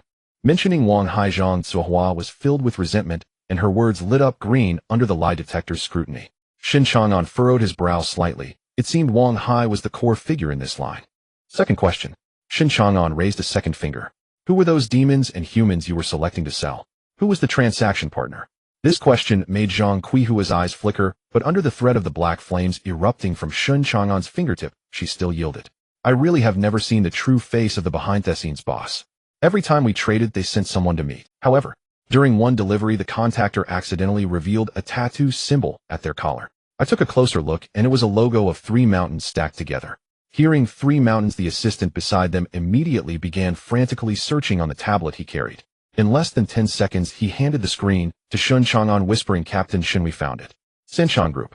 This is a local giant multinational corporation in Beijiang City involved in real estate, pharmaceuticals, and import-export trade. Our Qingzhou district is merely the location of one of their small branches. Shen Group. Shen Chang'an quietly noted this name in his mind. A commercial giant in the secular world is also purchasing demons. The depths of this matter are likely very profound. Shen Chang'an withdrew his gaze, raising his third finger, staring intently into Zhang Quihua's eyes. One last question. Who is your direct superior apart from Wang Hai? Or rather, which cult organization did you come from? Upon hearing this question, Zhang Quihua's pupils instantly contracted. She began to shake her head frantically, her already pale face exhibiting a sickly flush. Even her breathing grew hurried, making a strange clucking sound in her throat, unwilling to utter a single word. This was not due to loyalty or mere resistance. Shen Chang'an observed her look of impending collapse.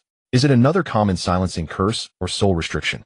Once the core secrets of the organization are spoken, the caster would immediately trigger the restrictions in your mind, causing your soul to scatter. Shen Chang'an had seen too many methods used by evil sects to control their subordinates. He swiftly gripped the other party's throat and then directly knocked Zhang Zuohua unconscious. Knowing that he could not extract anything further here, Shen Chang'an stood up and instructed his assistant beside him, keep an eye on her. This old lady is a key witness. Don't let her die and don't give her a chance to commit suicide. As for her mouth, I'll have professionals from the municipal bureau pry it open. With that, Shen Chang'an left the interrogation area and took the elevator back to the ground office. Pushing open the office door, Shen Chang'an was surprised to find that Lao Zhao, who should have been at a meeting, was sitting on his sofa sipping tea. Lao Zhao, you're back just in time. Shen Chang'an walked over, throwing the freshly printed emblem of Shen Chang'an Group onto the coffee table and briefly recapping the results of the interrogation. Lao Zhao picked up the emblem, glanced at it, and his originally amiable expression turned serious. Shen Chang'an Group. This is a tough nut to crack. Their network in Beijing City is deeply intertwined, and their group definitely has guest cultivators in service. This matter is too big, it's no longer something our district bureau can handle alone. Lao Zhao looked up at Shen Chang'an. In that case, I'll first use my old connections to quietly probe into this Shen Chang'an group, checking if there have been any abnormal financial flows or cargo shipments recently. As for you, don't worry about this for now. Focus on completing the registration and investigation of the remaining personnel on the roster. This is a strict order from the Municipal Bureau and cannot be delayed. Alright, that investigation is just a matter of running around. Shen Chang'an nodded, then pointed towards the basement. What about the 3 locked up down there? Especially that Zhang Cuihua? There's a restriction in her mind, and I can't extract the mastermind. Leave that to me. I'll immediately contact the Municipal Bureau's United Front Work Department to have them send a special action team to take these individuals. The Municipal Interrogation Department has specialists for this kind of soul restriction, and as long as she has information in her mind, even if she's dead, the Bureau can extract the intelligence. That's best, so I won't have to look at them. Shen Chang'an was very satisfied with Lao Zhao's arrangement. For such a brain-intensive and procedural task, it was most reassuring to leave it to an old hand like Lao Zhao. Shen Chang'an stretched lazily, turned to continue his work, and as he reached the door, he turned back to add, Lao Zhao, be careful when probing. If you encounter a tough character you can't deal with or need to act forcefully, call me. I'm more skilled in this kind of rough. In the following 3 days, Shen Chang'an handed over all the follow-up work for the interrogation and case to Lao Zhao while he drove that off-road vehicle steadily, continuing the registration of practitioners in Qingzhou District. During these 3 days, the underground cultivation community in Qingzhou District experienced a small earthquake. Shen Chang'an acted swiftly, thoroughly investigating each person on the roster. During this period, several practitioners who were up to no good and secretly engaged in illegal activities behind the Night Patrol Department were indeed caught. As for such individuals, Shen Chang'an had no patience for idle chatter. He directly crippled their cultivation and expelled them from Qingzhou District for good. Moreover, adding a few who had indeed moved away to seek a living elsewhere, the originally 79-person list significantly shrank. However, counting the 6 newcomers who had just begun training and successfully absorbed qi into their bodies, the latest recorded number of legitimate practitioners in Qingzhou District finally settled at 67. On the afternoon of the 3rd day, Shen Chang'an pushed open the door to the branch office, holding a thick, newly organized and bound booklet. Siahi, the roster investigation is complete. The remaining 67 individuals are all clean. Shen Chang'an tossed the booklet onto Siahi's desk and stretched greatly. You can input this data into the system for archiving and sync it to the Municipal Bureau. Sure, Captain Shen, you've worked hard. Siahi respectfully took the booklet. As they were speaking, the door to the adjacent office opened, and Lao Zhao came out with his signature thermos cup. Chang'an, is the investigation done? Lao Zhao looked at him, smiling and asking. It's finished, exhausted to death. So, Director Zhao, what instructions do you have? Shen Chang'an slumped down onto a chair. Lao Zhao blew on the goji berries in the thermos, his expression turning serious. Now that the investigation is complete, and there are no urgent matters at hand, you need to come with me to the Municipal Bureau. The United Front Work Department at the Municipal Bureau has already made arrangements, and tonight, there will be a surprise inspection on the Beijing branch of that Shen Chang'an group. For such a big operation, you, as a 5th realm expert, must be present to oversee. So fast, and we're going to act tonight. Alright. Shen Chang'an nodded, then turned to Xia, he who was inputting data. Stop for now, come back later, and bring your equipment with us to the Municipal Bureau. You might be needed for data analysis. Understood. Siahi immediately saved the document, skillfully picked up his tactical briefcase. A few minutes later, the 3 arrived at the underground parking lot. Lao Zhao drove, Shen Chang'an sat in the passenger seat, and Siahi sat in the back. As the Audi A6 smoothly drove out of the branch towards the city center, the atmosphere in the car shifted into work mode. Shen Chang'an adjusted his seat, leaned back against the backrest, and turned to ask Siahi in the back seat, Xiao Xia, it's been 3 days, how's the investigation on the antique shop owner, Wang Hai, going? Siahi shook his head, adjusting his golden-rimmed glasses, reporting in a serious tone, Captain Shen, there are absolutely no leads. In the past 2 days, I've accessed all the surveillance cameras in the neighborhoods surrounding the antique shop, trying to piece together the trajectory.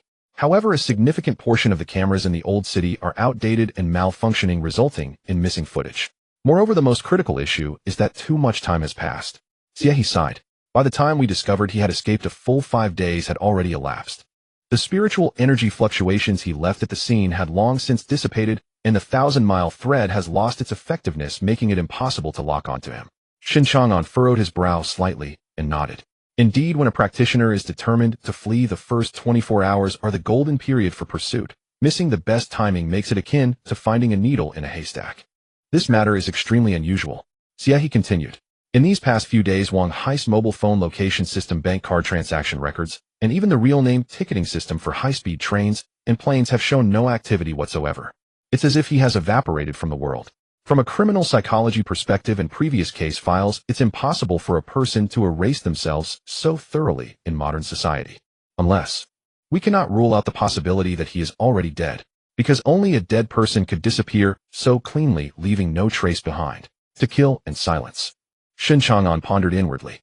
If Wang Hai truly was an important intermediary for the Sanshan group, then it would be entirely reasonable for him to be eliminated by higher powers as soon as he was exposed or prepared to flee. At this moment, Lao Zhao, who was driving, interjected, "Let the leads on Wang Hai go cold." In these past few days, the soul extraction specialists from the Municipal Interrogation Department have conducted an in-depth extraction on that Zhang Cuihua, and they've unearthed an even more significant lead. "Oh, what did you find?" Shen Chang'an perked up. Indeed, a cruel soul restriction was placed in Zhang Cuihua's mind, nearly causing the extraction to fail. Fortunately, the experts from the Municipal Bureau were highly skilled and forcibly extracted a fragment of memory. Lao Zhao said solemnly, "Behind Zhang Cuihua lies a place known as Baigu Mountain in our Zhejiang province. It is a small, evil cultivation sect hidden deep in the mountains, specializing in some wicked paths, with core members being insect cultivators who deal in poison insects. Zhang Cuihua was sent out by that sect as a low-level operative to interface with the Sanshan group." However, Lao Zhao switched gears and turned the steering wheel. "This Baigu Mountain involves provincial-level evil cultivation forces and has exceeded the jurisdiction of our Beijiang Bureau.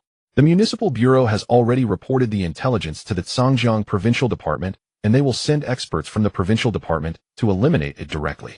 It's not something we need to worry about." Shen Chang'an nodded. Such sect forces crossing cities or even provinces are indeed beyond the scope of what their district bureau should manage. So in summary, based on all the clues, testimonies, and intelligence obtained from the soul extraction that we currently possess, this case can be preliminarily classified as an illegal trafficking case involving large-scale human and demon sales orchestrated by the multinational giant Sanshan group in collusion with local evil cultivation sects and homegrown rogue practitioners. Tonight marks the first step in uprooting this malignant tumor. Half an hour later, a black Audi A6 came to a steady stop in front of the Night Division headquarters building in Beijiang City. Upon pushing the door open, quite a few fully armed elite agents were already seated in the conference room. Sitting at the main seat was the second-in-command of the Night Division in Beijiang City, who was also Shen Chang'an's direct superior, Deputy Director Fang Zhua. "Everyone take a seat. Now that everyone is here, let's get started with the meeting." Seeing Lao Zhao and Shen Chang'an take their seats, Fang Zhua wasted no time and directly pressed the remote control on the table. The large screen instantly lit up with a detailed, three-dimensional structural diagram of the Sanshan Group's Beijiang branch building. This time, the strike operation against the Sanshan Group, besides the members from Qingzhou District, has also specially drawn in the 1st and 3rd Special Operations teams to participate. Fang Zhua pointed to the two groups of people sitting on the other side. Shen Chang'an took a glance and found that they indeed had the standard 3-3 for elite configuration, 2 seasoned agents from the 3rd realm per team, plus a master from the 4th realm leading. The Sanshan Group is deeply entrenched in Beijiang City, with an intricate web of connections making it difficult to confront them directly. Therefore, tonight's action plan is divided into 2 parts, one open and one covert. On the surface, I will personally lead the team taking the first squad and the logistics group entering boldly through the front door under the guise of routine spiritual energy safety inspection. Our task is to attract all the attention of the upper management of the Sanshan Group and take over their surveillance and security center. The laser pointer then moved to a complex underground pipeline area at the back of the building. The covert operation will be handled by Shen Chang'an and the 3rd squad. Fang Zhua looked at Shen Chang'an. The 3rd squad will be responsible for infiltrating the outer floors to collect written evidence. As for you, Chang'an, you will act alone and find a way to infiltrate the core area of the building's lowest level through the underground drainage system. The places mentioned in Zhang Cuihua's testimony that are used to detain or trade with the demon race definitely cannot be on the surface. They must be hidden deep underground. No matter what obstacles you encounter, make sure to secure the evidence. Understood. Everyone replied in unison. You have 5 minutes to check your gear. We depart on time in 5 minutes. Fang Zhua ordered. Shen Chang'an stood up and walked to the nearby equipment room to collect his personal supplies. He opened his black tactical backpack and carefully counted the items inside: high-explosive smoke bombs, a mini spiritual energy shielding device. Everything was available. Finally, Shen Chang'an picked up a specially designed tactical communication earpiece, putting it on and connecting to the city's internal encrypted combat network. Attention, all units, communication test is normal. Let's move out. As night fell, the city lights began to glow. Shen Chang'an rode in an inconspicuous black, unmarked van, quietly circling to a secluded alley behind the Sanshan Group building. Before the van came to a complete stop, Shen Chang'an slipped out, like a nimble night owl, landing steadily next to a large manhole covered deep in the alley. According to the blueprint, this was an abandoned drainage passage leading directly to the underground core area of the Sanshan Group. TSK. Shen Chang'an sniffed the faint stench in the air with some disdain, pinching his nose as he couldn't help but murmur, "This dirty work of crawling through sewers is something we young bottom-tier workers have to do." Though he complained verbally, Shen Chang'an's hands were moving without any delay. He locked his hands around the heavy iron grate weighing hundreds of pounds, exerting his arms forcefully, and with a creak easily moved the grate aside. Then he leaped and vanished into the moldy-smelling drainage system. Meanwhile, at the front entrance of the building, screech! A series of piercing brake sounds broke the tranquility of the street. Several armored vehicles emblazoned with the Special Law Enforcement Department logo of Dongwang Kingdom brazenly parked directly in front of the imposing rotating glass doors of the Sanshan Group. The Sanshan Group is indeed the leading enterprise in Beijiang City, a colossal entity valued at nearly 10 billion.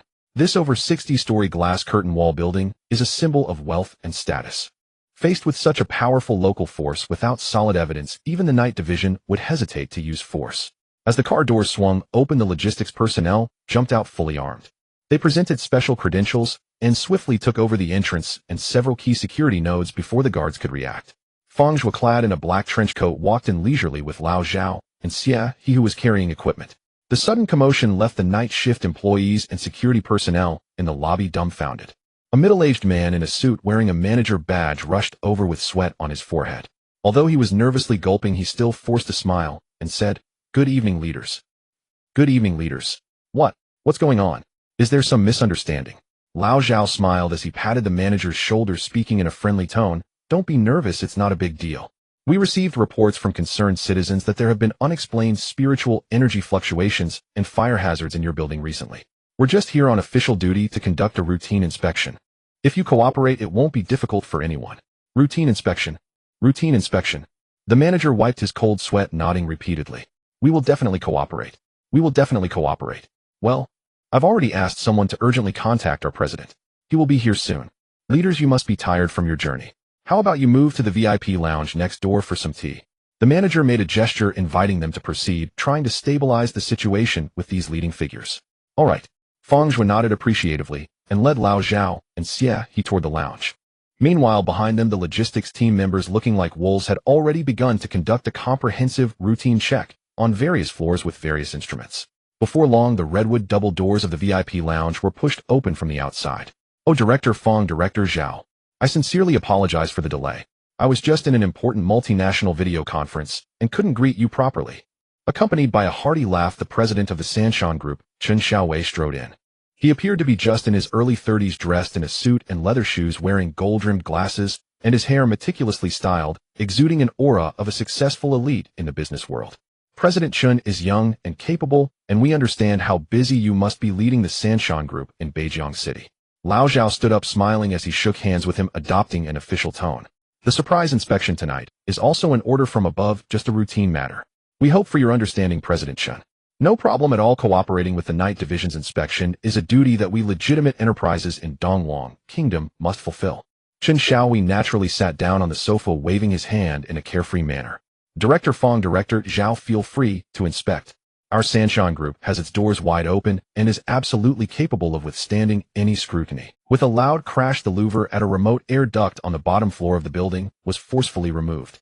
Shen Chang'an brushed off the dust from his clothes and, like a nimble night owl, stealthily slipped into the corridor. He cautiously glanced around, discerning the direction and the damp, chilly environment, confirming that he was indeed in the lowest underground space of the building.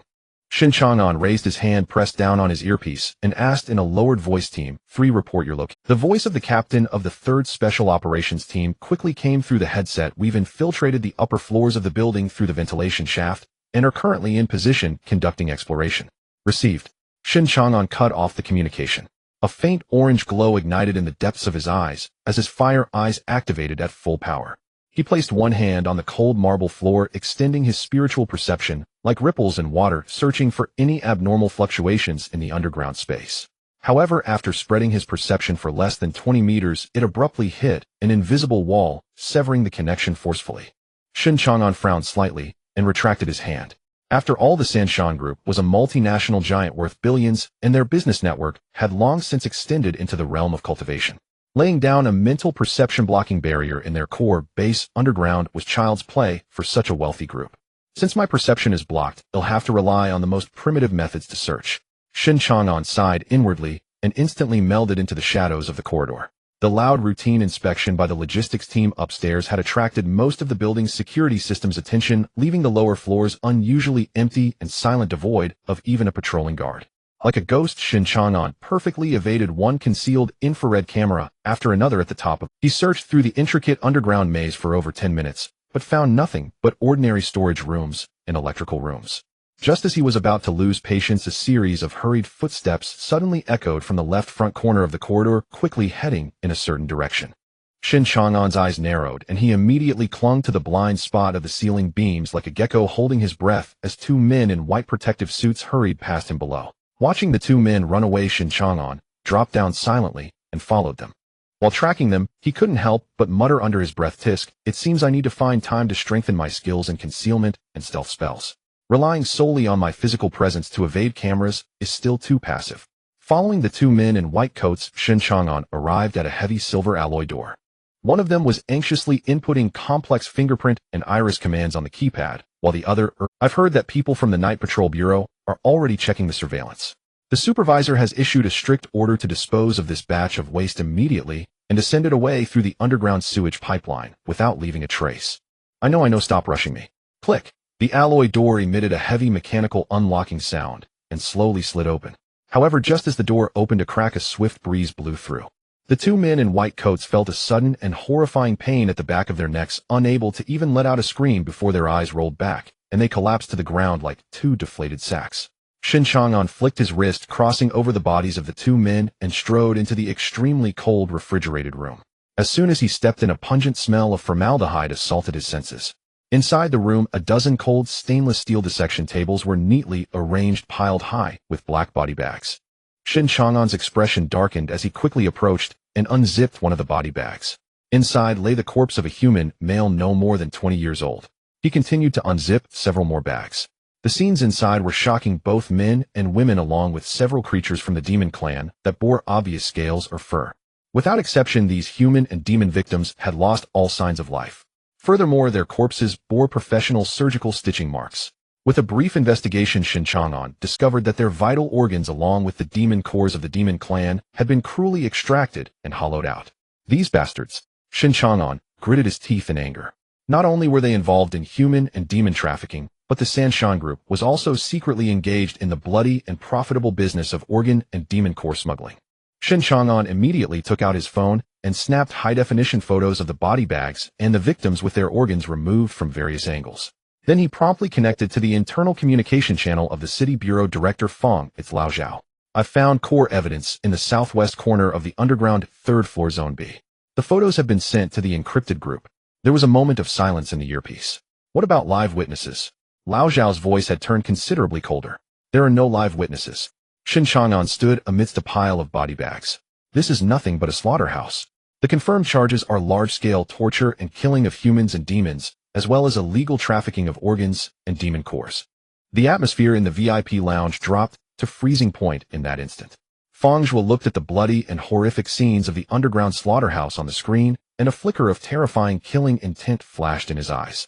He lifted his head and immediately locked onto Chen Xiaohui across from him.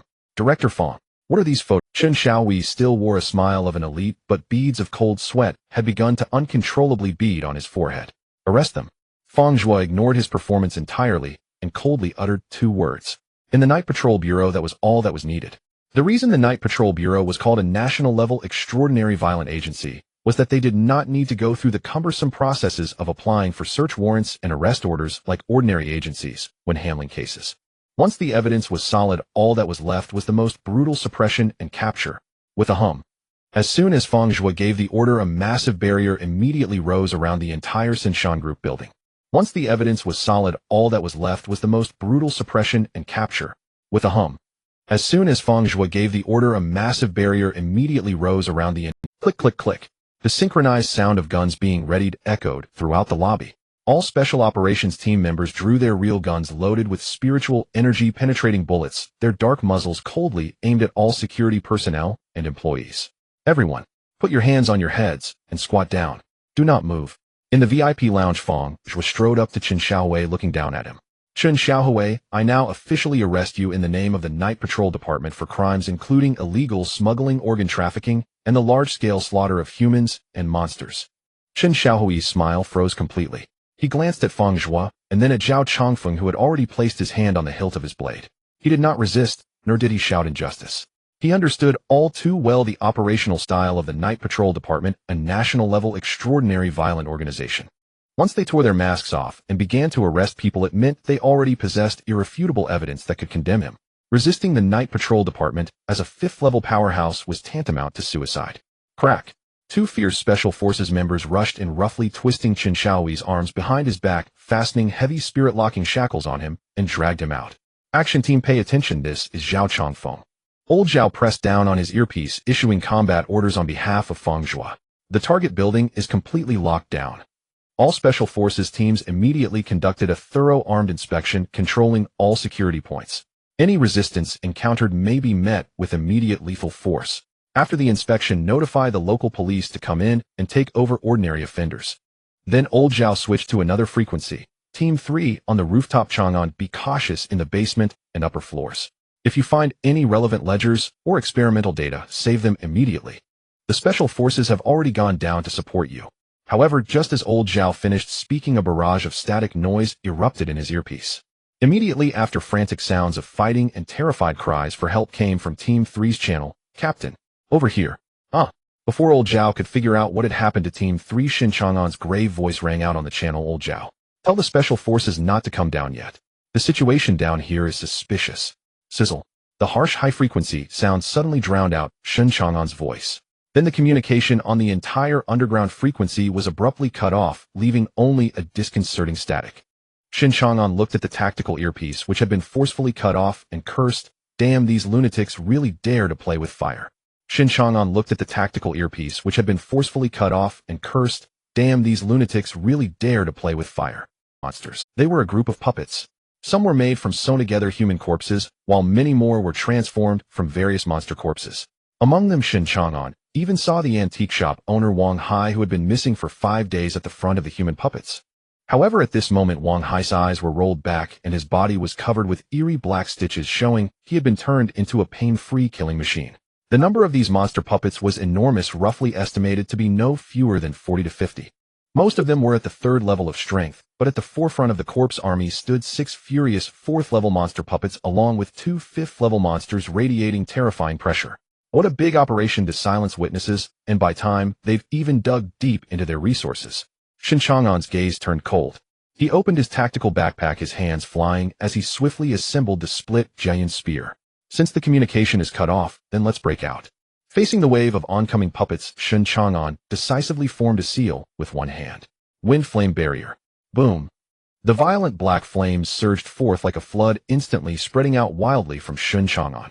Under the impetus of the gale, the black flames reached a terrifying temperature, quickly filling the entire corridor. In the face of this devastating black flame storm, those 3rd-level puppets, without protective spiritual energy, did not even have time to scream. They were simply reduced to flying ashes at the moment of contact.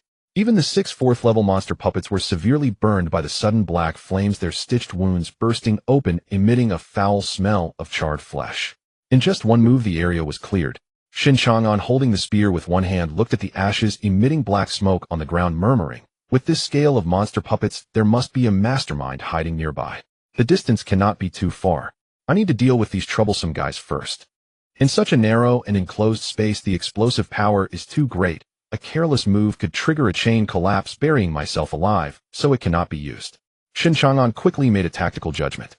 As the black flames dissipated, only 8 standing monster puppets remained in the corridor, 2 massive 5th-level tiger puppets, and 6 4th-level puppets. Roar! Sensing Shen Chang'an's terrifying strength under the faint command of the hidden controller, the remaining 8 puppets charged at Shen Chang'an, like ferocious beasts attempting to take him down swiftly. The fastest were the 2 4th-level wolf monsters. They dropped to all fours like two bolts of black lightning lunging at Shen Chang'an's neck from the left and right. Die! Shen Chang'an's eyes sharpened, and he thrust the giant spear forward like a lethal spirit snake. Thud! The spear tip accurately pierced through the left wolf monster's hard skull. With a fierce flick of his wrist, a domineering dark force erupted along the spear shaft. Bang! The wolf monster's entire upper body was gruesomely reduced to a mass of disgusting flesh.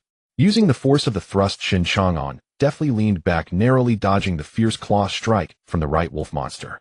Then, gripping the tail of the spear with both hands, he swung it like a heavy iron club, delivering a violent counterstrike that struck the wolf monster's waist. Boom!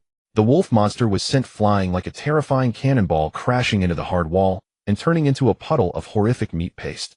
In the instant he sent the wolf monster flying, Shen Chang'an's eyes blazed with fiery intensity. The weak black flames clinging to the spear tip ignited like a festering sore, incinerating the mass of flesh into ash. In just 2 seconds, he had slain 2 4th-level monsters. The hidden mastermind controlling these puppets seemed to have realized Shen Chang'an's exaggerated close combat capabilities, knowing that sending ordinary 4th-level monsters against him was merely a foolish way to die. The remaining 6 large monsters tacitly halted their charge, blocking the entrance of the cold storage. The 2 elongated 4th-level snake monsters suddenly opened their terrifying maws. A thick purple-black poisonous mist erupted like a deadly sandstorm, wildly spraying towards Shen Chang'an. Defend! Shen Chang'an calmly crushed a talisman he had previously pinched between his fingers. Buzz! A barrier of pure crimson flame instantly formed in front of him. The deadly purple-black poison mist collided with the flame barrier, producing a piercing hiss, as it was instantly evaporated by the scorching heat. Want to play long range? Then let's see whose reach is longer. Shen Chang'an's lips curled into a cold smirk as his left hand swiftly traced in the air. Control. Whoosh! Dozens of thick black flame chains erupted from the talisman like raging venomous dragons. Shen Chang'an had a clear target. He intended to first use the chains to restrain the 2 troublesome snake monsters that could spray poison, and then engage in close combat to deal with the rest. However, the 2 5th-level tiger puppets that had remained motionless suddenly charged forward, recklessly attempting to use their powerful bodies to block the black flame chains. How my black flame chains are not so easy to stop? Shen Chang'an scoffed. At the moment of contact, the domineering black flame chains ignored the thick protective spiritual energy on the 5th-level tiger puppets and broke through their defenses, entwining them like terrifying giant serpents, binding the 2 massive creatures into a twisted mass. In the brief moment the 2 tiger monsters were momentarily restrained, Shen Chang'an decisively drove the giant spear into the ground. He swiftly retrieved 3 sharp, specially made steel throwing darts from the side pocket of his tactical backpack. Enchant! A solid strand of black flame instantly wrapped around the blades of the darts.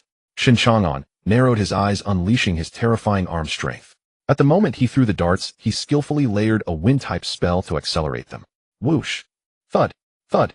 The black flame darts, accompanied by a piercing sound as they cut through the air, reached an incredible speed. There were 2 dull, penetrating sounds as the darts, like lethal sniper bullets, mercilessly pierced through the thick skulls of the 2 5th-level tiger monsters.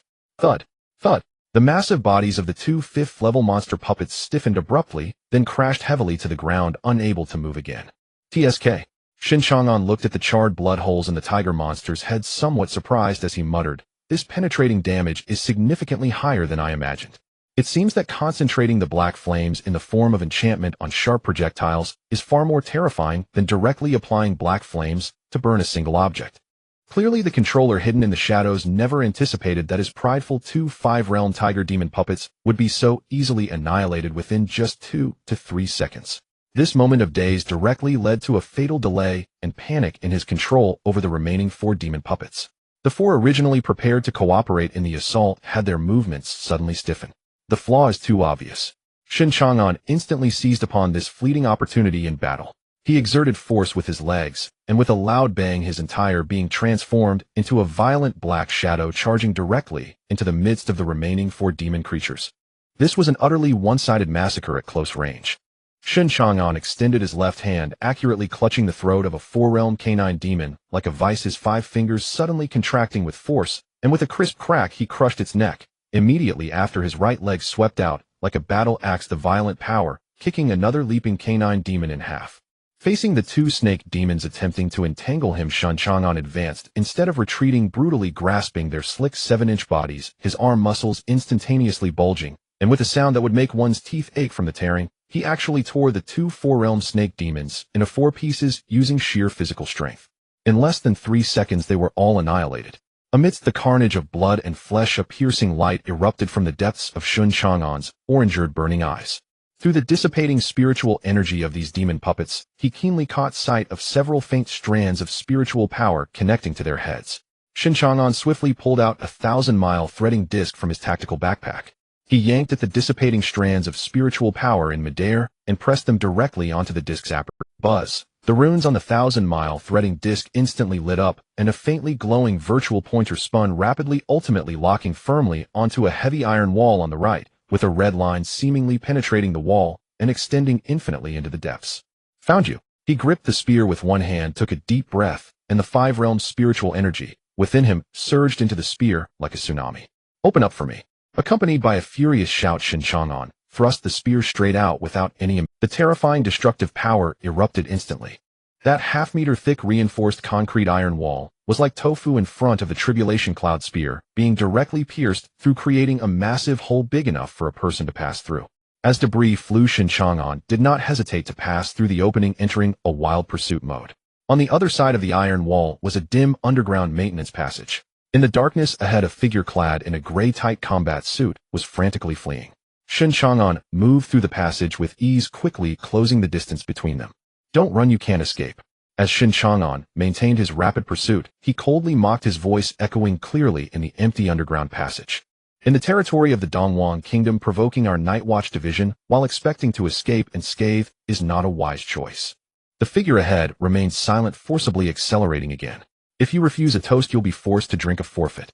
Shen Chang'an's gaze turned icy, his spiritual power precisely locking onto the figure's silhouette. He suddenly stopped at high speed, twisting his waist violently like a tightly strung bow. Whoosh!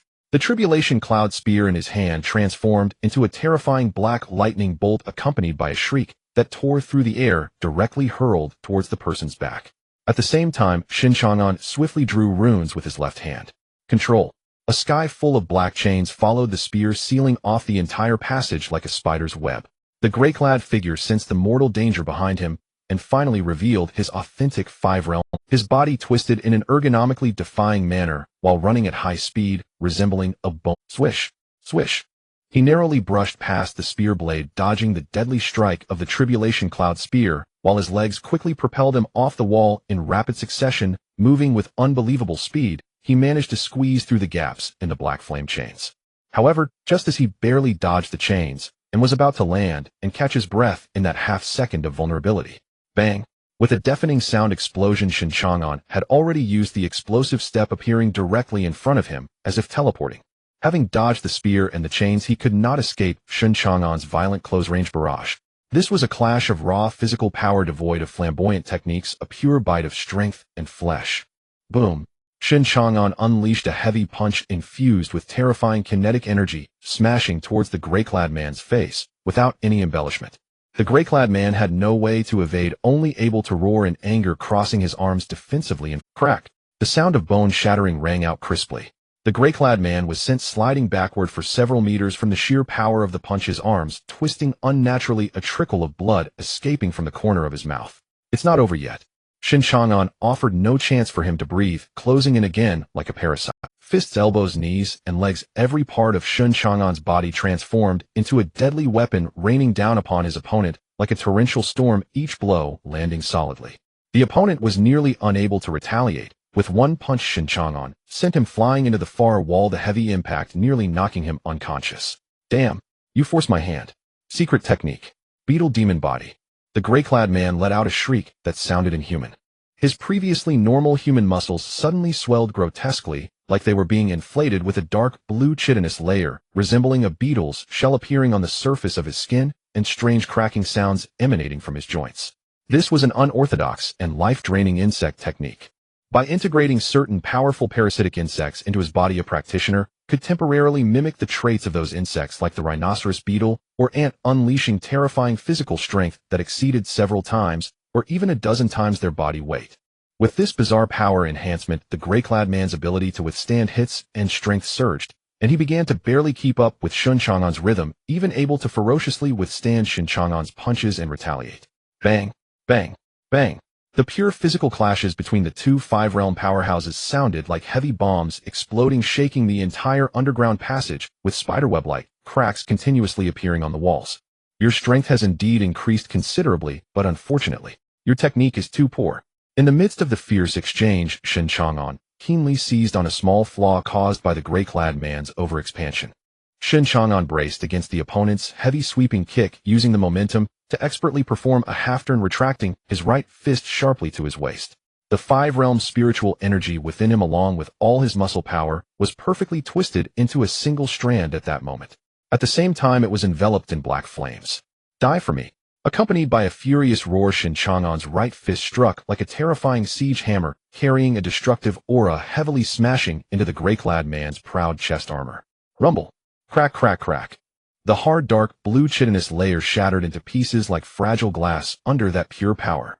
The gray-clad man let out a piercing scream as his entire ribcage visibly caved in. A few minutes later, Shen Chang'an dragged the unconscious man in gray out of an underground passage of the building, tossing him like garbage onto the bright marble floor of the lobby. He initially thought he would have to play the hero and rescue the rooftop team members himself, but it turned out it was no longer his responsibility. After all, there was no opportunity here for individual heroics. Everything was proceeding according to plan. The Dongwang country's night patrol was like an efficiently operating national-level violent machine. The moment old Zhao sensed something was off with the underground communication being cut off, he decisively pressed the reinforcements alarm and contacted the Municipal Bureau's United Investigation Center. At this moment, the headquarters of the Sanshan Group was surrounded tightly. In addition to the previously deployed 1st and 3rd teams, at least 8 heavily armed special operations teams had dramatically arrived at the scene. In the sky, there were even 2 armed helicopters circling and spotlighting the area. In the center of the lobby, besides Fang Zhuo, there were 4 other team leaders exuding terrifying pressure. Seeing Shen Chang'an come out unscathed, old Zhao finally felt relieved and quickly approached him. Old Zhao, you sure are quick to shake people up.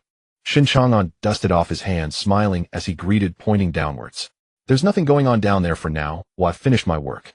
At this moment, Deputy Director Fang Zhuo also strode over with several team leaders. Fang Zhuo glanced at the gray-clad man on the ground, whose chest was caved in and unrecognizable, immediately seeing the remnants of spiritual power within him. Well done, Chang'an. Fang Zhuo generously praised him and then asked what exactly happened down there. Shen Chang'an succinctly reported on the slaughterhouse in the underground cold storage and the numerous crazed 4- and 5-realm demon puppets and human puppets. Using human and demon corpses to refine puppets. Fang Zhuo took a deep breath and patted Shen Chang'an. The depths of this case are even more profound than we imagined.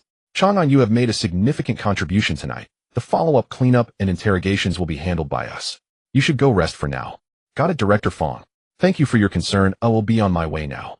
Shen Chang'an was more than happy to. He detested the tedious aftermath work the most, so, without hesitation, he turned around and climbed into a logistical support vehicle, falling asleep immediately. The next morning, when the first rays of sunlight fell on Beijiang City, the night patrol had completely taken over the entire Sanshan Group. However, the Sanshan Group was a leading enterprise valued at hundreds of billions, involving the employment of tens of thousands and a massive social economy operation. To avoid causing social panic and stock market turmoil, the night patrol did not directly seal off and halt operations. Instead, they adopted a covert high-level takeover model, maintaining the group's normal operations on the surface. At 8 in the morning, old Zhao arrived beside the support vehicle with Xiehe. Chang'an, wake up, it's time to head back to the district. This is now the main stage for the joint case handling of the Municipal Bureau and the Provincial Department. We have nothing to do here. Old Zhao tapped on the car window. Shen Chang'an stretched, pushed open the car door, and sat in old Zhao's car with Xiehe. The vehicle smoothly entered the morning rush hour traffic. Shen Chang'an glanced at Xiehe in the back seat, who was organizing data on a tablet, and casually asked, so how did it feel to experience such a large-scale operation firsthand for the first time last night? Xiehe adjusted his gold-rimmed glasses, took a deep breath, and truthfully replied, it was exhilarating, to be honest, but also a bit nerve-wracking. Especially when the special forces drew their guns and controlled everyone in the lobby. Oh, I felt like my heart almost stopped. Old Zhao driving smiled kindly at the rearview mirror and comforted, you'll get used to it. Our night patrol is in the business of playing with fire. You'll encounter many more situations like this in the future. Your father transferred you from a higher position to our grassroots level, so you can see more blood and gain practical experience that you can't learn from books. However, old Zhao then switched to a lighter tone, saying, by the way, Chang'an, once we finish this major task and uproot those toxic elements, the recent hidden dangers in Qingzhou district will also be thoroughly eliminated. The upcoming in-depth investigations and interprovincial arrests won't require us to follow up. There will naturally be a special task force to handle it, and we can finally enjoy a few days of leisure. This is the greatest benefit of being part of a large and well-structured national system. Responsibilities are clear, and everyone has their roles. Grassroots personnel are responsible for investigations and providing leads when encountering tough cases or those beyond their jurisdiction, they report directly upwards. Naturally, a higher-level national machine will take over and crush the issue. You won't need to fight it out alone like a lone hero. It is time to take a break. Shen Chang'an nodded in agreement, pulling out his phone to check the date on the screen. It's already June 20th. In a few days, the college entrance examination results should be out. What? Are you worried about your grades? Old Zhao chuckled. With your academic level, it's tough to get into a good university, but aren't you planning to go through the special recruitment channel within the Night Patrol? Not really, the scores don't matter since there's the special recruitment. Shen Chang'an shrugged casually. I plan to research the special recruitment process in the next few days, then enroll in a driving school to get a C1 driver's license. Get a driver's license. Buy a car. Old Zhao was a bit surprised. Yeah. After completing various tasks over the years along with the bonuses, I have over 100 million just lying in my internal exclusive account, and I've had nowhere to use it. It's about to grow mold. Getting a driver's license and buying a car can at least help stimulate domestic demand for the country. Old Zhao and Xiehe in the back seat couldn't help but twitch their lips. This kid is truly an undisputed hidden millionaire. You don't have to worry too much about the school's special recruitment. Old Zhao coughed lightly, forcibly steering the conversation back on track. They'll send you the application materials you need to fill out later, you just need to sign it. Given your current extraordinary 5-realm cultivation and record, the special recruitment review will just be a formality, and you will definitely pass, without issue. At this point, Old Zhao's expression became slightly serious. However, Chang'an, based on the potential you've displayed, once the special recruitment results are announced, many powerful forces will likely come to recruit you. Recruit me? Shen Chang'an raised an eyebrow. What do they want? I'm already a member of the Night Patrol. You're being naive. Old Zhao patiently explained. You must understand, even in bustling cities like Modu or Yadu, the branches of the Night Patrol, or the deeply rooted ancient cultivation families, they all need a large influx of fresh blood to maintain their status. Those oldtimers aren't foolish, or resources are limited. For a talent like you who has no background, but possesses extraordinary practical abilities, they will undoubtedly be envious. They will offer money, treasures, skills, and even propose marriages.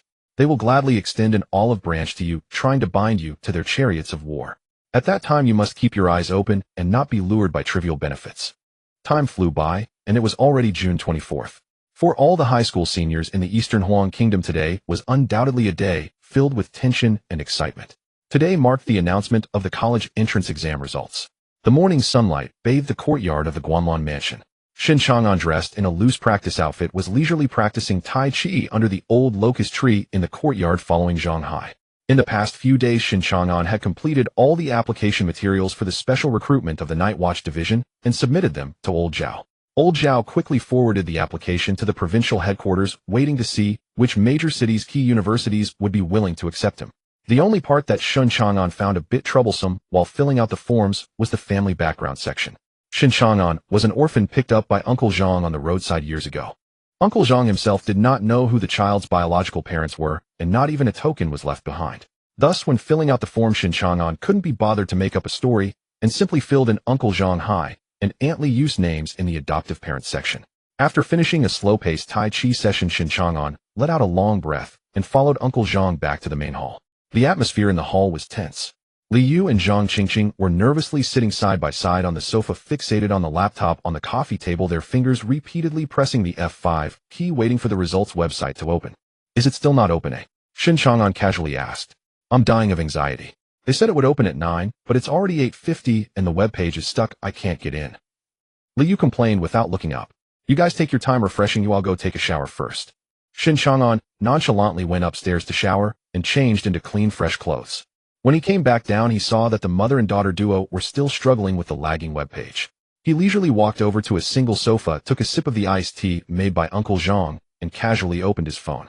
At that moment, the high school class group chat was buzzing with messages rolling in at an uncatchable speed. Classmates who usually lurked were all erupting, some lamenting that they might have failed the exam, others praying for the score line to drop, and many frantically forwarding various exam god memes.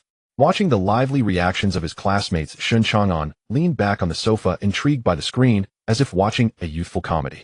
At that moment, a private message popped up on WeChat. It was from Li Shuan. Li Shuan, Chang'an, have you heard back about your special recruitment application?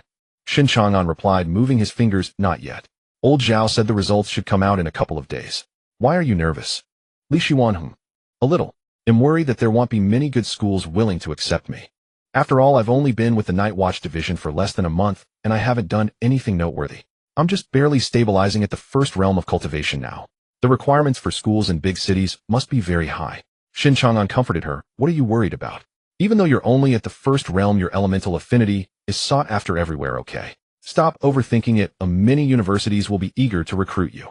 Li Shuan, but what if I'm assigned to a school in a remote city? I'm still a bit scared. Being alone is a little. Seeing Li Shuan's still anxious reply, Shen Chang'an rubbed his chin and thought for a moment. Do you want to be with me? Meanwhile, at the Qingzhou district branch of the Night Watch Division in the training room, when she saw the message from Shen Chang'an that said, do you want to be with me, Li Shuan instantly froze. Her breath caught in her throat, and her originally rosy face turned beet red at a speed visible to the naked eye. Even her long neck was tinged with a flush. Wah! Was that so direct? Li Shuan bit her lip in panic, her heart racing wildly in her chest, and countless scenes from idol dramas flashed through her mind. Though she felt extremely shy after a moment of mental struggle, she bravely typed a single word on the screen, with trembling fingers accompanied by a slight want. Having sent the message, Li Shuan buried her face in her knees, too embarrassed to look at the screen. However, just 3 seconds later, Shen Chang'an's reply popped up. Shen Chang'an, then that's settled. I'll accommodate. After all, as long as it's a university in a big city, it doesn't matter much to me which school I go to. Old Zhao told me that our special recruitment student status essentially follows the staffing of the Night Watch Division, and ultimately, we will all be transferred to the local Night Watch branch. So as long as any city's school is willing to take you, just let me know, and I'll apply to go to that city. That way we can look out for each other. After sending that message, Shen Chang'an, sitting on the sofa, had no idea how much ambiguity existed in his straightforward question, and he even felt quite satisfied with his team-oriented decision. Meanwhile, in the training room, peeking at her phone screen through her fingers, Li Shuan first froze for a moment, then her clever mind immediately realized. What Shen Chang'an meant by being together referred to working together at the same local Night Watch branch. Though a tiny bit of disappointment flashed through her heart seeing Shen Chang'an's words, I'll accommodate you, the corners of Li Ziwen's mouth couldn't help but rise sweetly, and her previous worries vanished in an instant. Li Shuan, okay. Thank you. Little cat hug. GIF, this was a meme she had borrowed from Baiying. Just as Li Shuan was happily giggling at her phone, the door of the training room swung open with a thud. Baiying walked in carrying 2 towels and 2 bottles of sports drinks. Shishi, training is over. Hurry up and wipe your sweat so you don't catch a cold. Baiying approached and handed over the towel, but suddenly froze. She suspiciously stared at Li Ziwen's face, which was as red as a ripe apple, and leaned in to ask, Shishi, why is your face so red? Are you feeling feverish from the backlash of spiritual energy and going off course? No. Not at all. Li Shuan jumped in fright, feeling guilty as she hid her phone behind her back, her hands frantically fanning her face, her eyes darting as she tried to defend, I'm fine.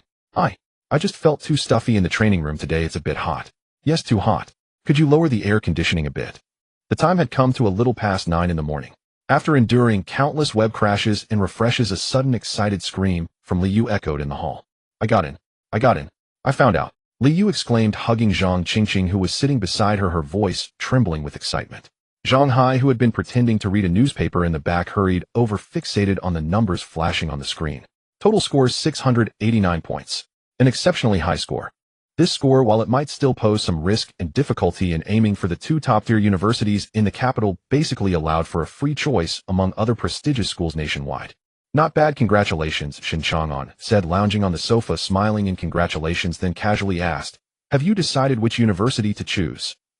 Originally filled with excitement over her high score, Zhang Qingqing's expression suddenly cooled noticeably upon hearing Shen Chang'an's question. She turned her head, her clear eyes revealing a hint of anticipation and probing as she looked at Shen Chang'an. What about you? Which city school do you plan to choose? Me? I still don't know, Shen Chang'an replied, taking a sip from his teacup. It depends on a new female classmate at our workplace. Wherever she goes, I'll probably go there too. A subtle flash of disappointment crossed Zhang Qingqing's eyes.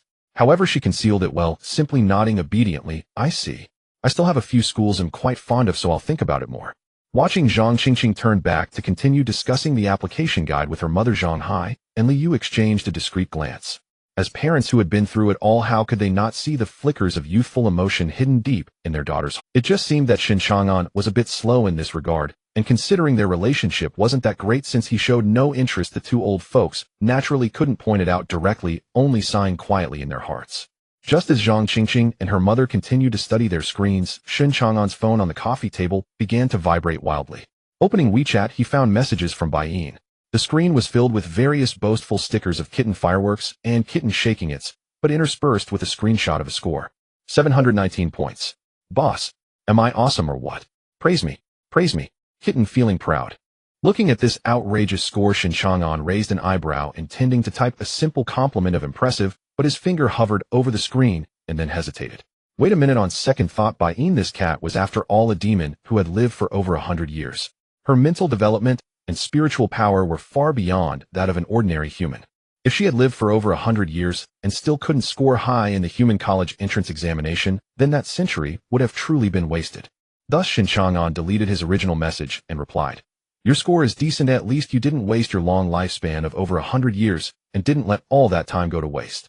Bai Yin replied instantly, "Hey, although I've lived long, I really only studied for 3 years, okay? This is my first time in high school in my cat life." Kitten feeling wronged. Shen Chang'an was too lazy to argue with her. "Alright then. You can choose any school in Dongwang, but where are you planning to go?" Bai Yin replied, "It's up to you, whichever city you choose I'll apply to a university in that city." Bai Yin wasn't some naive fool. As a cat who had navigated through human society, she was quite shrewd. In an organization like the Night Patrol, the identity of demons had always been in a somewhat awkward and marginal position, making it difficult to get by. Now with a genius under 20 who was a top-tier master, how could one not cling to such a golden thigh? If she didn't find a big thigh to hold onto tightly, wouldn't her future in the Night Patrol become exceedingly difficult? Looking at Bai Yin's reply, Shen Chang'an typed, "Then wait for news from Shiwana. Once she confirms which school she can attend, we can decide then." Upon seeing this message, Bai Yin immediately became displeased, a thick sense of jealousy and sarcasm wafting through the screen. Bai Yin said, "Oh, now you're calling her Shiwan. How intimate. We've known each other for years, worked together on various tasks, and I've never heard you call me by my nickname. Not to mention nicknames, when you go out to hand over tasks with other units, you just point at me and say this is our colleague. Now you're calling a newcomer Shiwan with such familiarity. Sigh, it breaks my heart. True heartbreak isn't about making a fuss." Looking at the series of attacks from this dramatic cat on the screen, Shen Chang'an remained expressionless as he typed 2 words and sent them, "Idiot." The next second, Bai Yin sent a fierce sticker of a kitten puffed up and hissing. Bai Yin replied, "You're the idiot. Your whole family are idiots. This makes me furious. Just wait, the next time you come to the unit, I will definitely bite you, this fickle-hearted traitor." Shen Chang'an chuckled after reading it. The old cat is hissing now. 2 days later. Qingzhou District Night Patrol Department Office. Thud. 2 leather bags sealed with wax stamps were tossed onto the coffee table. Old Zhao, holding a thermos, smiled at the 2 people on the sofa. "The special recruitment results are out. Oh, let's open and take a look." Shen Chang'an lounged on the sofa, lazily tearing open the documents. Next to him, Li Shiwan seemed much more nervous. She took a deep breath and carefully pulled out the notification inside. The next second, her eyes widened in shock. Imperial Capital University. Imperial Capital University of Technology. Magic City University, Demon City University. Li Shiwan looked incredulous and suddenly looked up at old Zhao. "Director Zhao, is this a mistake? I'm only at Foundation Establishment. How could it be all these top universities in the country?" Old Zhao replied slowly, "No mistake. The higher-ups are very satisfied with your legal system talent and have given you high praise. Although you started a bit late, it doesn't affect." Hearing this, Li Shiwan's face turned slightly red with excitement as she instinctively glanced at Shen Chang'an beside her. At that moment, Shen Chang'an was furrowing his brow, staring at his own list. "Old Zhao has our unit started trafficking in part-time workers." Shen Chang'an shook the paper in his hand. "Why does my list of schools have a long string of marked prices after it?" "Big brother, that's the bonus they offered. Look carefully." Old Zhao walked over and pointed at the numbers on the list. "This report you submitted has almost blown up the headquarters system. Look at this sincerity." The Imperial Capital branch was the first to quote, "As long as you choose a university in the Imperial Capital, they will give you 10,000 internal contribution points plus 10 million cash for relocation." Shen Chang'an snorted. "Is that all the ambition under the Emperor's feet? Only 10,000 contribution points. Don't rush, look below." Old Zhao grinned. "The Magic City branch is wealthy and has directly offered 30,000 contribution points plus 50 million in cash. And they promised that as long as you nod, the 50 million can be deposited into your account tonight, and the contribution points will be credited afterward."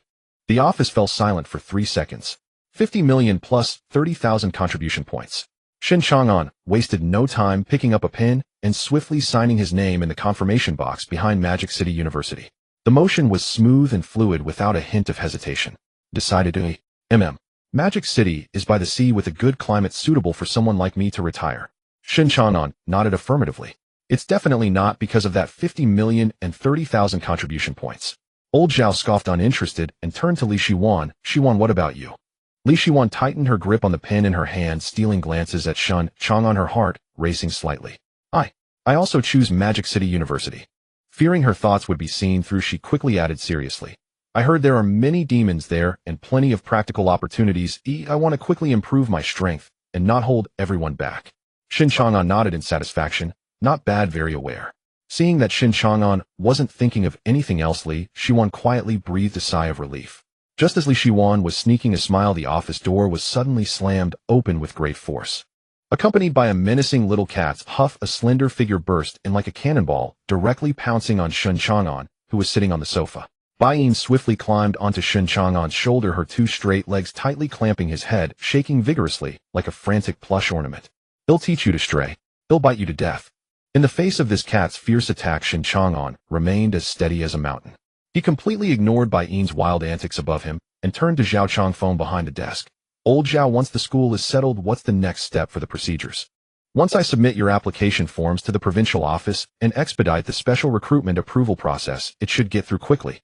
Someone will take over the responsibilities for Qingzhou district then. Hearing this, Bai, who had been gnawing on Shen Chang'an's collar, paused her actions. She poked her fluffy head out, her face full of curiosity. What were you all just talking about?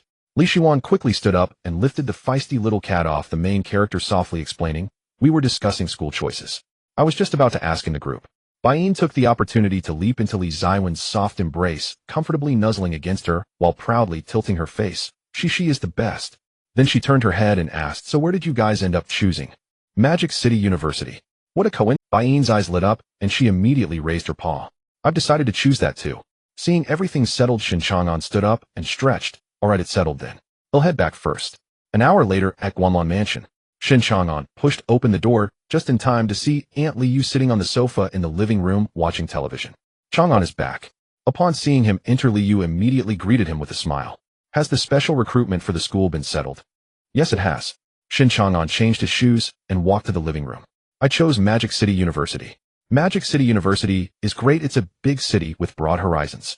Liu nodded, her eyes brightening slightly as she said with anticipation, since you were going to Magic City, I was actually thinking of having Qingqing apply to Magic City University too. You two can look out for each other at the same school. What do you think? Sure. Shen Chang'an nodded without hesitation. He glanced in the direction of the second floor and asked, is Qingqing upstairs? He'll go say hi to her. Yes, she just took a nap. Go ahead. Liu smiled broadly. On the second floor outside Zhang Qingqing's bedroom. Knock knock. Shen Chang'an casually knocked on the door twice. Coming. A sound of slippers sliding on the floor came from inside. The door opened, and Zhang Qingqing appeared, clearly just awakened. She was wearing a slightly oversized pure cotton loungewear, with the collar slightly askew, revealing a small section of her delicate collarbone. Her usually meticulously groomed long hair hung lazily over her shoulders. However, when she rubbed her eyes and saw Shen Chang'an standing outside the door, her entire body froze, and the drowsiness in her eyes vanished instantly. Is there something? Zhang Qingqing instinctively tightened her grip on the doorknob.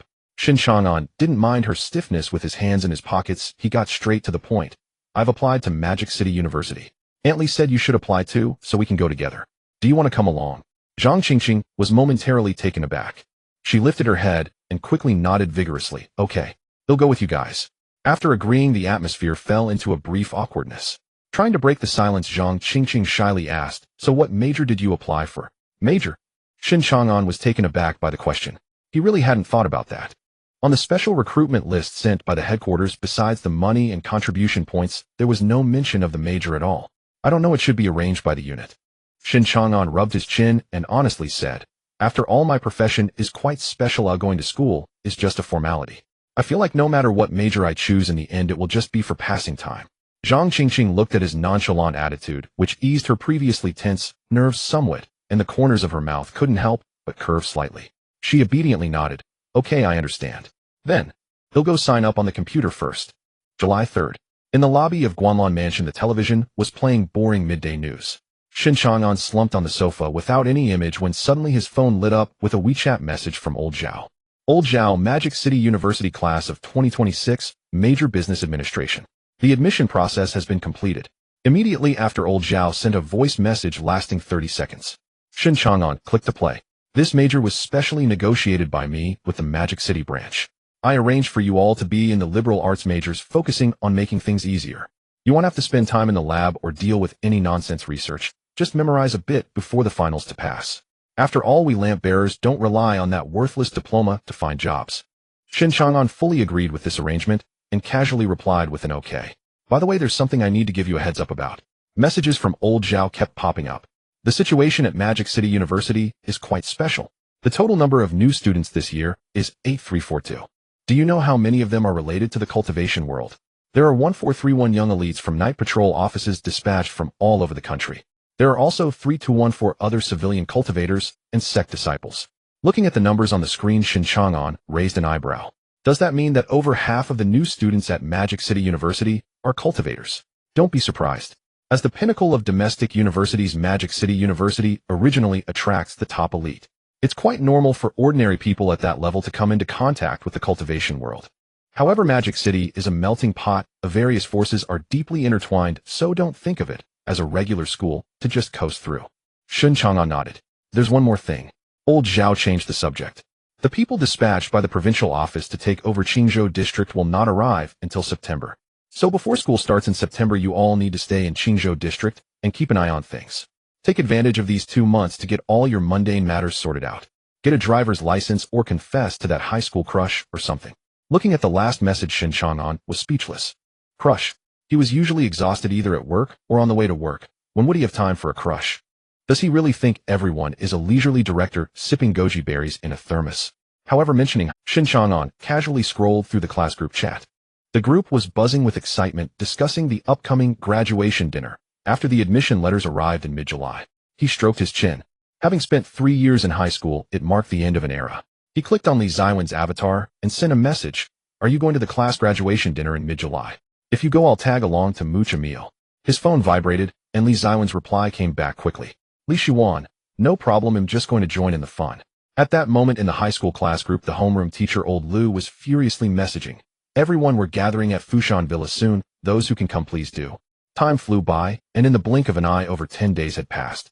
On July 18th, the admission results for all universities were finally settled, and the admission letters began to be mailed out one after another.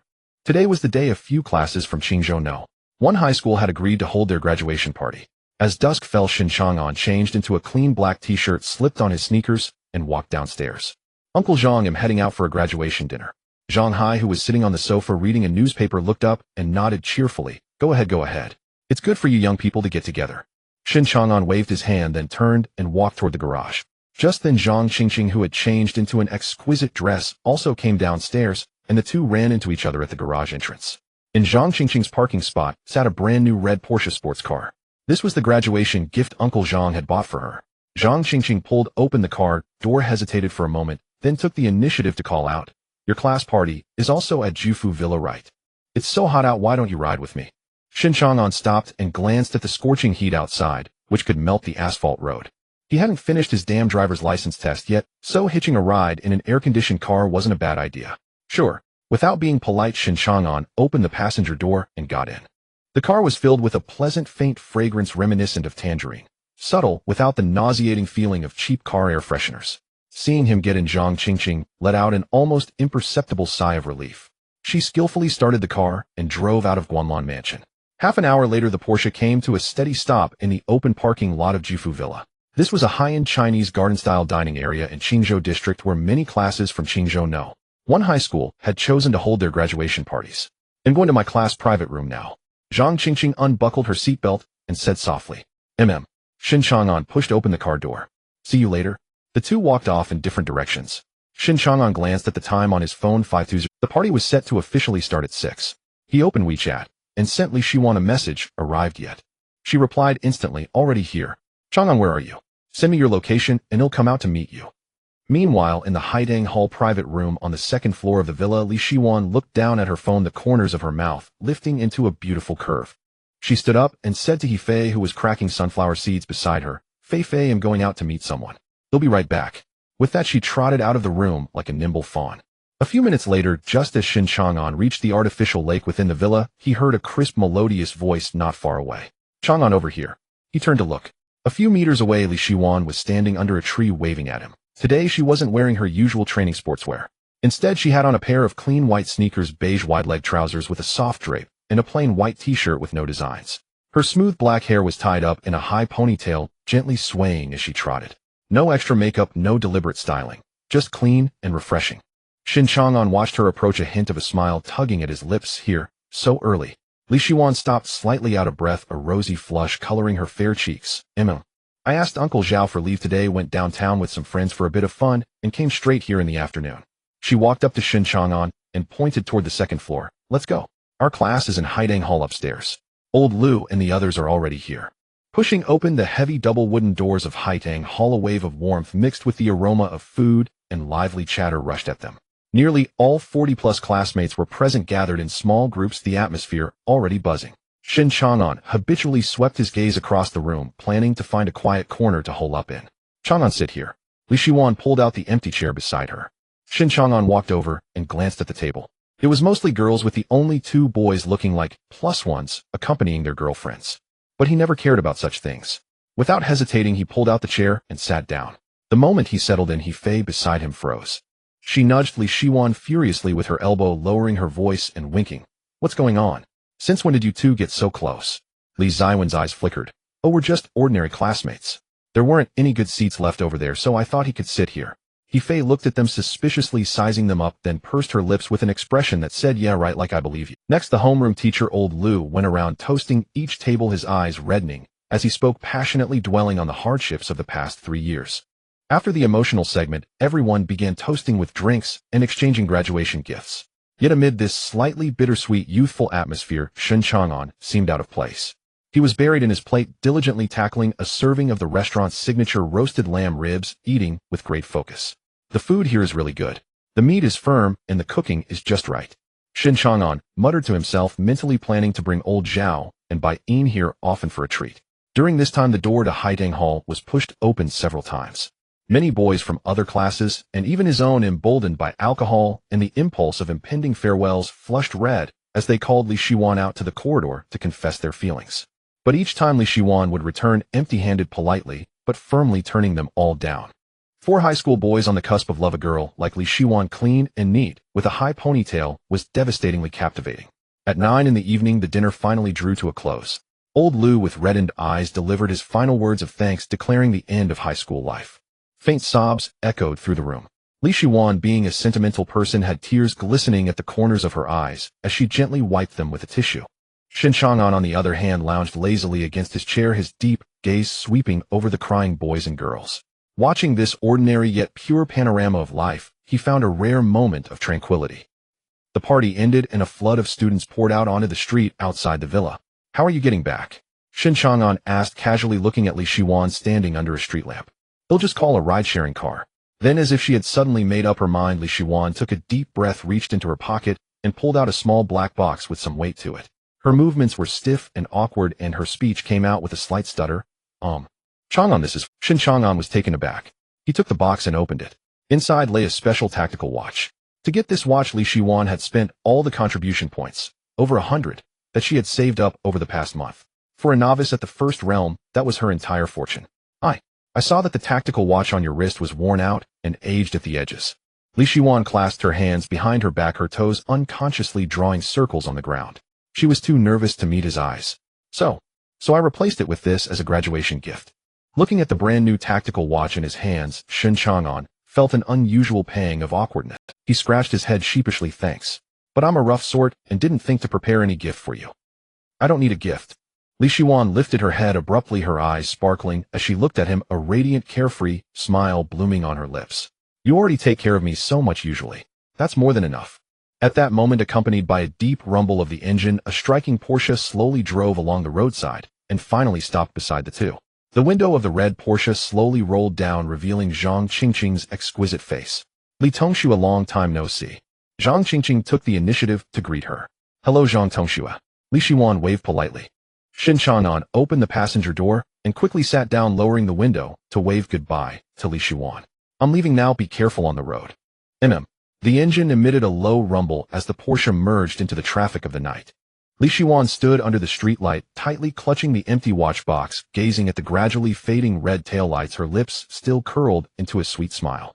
Half an hour later, at Guanlun Mansion, Shen Chang'an and Zhang Qingqing returned home and went to their respective rooms. Shen Chang'an kicked off his shoes and comfortably lay on the bed, casually opening the internal communication group of the Night Watch Department.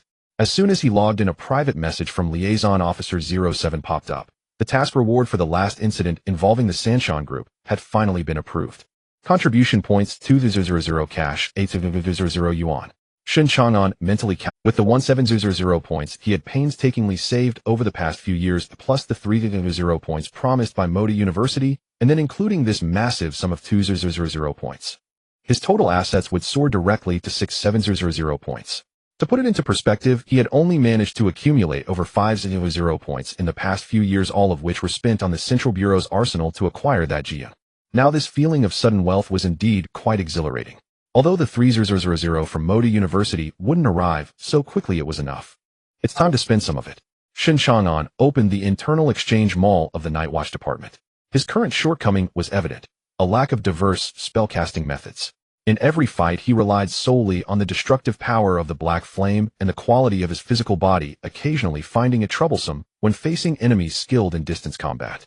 He quickly browsed through the options on the screen, his gaze locking onto the spell section, decisively acquiring 3 spells: the Wind-type Gale Blade, a basic cutting spell known for its instant casting and speed. The Earth-type Minor Petrification spell, priced at a staggering 2,000 contribution points. Its effect was formidable, capable of enlarging ordinary rocks to the size of mountains for area damage. Although it was only temporary and would revert after the spiritual energy dissipated as a physical amplifier in battle, it could be considered a game-changing technique. The fire-type Flame Spirit transformation could manifest flames into a tangible form, condensing them into a fire beast that could independently attack in battle. The 3 spells cost a total of 3,000 contribution points. After purchasing for himself, Shen Chang'an stroked his chin and shifted his gaze back to the basic spell section. He casually spent 3,000 contribution points to exchange for an intermediate spell manual, which he sent directly to Li Ziwen's terminal. In the realm, the Tao cannot be lightly transmitted. The Night Watch Department strictly forbids lamp bearers from privately teaching advanced spells, allowing only ordinary spells open to all to be freely learned. The intermediate spell manual recorded spells that were more powerful, akin to a mixed collection. Shen Chang'an had actually bought this before, but found it too cumbersome and never completed his studies. Typically, he would find a way to close the distance and land a punch, considering that his left fist dealt high damage, while his right fist dealt high damage as well. Below the 4th realm, 2 punches would suffice. Now with a gun, he aimed to get close and shoot. If the opponent didn't die, he would shoot again. However, Li Shuan was different. She was a true talent in spellcasting, and this technique would be far more useful in her hands than in his. Moments later, Shen Chang'an's device began to vibrate wildly. Li Shuan Chang'an, why did you suddenly give me such a valuable thing? 3,000 contribution points. That's too extravagant. I can't accept it. Shen Chang'an casually typed back, take it, consider it a return gift. Your talent lies in spellcasting, but it's not a bad idea to learn more life-saving techniques. Far away, Li Shuan tightly held her phone, excitedly rolling over twice on her bed. Li Shuan, okay. I will definitely work hard to learn it all. Thank you. Little cat, bowing in gratitude. Jiff. Time flew by, and it was early September. The school season arrived as expected. Ding dong. The doorbell at Guanlun Mansion rang. Li Yu quickly wiped her hands and walked to open the door. 3 people were standing outside. Old Zhao still wore his unchanging attire, typical of the bureaucratic system, with a polo shirt and black trousers. Li Shuan was dressed in a light casual sports outfit, looking fresh and clean. Baiyin was clearly well-dressed, sporting a pleated mini-skirt, knee-high white socks, and a lively double ponytail, exuding a vibrant 2-dimensional vibe. Come in. Are you all ready? Li Yu warmly welcomed them in. In the living room, Zhang Hai greeted them. Little by, come sit and have some fruit. After a short rest, we'll set off. While they were chatting, footsteps came from the 2nd floor stairs. Shen Chang'an, wearing a plain short-sleeved shirt and carrying a small black suitcase, leisurely walked down. Before long, Zhang Qingqing also emerged from her room, followed by 2 oversized checked suitcases carrying large bags and small packages. Baiyin bit into an apple, glancing at the poor little suitcase in Shen Chang'an's hand, unable to resist mocking. Are you going to college or on a weekend outing? Your luggage is smaller than my snack bag. Why bring so much junk? Shen Chang'an casually placed the small suitcase on the ground. If you need anything, just buy new ones when you get there. After all, money is not an issue now. Bai rolled her eyes at his ostentatious display of wealth. With everyone gathered, they didn't delay any longer. Old Zhao and the others drove the group of young people to the airport. After a brief farewell and reminders, the four turned to pass through security and boarded the plane. 2 hours of flight time passed in the blink of an eye. The plane landed smoothly at Modu International Airport. As soon as they exited the terminal, a breeze mixed with moist air rushed towards them. In September, Modu was in the rainy season. The sky was gray and light rain was falling outside. Arriving in this unfamiliar mega metropolis, Shen Chang'an and the others felt utterly lost. Previously, he and Bai relied on old Zhao for transportation during their fieldwork, and he had hardly traveled far. Li Xuan was even more of a good girl, having rarely left Qingzhou City. The three of them were completely clueless when it came to travel planning. Fortunately, they had Zhang Qingqing. She had been traveling since childhood and was quite familiar with these processes. She had already booked a business 7-seater vehicle for the pickup on her phone in advance. Under her direction, the group got in the car, placed their luggage, and headed straight for their destination. An hour later, the business vehicle came to a stop outside the grand gate of Moda University.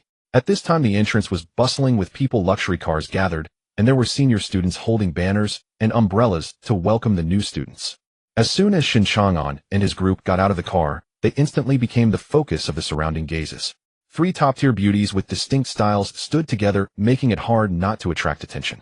I'm from the law school. My reporting location is in the East District, which is not on your way, so I'll head over first. Zhang Qingqing glanced at the campus map on her phone and said as she turned around. All right, you go ahead and take care of it first. Shen Chang'an nodded and casually reminded her, contact me on your phone when you're settled in tonight. Let's go out for dinner together. Upon hearing the invitation, Zhang Qingqing's eyes brightened slightly as she nodded vigorously, okay. After bidding farewell to Zhang Qingqing, Shen Chang'an and the others followed the address on the notice, inquiring along the way, and arrived at the Social Sciences building located in the Western District. On the 3rd floor, room B304. This is the exclusive registration point for internal special recruits of the Xingye Division. The 3 of them casually piled their luggage in a corner of the corridor and pushed the door inside. In the spacious auditorium, around 100 people had already gathered, all around 17 or 18 years old, dressed in various styles. Without a doubt, these were all young individuals from the Xingye Division branches across the country. Shen Chang'an's eyelids drooped slightly, his spiritual power sweeping silently through the classroom like rippling water. Then he absently stroked his chin and muttered softly, what's going on?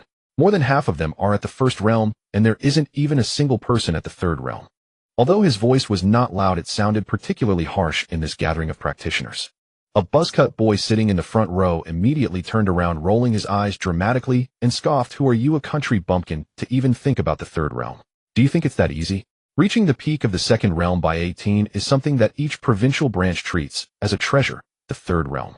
That would require a prodigy specially cultivated by the provincial headquarters. Surrounding people also turned to look, giving Shen Chang'an a glance filled with derision, whispering about the difficulties of breaking through realms. Shen Chang'an couldn't be bothered to deal with these novices and walked directly to the front desk to queue up. It wasn't long before it was Bai Yin's turn. The one in charge of registration was a middle-aged teacher wearing black-rimmed glasses. He took Bai Yin's file, glanced at the information, and his hand trembled. 3rd realm. The teacher couldn't control his volume and gasped. At the utterance of these 4 words, the previously noisy classroom fell silent instantly. The buzzcut boy who had mocked Shen Chang'an widened his eyes, nearly dropping his jaw to the floor. However, the teacher's gaze continued downward, landing on the race section. Oh, a demon race, a spirit cat lineage, huh? The teacher let out a long breath and wiped the cold sweat from his forehead. The crowd in the classroom also collectively relaxed. A demon race, after all. Living long. This seemingly delicate little lowly might well be an old demoness who has lived for 70 or 80 years. The 3rd realm is very reasonable, not embarrassing at all. Bai Yin felt the surrounding gazes that regarded her as an old demoness and ground her tiger teeth in anger, holding back her urge to explode as she received her dorm key and walked aside. Next, it was Shen Chang'an's turn. Name. The middle-aged teacher didn't even lift his head, mechanically going through the process. Shen Chang'an. He handed over the file he was holding. The middle-aged teacher casually opened the wax seal and pulled out the... At first glance, he saw the age 18. At the second glance, he looked at the realm evaluation section. The middle-aged teacher's gaze suddenly froze. As if he had seen a ghost, he took off his glasses and rubbed his eyes, forcefully staring intently at those 2 words, his breathing becoming extremely heavy. In the next second, bang. The middle-aged teacher abruptly stood up, his knees heavily knocking against the podium, even knocking the chair behind him to the ground. He trembled as he clutched the file. You. Please wait here for a moment. Don't leave. The middle-aged teacher's voice was wavering, even using honorifics. He didn't even bother to pick up the pen that fell to the ground, grabbing the file and running towards a small room at the side of the classroom without looking back. In less than half a minute, the door to the inner office was pushed open. A middle-aged man in a well-tailored silver-gray suit wearing rimless glasses quickly walked out. He walked straight to Shen Chang'an, his gaze filled with undisguised scrutiny and respect. You are Shen Chang'an, the middle-aged man confirmed. Shen Chang'an nodded. I am Cheng Bei, the director of the university's administrative office. Cheng Bei adjusted his glasses and directly handed over a set of keys and a file. Your registration procedures have already been arranged in advance with the headquarters. Accommodation is arranged in a single apartment in the special recruit area. Here are the keys. The new students around who had been listening intently exchanged astonished glances. The administrative director personally came to hand over the keys. This treatment was simply ludicrous, absurdly over the top. Next, Cheng Bei took out a letter sealed with wax from his suit pocket and handed it to Shen Chang'an with both hands. Additionally, this is something someone asked me to deliver to you. Shen Chang'an took the envelope somewhat puzzled and walked to the corner of the classroom to open it. The letter contained only a brief line, "See you at Beverly Manor at 9 tonight. Zhao Haidang." Shen Chang'an raised an eyebrow. Beverly Manor. This name had a strong scent of Western capitalist nouveau riche. He casually searched it on his phone, and the location popped up directly in the core affluent area of Magic City, where even a random villa would start at several million. Who is Zhao Haidang? Shen Chang'an muttered. At this moment, Li Shiwan completed her registration as well. She and Bai Yin curiously leaned over. Chang'an, what are you looking at? Shen Chang'an handed over the letter. The two stared at the unfamiliar name and place for a long time, equally puzzled. Just as the three were staring at the letter in confusion, with a loud bang, the classroom door was pushed open. The previously quiet classroom was instantly attracted by a striking figure. The newcomer was dressed in a moon-white ancient-style long robe with a smooth jade pendant hanging at the waist, cloud-soled shoes on his feet, and holding a watering folding fan in a flamboyant manner. Amidst the crowd of new students in modern clothing, he looked like he had just run out from some cosplay convention. The newcomer was Ji Lin. Ji Lin immediately spotted Shen Chang'an in the corner. Swish. He opened the folding fan and strode over with a self-satisfied smile. Chang'an. What a coincidence we meet again. Shen Chang'an looked at him expressionlessly. What a coincidence. Why are you here? You're being too unreasonable. You come to Magic City and don't call me. Ji Lin tapped his palm with the folding fan, proudly stating, fortunately, I used internal privileges to check your transfer information and requested to be transferred here with you. Shen Chang'an's face darkened. Aren't you just a pure fan? What pure fan? Don't say it so harshly. Ji Lin closed the folding fan and spoke with righteous indignation. What I mean is I care about my fellow colleagues' movements and promote revolutionary friendship. Bai Yin looked at the two. Oh, is there such a process? He wouldn't be that, would he? Shen Chang'an knocked on Bai Yin's head, unsure of what this silly girl was thinking. Alright, enough nonsense, let's go sign the paperwork first. Ji Lin adjusted the hem of his robe and walked to the registration desk, handing his information to the still recovering ordinary registration teacher. Name Ji Lin, right? The teacher rubbed his temples, opened the file, and took a glance, then his voice suddenly shot up an octave, even cracking slightly. 18. Third realm peak. As soon as he finished speaking, the entire B30 classroom fell silent. If Bai Yin's third realm could still be forced to be explained by the longevity of the demon race, then the one standing in front of them now was a bona fide human genius, with only 18 years of actual age. What kind of divine competition is this? Why are all these monsters emerging one after another? Ji Lin thoroughly enjoyed the shocked gazes. He satisfactorily took the dorm key, turned to Shen Chang'an, and flamboyantly waved the fan. I've completed my registration, what shall we do next? Shen Chang'an picked up the small suitcase on the floor. First, let's go to the dorm to drop off our things and set up our bedding. Ji Lin waved the folding fan. Perfect, let's go together. Leaving the social sciences building, the four of them followed the tree-lined path to the special admissions dormitory area. This area consisted of a cluster of high-rise apartment buildings. In the bustling metropolis of Magic City, where every inch is precious, the allocation of such a large area for special admissions to build single apartments demonstrates the terrifying financial power behind Magic City University and the Department of Night Watch. The rules here are simple. It's first come, first served regardless of student ID. Shen Chang'an found the idea of waiting for an elevator on the higher floors cumbersome and directly chose room 308 on the third floor. Ji Lin decisively took the adjacent room 309. Li Shiwan and Bai Yin opted for the girls' dormitory on the fifth floor. Upon opening the door to room 308, the environment was surprisingly pleasant. The studio apartment, over 30 square meters, had a separate wet and dry independent bathroom, and it even featured a small balcony for drying clothes, fully equipped with basic household appliances. Shen Chang'an casually tossed his small suitcase next to the wardrobe and tidied up a bit. He then glanced at his phone and noted that it was nearly 5 in the afternoon. Stepping out of his room, Shen Chang'an went to room 309, next door, knocked lightly on the slightly ajar door, and pushed it open. As he stepped in, he froze. He stepped back to check the room number, confirmed he hadn't made a mistake, and walked in with a look of bewilderment. The originally modern minimalist studio had now been transformed into a quaint antique-style residence. With a display cabinet, a purple clay tea tray, a complete set of roux-ware tea sets, and even a black and white chessboard carved with cloud patterns on the balcony. Jilin was busy wiping a celadon vase with a cloth. Upon seeing Shen Chang'an enter, he immediately took pride in his work. What do you think? Doesn't this decoration look good? This is what we call a quality lifestyle. Are you here to study or to star in a period drama as a young scholar? Oh, that's a misjudgment. Jilin tossed the cloth aside, saying in life the sense of ritual absolutely cannot be lacking. All right, have you finished tidying up? Let's go out to eat. Shen Chang'an was too lazy to argue with him. And change out of that theatrical costume. If you go out dressed like this, others will think I've brought a monkey with me. Jilin glanced down at his finely tailored light blue robe, pouted slightly, but obediently rummaged through his suitcase to pull out a set of ordinary black casual wear. The two of them went downstairs, and Shen Chang'an took out his phone to mention Li Xuan and Bai Yin in the group chat, and also sent a message to Zhang Qingqing coordinating a meeting at the school gate. 5 people. We'll need to take 2 cars later. How troublesome. Shen Chang'an muttered. What do you mean by taking a car? Jilin leaned in. I'll just have my family driver come to pick us up. Shen Chang'an looked at him in confusion. What's so strange about that? Jilin shrugged nonchalantly. Our G family has some business in Magic City. 15 minutes later, a long black business car stopped by the roadside outside the school gate. Shen Chang'an looked at the car, and then at Jilin beside him, silently labeling him as a wealthy heir in his. Zhang Qingqing, Li Xuan, and Bai Yin arrived punctually at the school gate. Jilin had met the other two, but he had yet to meet Zhang Qingqing. He introduced her to Jilin. This is Zhang Qingqing. She's sort of my elder sister. Sort of an elder sister. She's 2 months older than me. Jilin nodded. Hello, Miss Zhang. Since you're 2 months older than Chang'an, I suppose I should call you elder sister. Zhang Qingqing politely nodded, acknowledging the introduction. With everyone present, they boarded the overly spacious business car. What are we eating tonight? Shen Chang'an casually asked, as he was quite unfamiliar with the cuisine of Magic City. The girls were also new arrivals, exchanging puzzled looks. Leave it to me. Jilin patted his chest and instructed the driver in the front seat. Take us to Yulinglong. Yulinglong is not just any ordinary restaurant. The owner is a well-known cultivator in the inner world. This establishment specializes in high-end private dishes with extremely high entry requirements, only serving distinguished guests with backgrounds in the circle.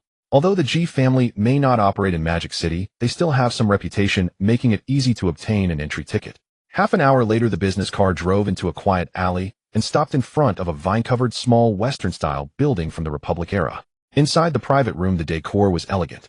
Jilin fully displayed the demeanor of a wealthy heir.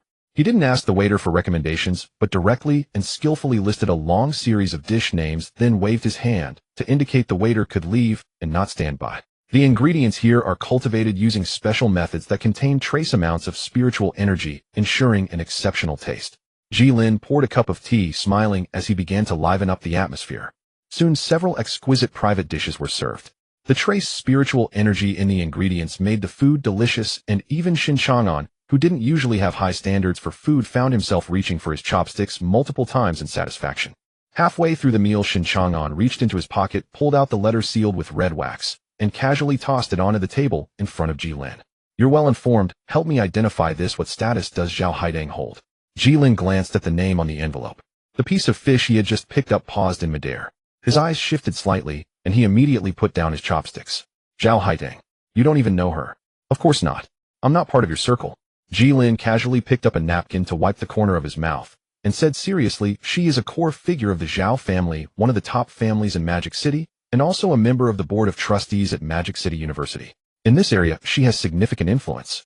So why would she want to meet me? Shen Chang'an frowned slightly. Did you receive a special admission reward before coming to Magic City? Yes, I did, he replied. Then it's likely related to that special admission reward. Jilin pondered for a moment, and explained with a smile, those rewards you received when you filled out your application, did you think they all came from the Magic City branch's funds?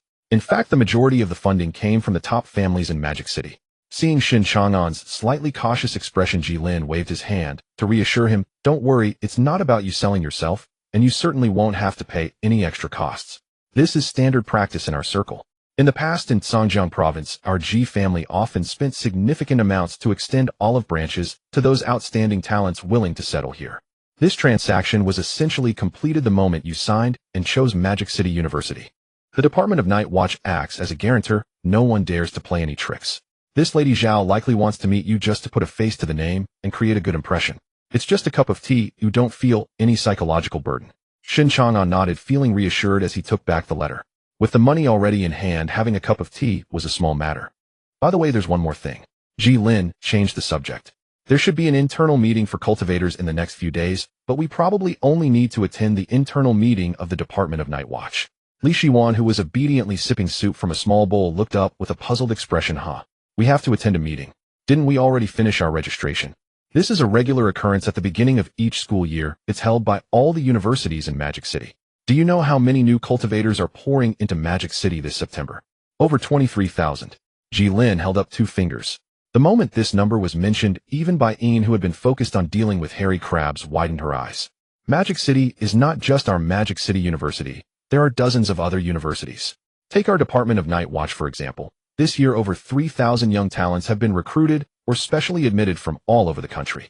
The remaining 20,000 are all disciples sent by various sects and hidden cultivators from the civilian world. With so many energetic young people possessing extraordinary powers gathered in this city, if the authorities don't hold a meeting in advance to set some rules, the public order in Magic City will surely explode. After dinner, several people returned to their dorms. As expected, just as Shen Chang'an lay down on the single bed in room 308, his phone began to vibrate wildly. An invitation to join a group popped up. After clicking to agree, Shen Chang'an found himself pulled into a massive chat group named Magic Town Night Division class of 26 new students. He glanced at the group members. Besides the 1431 specially recruited freshmen, there were dozens of management members with prefixes like instructor and supervisor, bringing the total number to exactly 1500. The atmosphere in the group was eerily silent. Soon a group leader named Zhou Nianzi posted an announcement for everyone: all members tomorrow night at 8 o'clock, all freshmen gather at the school's one auditorium for a meeting. Additionally, this group is also a place for everyone to make friends. If there are any issues in life or cultivation, feel free to communicate within the group. As soon as the announcement was made, a long line of received messages appeared below. With so many leaders watching, no one dared to post any stickers. At that moment, Shen Chang'an received a friend request. Note, fellow freshman. Shen Chang'an casually accepted it. The other party immediately sent a group chat invitation link along with a message: do join this. This is a private chat group we set up among the freshmen without any leaders included, and it has been set to anonymous mode. Feel free to have fun. Shen Chang'an raised an eyebrow and murmured, these people really know how to have a good time. As soon as he clicked to join, the messages on the screen started pouring in like a waterfall. Once everyone masked their identities, these classmates who had been so meek in the main group all tore off their disguises and fully unleashed themselves. I can't breathe. Why does the spiritual energy in Magic City feel thinner than in the countryside? I'm asking, are there any body cultivation strongmen among this year's freshmen? CPDD. I'm a second-rank sword cultivator, 180 centimeters tall, looking like Peng Yuyan. I'm looking for a gentle magic-type sister for a relationship who can also duo with me in games. Looking at the chaotic messages flooding the screen, Shen Chang'an shook his head and laughed. He casually created a small group of 4 and pulled Ji Lin, Li Shuan, and Bai Yin into it. You all joined that big group and the anonymous group, right? Bai Yin immediately replied with a cat peeking image. I joined both. I'm currently lurking in the anonymous group. The conversations there are super entertaining. Just now, several members of the demon race added me as friends. Li Shiwan also chimed in. I'm in too, but the messages in the anonymous group are coming in too fast, I can hardly keep up. Looking at their replies, Shen Chang'an turned off the screen. It seemed these guys were adapting quite well. He looked up at the wall clock. It was already 8:20 in the evening. Only 40 minutes remained until the appointment stated in the letter. It's time to meet that wealthy miss. Shen Chang'an sat up from the bed, casually put on a thin black coat, left the apartment building, and got into a rideshare car, heading straight for Beverly Manor. The rideshare car navigated through the night and stopped at the entrance of Beverly Hills 30 minutes later. Rideshare cars were not allowed inside, so he had to get off here. Shen Chang'an got out of the car and walked for 10 minutes before reaching the core area. The tall, hollow iron gate glimmered with a cold metallic sheen under the streetlights behind, which lay a straight tree-lined avenue with distant European-style buildings and fountain sculptures faintly visible. As Shen Chang'an approached the gate, he was immediately stopped by 2 guards in impeccably tailored uniforms. Sir, this is a private estate. Please show your reservation proof. The guard spoke politely but stood straight like a pine tree. Shen Chang'an's gaze shifted slightly. Although the other party did not deliberately release any spiritual pressure with his perception, he immediately caught the fluctuations of spiritual energy circulating within the two guards. Second rank. They really are investing heavily. A second-rank expert could hold a position in Qingzhou district, but here, they can only guard the gate. Shen Chang'an murmured in his heart, and reached into his pocket to pull out the letter sealed with red wax, and the guard took the letter, saw the signature and wax seal, immediately straightened his back, and bowed, pressing the door-opening button. Mr. Shen, the young lady has been waiting for you. Please walk straight along the main road. The white Western-style building at the end is where she is. Shen Chang'an nodded, and walked along the wide, tree-lined path. A pure white European-style building embodying classical Western aesthetics came into view. On the steps in front, an elderly butler dressed in a tailcoat was already standing. Mr. Shen, hello. I am the butler here. The old butler slightly bowed, his etiquette impeccable. However, upon seeing the old butler, Shen Chang'an couldn't help but twitch his eyelids twice. Fifth rank. Shen Chang'an gained a whole new understanding of the extraordinary foundation of Magic City. Mr. Shen, please follow me. The old butler gestured for him to enter the building. The first floor was a vast hall with a soaring dome, the floor laid with polished marble that shone like a mirror, and overhead hung a magnificent crystal chandelier. The walls were adorned with seemingly aged Western oil paintings. Following the old butler, Shen Chang'an ascended the spiral staircase lined with soft red carpet to the second floor, arriving at the door of a room at the end of the corridor. The young lady is inside. Please enter, Mr. Shen. The butler opened the heavy carved wooden door for him and respectfully retreated outside. He stepped into the room. It was an elegantly decorated study and reception room.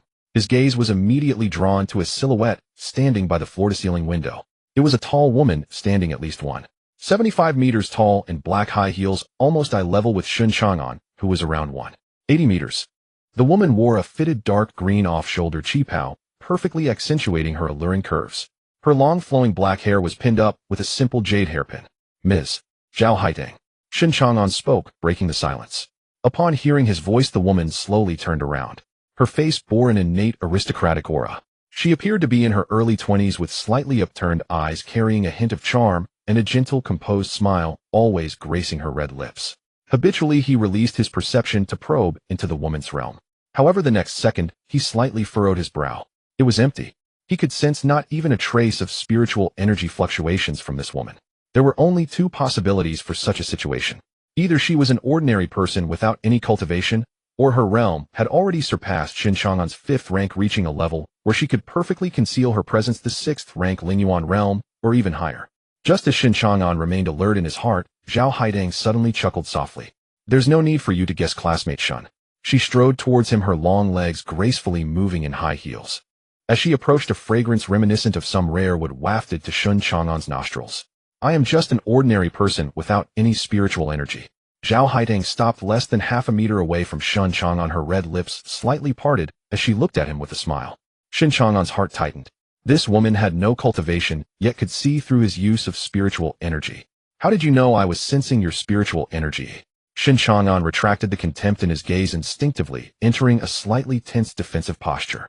Zhao Haidang turned and walked over to a nearby sofa, sitting down with her legs crossed, her long fair calves subtly visible beneath her cheongsam. It's quite simple, just observation and logical analysis. She picked up the purple clay teapot on the coffee table and poured 2 cups of tea. Classmate Shen, you have risen step by step from the small Qingzhou district to become the top leader there at such a young age. Dealing with dangerous demon incidents in an environment lacking strong support over the years would inevitably cultivate a cautious and somewhat suspicious character. Therefore, when you step into a completely unfamiliar environment, your first reaction is definitely not to sit down and chat, but to instinctively analyze the surroundings and the people within them, assessing whether they have the capability to pose a threat to you. Zhao Haidang lifted her teacup, gently blowing away the steam, then smiled warmly. Of course, this is just my personal speculation. It should not be taken seriously. Classmate Shen, please don't take it to heart. Please have a seat. Zhao Haidang gestured for Shen Chang'an to sit down on the opposite sofa, saying, try this pre-Qing Longjing tea. Shen Chang'an sat down, but did not touch the cup of tea. Instead, he got straight to the point. Ms. Zhao, this 50,030,000 contribution points as a settling fee is not a small sum. You specifically called me here. What guidance do you have? Classmate Shen is overthinking it. Zhao Haidang put down her teacup, her gaze flowing with warmth and a gentle smile. Although our Zhao family is in business, we also respect heroes like you who guard a territory. This resource investment is mainly to foster a good relationship. Seeing you today, classmate Shen, you truly have the demeanor of a dragon among men. Shen Chang'an felt a wave of embarrassment. How could he be considered a dragon among men after being here for less than 5 minutes? Such flattery from a capitalist rolls off the tongue with ease. However, considering that the other party had just gifted him 50 million, Shen Chang'an felt he should maintain some business etiquette. Old Zhao said that the most direct way to deal with such strong women from wealthy families is to compliment them. Compliment their looks, compliment their figure, it's foolproof. Shen Chang'an cleared his throat, sat up straight, and began earnestly, Ms. Zhao, you flatter me. If we're talking about being a dragon among men, it should be you. When Ms. Zhao wears this Chong Sam, her figure is graceful, her curves enchanting, truly a beauty that could topple cities.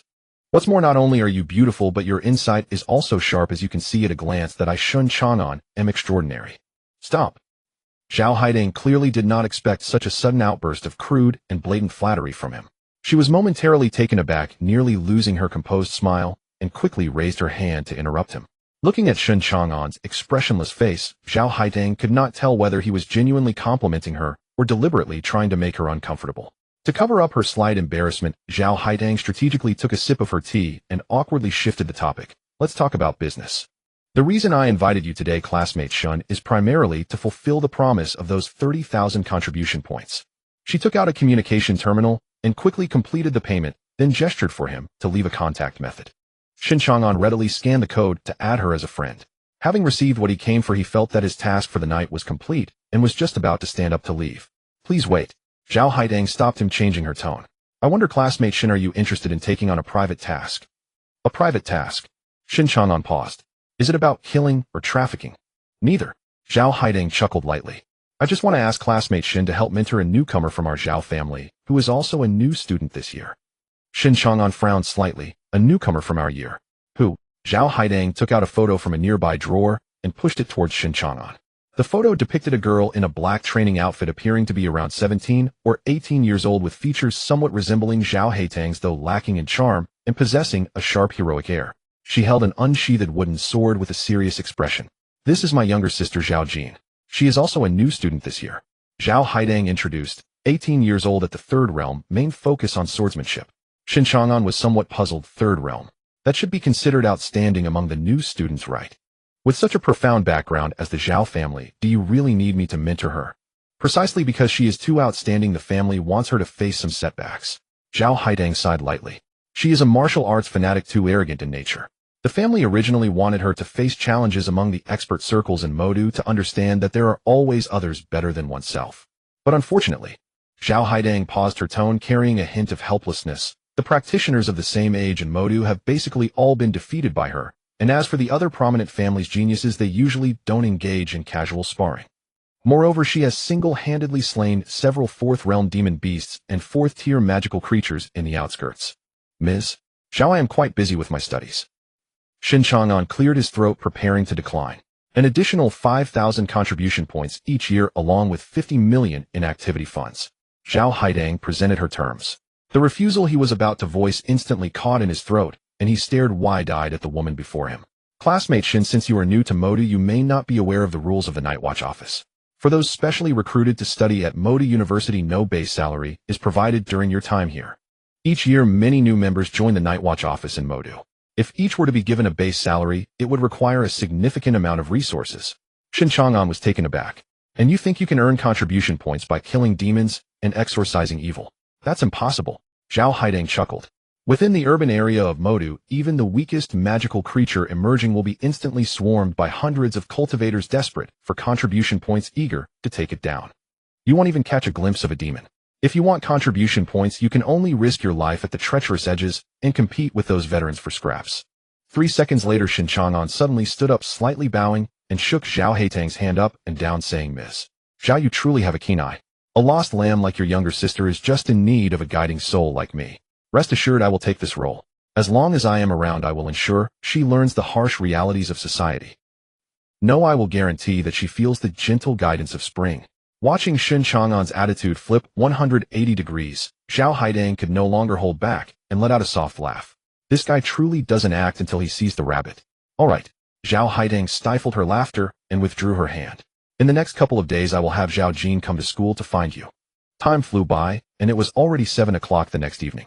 Below the dormitory, Shen Chang'an and his three companions gathered on time. Jilin finally appeared more normal today, no longer clad in his eye-catching ancient-style robe, but instead donned a black sweatshirt printed with letters and cargo pants. Let's go and witness the young talents of Magic City. The four of them followed the main road of the campus towards the No. 1 auditorium. Before they reached the entrance, a chaotic and unabashed wave of spiritual energy surged out from within the auditorium, as if forming an invisible boiling water in the air. Shen Chang'an raised an eyebrow. Upon entering, he saw that the large auditorium, which could accommodate 2,000 people, was already more than half full. In this occasion, filled with young hotheads from the Night Watch, everyone tacitly tore off the layers of disguise they usually wore among ordinary people and unabashedly unleashed their spiritual pressure. He slightly closed his eyes, and his immense perception instantly covered the entire venue. Most are at the peak of the first realm and the initial stage of the second realm. There are very few at the third realm. In those few seconds of perception, Li Shiwan and Bai Yin beside him also sensed the unusual atmosphere inside.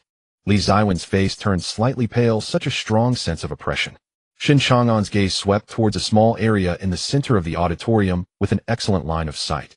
There sat several groups of people, all forming small circles centered around third realm powerhouses.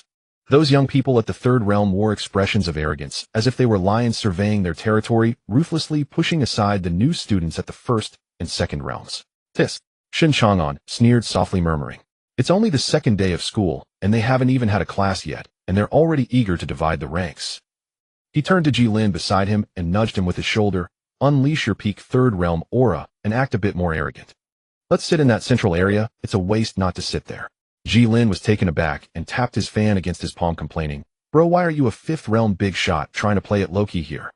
If you unleash your aura, wouldn't these people kneel down and sing Conquer on the spot? Why should I take the risk of being the first one out?" Shen Chang'an retorted confidently, "Isn't it because my aura might be a bit intimidating? I'm afraid that if I unleash it, the glass in this auditorium will shatter, and then I would have to compensate. How much could that cost? Who knows the procurement fees for assets purchased by the unit? What if I can't afford it later?" Jilin thought for a moment and realized he did have a point. "All right, let's see what this young master can do." Jilin took a deep breath, and the formidable aura of the peak third realm erupted from his body. He held his head high, strutting like a proud peacock as he led the way. Feeling the powerful pressure from the peak third realm, the new students who had previously crowded in the central area changed their expressions and quickly parted like a tide. Even the few hotheads at the initial stage of the third realm in the middle frowned upon sensing Jilin's aura, silently shifting their gazes away, avoiding a direct confrontation. The four of them swaggered to the best seats in the center. As time passed, the auditorium quickly filled to board. Shen Chang'an tapped his fingers on the armrest, reconfirming the number of high-level combatants present, approximately 123 at the third realm. They're all around 18 years old and at the third realm. Shen Chang'an sighed inwardly. Indeed, heroes are as numerous as the fish in the river. And this was merely a small fraction of the over 1,400 young individuals dispatched from within the Night Watch. One must remember, in this city of Magic City, there are still over 20,000 practitioners from various sects and top families. Just then the lights in the auditorium suddenly dimmed, leaving only a spotlight shining on the podium. A tall figure walked up to the stand microphone. It was the leader of the group, Zhou Nianzi. Shen Chang'an looked up. The woman at the podium wore a well-tailored dark gray women's suit with a pencil skirt paired with flesh-colored stockings and black high heels. She wore a pair of rimless glasses on her nose, her face beautiful, yet cold, exuding a strong aura of intelligence and scholarly elegance. But her figure was strikingly voluptuous, accentuating the suit in a breathtaking curve. However, before the lively new students below could start whistling, Zhou Nianzi adjusted her glasses, and her originally gentle gaze turned sharp. The overwhelming spiritual pressure of the peak fourth realm crashed down on the entire venue like a tidal wave. "Put away your little thoughts of bravado and your unleashed spiritual power. What? Just arrived in Magic City and you're already starting to claim territory, compete for size, and show who is superior?" Once her words fell, the boiling wave of spiritual energy in the auditorium abruptly halted, as if a rooster had its neck grasped tightly. All new students obediently reined in their auras, and the hall fell silent, so quiet one could hear a pin drop.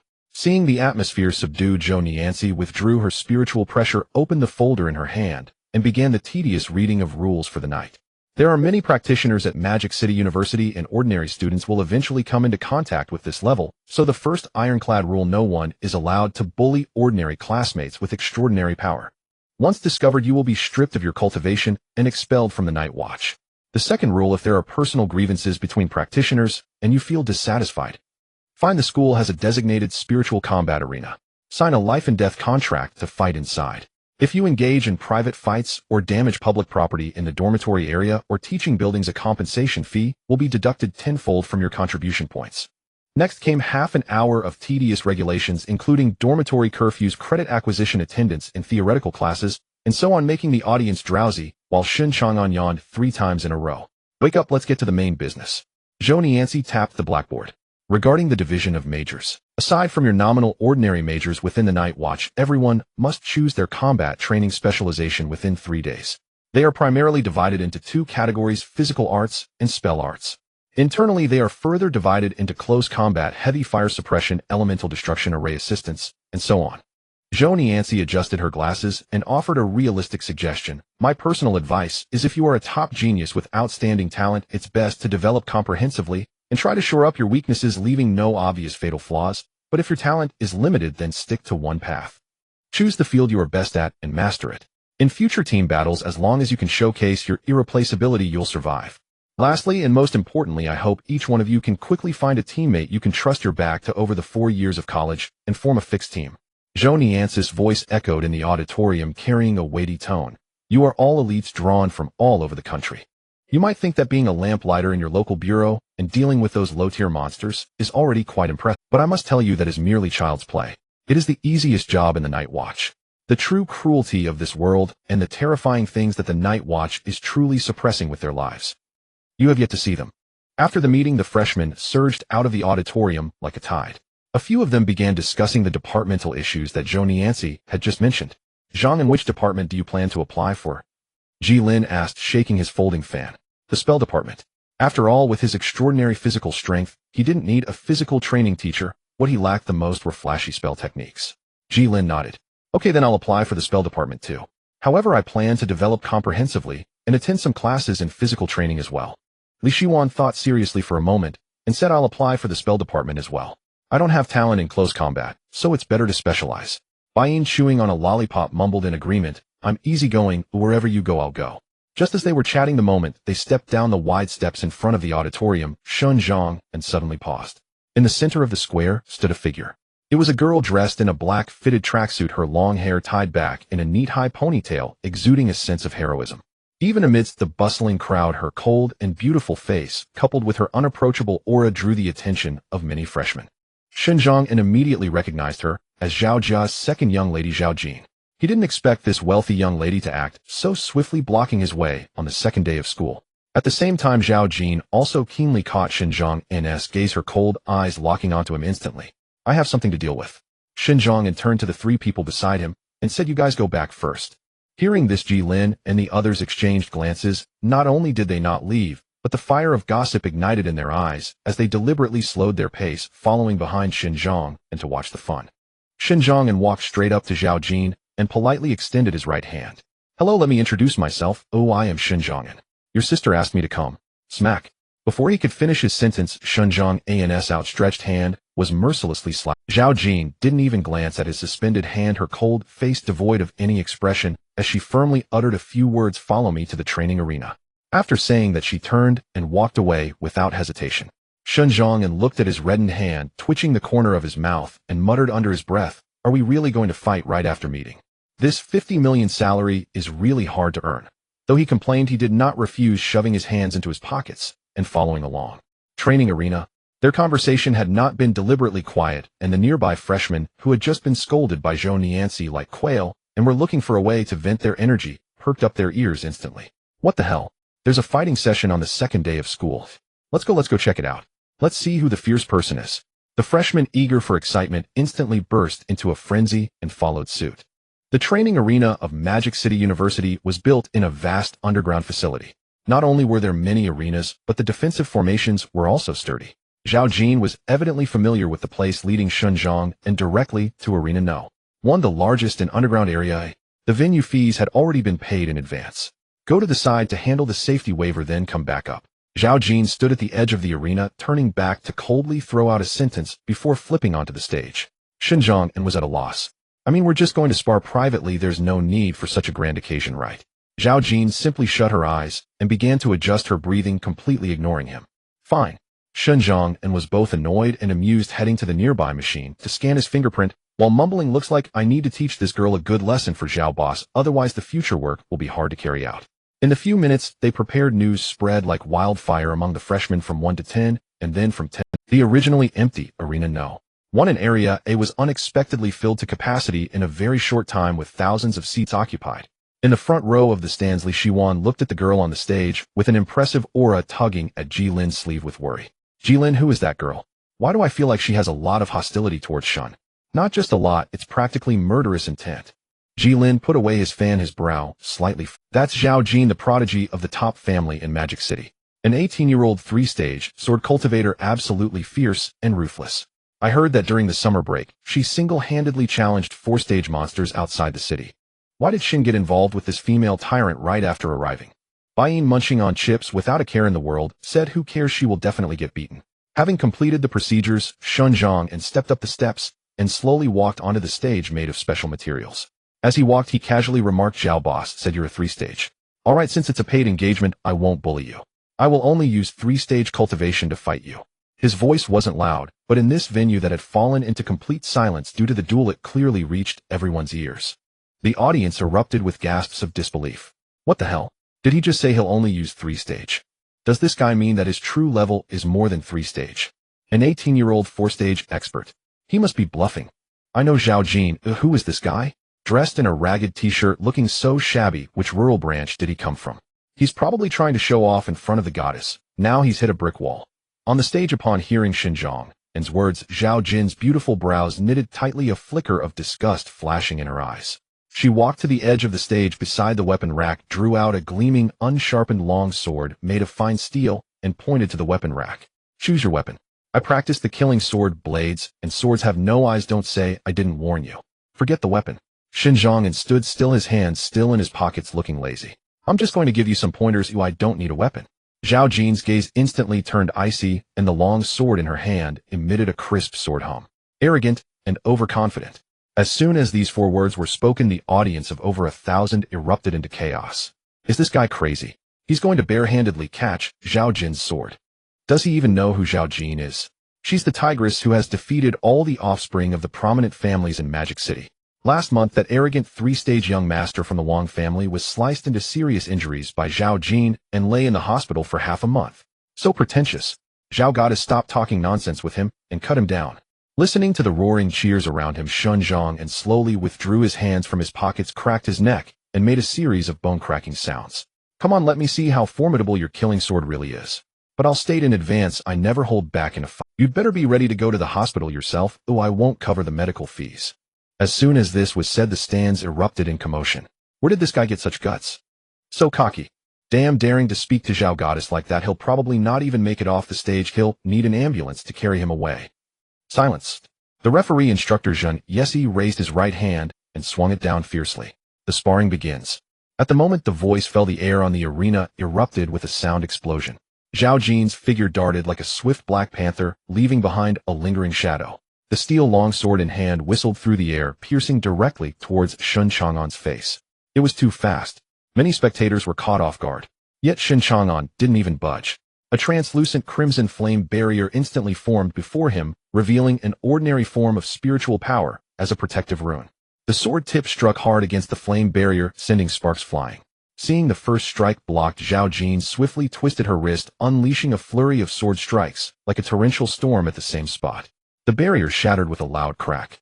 The sharp blade, surging with fierce wind, halted just inches from Shen Chang'an's nose. Facing the blade so close, Shen Chang'an casually remarked, "The lethality is decent, and the speed of the strike is also commendable."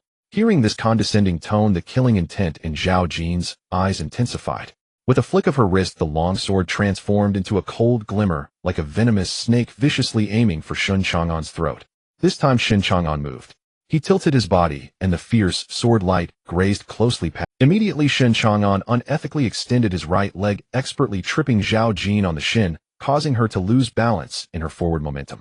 However, it must be said that Zhao Jin, the talented scion of the Zhao family, exhibited exceptionally high combat skills. At the brink of falling, she quickly reacted, exerting force from her waist to dissipate her momentum, executing a perfect tactical roll on the ground to create distance. However, just as Zhao Jin knelt with one knee and lifted her head, a sharp brown stone spike had unbeknownst to her broken through the ground, precisely stopping right in front of her forehead. It was less than half a centimeter from her skin. Shen Chang'an looked down at her saying, "First life." If that stone spike had advanced just half an inch, her head would have exploded by now. Finishing his words, Shen Chang'an snapped his fingers, and the stone spike instantly crumbled into powder on the ground. Zhao Jin's back was immediately soaked with cold sweat. She had completely failed to notice when that stone spike had appeared. The new students in the stands were also in so close. Goddess Zhao almost fell for it. Someone exclaimed, clutching their chest in shock. But in the front row, a few truly perceptive geniuses wore grave expressions, taking a sharp breath. What a load of crap. That guy up there was clearly holding back. Look closely. At the moment the flame barrier shattered, he not only obscured Zhao Jin's vision with the firelight, but also cleverly set up a full circle of stone spike traps along her path. No matter which direction Zhao Jin rolled, and she would find herself facing a dead end. How sinister. Where did this old sly fox come from? On the arena, Zhao Jin gritted her teeth, her eyes flashing with stubbornness and unyieldingness at being toyed with. Come again. She leaped up, this time opting not to charge straight in. With a twist of her long sword, 3 vivid sword chi shadows erupted from the blade, blocking Shen Chang'an's escape route from above, middle, and below. Her true self, however, used the cover of the sword chi to glide stealthily into Shen Chang'an's blind spot, aiming a deadly strike at his vulnerable side. A superb and cunning combat technique. Just as the blade was about to slice through Shen Chang'an's clothing, a large hand, seemingly foreseeing the attack, cut through the swirling sword shadows and precisely seized her wrist, while another finger lightly flicked the spine of the sword. Ding! A crisp sound of impact. A surge of violent power flowed through the sword, and Zhao Jin felt a numbness in her grip. Her entire right arm lost sensation, and she stumbled back 5 or 6 steps before barely regaining her balance. Shen Chang'an retracted his hand, looking at the panting Zhao Jin, a hint of genuine admiration flashing in his eyes. Using sword chi as a distraction to conceal your true self and counterattack from a blind spot. Very clever. This technique is quite practical in real combat. Hearing this light praise, Zhao Jin felt nothing but profound humiliation, her hand gripping the sword trembling slightly. In the front row of the stands, Ji Lin focused intently on every clash in the arena, unconsciously closing the folding fan in his hand. Is there really such a gap between these two? Is it really that vast? Ji Lin gasped. He could tell that Shen Chang'an had barely disturbed his footing throughout the match. Suddenly, he recalled a comment his sister had made. Shen Chang'an possesses the most exaggerated combat talent I have ever seen, bar none. Continuously suffering setbacks, Zhao Jin was completely enraged. Her delicate face turned frosty. The steel longsword in her hand emitted a piercing hum, and she transformed into a whirlwind, instantly entering a mode of all-out suppression. The flurry of sword shadows enveloped Shen Chang'an like a torrential storm, and he retreated repeatedly, seemingly forced into a passive defense. Whoosh! Shen Chang'an tilted his head to dodge a sword chi that grazed his eardrum, casually commenting, "Not bad," finally willing to show some real skills. The knowledgeable newcomers in the audience were already dumbfounded. Damn, that sword chi. Its lethality is absolutely approaching the 4th realm. If I went up there, I wouldn't even last 3 seconds. Facing Zhao Jin's increasingly fierce assault, Shen Chang'an formed a hand seal with one hand. Fire spirit transformation. The fire elements in the air erupted instantly, and a 2-meter-tall figure made of crimson flames took shape in Zhao Jin's blind spot, delivering an unanticipated punch towards the back of her head. Break. Zhao Jin's combat reflexes were incredibly quick. Without even turning her head, she countered with a fierce sword light that cleaved the flame figure in half, sending sparks flying. But Shen Chang'an's combo had already commenced. Ground lock. The earth beneath Zhao Jin's feet instantly softened like quicksand, and several earth pillars shot up like a cage. Zhao Jin snorted lightly, her toes tapping the ground, propelling her into the air like a flying swallow, forcibly evading. However, being in midair, her previous momentum was spent, and she had yet to gather new strength. A glimmer of triumph flashed in Shen Chang'an's eyes as he clasped his hands together. Wind flame barrier. In an instant, a violent wind swirled with terrifying crimson flames, resembling an inverted sea of fire that nearly filled the entire airspace and arena. Facing this unavoidable sea of fire, Zhao Jin, suspended in midair, gripped her sword tightly, squeezing her internal spiritual power to the utmost. Open for me. A blinding sword light, 3 zhong long, cleaved a vacuum passage through the sea of fire. The moment she landed, Zhao Jin immediately launched a counterattack. She slapped the ground with one hand. Earth wall. A rumbling noise echoed as 4 or 5 thick earthen walls rose on the arena, completely obstructing Shen Chang'an's line of sight. You want to obscure your vision and close the distance for close combat. Shen Chang'an raised an eyebrow looking at the towering earthen walls before him. As expected in his perception, Zhao Jin's figure was using the cover of the walls to shift and weave with terrifying speed, silently closing in. Seeing this, the newcomers in the stands erupted with excitement. Zhao Jin is getting serious. This tactic is so clever, right? That guy earlier relied solely on underhanded tactics to sneak in a hit. I can see he's been using spells the whole time. His footwork is unstable and his physical skills must be average. Once he gets close to a sword cultivator, he's done for. Jilin couldn't help but twitch his mouth at the remarks from those beside him. Average physical skills. A bunch of fools. Once Shen Chang'an's super intelligence tells him he must use super strength to break through, you'll know what true cruelty is. Come again. On the arena, the atmosphere turned deadly. Swish. Zhao Jin burst forth like a specter from Shen Chang'an's left side. The sword light flowed like an unending stream, sealing off all of Shen Chang'an's escape routes. Bang. The fiery barrier that had just formed around Shen Chang'an shattered instantly. Faced with the unavoidable storm of sword blades, Shen Chang'an staggered back awkwardly, as if drunk, taking 3 or 4 steps backward. That position looked extremely awkward, yet somehow allowed her to narrowly evade all the deadly sword lights at an incredible angle. Using the momentum from her retreat, Shen Chang'an casually picked up a stone left behind from the shattered earth wall and tossed it into the air. Then she quickly formed a hand seal. Small stone transformation. Boom. The originally tiny fragment of stone exploded in midair, rapidly expanding hundreds of times, transforming into 7 or 8 massive boulders weighing several tons, casting terrifying shadows and howling winds crashing down towards Zhao Jin. Zhao Jin gritted her teeth, swinging her long sword continuously, the fierce sword energy instantly slicing the first 3 massive boulders into pieces. But there were too many boulders to chop through. She decisively prepared to use a burst of speed to forcibly escape the range of the boulders. However, just as she was about to exert her strength, her peripheral vision suddenly caught sight of something among the shattered stones. There a concealed crimson rune was shimmering. Control character. Whoosh. Several chains made entirely of fire shot out from the pile of stones, instantly wrapping around Zhao Jin's calves with a speed that was almost too fast to react. A trap within a trap. As the massive boulders above her threatened to crush her into pulp, a glint of madness flashed in Zhao Jin's eyes as she forcibly gathered all the remaining spiritual energy within her. Flash! A terrifying beam of sword light erupted into the sky, nearly depleting all her strength, shredding all the boulders above and the surrounding earth wall into a cloud of dust. As the aftermath settled, the sword light even struck the array barrier at the edge of the arena, creating a violent ripple and an ear-piercing alarm. The audience fell silent. Everyone unconsciously swallowed hard. With Zhao Jin's last few desperate strikes, let alone a fresh recruit, even seasoned upperclassmen from the 2nd or 3rd year would struggle to withstand them unscathed. Huff! Huff! On the arena, Zhao Jin knelt on one knee, supporting herself with her long sword, gasping for breath as sweat streamed down her cheeks, her spiritual energy completely depleted. That guy must have exhausted his spiritual energy too, a spectator murmured. However, just as the dust began to clear, a blazing red light erupted. A figure of a red flame, over 2 meters tall, had quietly appeared behind Zhao Jin, its terrifyingly hot fiery fist hovering just 3 inches from the back of her head. There was no killing intent, yet it was filled with intimidation. The dust settled completely. Shen Chang'an stood a few meters away, hands in pockets, completely unharmed, his breathing rhythm not disturbed in the slightest. He looked at the sweat-drenched Zhao Jin and calmly uttered 4 words. Second life. He then refrained from continuing to attack, intending to see if Zhao Jin would concede. Zhao Jin took a deep breath. Gripping the sword hilt tightly, her previously unfocused gaze sharpened like a blade as she suddenly lunged at the unguarded Shen Chang'an. Open! She shouted, furiously disregarding everything as she burned the last remnants of her spiritual energy. The long sword transformed into a dazzling white streak, resolutely aiming for Shen Chang'an's heart. If you don't surrender now, I can only resort to hand-to-hand combat, but I doubt you'll enjoy it. Prepare yourself mentally. Facing this seemingly grand strike, he did not dodge or evade. As the sword tip was about to touch his chest, his right hand shot out like lightning, grabbing Zhao Jin's wrist. Bang! A merciless knee strike slammed hard into Zhao Jin's soft abdomen. Ugh! Zhao Jin couldn't even utter a scream, her body instantly curling up like a shrimp. Shen Chang'an did not relent, following up with a side kick that precisely struck her shoulder.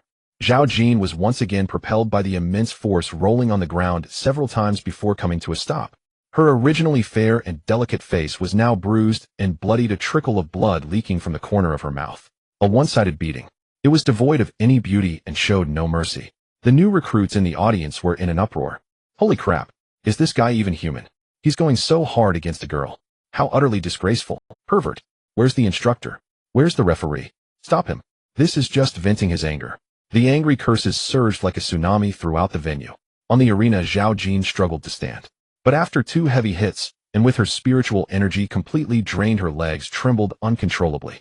Humiliation, unwillingness, anger. Countless emotions intertwined chaotically in her mind. Suddenly it felt like something deep within her shattered. Boom. A wave of spiritual energy far beyond the limits of the third realm erupted from Zhao Jin's body, without warning. Her dried-up meridians were instantly widened and new spiritual energy surged like a roaring river, emitting a faint sound of rushing water. The previously scattered sword energy began to coalesce again, even spilling out from her body, leaving glaring scratches on the arena. Holy crap! Did she break through? Fourth realm. Spirit River realm. Goddess Zhao broke through in the heat of battle. The audience in the stands were initially stunned, then immediately stood up, wildly cheering and shouting. Kill that pervert. Show him the power of the fourth realm. Feeling the endless surge of power within her, Zhao Jin slowly straightened her body. She wiped the blood from the corner of her mouth, gripped her long sword tightly again, and fixed her piercing gaze on Shen Chang'an. Shen Chang'an, draw your weapon and use your full strength. Otherwise you will die. Shen Chang'an looked at the girl before him, her aura surging, yet did not reach for a weapon, his own aura remaining steadily at the pinnacle of the third realm. He even shook his head helplessly. Did you misunderstand something? What? Zhao Jin frowned. Just to remind you in case you didn't know. 3 years ago, I killed someone at your level. Before he finished speaking, Shen Chang'an's eyes suddenly changed. If just moments ago he was merely going through the motions, now there was a glimmer of genuine killing intent in his bang. Burst of speed. The ground was crushed into a deep pit as Shen Chang'an's figure vanished from the spot. Zhao Jin's pupils constricted, instinctively unleashing sword energy that spanned 5 zhang.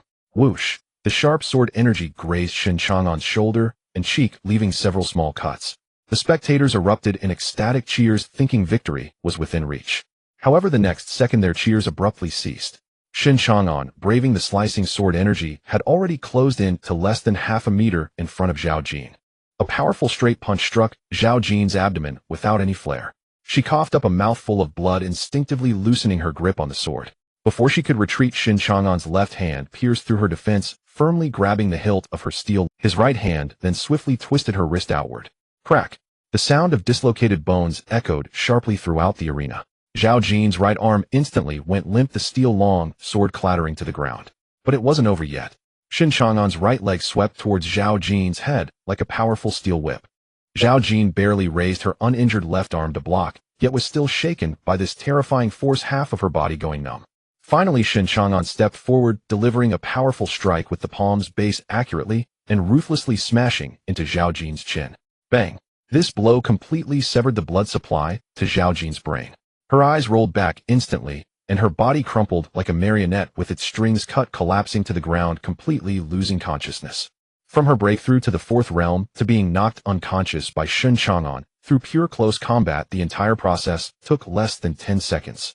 Shen Chang'an slowly stood up, raised the back of his hand, and casually wiped the trace of blood on his cheek left by the sword, chi glancing at the unconscious Zhao Jin. The sword chi is indeed sharper than before, not bad. The referee swallowed hard. Zhao Jin has lost consciousness. Shen Chang'an wins. As soon as the words fell, a team of medical personnel, already prepared, rushed out from the corner of the arena. They lifted Zhao Jin onto a stretcher and quickly evacuated the scene. After a brief silence, the audience erupted in unprecedented anger. You beast! You laid such heavy hands on an unarmed girl. Do you even understand what camaraderie means? Exactly. You don't even understand the basic principle of cherishing the fairer sex. You're simply a psychopathic killer. Is it really necessary to beat someone to death like this? Faced with this thunderous moral condemnation, Shen Chang'an paused his steps as he was about to leave the stage. He turned around, looking at the indignant guardians of justice in the audience, and suddenly smiled. Cherishing the fairer sex. Shen Chang'an picked up the microphone at the edge of the arena. His voice echoed throughout the venue, laced with biting sarcasm. What? When you encounter those bloodthirsty monsters during your missions, do you plan to talk to them about cherishing the fairer sex? Do you expect the monsters to bow before eating you? This isn't a life and death struggle. You're just being unreasonable. Someone in the audience shouted back, their face flushed with anger. Not a life and death struggle. Shen Chang'an was amused by their anger. Did I not give her a chance? I gave her 2 chances at life, otherwise she would have died long ago. I didn't harm her essence, nor did I leave her body crippled. I simply knocked her out. The audience on stage was not buying it at all. and the venue was filled with curses as he instantly became the target of public outrage. Seeing that negotiations were futile, he threw the microphone to the ground, producing a sharp screech. Since you all love to talk about camaraderie and want to play the saints. Shen Chang'an slowly walked to the center of the arena, his gaze sweeping across the entire audience, as if looking down at ants. Come. He extended a finger, arrogantly beckoning. Whoever shouted the loudest just now and feels dissatisfied, come down now. He'll give you an opportunity to be a hero. If one person doesn't dare, you can call a few more to join, it doesn't matter. Shen Chang'an cracked his neck. However, let me state this up front. This time I won't be as gentle with you as I was with Miss Zhao. Arrogant. Damn too arrogant. Brother. Several hot-blooded freshmen from the second and third realms could no longer hold back and were ready to jump down from the railing. Stop it. Just as the situation was about to spiral out of control, a tall figure appeared at the highest point of the audience. Zhou Nianzi, with a calm expression, pushed her glasses up the bridge of her nose and scanned the few troublemakers preparing to jump down. This is the school's martial arts arena, not a place for gang fights like in a mafia. Whoever dares to take another step forward, I will immediately cripple their cultivation and kick them out of the night patrol. Under this imposing aura, the hot-headed freshmen instantly sobered up, cold sweat pouring down as they retreated to their seats. Put away that naive student mindset. Zhou Nianzi stepped down the aisle in her high heels, her voice echoing throughout the underground venue. Do you think just because you're called a genius back home you really are a big deal? Look at how powerless and enraged you all were just now. You think others were too harsh. You think there should be limits between comrades. She suddenly pointed at Shen Chang'an on the stage, her gaze like lightning sweeping across the entire venue. He's Shen Chang'an. Just like you, he's only 18 this year. But the number of monsters and evil cultivators he has personally slain has already exceeded 1,000. The venue fell silent. All the freshmen widened their eyes, dizzy from this exaggerated figure. Among you here who has more monster kills? Zhou Nianzi sneered. Don't even mention individual comparisons. I dare say combined you haven't seen as much blood as he has. Standing at the center of the arena, Shen Chang'an rubbed his nose, feeling a rare sense of embarrassment. This was the first time in his 18 years that he was publicly praised by a leader in front of so many people. Want to spar? Want to fight for justice? Sure. Then let's follow the rules, go through the formal challenge process in the martial arts arena. Don't shout like a sore loser on the sidelines. Listening to Zhou Nianzi's reprimand, the freshmen in the audience all turned red, stifled, unable to speak. Meanwhile, he took his hands out of his pockets, wearing a gentle smile, and lightly clapped his hands towards the audience. Clap, clap, clap. The crisp and slow applause sounded out of place in the silent venue filled with sarcasm. I just love how you all can't stand me yet can't do anything about it. Watching his arrogant demeanor, several hot-headed boys on stage nearly suffered a brain hemorrhage, their back teeth nearly grinding to dust. Baiyin was directly amused by this scene, clutching her stomach and laughing uncontrollably. I can't anymore. The boss still has some temper. Usually indifferent to everything, but when it comes to provocation, he's definitely top-notch. Li Shiwang couldn't help but cover her mouth and stifle a laugh. Teacher Zhou is right, we are all civilized people, let's follow the proper procedures. Shen Chang'an stopped clapping and leisurely spoke. However, my appearance fee is quite high. Challenges are not accepted for free. For those wanting to get beaten. Oh no, wanting to spar, be prepared with the stakes. 500 contribution points per match, no credit accepted. With that, Shen Chang'an's smile gradually faded. In the next second, boom. A vast and terrifying spiritual pressure like an abyss surged from his body to the sky without reservation. This spiritual pressure was mixed with the tangible killing intent he had waded through from the corpses of thousands of monsters. From freshmen to seniors. The ground beneath Shen Chang'an's feet began to crack, and under the embrace of that terrifying pressure he announced with every word carefully articulated, I accept all challenges. The entire audience fell silent in an instant. In the face of this palpable killing intent and spiritual pressure, several first-realm freshmen in the front row who were closer even felt their legs go weak, dropping to the ground as breathing became extraordinarily difficult. Even Zhou Nianzi, standing not far away, couldn't help but tremble her gaze upon feeling this unmasked aura, looking at the young man a few more times. He really is at the fifth realm. Zhou Nianzi thought to herself in shock. After showing off, Shen Chang'an naturally withdrew all his aura, shoved his hands back into his pockets, and swaggered out of the underground arena along the passage. Zhou Nianzi also took a deep look at the stage before turning to leave until their figures completely disappeared at the end of the passage. The A District, no. One arena silent as a grave suddenly seemed to lift the pause on time, erupting with a terrifying wave of sound that could almost topple the roof. What the hell? What did I just feel? The fifth realm. That was the fifth realm's spiritual pressure.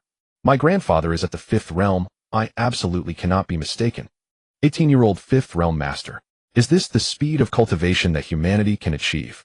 Even starting to train in the womb is impossible. Taking on everyone in single combat. 500 contribution points per match. He's planning to fleece the entire Magic City University.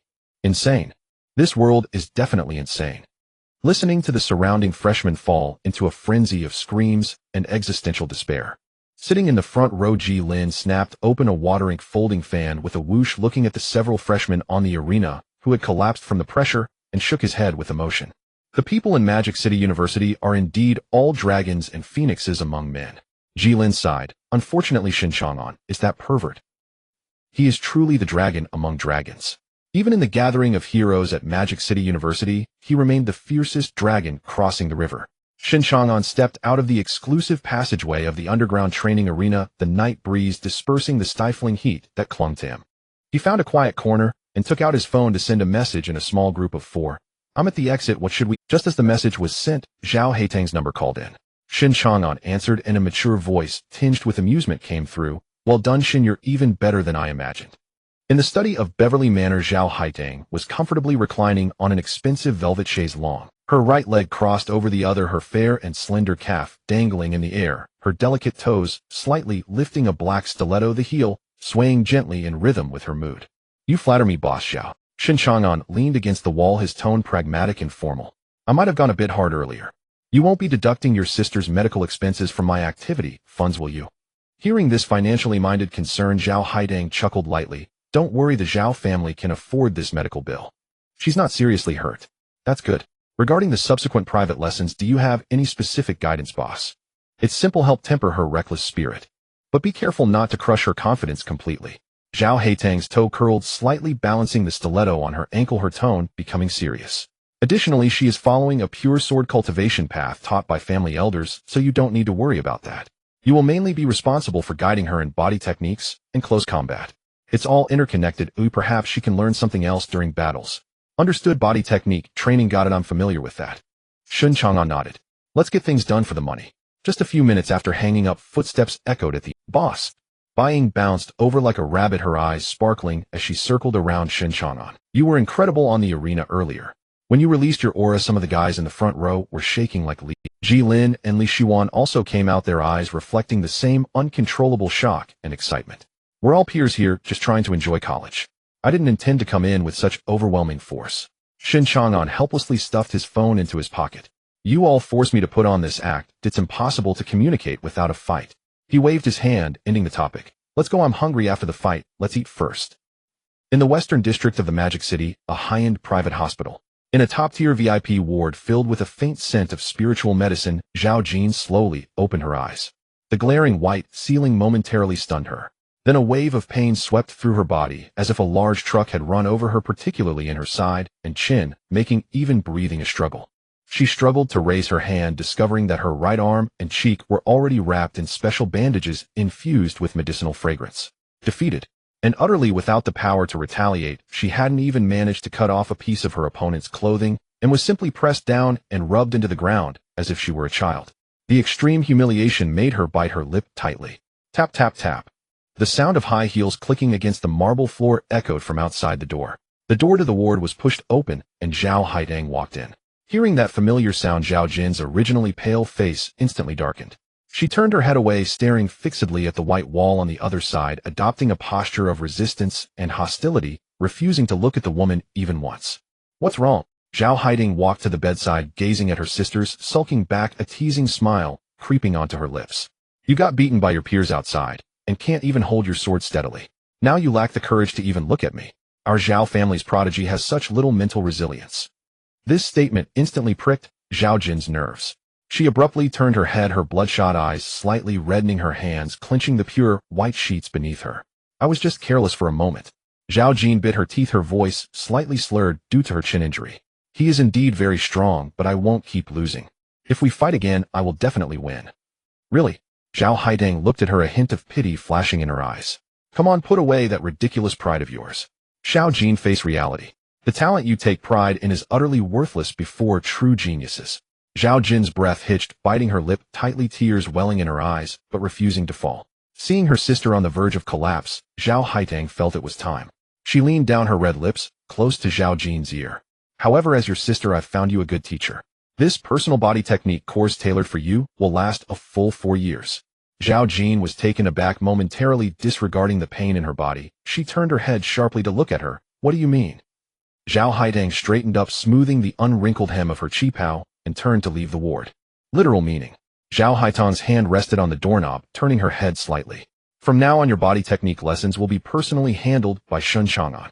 Remember to attend classes on time. If you dare to skip, I will cut off all your cultivation resources. Also, when you see Shen, show him some respect. After all, his appearance fee is not low now. After finishing her sentence, Zhao Haidang opened the door and, accompanied by the crisp sound of high heels, disappeared swiftly down the corridor, leaving Zhao Jin stunned on the bed. 2 days later, everyone had become quite familiar with the school. At the School of Management at Magic City University, the first class meeting of Business Administration Class 5. To facilitate the concentrated management of the Night Patrol Division, this class consists of only 25 students, all of whom are exceptional young cultivators specially recruited this year. Shen Chang'an, Li Shiwan, Bai Ying, and Ji Lin found a row of connected seats at the back of the classroom. However, an odd scene unfolded in the classroom. In the row where Shen Chang'an sat, as well as the seats within a 2-meter radius around him, were completely empty. Not even a ghostly shadow could be seen. The new students who arrived early or late, upon seeing the boy with his hands in his pockets, head down, playing on his phone, all instinctively swallowed hard and averted their gazes, as if avoiding a plague, obediently squeezing into the front row and the other side of the classroom. The terrifying aura he had displayed in the underground arena had long been etched into the very marrow of these. In this distinctly eerie atmosphere, the counselor walked into the classroom. He was a man in his 30s, dressed in a neat light blue shirt and black trousers, wearing black-framed glasses, his appearance cultured and proper. Hello everyone, I am your counselor Gu Feng. Gu Feng stood firmly at the podium, offering a gentle smile. Without further ado, let's discuss some important matters. First, please report the practical training departments you have finalized in the next couple of days. Remember, choosing a particular department does not mean you cannot attend classes from other departments. The primary purpose of this department is to facilitate the school's allocation of dedicated guidance mentors to you. Once the course selection system opens, everyone will be able to choose both mentors and courses. If you have a preferred mentor, feel free to contact them in advance.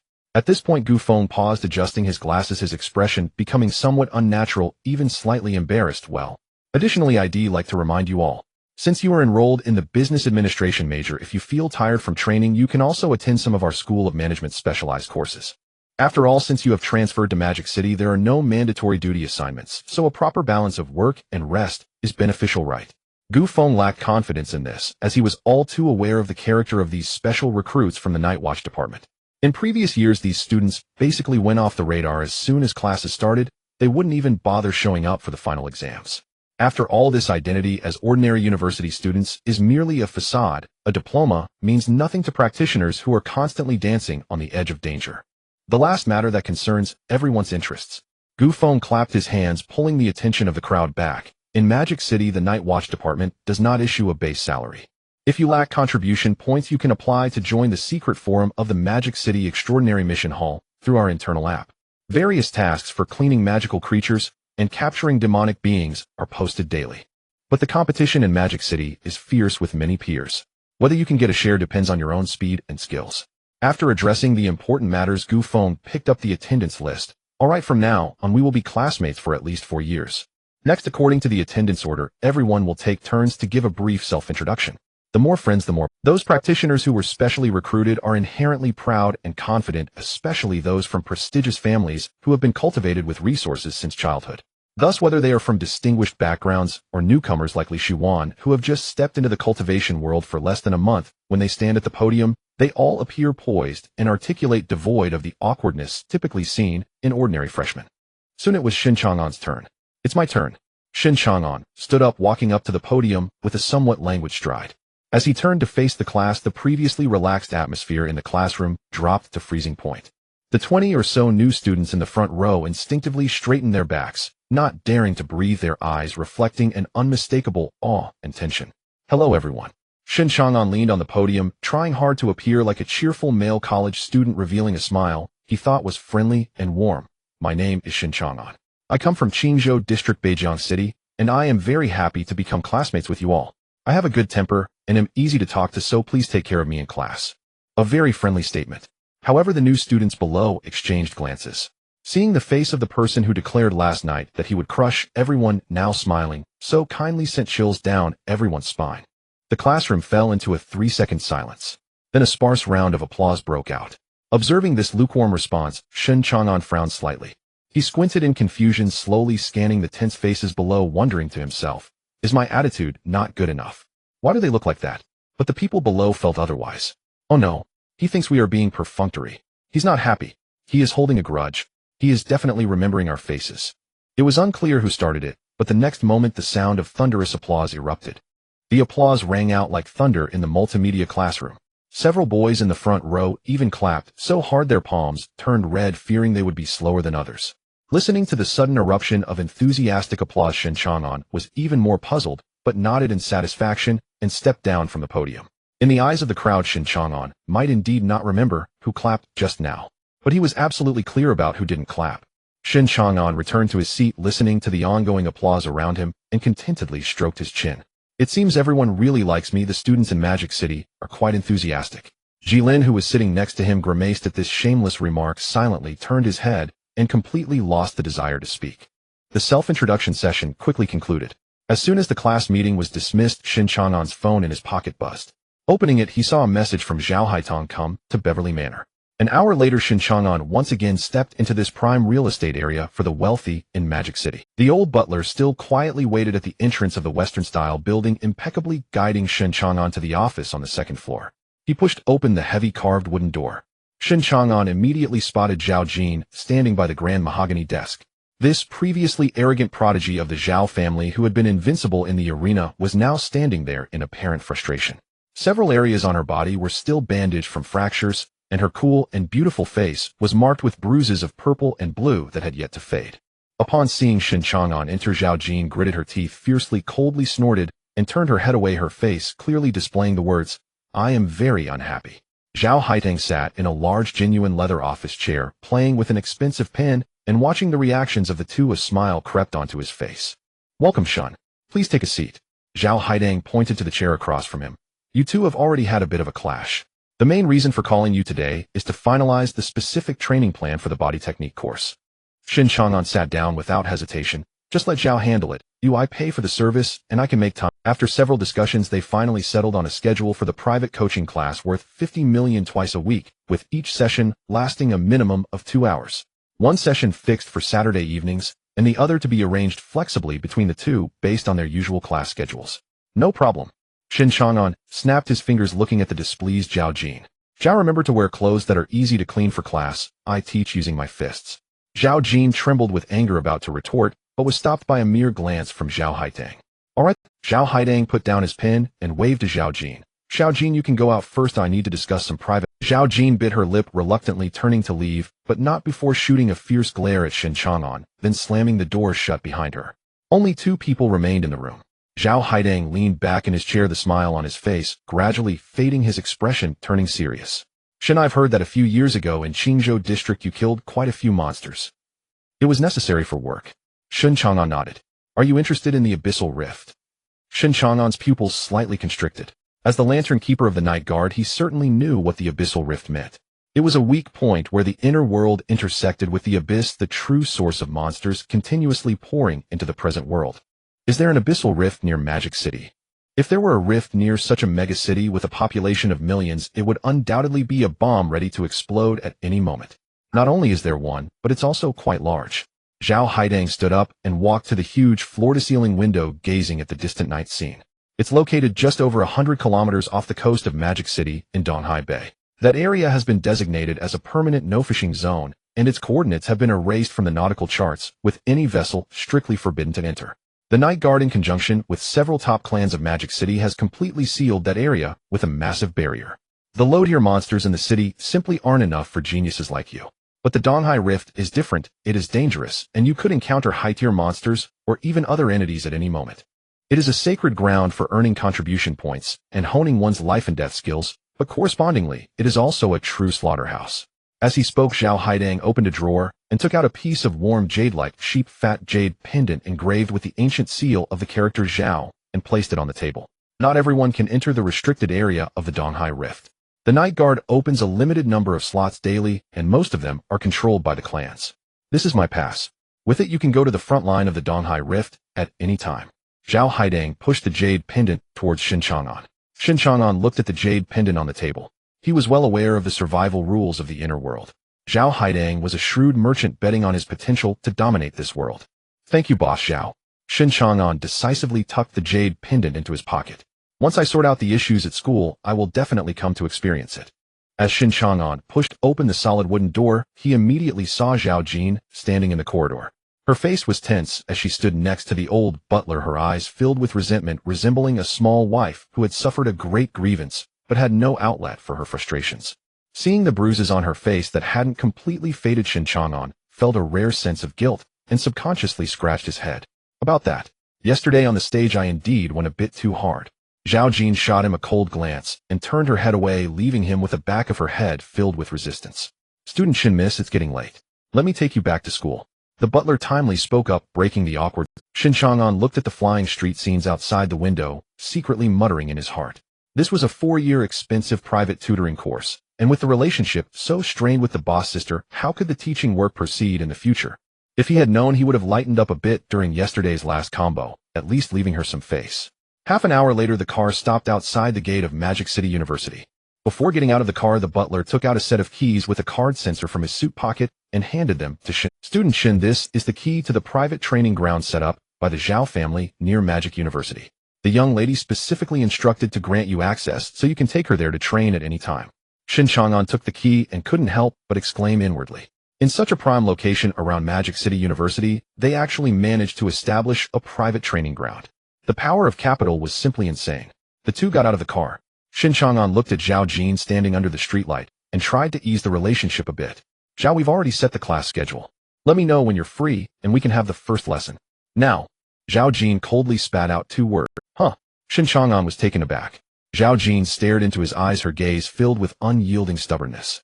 Let's go now and have another fight. No, you still have injuries. Shen Chang'an pointed at the bandages on her face and arms. Although my classes are expensive, I wouldn't let you go into battle with injuries. It's just a minor injury, I won't die. Zhao Jin gritted her teeth and directly pulled off the bandage from her arm, revealing a scabbed wound underneath. Seeing her stubborn and crazy demeanor, Shen Chang'an was completely at a loss. Fine, since you want to work overtime, let's go.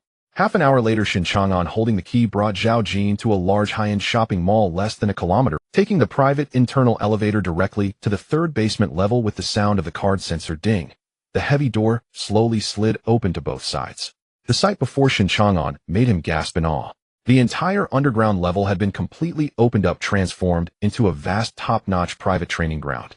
All kinds of testing instruments were fully equipped. Zhao Jin paid no attention to Shen Chang'an's scrutiny. She walked straight to a nearby weapon rack, drew a hard wooden longsword, skillfully performed a flourish, and immediately assumed an offensive stance in the center of the arena. Looking at her serious demeanor, Shen Chang'an rubbed his chin. Since it was nominally a guidance class, it was indeed a bit unreasonable to go unarmed. He walked to the long weapon rack on the other side, picked up a white waxwood spear that felt decent in his hand, and casually waited a few times. Although I don't know your Zhao family's sword techniques, Shen Chang'an held the spear with one hand, the tip angled towards the ground, looking at Zhao Jin across from him. The way of weapons ultimately leads to the same goal. The longer the weapon, the stronger it is. Today I'll teach you the most basic. Watch the sword. Zhao Jin had no intention of listening to his nonsense at all. With a sharp shout, her figure shot out like a released arrow, the ironwood longsword whistling through the air, ruthlessly stabbing towards Shen Chang'an's chest.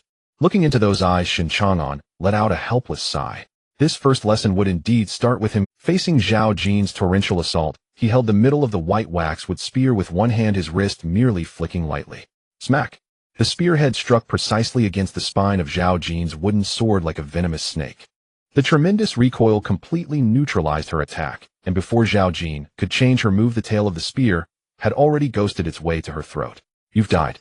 First life. Zhao Jin gritted her teeth, silently took 2 steps back, and charged forward again with her sword. In the following hours, the sounds of wooden weapons clashing heavily echoed throughout the vast underground training ground. The two of them deliberately refrained from using any spiritual energy, purely engaging in close combat and skill comparison. However, the disparity was still despairing. No matter how exquisite and tricky Zhao Jin's sword techniques were, Shen Chang'an's seemingly chaotic wooden spear could always intercept her blade at the most unbelievable angles, then proclaim her death in various crafty and ruthless ways. 10 minutes per life. This had almost become a curse that Zhao Jin could not break. An hour later, Zhao Jin's hand gripping the sword began to tremble uncontrollably, with blood blisters already forming in her palm. She gasped for breath, her clothes soaked with sweat. Take a break. You can hardly hold the sword. How can you fight?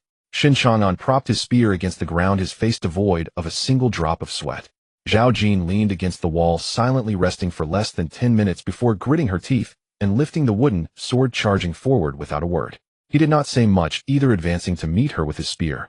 Time passed quietly in the monotony of the dull battle, extending until just past 6 o'clock the next morning. It must be admitted that there was indeed a reason why Zhao Jin was known as the pride of the Zhao family. After a whole night of intense confrontation, the two exchanged no words.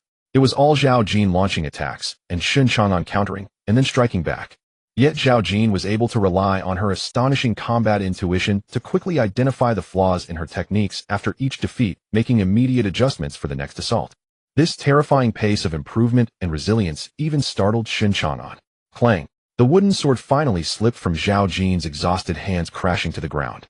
She had truly exhausted the last ounce of her strength. Zhao Jin stumbled over to a soft mat in the corner of the training ground, curling up like a cat worn out from exertion. She did not have time to utter a word before closing her eyes and falling into a deep sleep. Her breathing quickly became steady and prolonged. Shen Chang'an watched this scene, utterly speechless. Is this girl missing a screw in her head? He couldn't help but complain. In front of a man who just beat her to near death, she can still fall asleep in seconds. Helpless Shen Chang'an took out his phone, preparing to message Zhao Haidang to send someone to pick up Zhao Jin. Just as the message was successfully sent, creak. The heavy door of the training ground was unexpectedly pushed open from the outside. The old butler, dressed in a crisp tailcoat, walked in calmly. When did you arrive? His perception had remained outward, even while disciplining Zhao Jin, never equally at the fifth realm. Even if the other party had a special method of concealing their presence, as long as they approached this door, he would certainly catch a whiff of a faint spiritual energy fluctuation or change in airflow. But the old butler seemed to have appeared out of thin air, completely evading all of his senses. The butler appeared unaware of Shen Chang'an's vigilance. He approached the soft mat and gently picked up the sleeping Zhao Jin, turning to Shen Chang'an with a slight nod. Thank you for your hard work, classmate Shen. I will take the second miss back to rest now. After saying this, he carried Zhao Jin and turned to leave the training ground. Even after the door closed again, Shen Chang'an remained standing in place, brow furrowed, replaying the scene of the butler entering in his mind. Something's off. This old man's strength is definitely not just at the fifth realm. Shen Chang'an stroked. The waters of Magic City were indeed deeper than he had imagined. However, pondering this now was futile. He glanced at the time. It was almost 7. I still have to rush back to school to deal with the tedious matters of choosing departments and courses. What a hassle. Beverly Manor. The morning sunlight poured into the spacious and bright dining room. Zhao Haitong, dressed in a silk robe, was enjoying her breakfast. Knock, knock. The dining room door was gently knocked. Come in. Zhao Haidang put down her knife and fork. The butler entered respectfully, reporting in a low voice. Miss, everything has been arranged. The medical team is conducting recovery therapy and is expected to fully recover by the afternoon. This girl has indeed developed some patience, Zhao Haidang said, picking up a napkin to wipe her mouth and casually asking, is there anything else? The butler slightly bent forward, his tone becoming a bit somber. It seems the eldest young master has already sensed your investment in Shen Chang'an. Information from the Dark Line indicated that the eldest young master's people have been making some minor moves near Magic City University recently. What do you think? Should we intervene? No need to rush, Zhao Haidang said, gently waving her hand. Since it is an investment, we must see whether he is truly worth the price. Let Shen Chang'an handle this himself and see how he performs. She curled her lips into a playful smile. If he can't even solve this little trouble, then it will count as charity, and there will be no need to continue wasting resources on him in the future. Understood. Also go to the storeroom and fetch a batch of medium-grade spirit stones and pick some practical recovery pills to send to Shen Chang'an's dormitory. Zhao Haidang instructed. Yes. Inside Shen Chang'an's single dormitory at Magic City University, he sat in front of the computer, hitting the enter key, completing the tedious process of choosing departments and courses. He stretched lazily, preparing to grab some clothes for a shower and to catch up on sleep when the doorbell rang. He signed for a black package with no sender information. Opening the box, he found an ancient-looking silver ring lying quietly inside. A spatial ring. Shen Chang'an's eyelids twitched. This item was priced starting at 80,000 contribution points in the internal market of the Night Watch department. The phone on the table vibrated at the right moment, and Zhao Haidang sent a message. You received the package, right? I received it, thank you, Boss Zhao. He probed a trace of spiritual energy into the ring, and a storage space of about 10 cubic meters appeared in his mind. In the corner, several boxes of high-grade healing pills were neatly stacked, while the majority of the space was occupied by a pile of crystalline stones radiating rich spiritual energy. 1,000 medium-grade spirit stones. Shen Chang'an couldn't help but smack his lips, still amazed by the foundation of the aristocratic families. He had hardly used such pure spiritual energy crystals before. In the Night Watch Department's market, spirit stones are not directly available for exchange. To trade contribution points for them, one must submit a myriad of exceptionally tedious application reports. After all, we are in an age of magic decline. The ancient texts of the Night Watch Department record that the cultivation world during the ancient period was a golden age where heavenly materials and earthly treasures were everywhere, and spiritual energy was so dense it could condense into water. Yet now, every piece of spirit stone must be used sparingly. Looking at this pile of strategic resources, Shen Chang'an felt an unusual envy. He sat cross-legged on the bed, took a medium-grade spirit stone in hand, and closed his eyes. In just 2 or 3 seconds, with a soft sound, the spiritual energy within the stone was instantly extracted, turning into a grayish-white powder that slipped through his fingers. The absorption speed was astonishing. Shen Chang'an did not pause, continuing to absorb one after another. Time flew rapidly in the monotonous training. In the blink of an eye, the sky outside had completely darkened. 1,000 medium-grade spirit stones had been absorbed by him, as if they were jelly beans. At this moment, a vast ocean appeared in Shen Chang'an's inner vision. This is the emblem of the fifth realm, the Sea of Spirits. He roughly estimated that this expanse of liquid spiritual power in his dantian had a diameter of just over 100 miles. He had not interacted much with other colleagues of the fifth realm, and was unclear about the typical size of their Sea of Spirits. However, his Sea of Spirits was undoubtedly peculiar. Above the surface of the sea, rather than being empty, there was a scene resembling a doomsday painting. Endless black flames raged and roared in the sky. From time to time, a wisp of black flame fell, making contact with the surface of the Sea of Spirits below. The sea water was instantly evaporated by the terrifying high temperature, transforming into pure spiritual energy that surged upward, feeding back into the raging sea of fire above, making the rolling black flames burn even more violently. Shen Chang'an slowly withdrew from the inner vision state, silently calculating in his mind. After absorbing a full 1,000 middle-grade spirit stones, the area of his Sea of Spirits had expanded by only about 1%. Moreover, he felt that the edges of his Sea of Spirits were still unfathomably deep, completely untouched by the so-called limit. Every practitioner's Sea of Spirits limit is different. Once they reach their limit, the Sea of Spirits will begin to collapse inward, ultimately transforming into a spiritual abyss, which is the 6th realm of the 5th realm. Shen Chang'an did not plan to rush for a breakthrough. He intended to continue expanding his Sea of Spirits to its true physical limit before making further plans. He let out a long breath and slowly opened his eyes. Just as he prepared to take a breath of fresh air, a strong odor of dust rushed up his nose. Cough, cough, cough. Shen Chang'an was choked and coughed repeatedly. He focused his gaze and saw that the powder from a full 1,000 spirit stones had turned his 20-square-meter dormitory into a scene resembling heavy smog, with a gray haze so thick that even the ceiling light was barely visible. He hurriedly rolled and crawled over to push open the dormitory door and balcony window, while forming a basic wind magic spell with his hands. A gust of wind swept through, blowing the dust-filled room clean. Shen Chang'an casually closed the balcony window and glanced at his phone screen. It was already past 11 o'clock. Time to get some good rest. He stretched lazily, fell back onto the bed, and soon fell into a deep sleep. As soon as he fell asleep, a sensation of weightlessness suddenly struck, and his consciousness plunged into a gray-white strange space. The moment he stepped into this dream, the fatigue from his body melted away like snow, and his spirit instantly recovered to its peak state. He stood up, his gaze skillfully directed at a familiar figure not far away. That shadow, which was incredibly familiar, stood quietly in the gray-white world. What are we teaching today? Shen Chang'an paused for a moment, then immediately began to stretch and crack his bones, mumbling, "Bring it on." After all, his terrifying instincts for close combat had been honed through countless beatings from this shadow in his dreams, and he was already prepared to take a beating. However, unexpectedly, the shadow did not directly attack as usual today. It remained standing in place, slowly raising its right hand and casually waving it in the air. Whoosh! A ball of black flames ignited out of thin air. But this flame did not dissipate. Instead, it rapidly elongated and twisted in the air, ultimately forming a line of burning ancient script. Black flames have another use, capable of incinerating abyssal demonic energy and refining pure spiritual energy. Shen Chang'an was momentarily stunned. This was the first time in all these years that the shadow communicated with him in such a manner. Refined spiritual energy. Are you saying it can directly burn demonic creatures to assist in cultivation?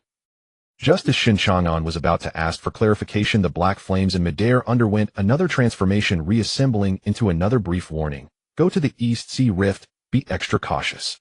As soon as the words took shape, the entire gray-white dream space began to tremble violently, without warning. The celestial dome overhead cracked like a shattered mirror, with large fragments starting to fall. The dream was collapsing. Hey, who exactly are you? Seeing the rapidly disintegrating world around him, Shen Chang'an dashed forward a couple of steps and shouted loudly at the shadow. The shadow did not answer. Just before the dream completely turned to dust, it slightly tilted its head, giving him a deep glance from a face devoid of features. Swish! Shen Chang'an suddenly sat up from the bed, his chest slightly heaving. The night outside remained deep and dark, and he grabbed his phone to check the time. Barely 10 minutes had passed. He lay back down on his pillow, closed his eyes, and attempted to re-enter that space for clarification. However, after tossing and turning for a long time, his brain fell into a deep sleep, and he slept soundly until dawn, with the shadow never appearing again. The next morning, Shen Chang'an ruffled his messy hair, got out of bed to wash up, and muttered, "Forget it, I'll ask for clarification next time I dream." Just as he slipped on a t-shirt, there was a knock at the door. He opened the door to find Jilin fully dressed, standing outside with a textbook he had somehow obtained. "Let's go. The first class today is at 8 Principles of Management." "Skipped it," Shen Chang'an replied succinctly. Jilin's eyes widened in surprise, and he tapped the folding fan in his hand. "You skipped the very first class of the semester. So brazenly. Compulsory courses are meant to be skipped. Elective courses are definitely skipped." Jilin paused for a moment. "But this Principles of Management is a compulsory course. To me, it's all elective," Shen Chang'an said confidently. "What's there to be afraid of? Old Zhao specifically told me before he came that I should skip more classes, since this liberal arts degree is useless anyway." Jilin heard this and felt it made perfect sense, but still adjusted his collar. "True. But I still have to attend class. After all, it's the first day. I need to scout out if there are any beautiful senior sisters or junior sisters in the School of Business and Management. Farewell." Just 2 minutes after Jilin left, another small head poked in from outside. It was Li Shi. Today she wore a white cartoon t-shirt paired with loose light-colored shorts, revealing a section of her straight and proportionate white calves. She sported sneakers, and a clean little white sock peeked out at her ankle, exuding a unique freshness and vitality of a neighborhood girl. "Chang'an, are you going to the early 8 class?" Li Shiwan blinked her bright eyes and asked softly. "Skipped it." "Oh." Li Shiwan nodded obediently, but did not leave like Jilin. She had her hands clasped behind her back, her toes gently tracing circles on the floor tiles at the door, looking as if she had something to say, but hesitated. After hesitating for a moment, she softly asked, "So, do you have any plans for this morning?" "I plan to stroll through the teaching area of the Department of Spells and get familiar with the place." Shen Chang'an casually changed into a set of casual clothes. The two walked side by side along the main road of the campus, bathed in morning light, attracting the glances of several passing freshmen. The Department of Spells at Modi University is not located in the usual classroom buildings. Its entrance is situated underground in the exhibition hall of the Art College at the easternmost side of the school. Following the guidance of the phone navigation, the two arrived at the internal exhibition hall of the Art College. After navigating around several avant-garde sculptures, they found a small room at the end of the corridor that didn't even have a door plate. "Should be right here." Shen Chang'an glanced at his phone and reached out to twist the doorknob. Just as the door was pushed halfway open, a sudden flurry of fabric rustling and gasping came from inside. Shen Chang'an and Li Shiwan focused their eyes and saw a young couple squeezed behind a discarded easel, disheveled and caught in a critical moment of passion. Their eyes met, and the air fell into a deathly silence. "Aunt!" The girl screamed and hurriedly buried her face in the boy's embrace. The boy, flustered, quickly pulled up his pants, his face flushed, not daring to utter a harsh word. He grabbed his girlfriend, and like two startled rabbits, they bowed their heads and dashed out past Shen Chang'an, disappearing in an instant. Li Ziwen's cheeks flushed slightly, and she awkwardly averted her gaze. Shen Chang'an, however, remained unfazed, casually closed the door, and began to survey the cluttered room. These college students sure wake up early. The room was a dead end with no passage leading to the Department of Spells. Shen Chang'an's gaze swept across the floor, and he stepped forward to lift an old carpet that lay in the center. Beneath the carpet was a circular magical array that emitted a faint glow. Next to it was a line of small text explaining basic spell door opening technique. "This is the first threshold to enter the Department of Spells. The function of this spell is quite simple. It allows one to forcibly open a door on various dead ends, walls, or even spatial barriers. The difficulty of casting the spell is entirely determined by the stability of the target space." The two leaned in front of the array and began to learn the basic trajectory of spiritual energy operation. "Let me give it a try first." In less than 3 minutes, Shen Chang'an grasped the trick. He formed a hand seal with one hand, and his fingertips glowed with spiritual light as he suddenly pointed at the solid wall in front of him. Open! Boom! Accompanied by a violent spatial fluctuation, a door indeed appeared on the wall. But because Shen Chang'an exerted too much force, the injected spiritual energy was excessive, causing the door to penetrate through the entire architectural structure of the art exhibition hall.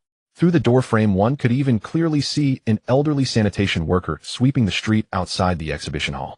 A cold wind rushed in through the open door. Damn mistake, I used too much strength. Shen Chang'an quickly waved his hand forcefully, closing the door that had been opened in the wrong place.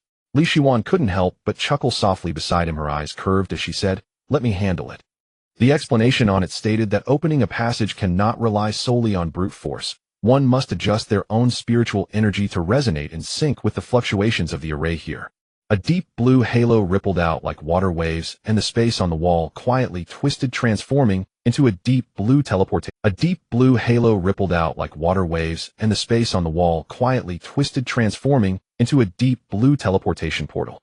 "Let's go." Li Shiwan turned back and playfully winked. The two stepped into the teleportation portal one after the other.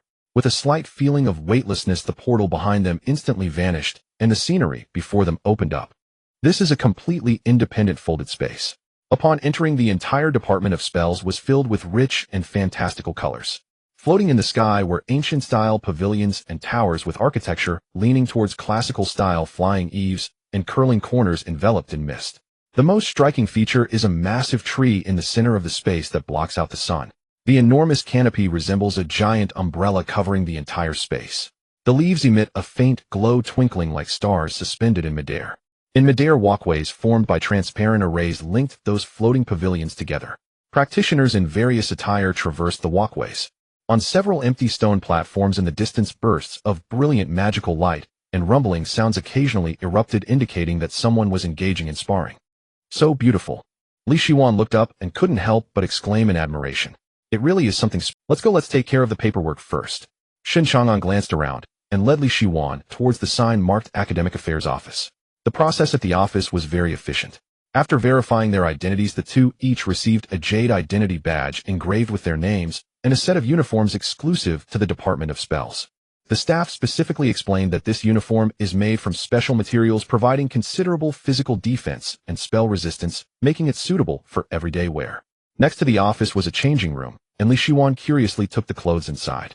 A few minutes later, the curtain of the changing room was pulled open. Li Shiwan stepped out, and Shen Chang'an looked up in surprise.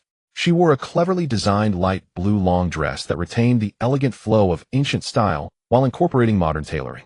The long dress hugged her slender waist, and the hem was embroidered with subtly flowing magical cloud patterns, accentuating her already pure aura, making her look stunningly captivating. Li Shiwan shyly lowered her gaze to the hem of her dress, then turned to find Shen Chang'an still in that set of casual clothes, holding his men's uniform robe. "Chang'an, why aren't you changing?" Li Shiwan asked in confusion as Shen Chang'an disdainfully shook the oversized robe. "This outfit looks too cumbersome, seriously affecting my performance." Li Shiwan was momentarily taken aback, then nodded in agreement. "That's true." With an hour left until class, Shen Chang'an and Li Shiwan decided to meander through the Department of Spellcraft. The buildings here mostly floated in midair, connected by arrays of corridors. The two strolled along the corridors, stopping intermittently to admire the fantastical scenery that was utterly invisible to the outside world. As they walked, a grand, ancient building with four corners came into their sight. The pavilion towered into the clouds with a plaque displaying three magnificent characters, Zhongshugo. After presenting their identity tokens, the two successfully entered the interior. The furnishings inside Zhongshugo retained a strong sense of ancient charm.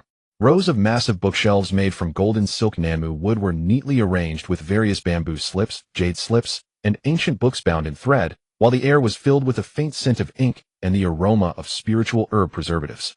"According to the permissions for new students, we can only access the bottom 3 floors here."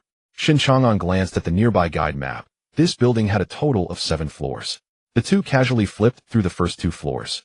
Looking at the dazzling array of basic spells and the essentials of the 5 elements, Shen Chang'an couldn't help but murmur to himself, "The foundation of this top university is indeed extraordinary."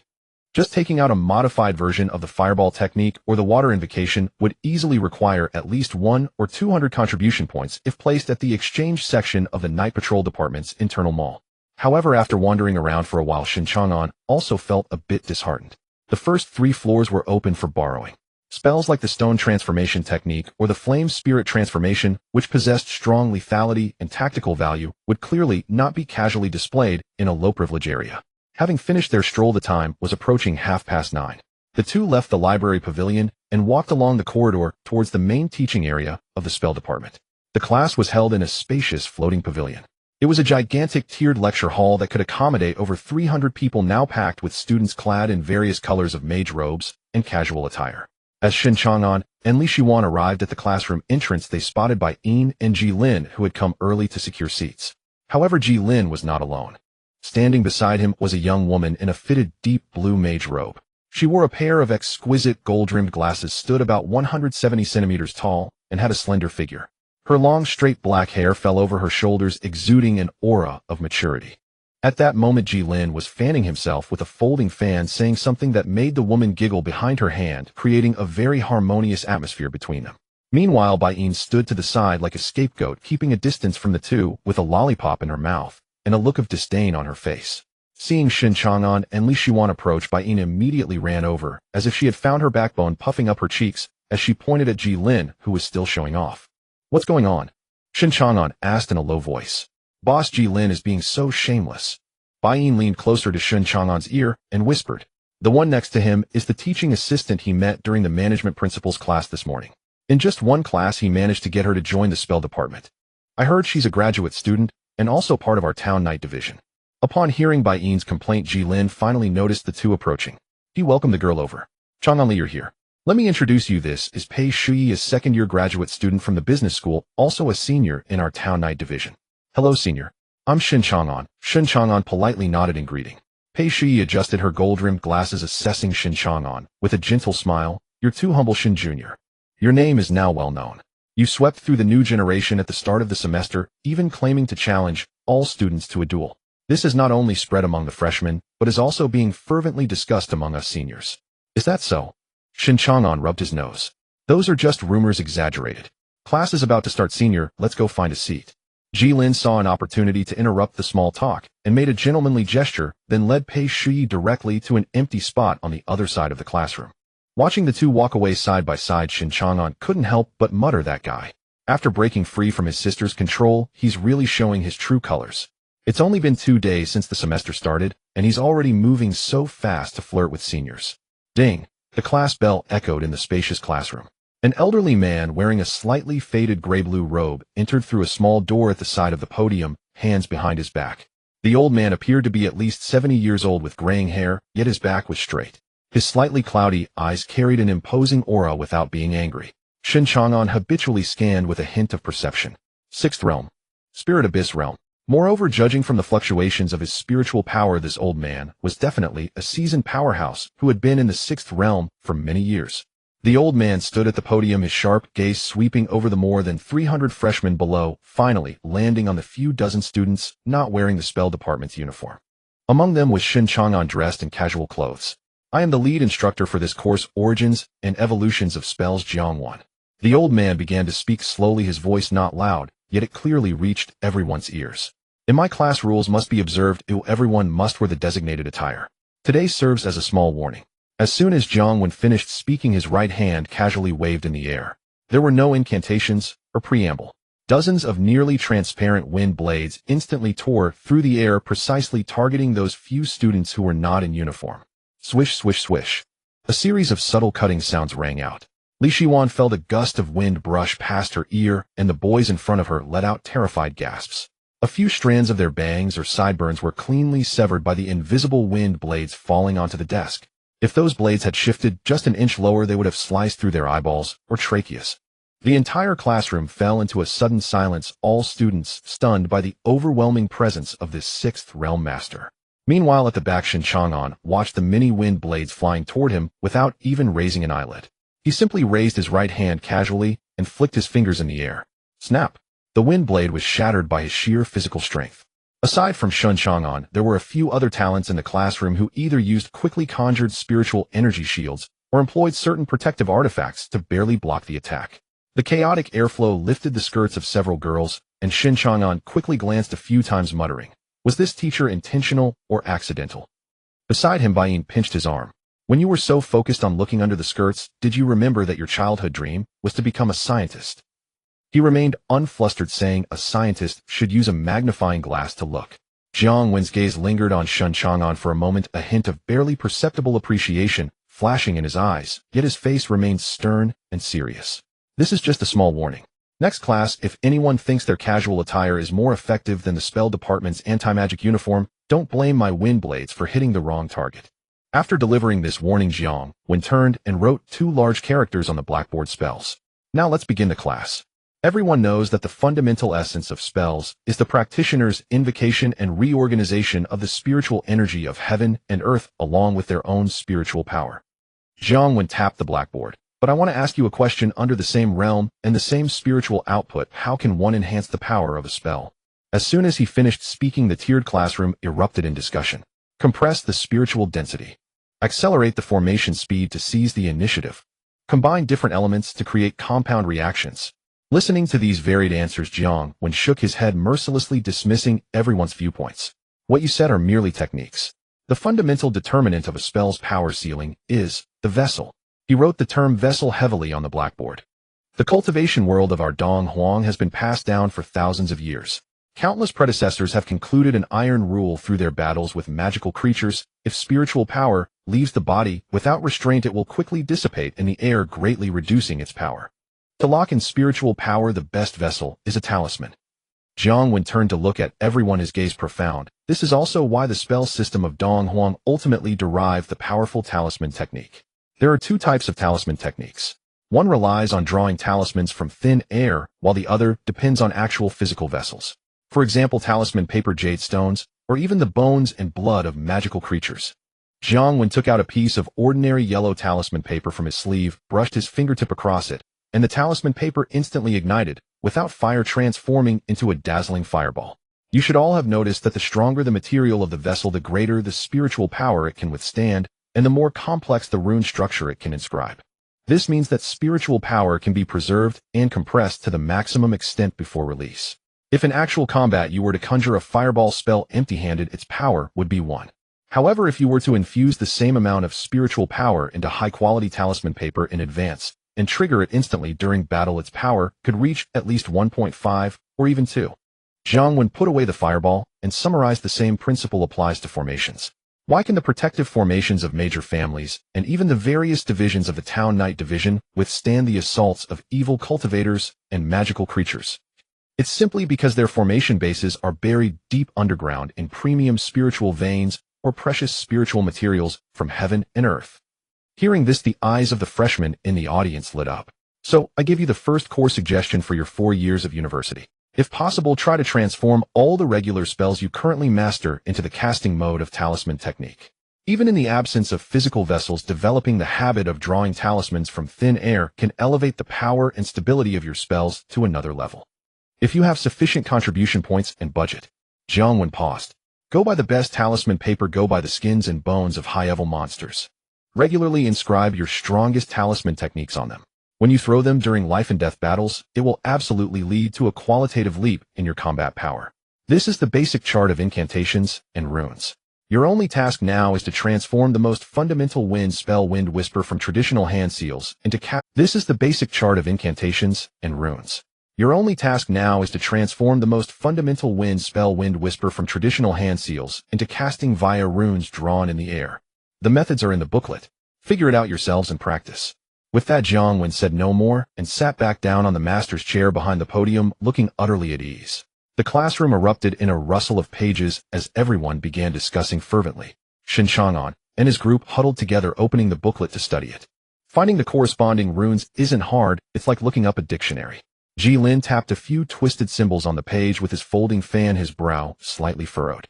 But piecing these together is a huge headache. An incantation is a continuous set of movements, while runes require building a 3-dimensional array in midair. Which rune goes first, which goes on top? Any slight mistake, and the whole structure collapses.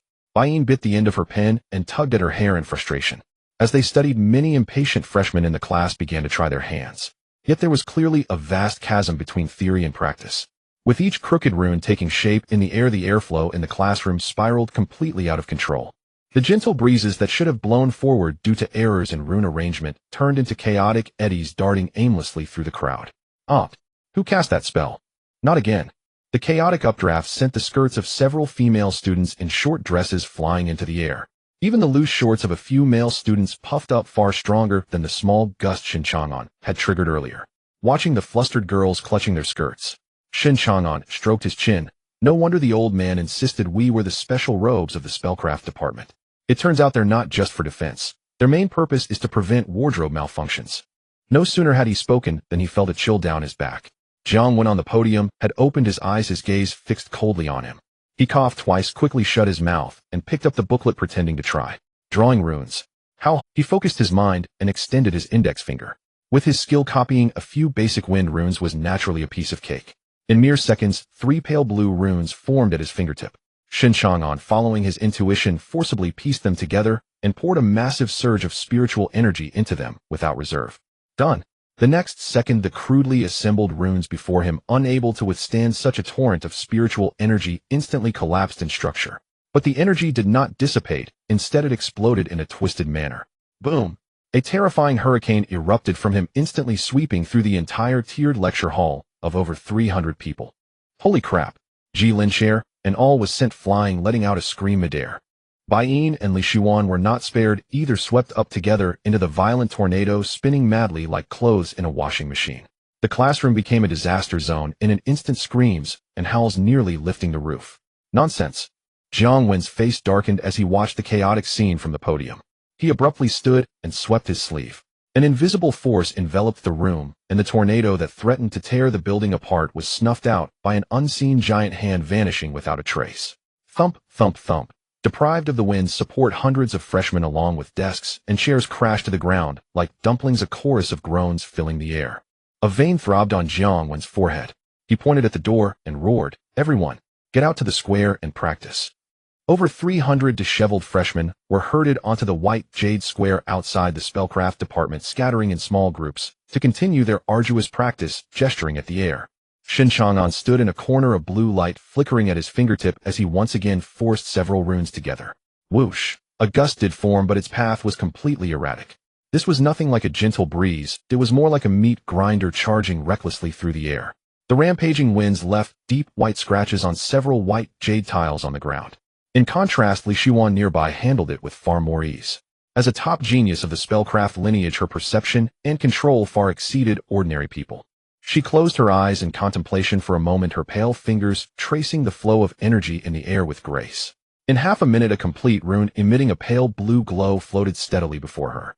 As she infused spiritual energy, a gentle warm breeze blew forward, precisely lifting a few fallen leaves. Wow, success! She mastered the rune structure so quickly. That's incredible. The surrounding freshmen cast looks of awe and envy. Hearing this, Shen Chang'an immediately stopped what he was doing and sidled up to Li Shuan. To get a clear view of the rune's intricate structure in the air, he instinctively bent down, bringing his face very close, almost pressing against her shoulder. They were too close. So close that Li Shuan could feel the warmth of his breath brushing her ear as he spoke and catch the faint scent of soap on him. A blush instantly crept onto Li Ziwen's cheeks, and her heart skipped a beat. Yet Shen Chang'an noticed nothing amiss. His eyes were fixed solely on the rune. So the bottom ending needs to loop back. No wonder my spiritual energy kept running wild. Shen Chang'an straightened up in realization, stepped back 2 paces, and immediately began to copy the pattern. He extended his finger, tracing the perfect rune Li Shuan had drawn in the air. Got it. Go. He channeled his immense spiritual energy into it. Boom. A terrifying wind pillar over 5 meters in diameter shot up from the ground, roaring deafeningly as it pierced the sky. The fierce wind pressure sent surrounding students stumbling, and even a few clouds in the sky were forcibly dispersed by the column of wind. Everyone in the square stared dumbfounded at the raging gust reaching for the heavens. Shen Chang'an clapped his hands in satisfaction and muttered, "That's more like it. Now this looks like real firepower." Nonsense. Jiang Wen did not know when he had walked out of the classroom with his hands behind his back. He looked at the violent wind column in the sky, his brows furrowed as he approached. He first glanced at the perfect rune still lingering in front of Li Shuan, then looked at Shen Chang'an and asked, "What are you?" "Student Li Shuan." "Student Shen Chang'an." The two answered truthfully. "Let me see the rune." Jiang Wen took the rune drawn by Li Shuan, and a rare hint of approval appeared on his usually serious face. "The structure is perfect, and the spiritual energy output is stable. Not only do you have good comprehension, but your mental strength and spiritual energy affinity test scores should also be very high. You are a natural talent for rune crafting. After praising Li Shiwan Jiang, Wen turned to Shen Chang'an, his eyes filled with confusion and doubt. As for you, the rune is drawn correctly, but how did you unleash such outrageous power from a non-offensive weapon? Even if the spiritual energy is abundant, the carrying capacity of a low-tier spell is fixed. To what extent does this kid's spiritual energy density have to be exaggerated to force a basic spell into a storm? Shen Chang'an scratched his head awkwardly. I don't know either. Jiang Wen did not pursue the matter further, and suddenly turned to Li Shiwan, saying, Li, use the rune paper to draw 2 identical wind technique runes, the more stable the better. Li Shiwan did not dare to delay and immediately took out 2 blank yellow rune papers and a cinnabar pen from her storage bag, concentrating her mind. In less than 2 minutes, the 2 identical wind technique runes were completed. He took the rune paper and handed one to Shen Chang'an. Then he turned to the other new students in the square and waved his hand. Everyone stepped back, retreat to the edge of the square. After everyone had stepped back and cleared a large area, Jiang Wen stood about 10 meters opposite Shen Chang'an and said in a deep voice, the carrying capacity of this rune paper is fixed. Now unleash it with all your strength towards me. I want to see what tricks you can play with the same rune medium. Hearing this, a glimmer of excitement flashed in Shen Chang'an's eyes. This old man is indeed a genuine 6th realm, Lingyuan realm powerhouse. Having broken through to the 5th realm for so long, he had not faced a 6th realm expert directly. Although it was just a test with a low-tier rune paper, it was a good opportunity to gauge the level of a 6th realm master. Teacher, please be careful. Shen Chang'an grasped the rune paper, no longer holding back. The vast ocean of spiritual energy within his dantian instantly surged, and a tremendous amount of spiritual energy poured into the fragile rune paper, like a flood breaching a dam. Buzz! The rune paper erupted with a blinding blue light. Jiang Wen's expression tightened as he also crushed the rune paper in his hand, unleashing the pure spiritual energy of the 6th realm. Boom! 2 streams of blue wind collided violently in the center of the square. The terrifying shockwave from the collision instantly lifted the white jade floor tiles, and debris was swept into the storm, becoming lethal projectiles flying everywhere. The 2 gusts of wind held their ground for barely 3 seconds before Shen Chang'an's storm forcefully overpowered Jiang Wen's storm, grinding toward Jiang Wen's face. Jiang Wen's expression changed, and he could no longer care about maintaining the demeanor of a senior. He snorted coldly and slammed his right hand forward. Boom! The 2 gusts of wind detonated in midair, transforming into chaotic currents scattering in all directions. Although he forcibly suppressed the storm, Jiang Wen's once meticulously combed white hair was still blown into disarray by the explosive shockwave, and his gray robe flapped wildly, making him look quite disheveled. The venue fell silent, and everyone was stunned. Using a basic low-tier rune paper, he had reduced a 6th realm mentor to such a state. Jiang Wen coughed twice, forcibly suppressing his shock, and ran his hand through his hair, haphazardly forcing out a stiff remark, impressive power.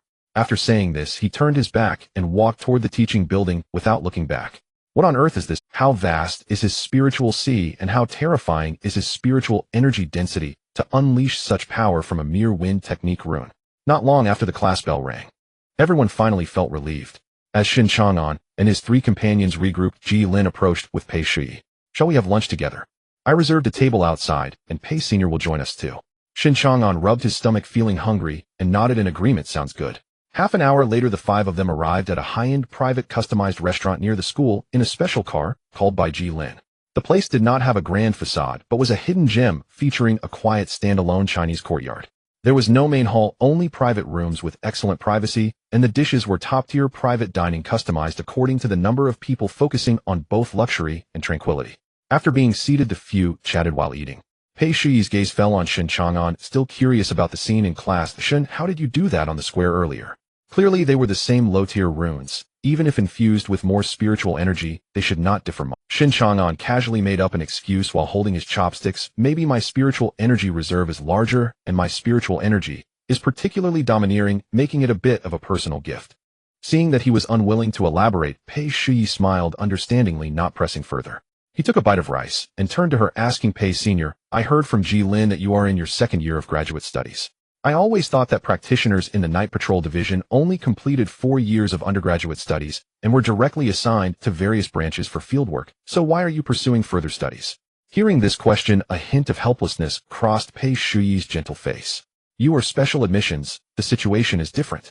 Pei Shi set down her chopsticks and explained softly, actually, I entered Magic Capital University's School of Management through the regular college entrance examination. It was only after starting my first year that I was specially recruited into the Night Patrol Division's reserve for administrative roles due to some fortuitous circumstances coming into contact with the cultivation world. I started cultivating only at 18, which was too late, and I have no talent for cultivation. Pei Shi shook her head self-deprecatingly. Now that I'm 24, I have barely managed to reach the initial stage of the second realm. If I were to fight against magical beasts, I would just be offering myself as food. So I can only choose to continue pursuing graduate studies, hoping that after graduation I can rely on a higher degree to secure a stable position in the logistics or administrative departments of the Night Patrol Division. Upon hearing this, everyone couldn't help but feel a bit sentimental. In a place like the Demon City where monsters abound, the survival pressure on ordinary cultivators is indeed astonishingly great. Senior sister, what level of strength do the previous seniors generally have? Bain asked curiously while gnawing on sweet and sour ribs. The meeting you held the day before yesterday was just a small internal meeting of the Night Watch Department, so you aren't very familiar with the overall situation of new students in the Demon City. Pei Shi recalled the data she had seen earlier and said, let me give you some insight. Considering your Night Watch Department along with the people sent in by various sects and families, there are probably about 20,000 new cultivators in the Demon City this year. Among these 20,000, those who can reach the third realm by the age of 18 number around 1,000 to 1,500. These are the backbone of the new students. After 4 years of accumulating various resources and enduring life and death trials, by the time this batch graduates in their senior year, they could produce about 500 masters at the 5th realm. Pei Shi paused for a moment, her tone becoming somewhat respectful. As for the 6th realm, that can't merely be achieved through resources, it requires a very high level of comprehension and opportunity. In a cohort of 20,000, there might not even be a few who reach the 6th realm, and most of them have to refine their skills at the 5th realm to the limit before choosing to break through, so most geniuses will stay at this realm for a long time. Upon hearing this, everyone nodded involuntarily. For years, pouring countless resources from the 3rd realm to the 5th realm, this is what is referred to as a top-tier genius. Thinking of this, the 4 people who were originally eating in the private room almost simultaneously stopped their movements. Ji Lin's folding fan ceased to sway. Bain stopped gnawing on her ribs. Li Xuan and Pei Shi also set down their cups. For pairs of eyes suddenly turned to stare at Shen Chang'an, who was about to put a piece of roasted meat into his mouth. While others aimed for the 5th realm upon graduation, he started at the 5th realm. Feeling the sudden silence in the atmosphere, Shen Chang'an's hand holding the red braised meat froze in midair. He blinked in confusion, chewing the rice in his mouth. Hey, why aren't you all eating? Why are you looking at me? Upon hearing Shen Chang'an's mumble, everyone cleared their throats in unison and tactfully withdrew their gaze. Bain swallowed the rib in her mouth, her curiosity piqued again as she turned to look at Pei Shi. Senior sister Pei, since you have been in the Demon City for so long, have you seen the real battles among those top geniuses from the academies? I've seen some. Pei Shi nodded and set down her teacup. The school holds internal selection competitions every year, followed by city-level competitions, and finally there is the national competition, which is the National Youth Championship. Tickets for those levels of competitions are hard to come by. I once had a friend get me 2 tickets for the inner arena, and I watched a few matches live. How was it? What was the fighting power of those people like? Bain opened her eyes wide and pressed for more. Pei Shi's expression became serious as she recalled very strong they exist in a completely different dimension. Every year, those who can make it to the top few in the city-level competitions or even advance to the national competition are basically core descendants of the top families. Their talents, mastery of high-level spells, and even the magical artifacts they possess far exceed those of ordinary cultivators. At this point, Pei Shi pushed up her glasses, her gaze intentionally or unintentionally drifting toward Shen Chang'an, lowering her voice. Besides these conventional means, what truly makes those families formidable is their secret techniques. For example, Zhao Jin, who previously fought against Shun, has some terrifying secret techniques passed down in the Zhao family of the Demon City. Shen Chang'an raised an eyebrow, intrigued. Secret techniques? Yes. I once saw a genius from the Zhao family use one in a competition. At that time on the arena, I saw that person swing a blade, and it seemed as if they could split all tangible objects in front of them in two. Pei Shi took a deep breath and continued. That blade swing ended the battle in an instant. I remember very clearly that his opponent was also a genuine master of the 5th realm, yet before that blade light, they couldn't muster the slightest bit of resistance. The protective spells and defensive magical artifacts were cut through as if they were made of paper, utterly crushed in a one-sided manner. Upon hearing this, Jilin, Baiyin, and Li Xuan all displayed expressions of astonishment. Same 5th realm, yet could be killed in one strike. Not even a chance to resist. Is there really such an unreasonable trump card in this world? That was just a competition within the Demon City. Pei Shi sighed wryly. As for the higher-level national competitions, I have yet to see the geniuses from the capital or other hidden major sects. Therefore, many geniuses who come from smaller places are initially proud when they arrive in the Demon City, but as long as they witness battles at this level, they will feel a deep sense of helplessness. On the path of cultivation, the further one goes, the greater the disparity brought by resources, secret techniques, and heritage becomes, so vast that it makes one despair. Baiyin silently set down the half-rib in her hand, muttering with a face full of disillusionment, "This is too monstrous. I still want to go back to Qingzhou and be my mountain king. This broken place is just too dangerous." After eating, Shen Chang'an and the other three strolled toward the dormitory after bidding farewell to Pei Shi. Recalling the topic from the dinner table, Shen Chang'an turned to Ji Lin, who was shaking his folding fan, and casually asked, "Hey Ji, your family is at least the local tyrant of Zhejiang province. Do you have any ancestral secret techniques at home?"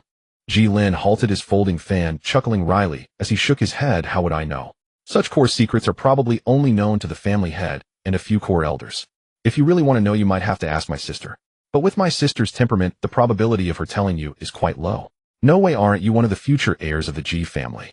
Baiyin leaned in curiously. "They don't even give you a heads up about such things." "Inherit what?" Ji Lin rolled his eyes and retorted. "Do you have any misunderstandings about the reproductive abilities of big families? I have so many siblings, including half-siblings, that I can't even count them on both hands. Not to mention all those cousins from collateral lines. All combined, there are definitely 30 or 40 people of the same generation. Moreover, my grandfather is still alive and in good health. He could probably live another 10 years without a problem. Anyway, at least for the past few decades, the position of family head has been beyond our generation's concern. Even the power struggles among my parents' generation haven't ended yet, so how could I, who merely eats and waits to die every day, concern myself with ancestral secret techniques?" After hearing Ji Lin's complaints, Shen Chang'an and the others exchanged glances and couldn't help but murmur to themselves. The waters of big families are indeed deep. There are quite a few matters. All right, let's not talk about such depressing topics anymore. Shen Chang'an changed the subject, bumping shoulders with Ji Lin. "You kid are quite quick on the uptake. It's only been 2 days since school started, and you haven't even been to a few classes. How did you manage to pinpoint a high-quality single senior like Pei Shi? You guys wouldn't understand this." Ji Lin smiled proudly, pulling out his phone and opening an app. "As a mature university student, the first thing you need to learn is to leverage information asymmetry." He opened a clandestine forum group titled Mudu University Paranormal Intranet and presented it to the "Take a look. This is the Mudu University Comprehensive Handbook on Supernatural Combat Prowess and Aesthetic Appeal, compiled by upperclassmen with nothing better to do. It contains not only dossiers on elite practitioners across every department, but also the most authoritative rankings of physical allure." The three leaned in and were utterly dumbfounded. The screen was densely packed with meticulously categorized charts, standard campus beauty and campus heartthrob lists, further subdivided by archetype. Ethereal and commanding seniors, adorably petite juniors, pure-hearted first love archetypes. Even more astonishingly, at the very bottom appeared a separate Yao clan allure ranking featuring high-resolution portraits of shape-shifted female Yaos, some adorned with fox ears, others with delicate cat tails. What on earth do these people do with their time? Shen Chang'an's lips twitched. And that's not all. The male rankings follow below. Ji Lin swiped his finger across the screen, revealing new categories: cold and reserved heartthrob list, youthful and affectionate puppy list, steadfast and paternal figure list. Titles so cringeworthy they defied direct gaze. Shen Chang'an skimmed the male rankings idly, then suddenly froze upon spotting a familiar avatar near the 50th position on the charismatic heartthrob list. "Holy, you're actually on this list." He pointed and read aloud the description beneath the 56th name. Ji Lin, heir of the Ji family of Zhejiang province, a realm foundation at 3rd tier, impeccably poised, carries an inkwash folding fan. Shen Chang'an shot him a look of utter disdain. "If you're ranked here, this can't possibly be anything but a joke ranking. Nonsense. This is magnetism. Do you think anyone could break into the top 60 out of tens of thousands? I earned my place with this devastatingly handsome face and peerless charisma. Let me see. Let me see." Baiyin snatched the phone with glee and began frantically scrolling through the female rankings. "Oh, Senior Pei is on it too. She ranks 22nd on the ethereal and erudite list. Wait, Cece made it as well." Baiyin scrolled further and gasped, pointing to the pure-hearted first love list. "Li Shiwan, freshman, innocent and radiant. Ranked 87th. Shen Chang'an peered over and shook his head.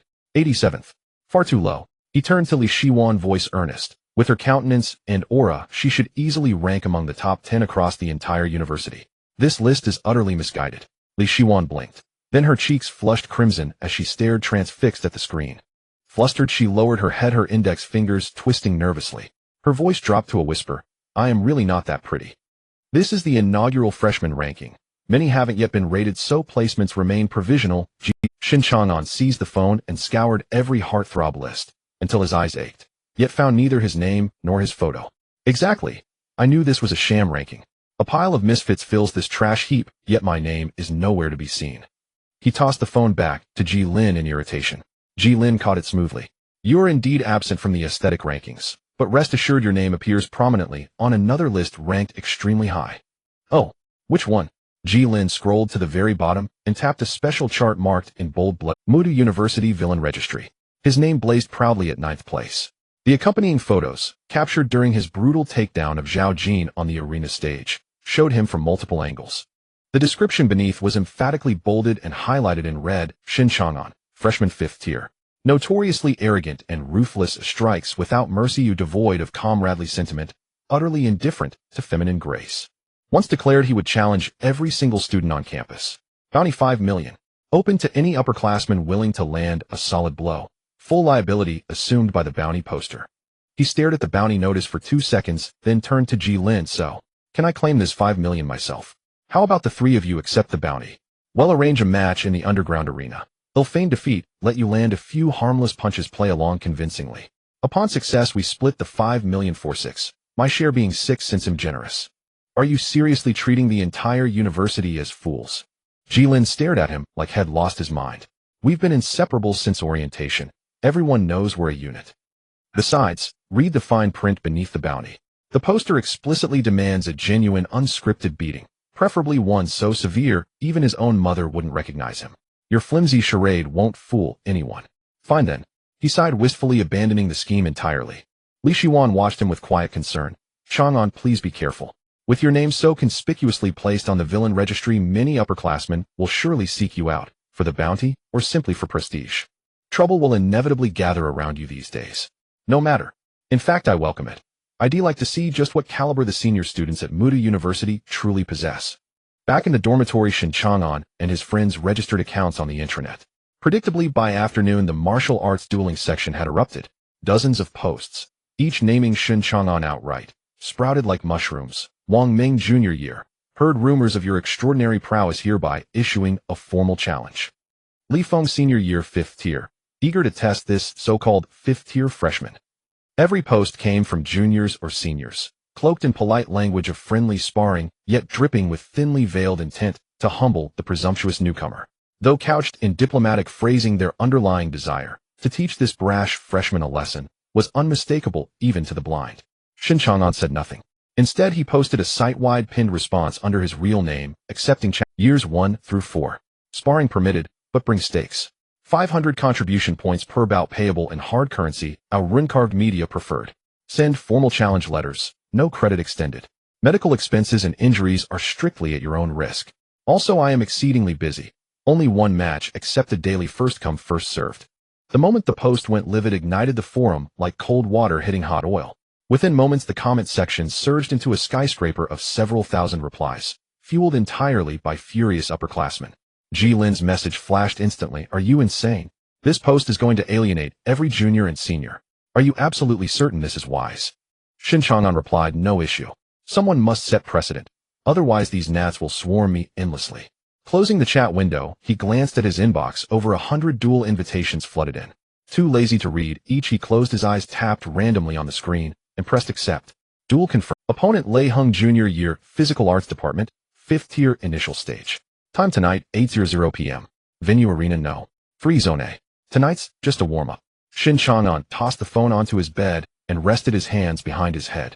A little campus sparring tonight. Then in a couple of days he'll head to the Rift to assess the situation. As the forum sent out the duel notice to the entire school, news of the challenge quickly spread across the campus. Look, that arrogant freshman has accepted the challenge. Oh my god, he drew Lei Hung. That guy is a formidable third-year student in the physical arts department.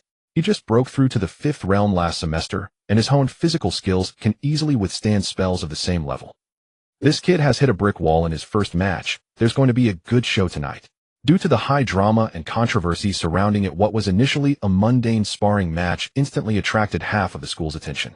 In the forum system, the number of people applying for seats to watch the duel was skyrocketing at an alarming rate. At 7:30 in the evening, Shen Chang'an and Jilin walked side by side into the large outdoor venue number 3 in Area A. As soon as they stepped through the door, a deafening roar of excitement hit them. This place could accommodate around 3,000 people. At that moment, the circular stands were packed tightly with senior students and some curious freshmen, creating a fervent atmosphere. Wow, this place is huge. Jilin unfolded his folding fan and looked around. You guys find your seats first. I'm going to report to the contestants area. Shen Chang'an casually replied, then stuffed his hands into his pockets and strolled leisurely towards the backstage. A spot with an excellent view in the upper tier of the venue.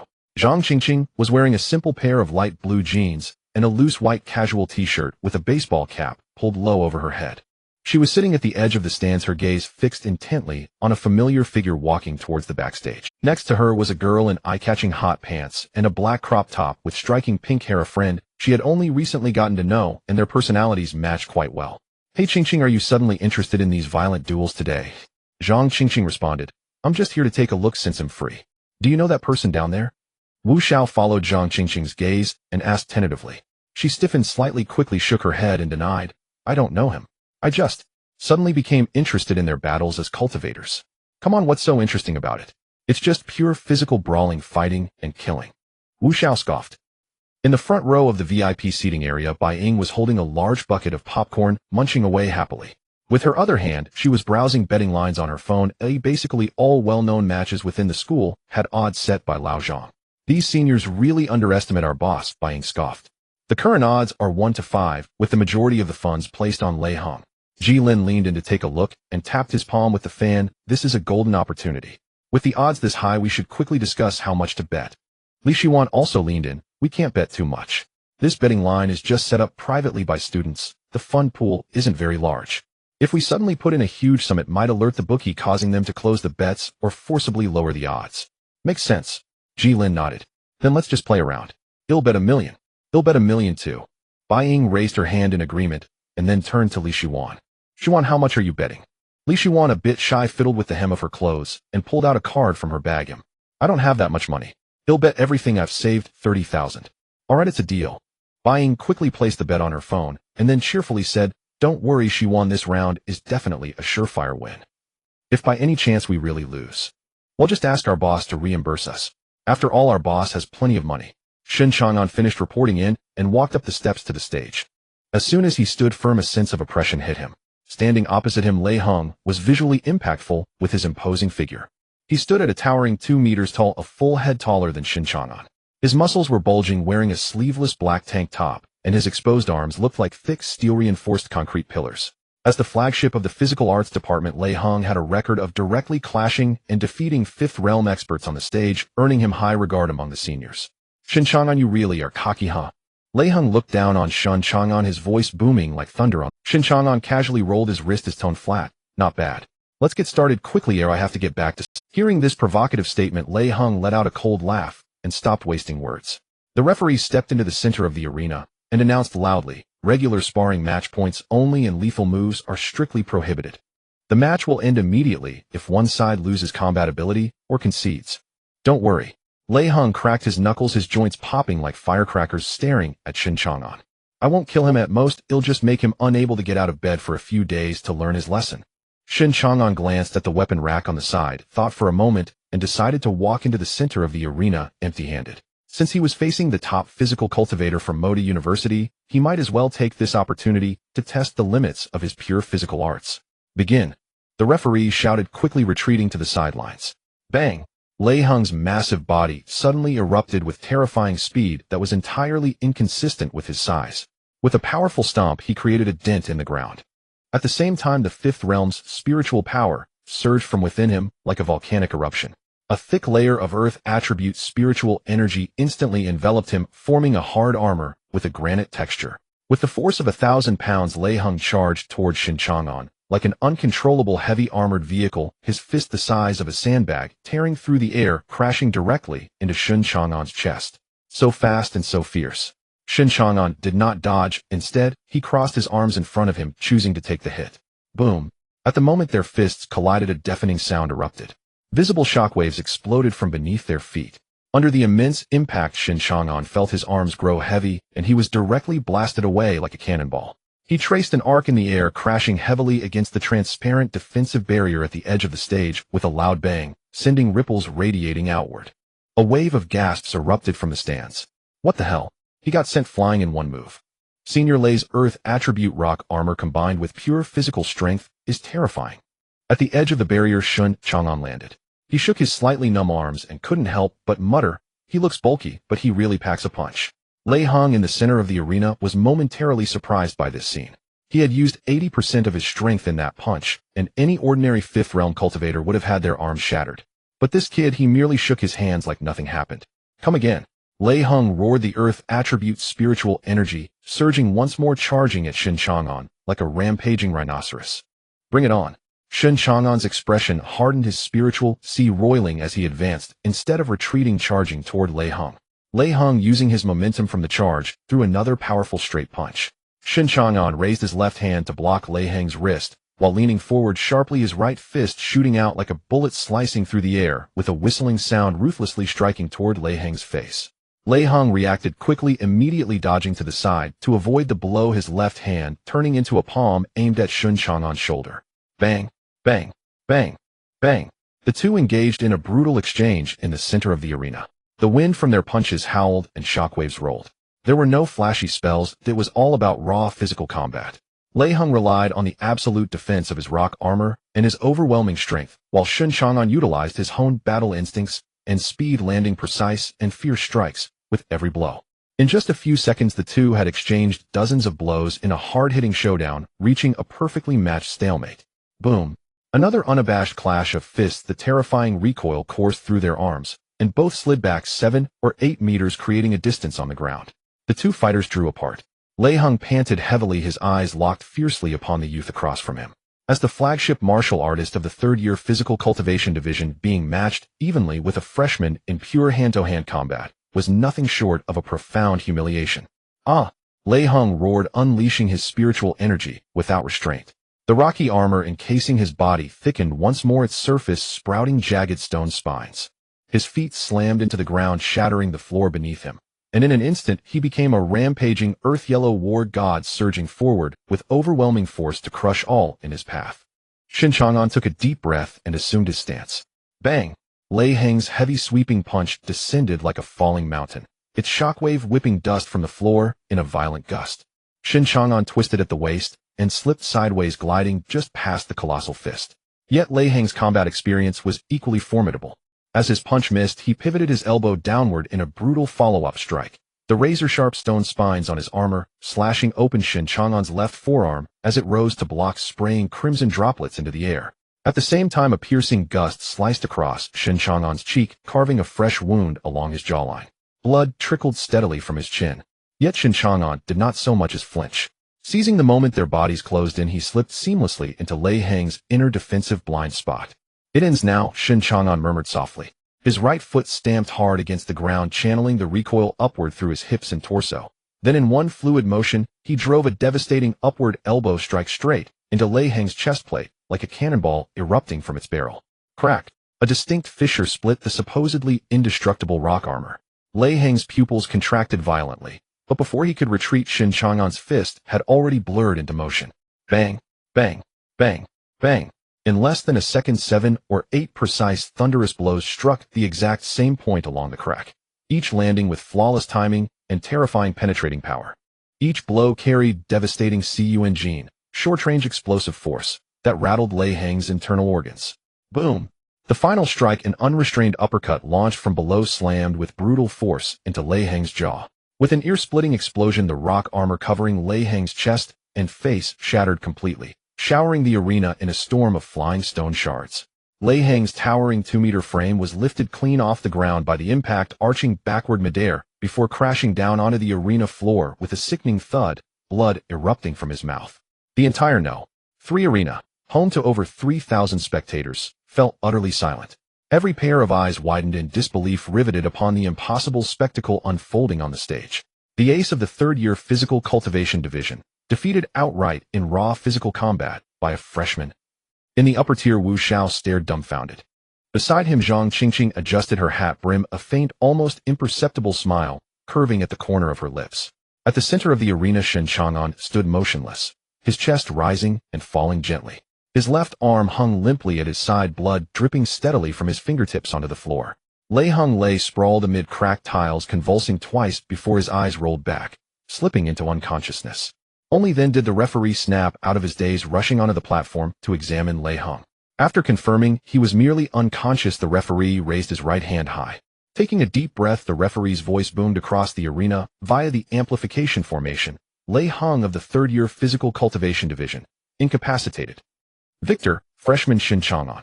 Shen Chang'an descended from the arena and strode directly to the official arbitration desk, where he collected Lei Hung's pre-match wager, 5 exquisitely smooth, unmarked jade tokens. Within the Nightwatch Bureau's internal marketplace, such tokens were priced at 100 contribution points apiece. With the match concluded, the crowd began dispersing, faces still etched with awe and lingering exhilaration.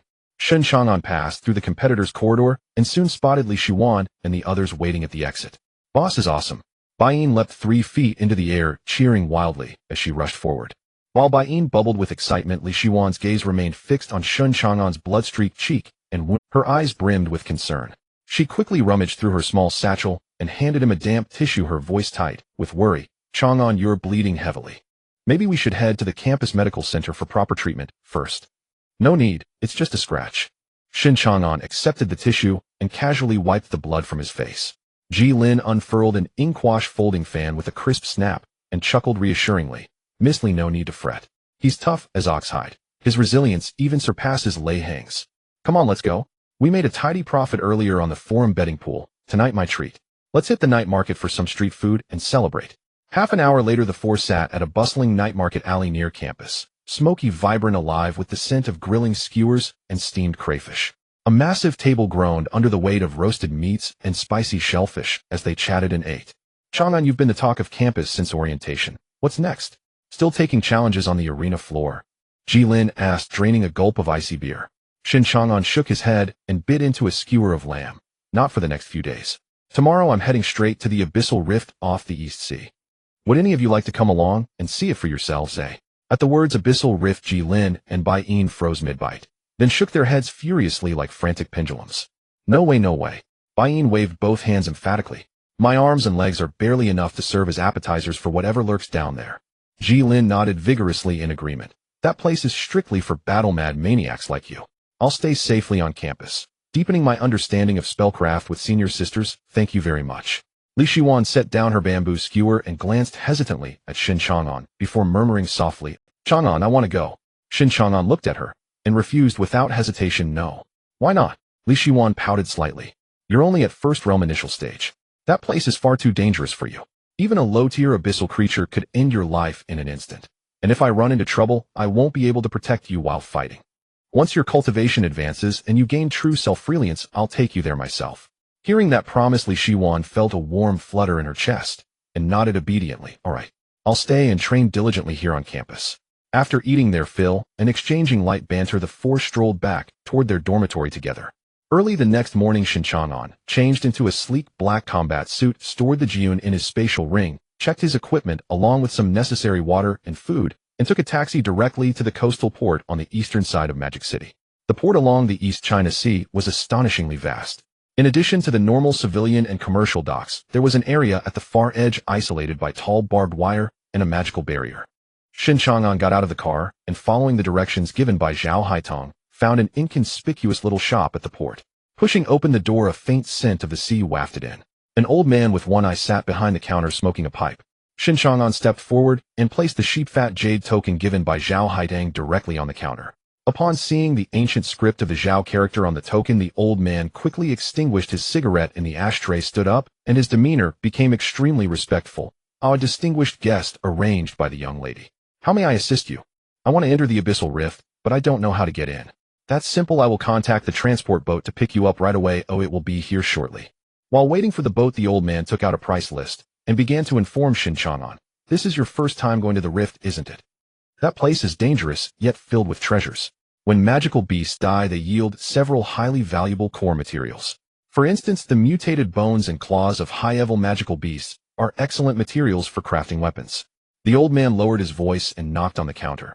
As long as you can bring these materials back alive and deliver them to my little shop, whether you exchange them for healing pills or convert them into contribution points for the Night Patrol Division, the price will surely satisfy you. No problem. Shen Chang'an readily agreed. The old man pulled out a black tactical watch from the drawer and handed it over. Young man, heed my advice. The space within the abyssal rift is incredibly complex. Everyone experiences different sights and magical beasts upon entry. Remember this, the abyss affects people, and people also influence the abyss. Shen Chang'an took the watch and put it on his wrist, raising an eyebrow. What do you mean? It means exactly what it says. You'll understand once you go in. The old man pointed at the watch. It has positioning and distance measuring functions. Remember, no matter what you encounter, absolutely do not venture more than 10 kilometers into the rift. If you exceed the safe distance, the watch will sound an alarm. Also, if you encounter a rift within the rift, never enter, because no one knows where that leads to. If you come across something you cannot defeat, don't let pride get in the way. Just turn around and run. All right, thanks. Shen Chang'an nodded, committing the old man's advice to memory. Soon a black speedboat docked at the pier. It was a single-person transport boat. Shen Chang'an jumped on board, and the speedboat immediately surged forward, heading into the depths of the East China Sea. All the way, the scenery of the sea looked no different from an ordinary ocean. The blue sea and sky were calm, occasionally disturbed by a few seagulls flying overhead. However, as the speedboat arrived at the designated coordinates under radar guidance, a semi-transparent magical barrier suddenly appeared before the vast sea.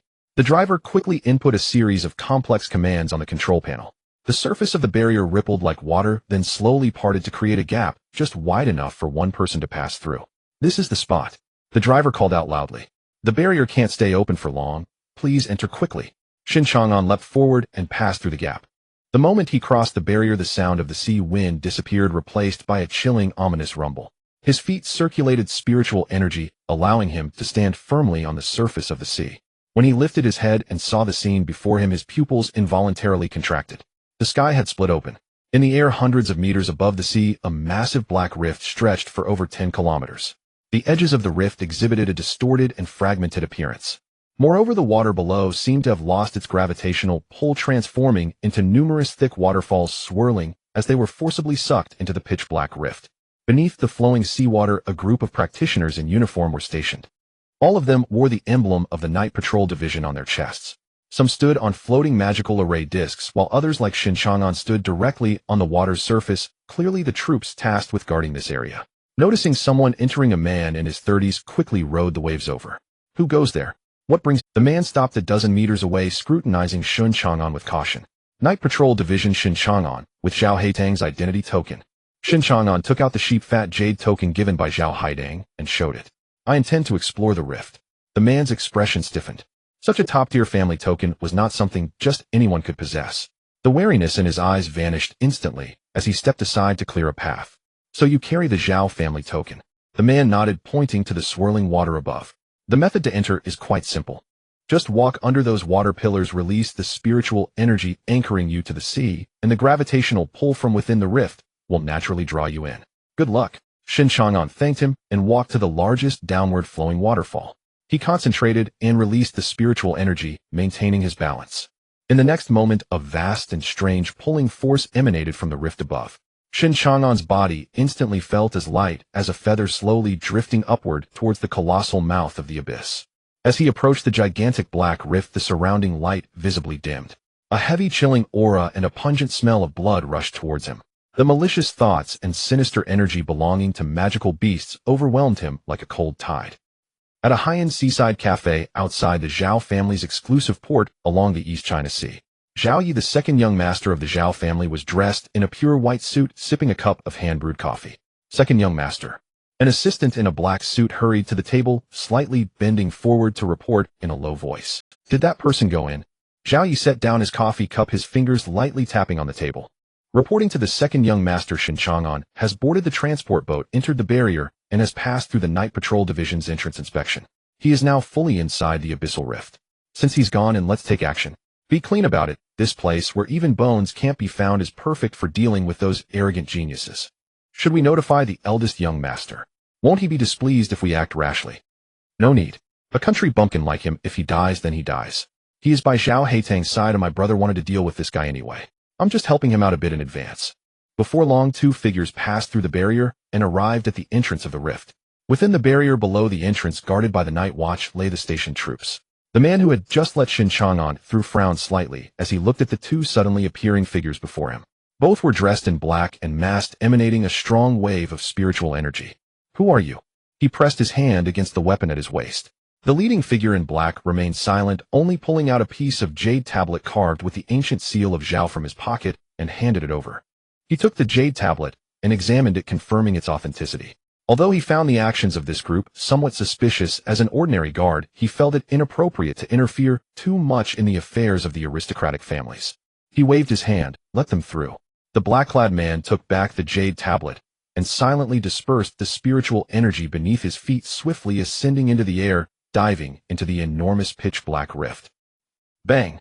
As a slight sensation of weightlessness ended, Shen Chang'an's feet landed steadily on a piece of hard dark brown land.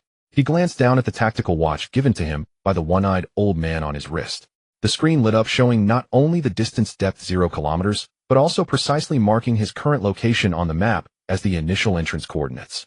"It's quite useful." Shen Chang'an nodded in satisfaction, choosing a higher terrain direction to move forward. The Tribulation Cloud Spear instantly appeared in his hand. The heavy metallic feel provided a sense of reassurance. He carried the spear and delved deeper. He only stopped when the watch displayed a depth of 5 kilometers, carefully surveying the legendary inner world of the abyss. The scene here was nothing short of a bizarre otherworldly painting.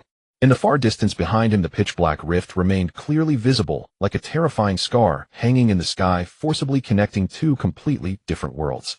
In this world, the sky was not blue, but presented a suffocating purplish red hue. Above the firmament hung two suns radiating a dim red light, casting an eerie twilight glow over the vast, desolate dark brown land. The monsters that needed strict guarding by the night watch in the outside world were as common here as stray dogs on the roadside. Shen Chang'an tried to take a deep breath, but his brows immediately furrowed. There's no spiritual energy. He was astonished to discover that the air in this space contained not even a trace of the world's spiritual energy. This meant that once a cultivator expended their internal spiritual energy here, they could not naturally recover like they would outside, except through taking pills or absorbing spirit stones. No wonder the outside world described this place as a land of 9 deaths and 1 life. The inability to recover spiritual energy alone was enough to exhaust most high-level cultivators. Unable to recover. Shen Chang'an stroked his chin. He suddenly recalled the words left by the shadow in his dream, spoken with flames. "Let's give it a try." He immediately opened his left hand. With a thought, a wisp of black flame quietly ignited in his palm. He cautiously controlled the black flame to touch a wisp of abyssal demonic energy drifting in the air. Hiss! It was like a spark falling into a barrel of gasoline. The originally highly corrosive black-gray demonic energy upon contact with the black flame melted and burned away as rapidly as snowflakes meeting a hot iron. And at the spot where the demonic energy was burned away, a completely invisible and transparent spiritual energy slowly emerged like a spring bamboo shoot. Wow, it actually works. This entire rift is filled with demonic energy. If I unleash my hands and burn it wildly, wouldn't this place be an ultimate cultivation sanctuary with infinite spiritual energy for me? Saying it, he did it. Shen Chang'an suddenly raised both hands, the spiritual sea within him surging wildly. Boom. The black flame erupted from his body, instantly transforming into a black sea of fire with a diameter of over 10 meters, completely enveloping him. The violent black flame, like a greedy beast, crazily devoured the rich abyssal demonic energy in the surrounding air. Hiss, hiss, hiss. The fierce sounds of burning echoed together. A large amount of demonic energy was instantaneously incinerated, and with it came immense and pure spiritual energy. Shen Chang'an closed his eyes and took a deep breath. The extremely pure spiritual energy surged into his limbs and bones, flooding into his spiritual sea through his meridians. This unrestrained feeling of devouring spiritual energy was even more intense than when he absorbed 1,000 spirit stones. In this world dominated by monsters, this sudden appearance of vast and pure spiritual energy seemed like several large barrels of fresh blood poured into a shark tank. Hiss! Roar! After a brief silence, the wilderness around erupted with a series of spines. Shen Chang'an suddenly opened his eyes and stopped the absorption. In his perception network, the monsters within several kilometers around him surged towards his location like sharks sensing blood. The ground trembled, and the air was thick with a suffocating scent of blood and slaughter. "They come quickly." Shen Chang'an licked his lips, and instead of showing any fear, a fervent battle intent ignited in his eyes. "Just right. I've been itching to fight after being cooped up for a few days. It's been too long since I've dealt with these true monsters without worrying about life and death. His divine sense swiftly swept across the area. About over 100 third and fourth realm monsters, and 3 fifth realm ones. Shen Chang'an tightened his grip on the Tribulation Cloud Spear. Buzz! He swung the spear with one hand, creating a flower of spears in midair. First clear the field. Shen Chang'an shouted lowly, and the black flames that had surrounded him instantly erupted outward like a volcanic explosion. The terrifying black sea of fire transformed into clawing fire dragons centered around him, sweeping outward in a circular wave. Roar! Those low-tier third and fourth realm monsters charging at the front didn't even have time to let out a complete scream. As long as they were slightly touched by the black flames, their tough demonic scales and flesh were instantly turned to ashes. In just the blink of an eye, more than half of the beast tide, composed of hundreds of low-tier monsters, was cleared, and the air was filled with a stinging, burnt smell and the pure spiritual energy left behind by the incinerated demonic energy. Boom, boom, boom. 3 figures radiating terrifying pressure charged through the residual black flames, violently rushing toward Shen Chang'an. They were 3 fifth realm monsters, each over 5 meters tall. One was a giant two-headed wolf covered in sharp bony spikes. Another was a strange creature with a spider-like lower body and an upper body resembling a human female face. The last one was a heavy-armored rhinoceros monster resembling a moving fortress. Come on. Faced with the siege of 3 same-level magical beasts, Shen Chang'an fished out a piece of sheep fat jade token he had won yesterday from his pocket. Engraved on the token with vermilion was an ancient protective rune. Shen Chang'an hung the token around his neck and directly infused it with a trace of spiritual energy. Buzz! A barrier formed from black flames instantly expanded around him, firmly protecting him at the center. Roar! The two-headed wolf was the first to attack. It leaped into the air, and its 2 massive mouths simultaneously spewed forth highly corrosive black-green venom. Sizzle! The venom frantically corroded the barrier, producing a piercing sound, yet the barrier merely rippled slightly, showing not a single crack. This high-quality medium, combined with the talisman I drew using my spiritual energy, is indeed. Shen Chang'an glanced at the barrier, which remained unharmed, then suddenly shot up, transforming into an afterimage, directly ignoring the wolf's venom and charging beneath it despite the attack. Die! The Jiyun-long spear transformed into a dark red lightning bolt, thrusting upward, with a violent spiral airflow precisely penetrating the softest part of the two-headed wolf's abdomen. The power at the spear tip erupted. Uft! The dark red spear blade pierced through the wolf's back, spraying a torrent of foul black blood. Shen Chang'an exerted force with both arms, and with a sudden flick of the spear, he brutally tore the several-ton, 5-level magical beast in half. In the midst of the blood rain, the human-faced spider demon let out a sharp hiss and lunged at him from the side, its 8 legs, as sharp as forged steel, thrusting towards the back of Shen Chang'an's head with piercing intent. Clang, clang, clang. A series of piercing metal clashing sounds echoed. The spider demon's sharp appendages, capable of easily slicing through tanks, struck fiercely against the black flame barrier generated by the protective rune, merely causing the barrier to tremble slightly, while it itself was burned by the black flames. This turtle shell is so hard that even I am afraid of it. Shen Chang'an took advantage of the recoil to forcefully twist his body in midair. The Jiyun-long spear, like a venomous snake, slid through the gaps in the spider demon's limbs, piercing directly through its bizarre human face at an awkward angle. Boom! The black flames at the spear tip erupted violently, and the raging heat exploded from within, turning the human-faced spider demon's head into a cloud of black blood mist. In less than 2 minutes of confrontation, 2 of the 3 5-level magical beasts had already been killed. The remaining heavily armored rhinoceros demon, witnessing the instant demise of its 2 companions, displayed a flicker of instinctive fear in its crimson eyes, letting out a low growl and turning to flee. Can you escape? Shen Chang'an sneered coldly, his figure darting out like thunder, too lazy to even use spells.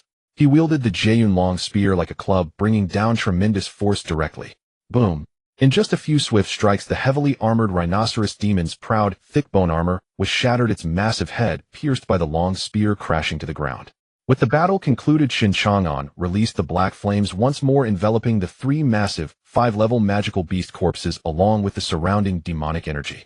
As the black flames burned fiercely, an even greater torrent of spiritual energy surged directly into Shen Chang'an's body. Hiss! Comfortable. Shen Chang'an couldn't help but take a deep breath, feeling that the spiritual energy derived directly from the burnt high-level magical beast flesh was far more delicious and pure than the spiritual energy drifting in the air.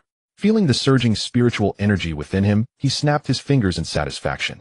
This purity is at least 99% an absolute rarity.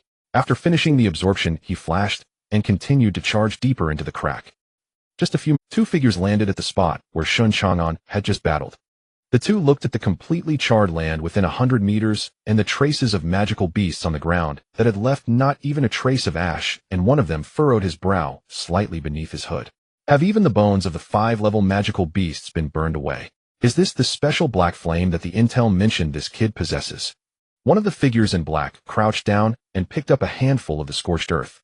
The destructive power is indeed great. No wonder the second young master had us both come here. Even with such destructive power, he is merely a young lad just starting college. In this abyss, spiritual energy cannot recover, and with him recklessly depleting it like this, he is likely not far from running out of energy. Let's not worry about this, we should hurry up and catch up for a quick resolution. The two exchanged glances, then swiftly pursued along the trail left by Shen Chang'an's energy.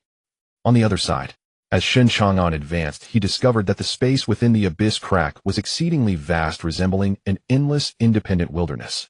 He raised his hand to check the numbers on his tactical watch. Depth 9, 2 kilometers. He immediately halted his steps. As the saying goes, those who do not heed the advice of the elderly will suffer losses right before their eyes. Shen Chang'an was very receptive to advice and decisively abandoned the thought of venturing deeper, stopping directly at the invisible boundary of 9 kilometers. He then turned around and began to explore along this horizontal depth line. Along the way, he encountered 2 waves of magical beast packs wandering nearby. Relying on the protective rune's defense and the terrifying lethality of the black flame, Shen Chang'an was like an unyielding meat grinder, thoroughly clearing out these magical beasts. Boom! As the last black flame extinguished, Shen Chang'an greedily absorbed the massive amount of spiritual energy just released from the burning. That pure energy surged wildly through his limbs and bones, making him feel as if he had absorbed 3,000 to 4,000 mid-grade spirit stones in just this brief moment. Every single cell in his body was joyfully cheering, and his state was instantly pushed to an unprecedented peak. Damn, I should have come to this place earlier. Shen Chang'an felt refreshed as he twisted his neck, unable to help but murmur. This is not a desperate place. This is clearly a personalized supply channel tailored just for me. He closed his eyes and looked inward at his spiritual sea. After absorbing the amount of spiritual energy equivalent to 3,000 to 4,000 spirit stones, the originally vast ocean of liquid spiritual energy expanded outward by about 2%. 2%. Shen Chang'an gazed at the still violently rolling black flames above the spiritual sea. I want to see how large this spiritual sea can expand before triggering a qualitative change upon breaking through the 6th realm. He immediately encountered another batch of magical beasts. As the last 4-level magical beast was pinned to the ground by his spear, the surroundings once again transformed into a sea of flames. While he was refining spiritual energy from the burning magical beasts approximately a kilometer away on a dark red barren mountain, 2 figures had silently appeared at the mountain peak, looking down from above at the young man in the sea of flames. After confirming their target, the 2 casually pulled off their black hoods and the wide cloaks that concealed them, revealing their true forms. A man and a woman. The man is named Luo Zhang. He has a sturdy and robust physique resembling a moving mountain of flesh. What stands out the most is his face, covered with a crisscross of terrifying scars. The woman is named Lu Feng, and her appearance is the complete opposite of Luo Zhang. She is very beautiful, but her beauty gives off an unsettlingly surreal feeling. Her figure can only be described as explosive, dressed in a tight black leather outfit that reveals her exaggerated curves. Around her wrists and ankles are black collars adorned with sharp metallic spikes, adding an eerie sense of danger. Is this the kid, oi? Luo Zhang's voice was hoarse like sandpaper rubbing together. He does look a bit odd. Whether he is odd or not, you'll know once you try it. With a flick of her wrist, a gigantic dark purple longbow instantly appeared in her hand. Simultaneously, a specially crafted metallic arrow glimmering with a cold blue light manifested between her fingers. Once he finishes dealing with the magical creatures and is at his most vulnerable, I'll make my move. Lu Feng pulled back the bowstring, the tip of the specially crafted arrow firmly locked onto the heart position of Shen Chang'an below. In the desolate plain below, Shen Chang'an had just absorbed the last trace of spiritual energy into his body and let out a satisfied breath, preparing to turn and continue his sweep in another direction. At the moment he turned, an intense sense of life and death crisis exploded in his mind. Whoosh! The sharp sound of air being sliced was almost piercing his eardrums. That specially crafted metallic arrow, shimmering with a ghostly blue light, appeared at Shen Chang'an's back with terrifying speed that the naked eye could barely capture. It was too fast. and the timing was incredibly ruthless. Shen Chang'an didn't even have time to turn around, only able to rely on his terrifying combat instincts to shift half an inch sideways. Boom! The arrow struck fiercely against the protective barrier generated by the jade plate on his body, accompanied by a deafening explosion. That barrier, which could withstand the frenzied attacks of fifth-realm magical creatures without a scratch, instantly filled with cracks under the terrifying penetrative power of the ghostly blue arrow, and then shattered with a resounding bang. Shen Chang'an was also knocked forward a few staggering steps by the sheer force of the impact. He quickly stabilized himself, without a moment's hesitation pulled out another jade plate from his spatial ring and hung it around his neck, re-establishing his defensive barrier. He turned abruptly, his gaze locking onto the distant mountain peak like lightning. Before he could clearly see the assailant's face, whoosh, whoosh. The second and third arrows flew in rapid succession, piercing through the air with a shock. The lethality and penetrative power of these two arrows were clearly not as terrifying as the first, but for Shen Chang'an, at this moment, they still posed a deadly threat. Bang! Crack! The two heavy strikes hit the newly generated barrier, almost breaking it apart, dimming, as if it would extinguish at any moment. Daring to stir trouble, here you're asking for death. Shen Chang'an's eyes flared with killing intent. He gripped the Jianlong gun tightly, exerted force beneath his feet, and with a booming sound his entire being transformed into a crimson streak of light hurtling towards the mountain peak along the trajectory of the arrows. Just as Shen Chang'an was halfway through his sprint, a hoarse, cold laugh suddenly echoed in the air ahead. Luo Zheng, whose body was as massive as a mountain, had descended from the sky, like a meteor, perfectly intercepting Shen Chang'an's path. Without any casting delay, Luo Zheng raised his fist, as large as a cooking pot, and unleashed a terrifying wind of force, smashing it towards Shen Chang'an's face. Shen Chang'an's expression changed drastically. With no time to switch tactics, he could only raise the Jianlong gun to block the heavy punch. Clang! The collision sounded like a bell ringing across the plain. The terrifying force surged along the gun body, leaving Shen Chang'an's arms numb, as if he had been hit by a speeding train, instantly sending him flying. Crack! The jade plate on his chest, which was already on the verge of collapse, shattered completely into dust under the violent impact. In midair, Shen Chang'an rolled several times before his toes carved two deep grooves into the ground, barely managing to stop his retreat. He took a deep breath, suppressing the churning blood in his chest, his gaze becoming extraordinarily grave. 2. Sixth Realm. In that brief moment of engagement, whether it was the woman or the scarred man before him, the bursts of spiritual power emanating from them were undeniably that of genuine Sixth Realm Lin Yuan. That sensation of spiritual power was as vast as an abyss, identical to what Jiang when possessed. He was given no chance to catch his breath, and just as he steadied himself, the sky above suddenly turned a deep crimson. Fall! Lu Fang's delicate voice rang out from the mountain peak in the distance. In the previously empty sky, hundreds of basketball-sized fireballs instantly coalesced. These fireballs descended like a meteor shower, cutting off all of Shen Chang'an's escape routes as they plummeted down upon him. Instead of retreating, Shen Chang'an leaped up, his legs slightly bent. The Jianlong gun in his hand whirled into a dense, impenetrable dark red light wheel. Clang, clang, clang, clang, clang. The gun blade collided frantically with the fireballs, igniting a dazzling and deadly display of sparks. Shen Chang'an danced like a shura amidst the rain of fire, using his nearly flawless marksmanship to smash and shred all the fireballs raining down. Upon landing, Shen Chang'an did not rush to attack again. He stood with his gun, the spiritual sea within him surging wildly, as his external attributes were unleashed without reservation. The raging black flames swirled around him like a black tornado, distorting and reshaping the surrounding air. Meanwhile, Luo Zheng landed slowly, his body wrapped in a thick mountain-like layer of brownish-yellow earth attribute armor. From the distance, Lu Fang also gracefully leaped down from the mountain peak, landing beside Luo Zheng. She held the giant bow surrounded by a circle of crimson flames. Black flames, yellow rock, red fire. The three distinctly different yet equally terrifying external attributes formed a standoff on this desolate plain. Shen Chang'an's gaze swept over the faces of the two before suddenly breaking into a smile. Two masters of the Lin Yuan realm coming to hunt down a first-year freshman, what a grand scheme. He angled his long gun towards the ground. So are you not going to introduce yourselves? Who is so generous as to... A sinister smile appeared on Luo Zheng's scarred face. He cracked his knuckles, the bones making a sound that would make anyone's teeth ache. A dead man doesn't need to know the answer.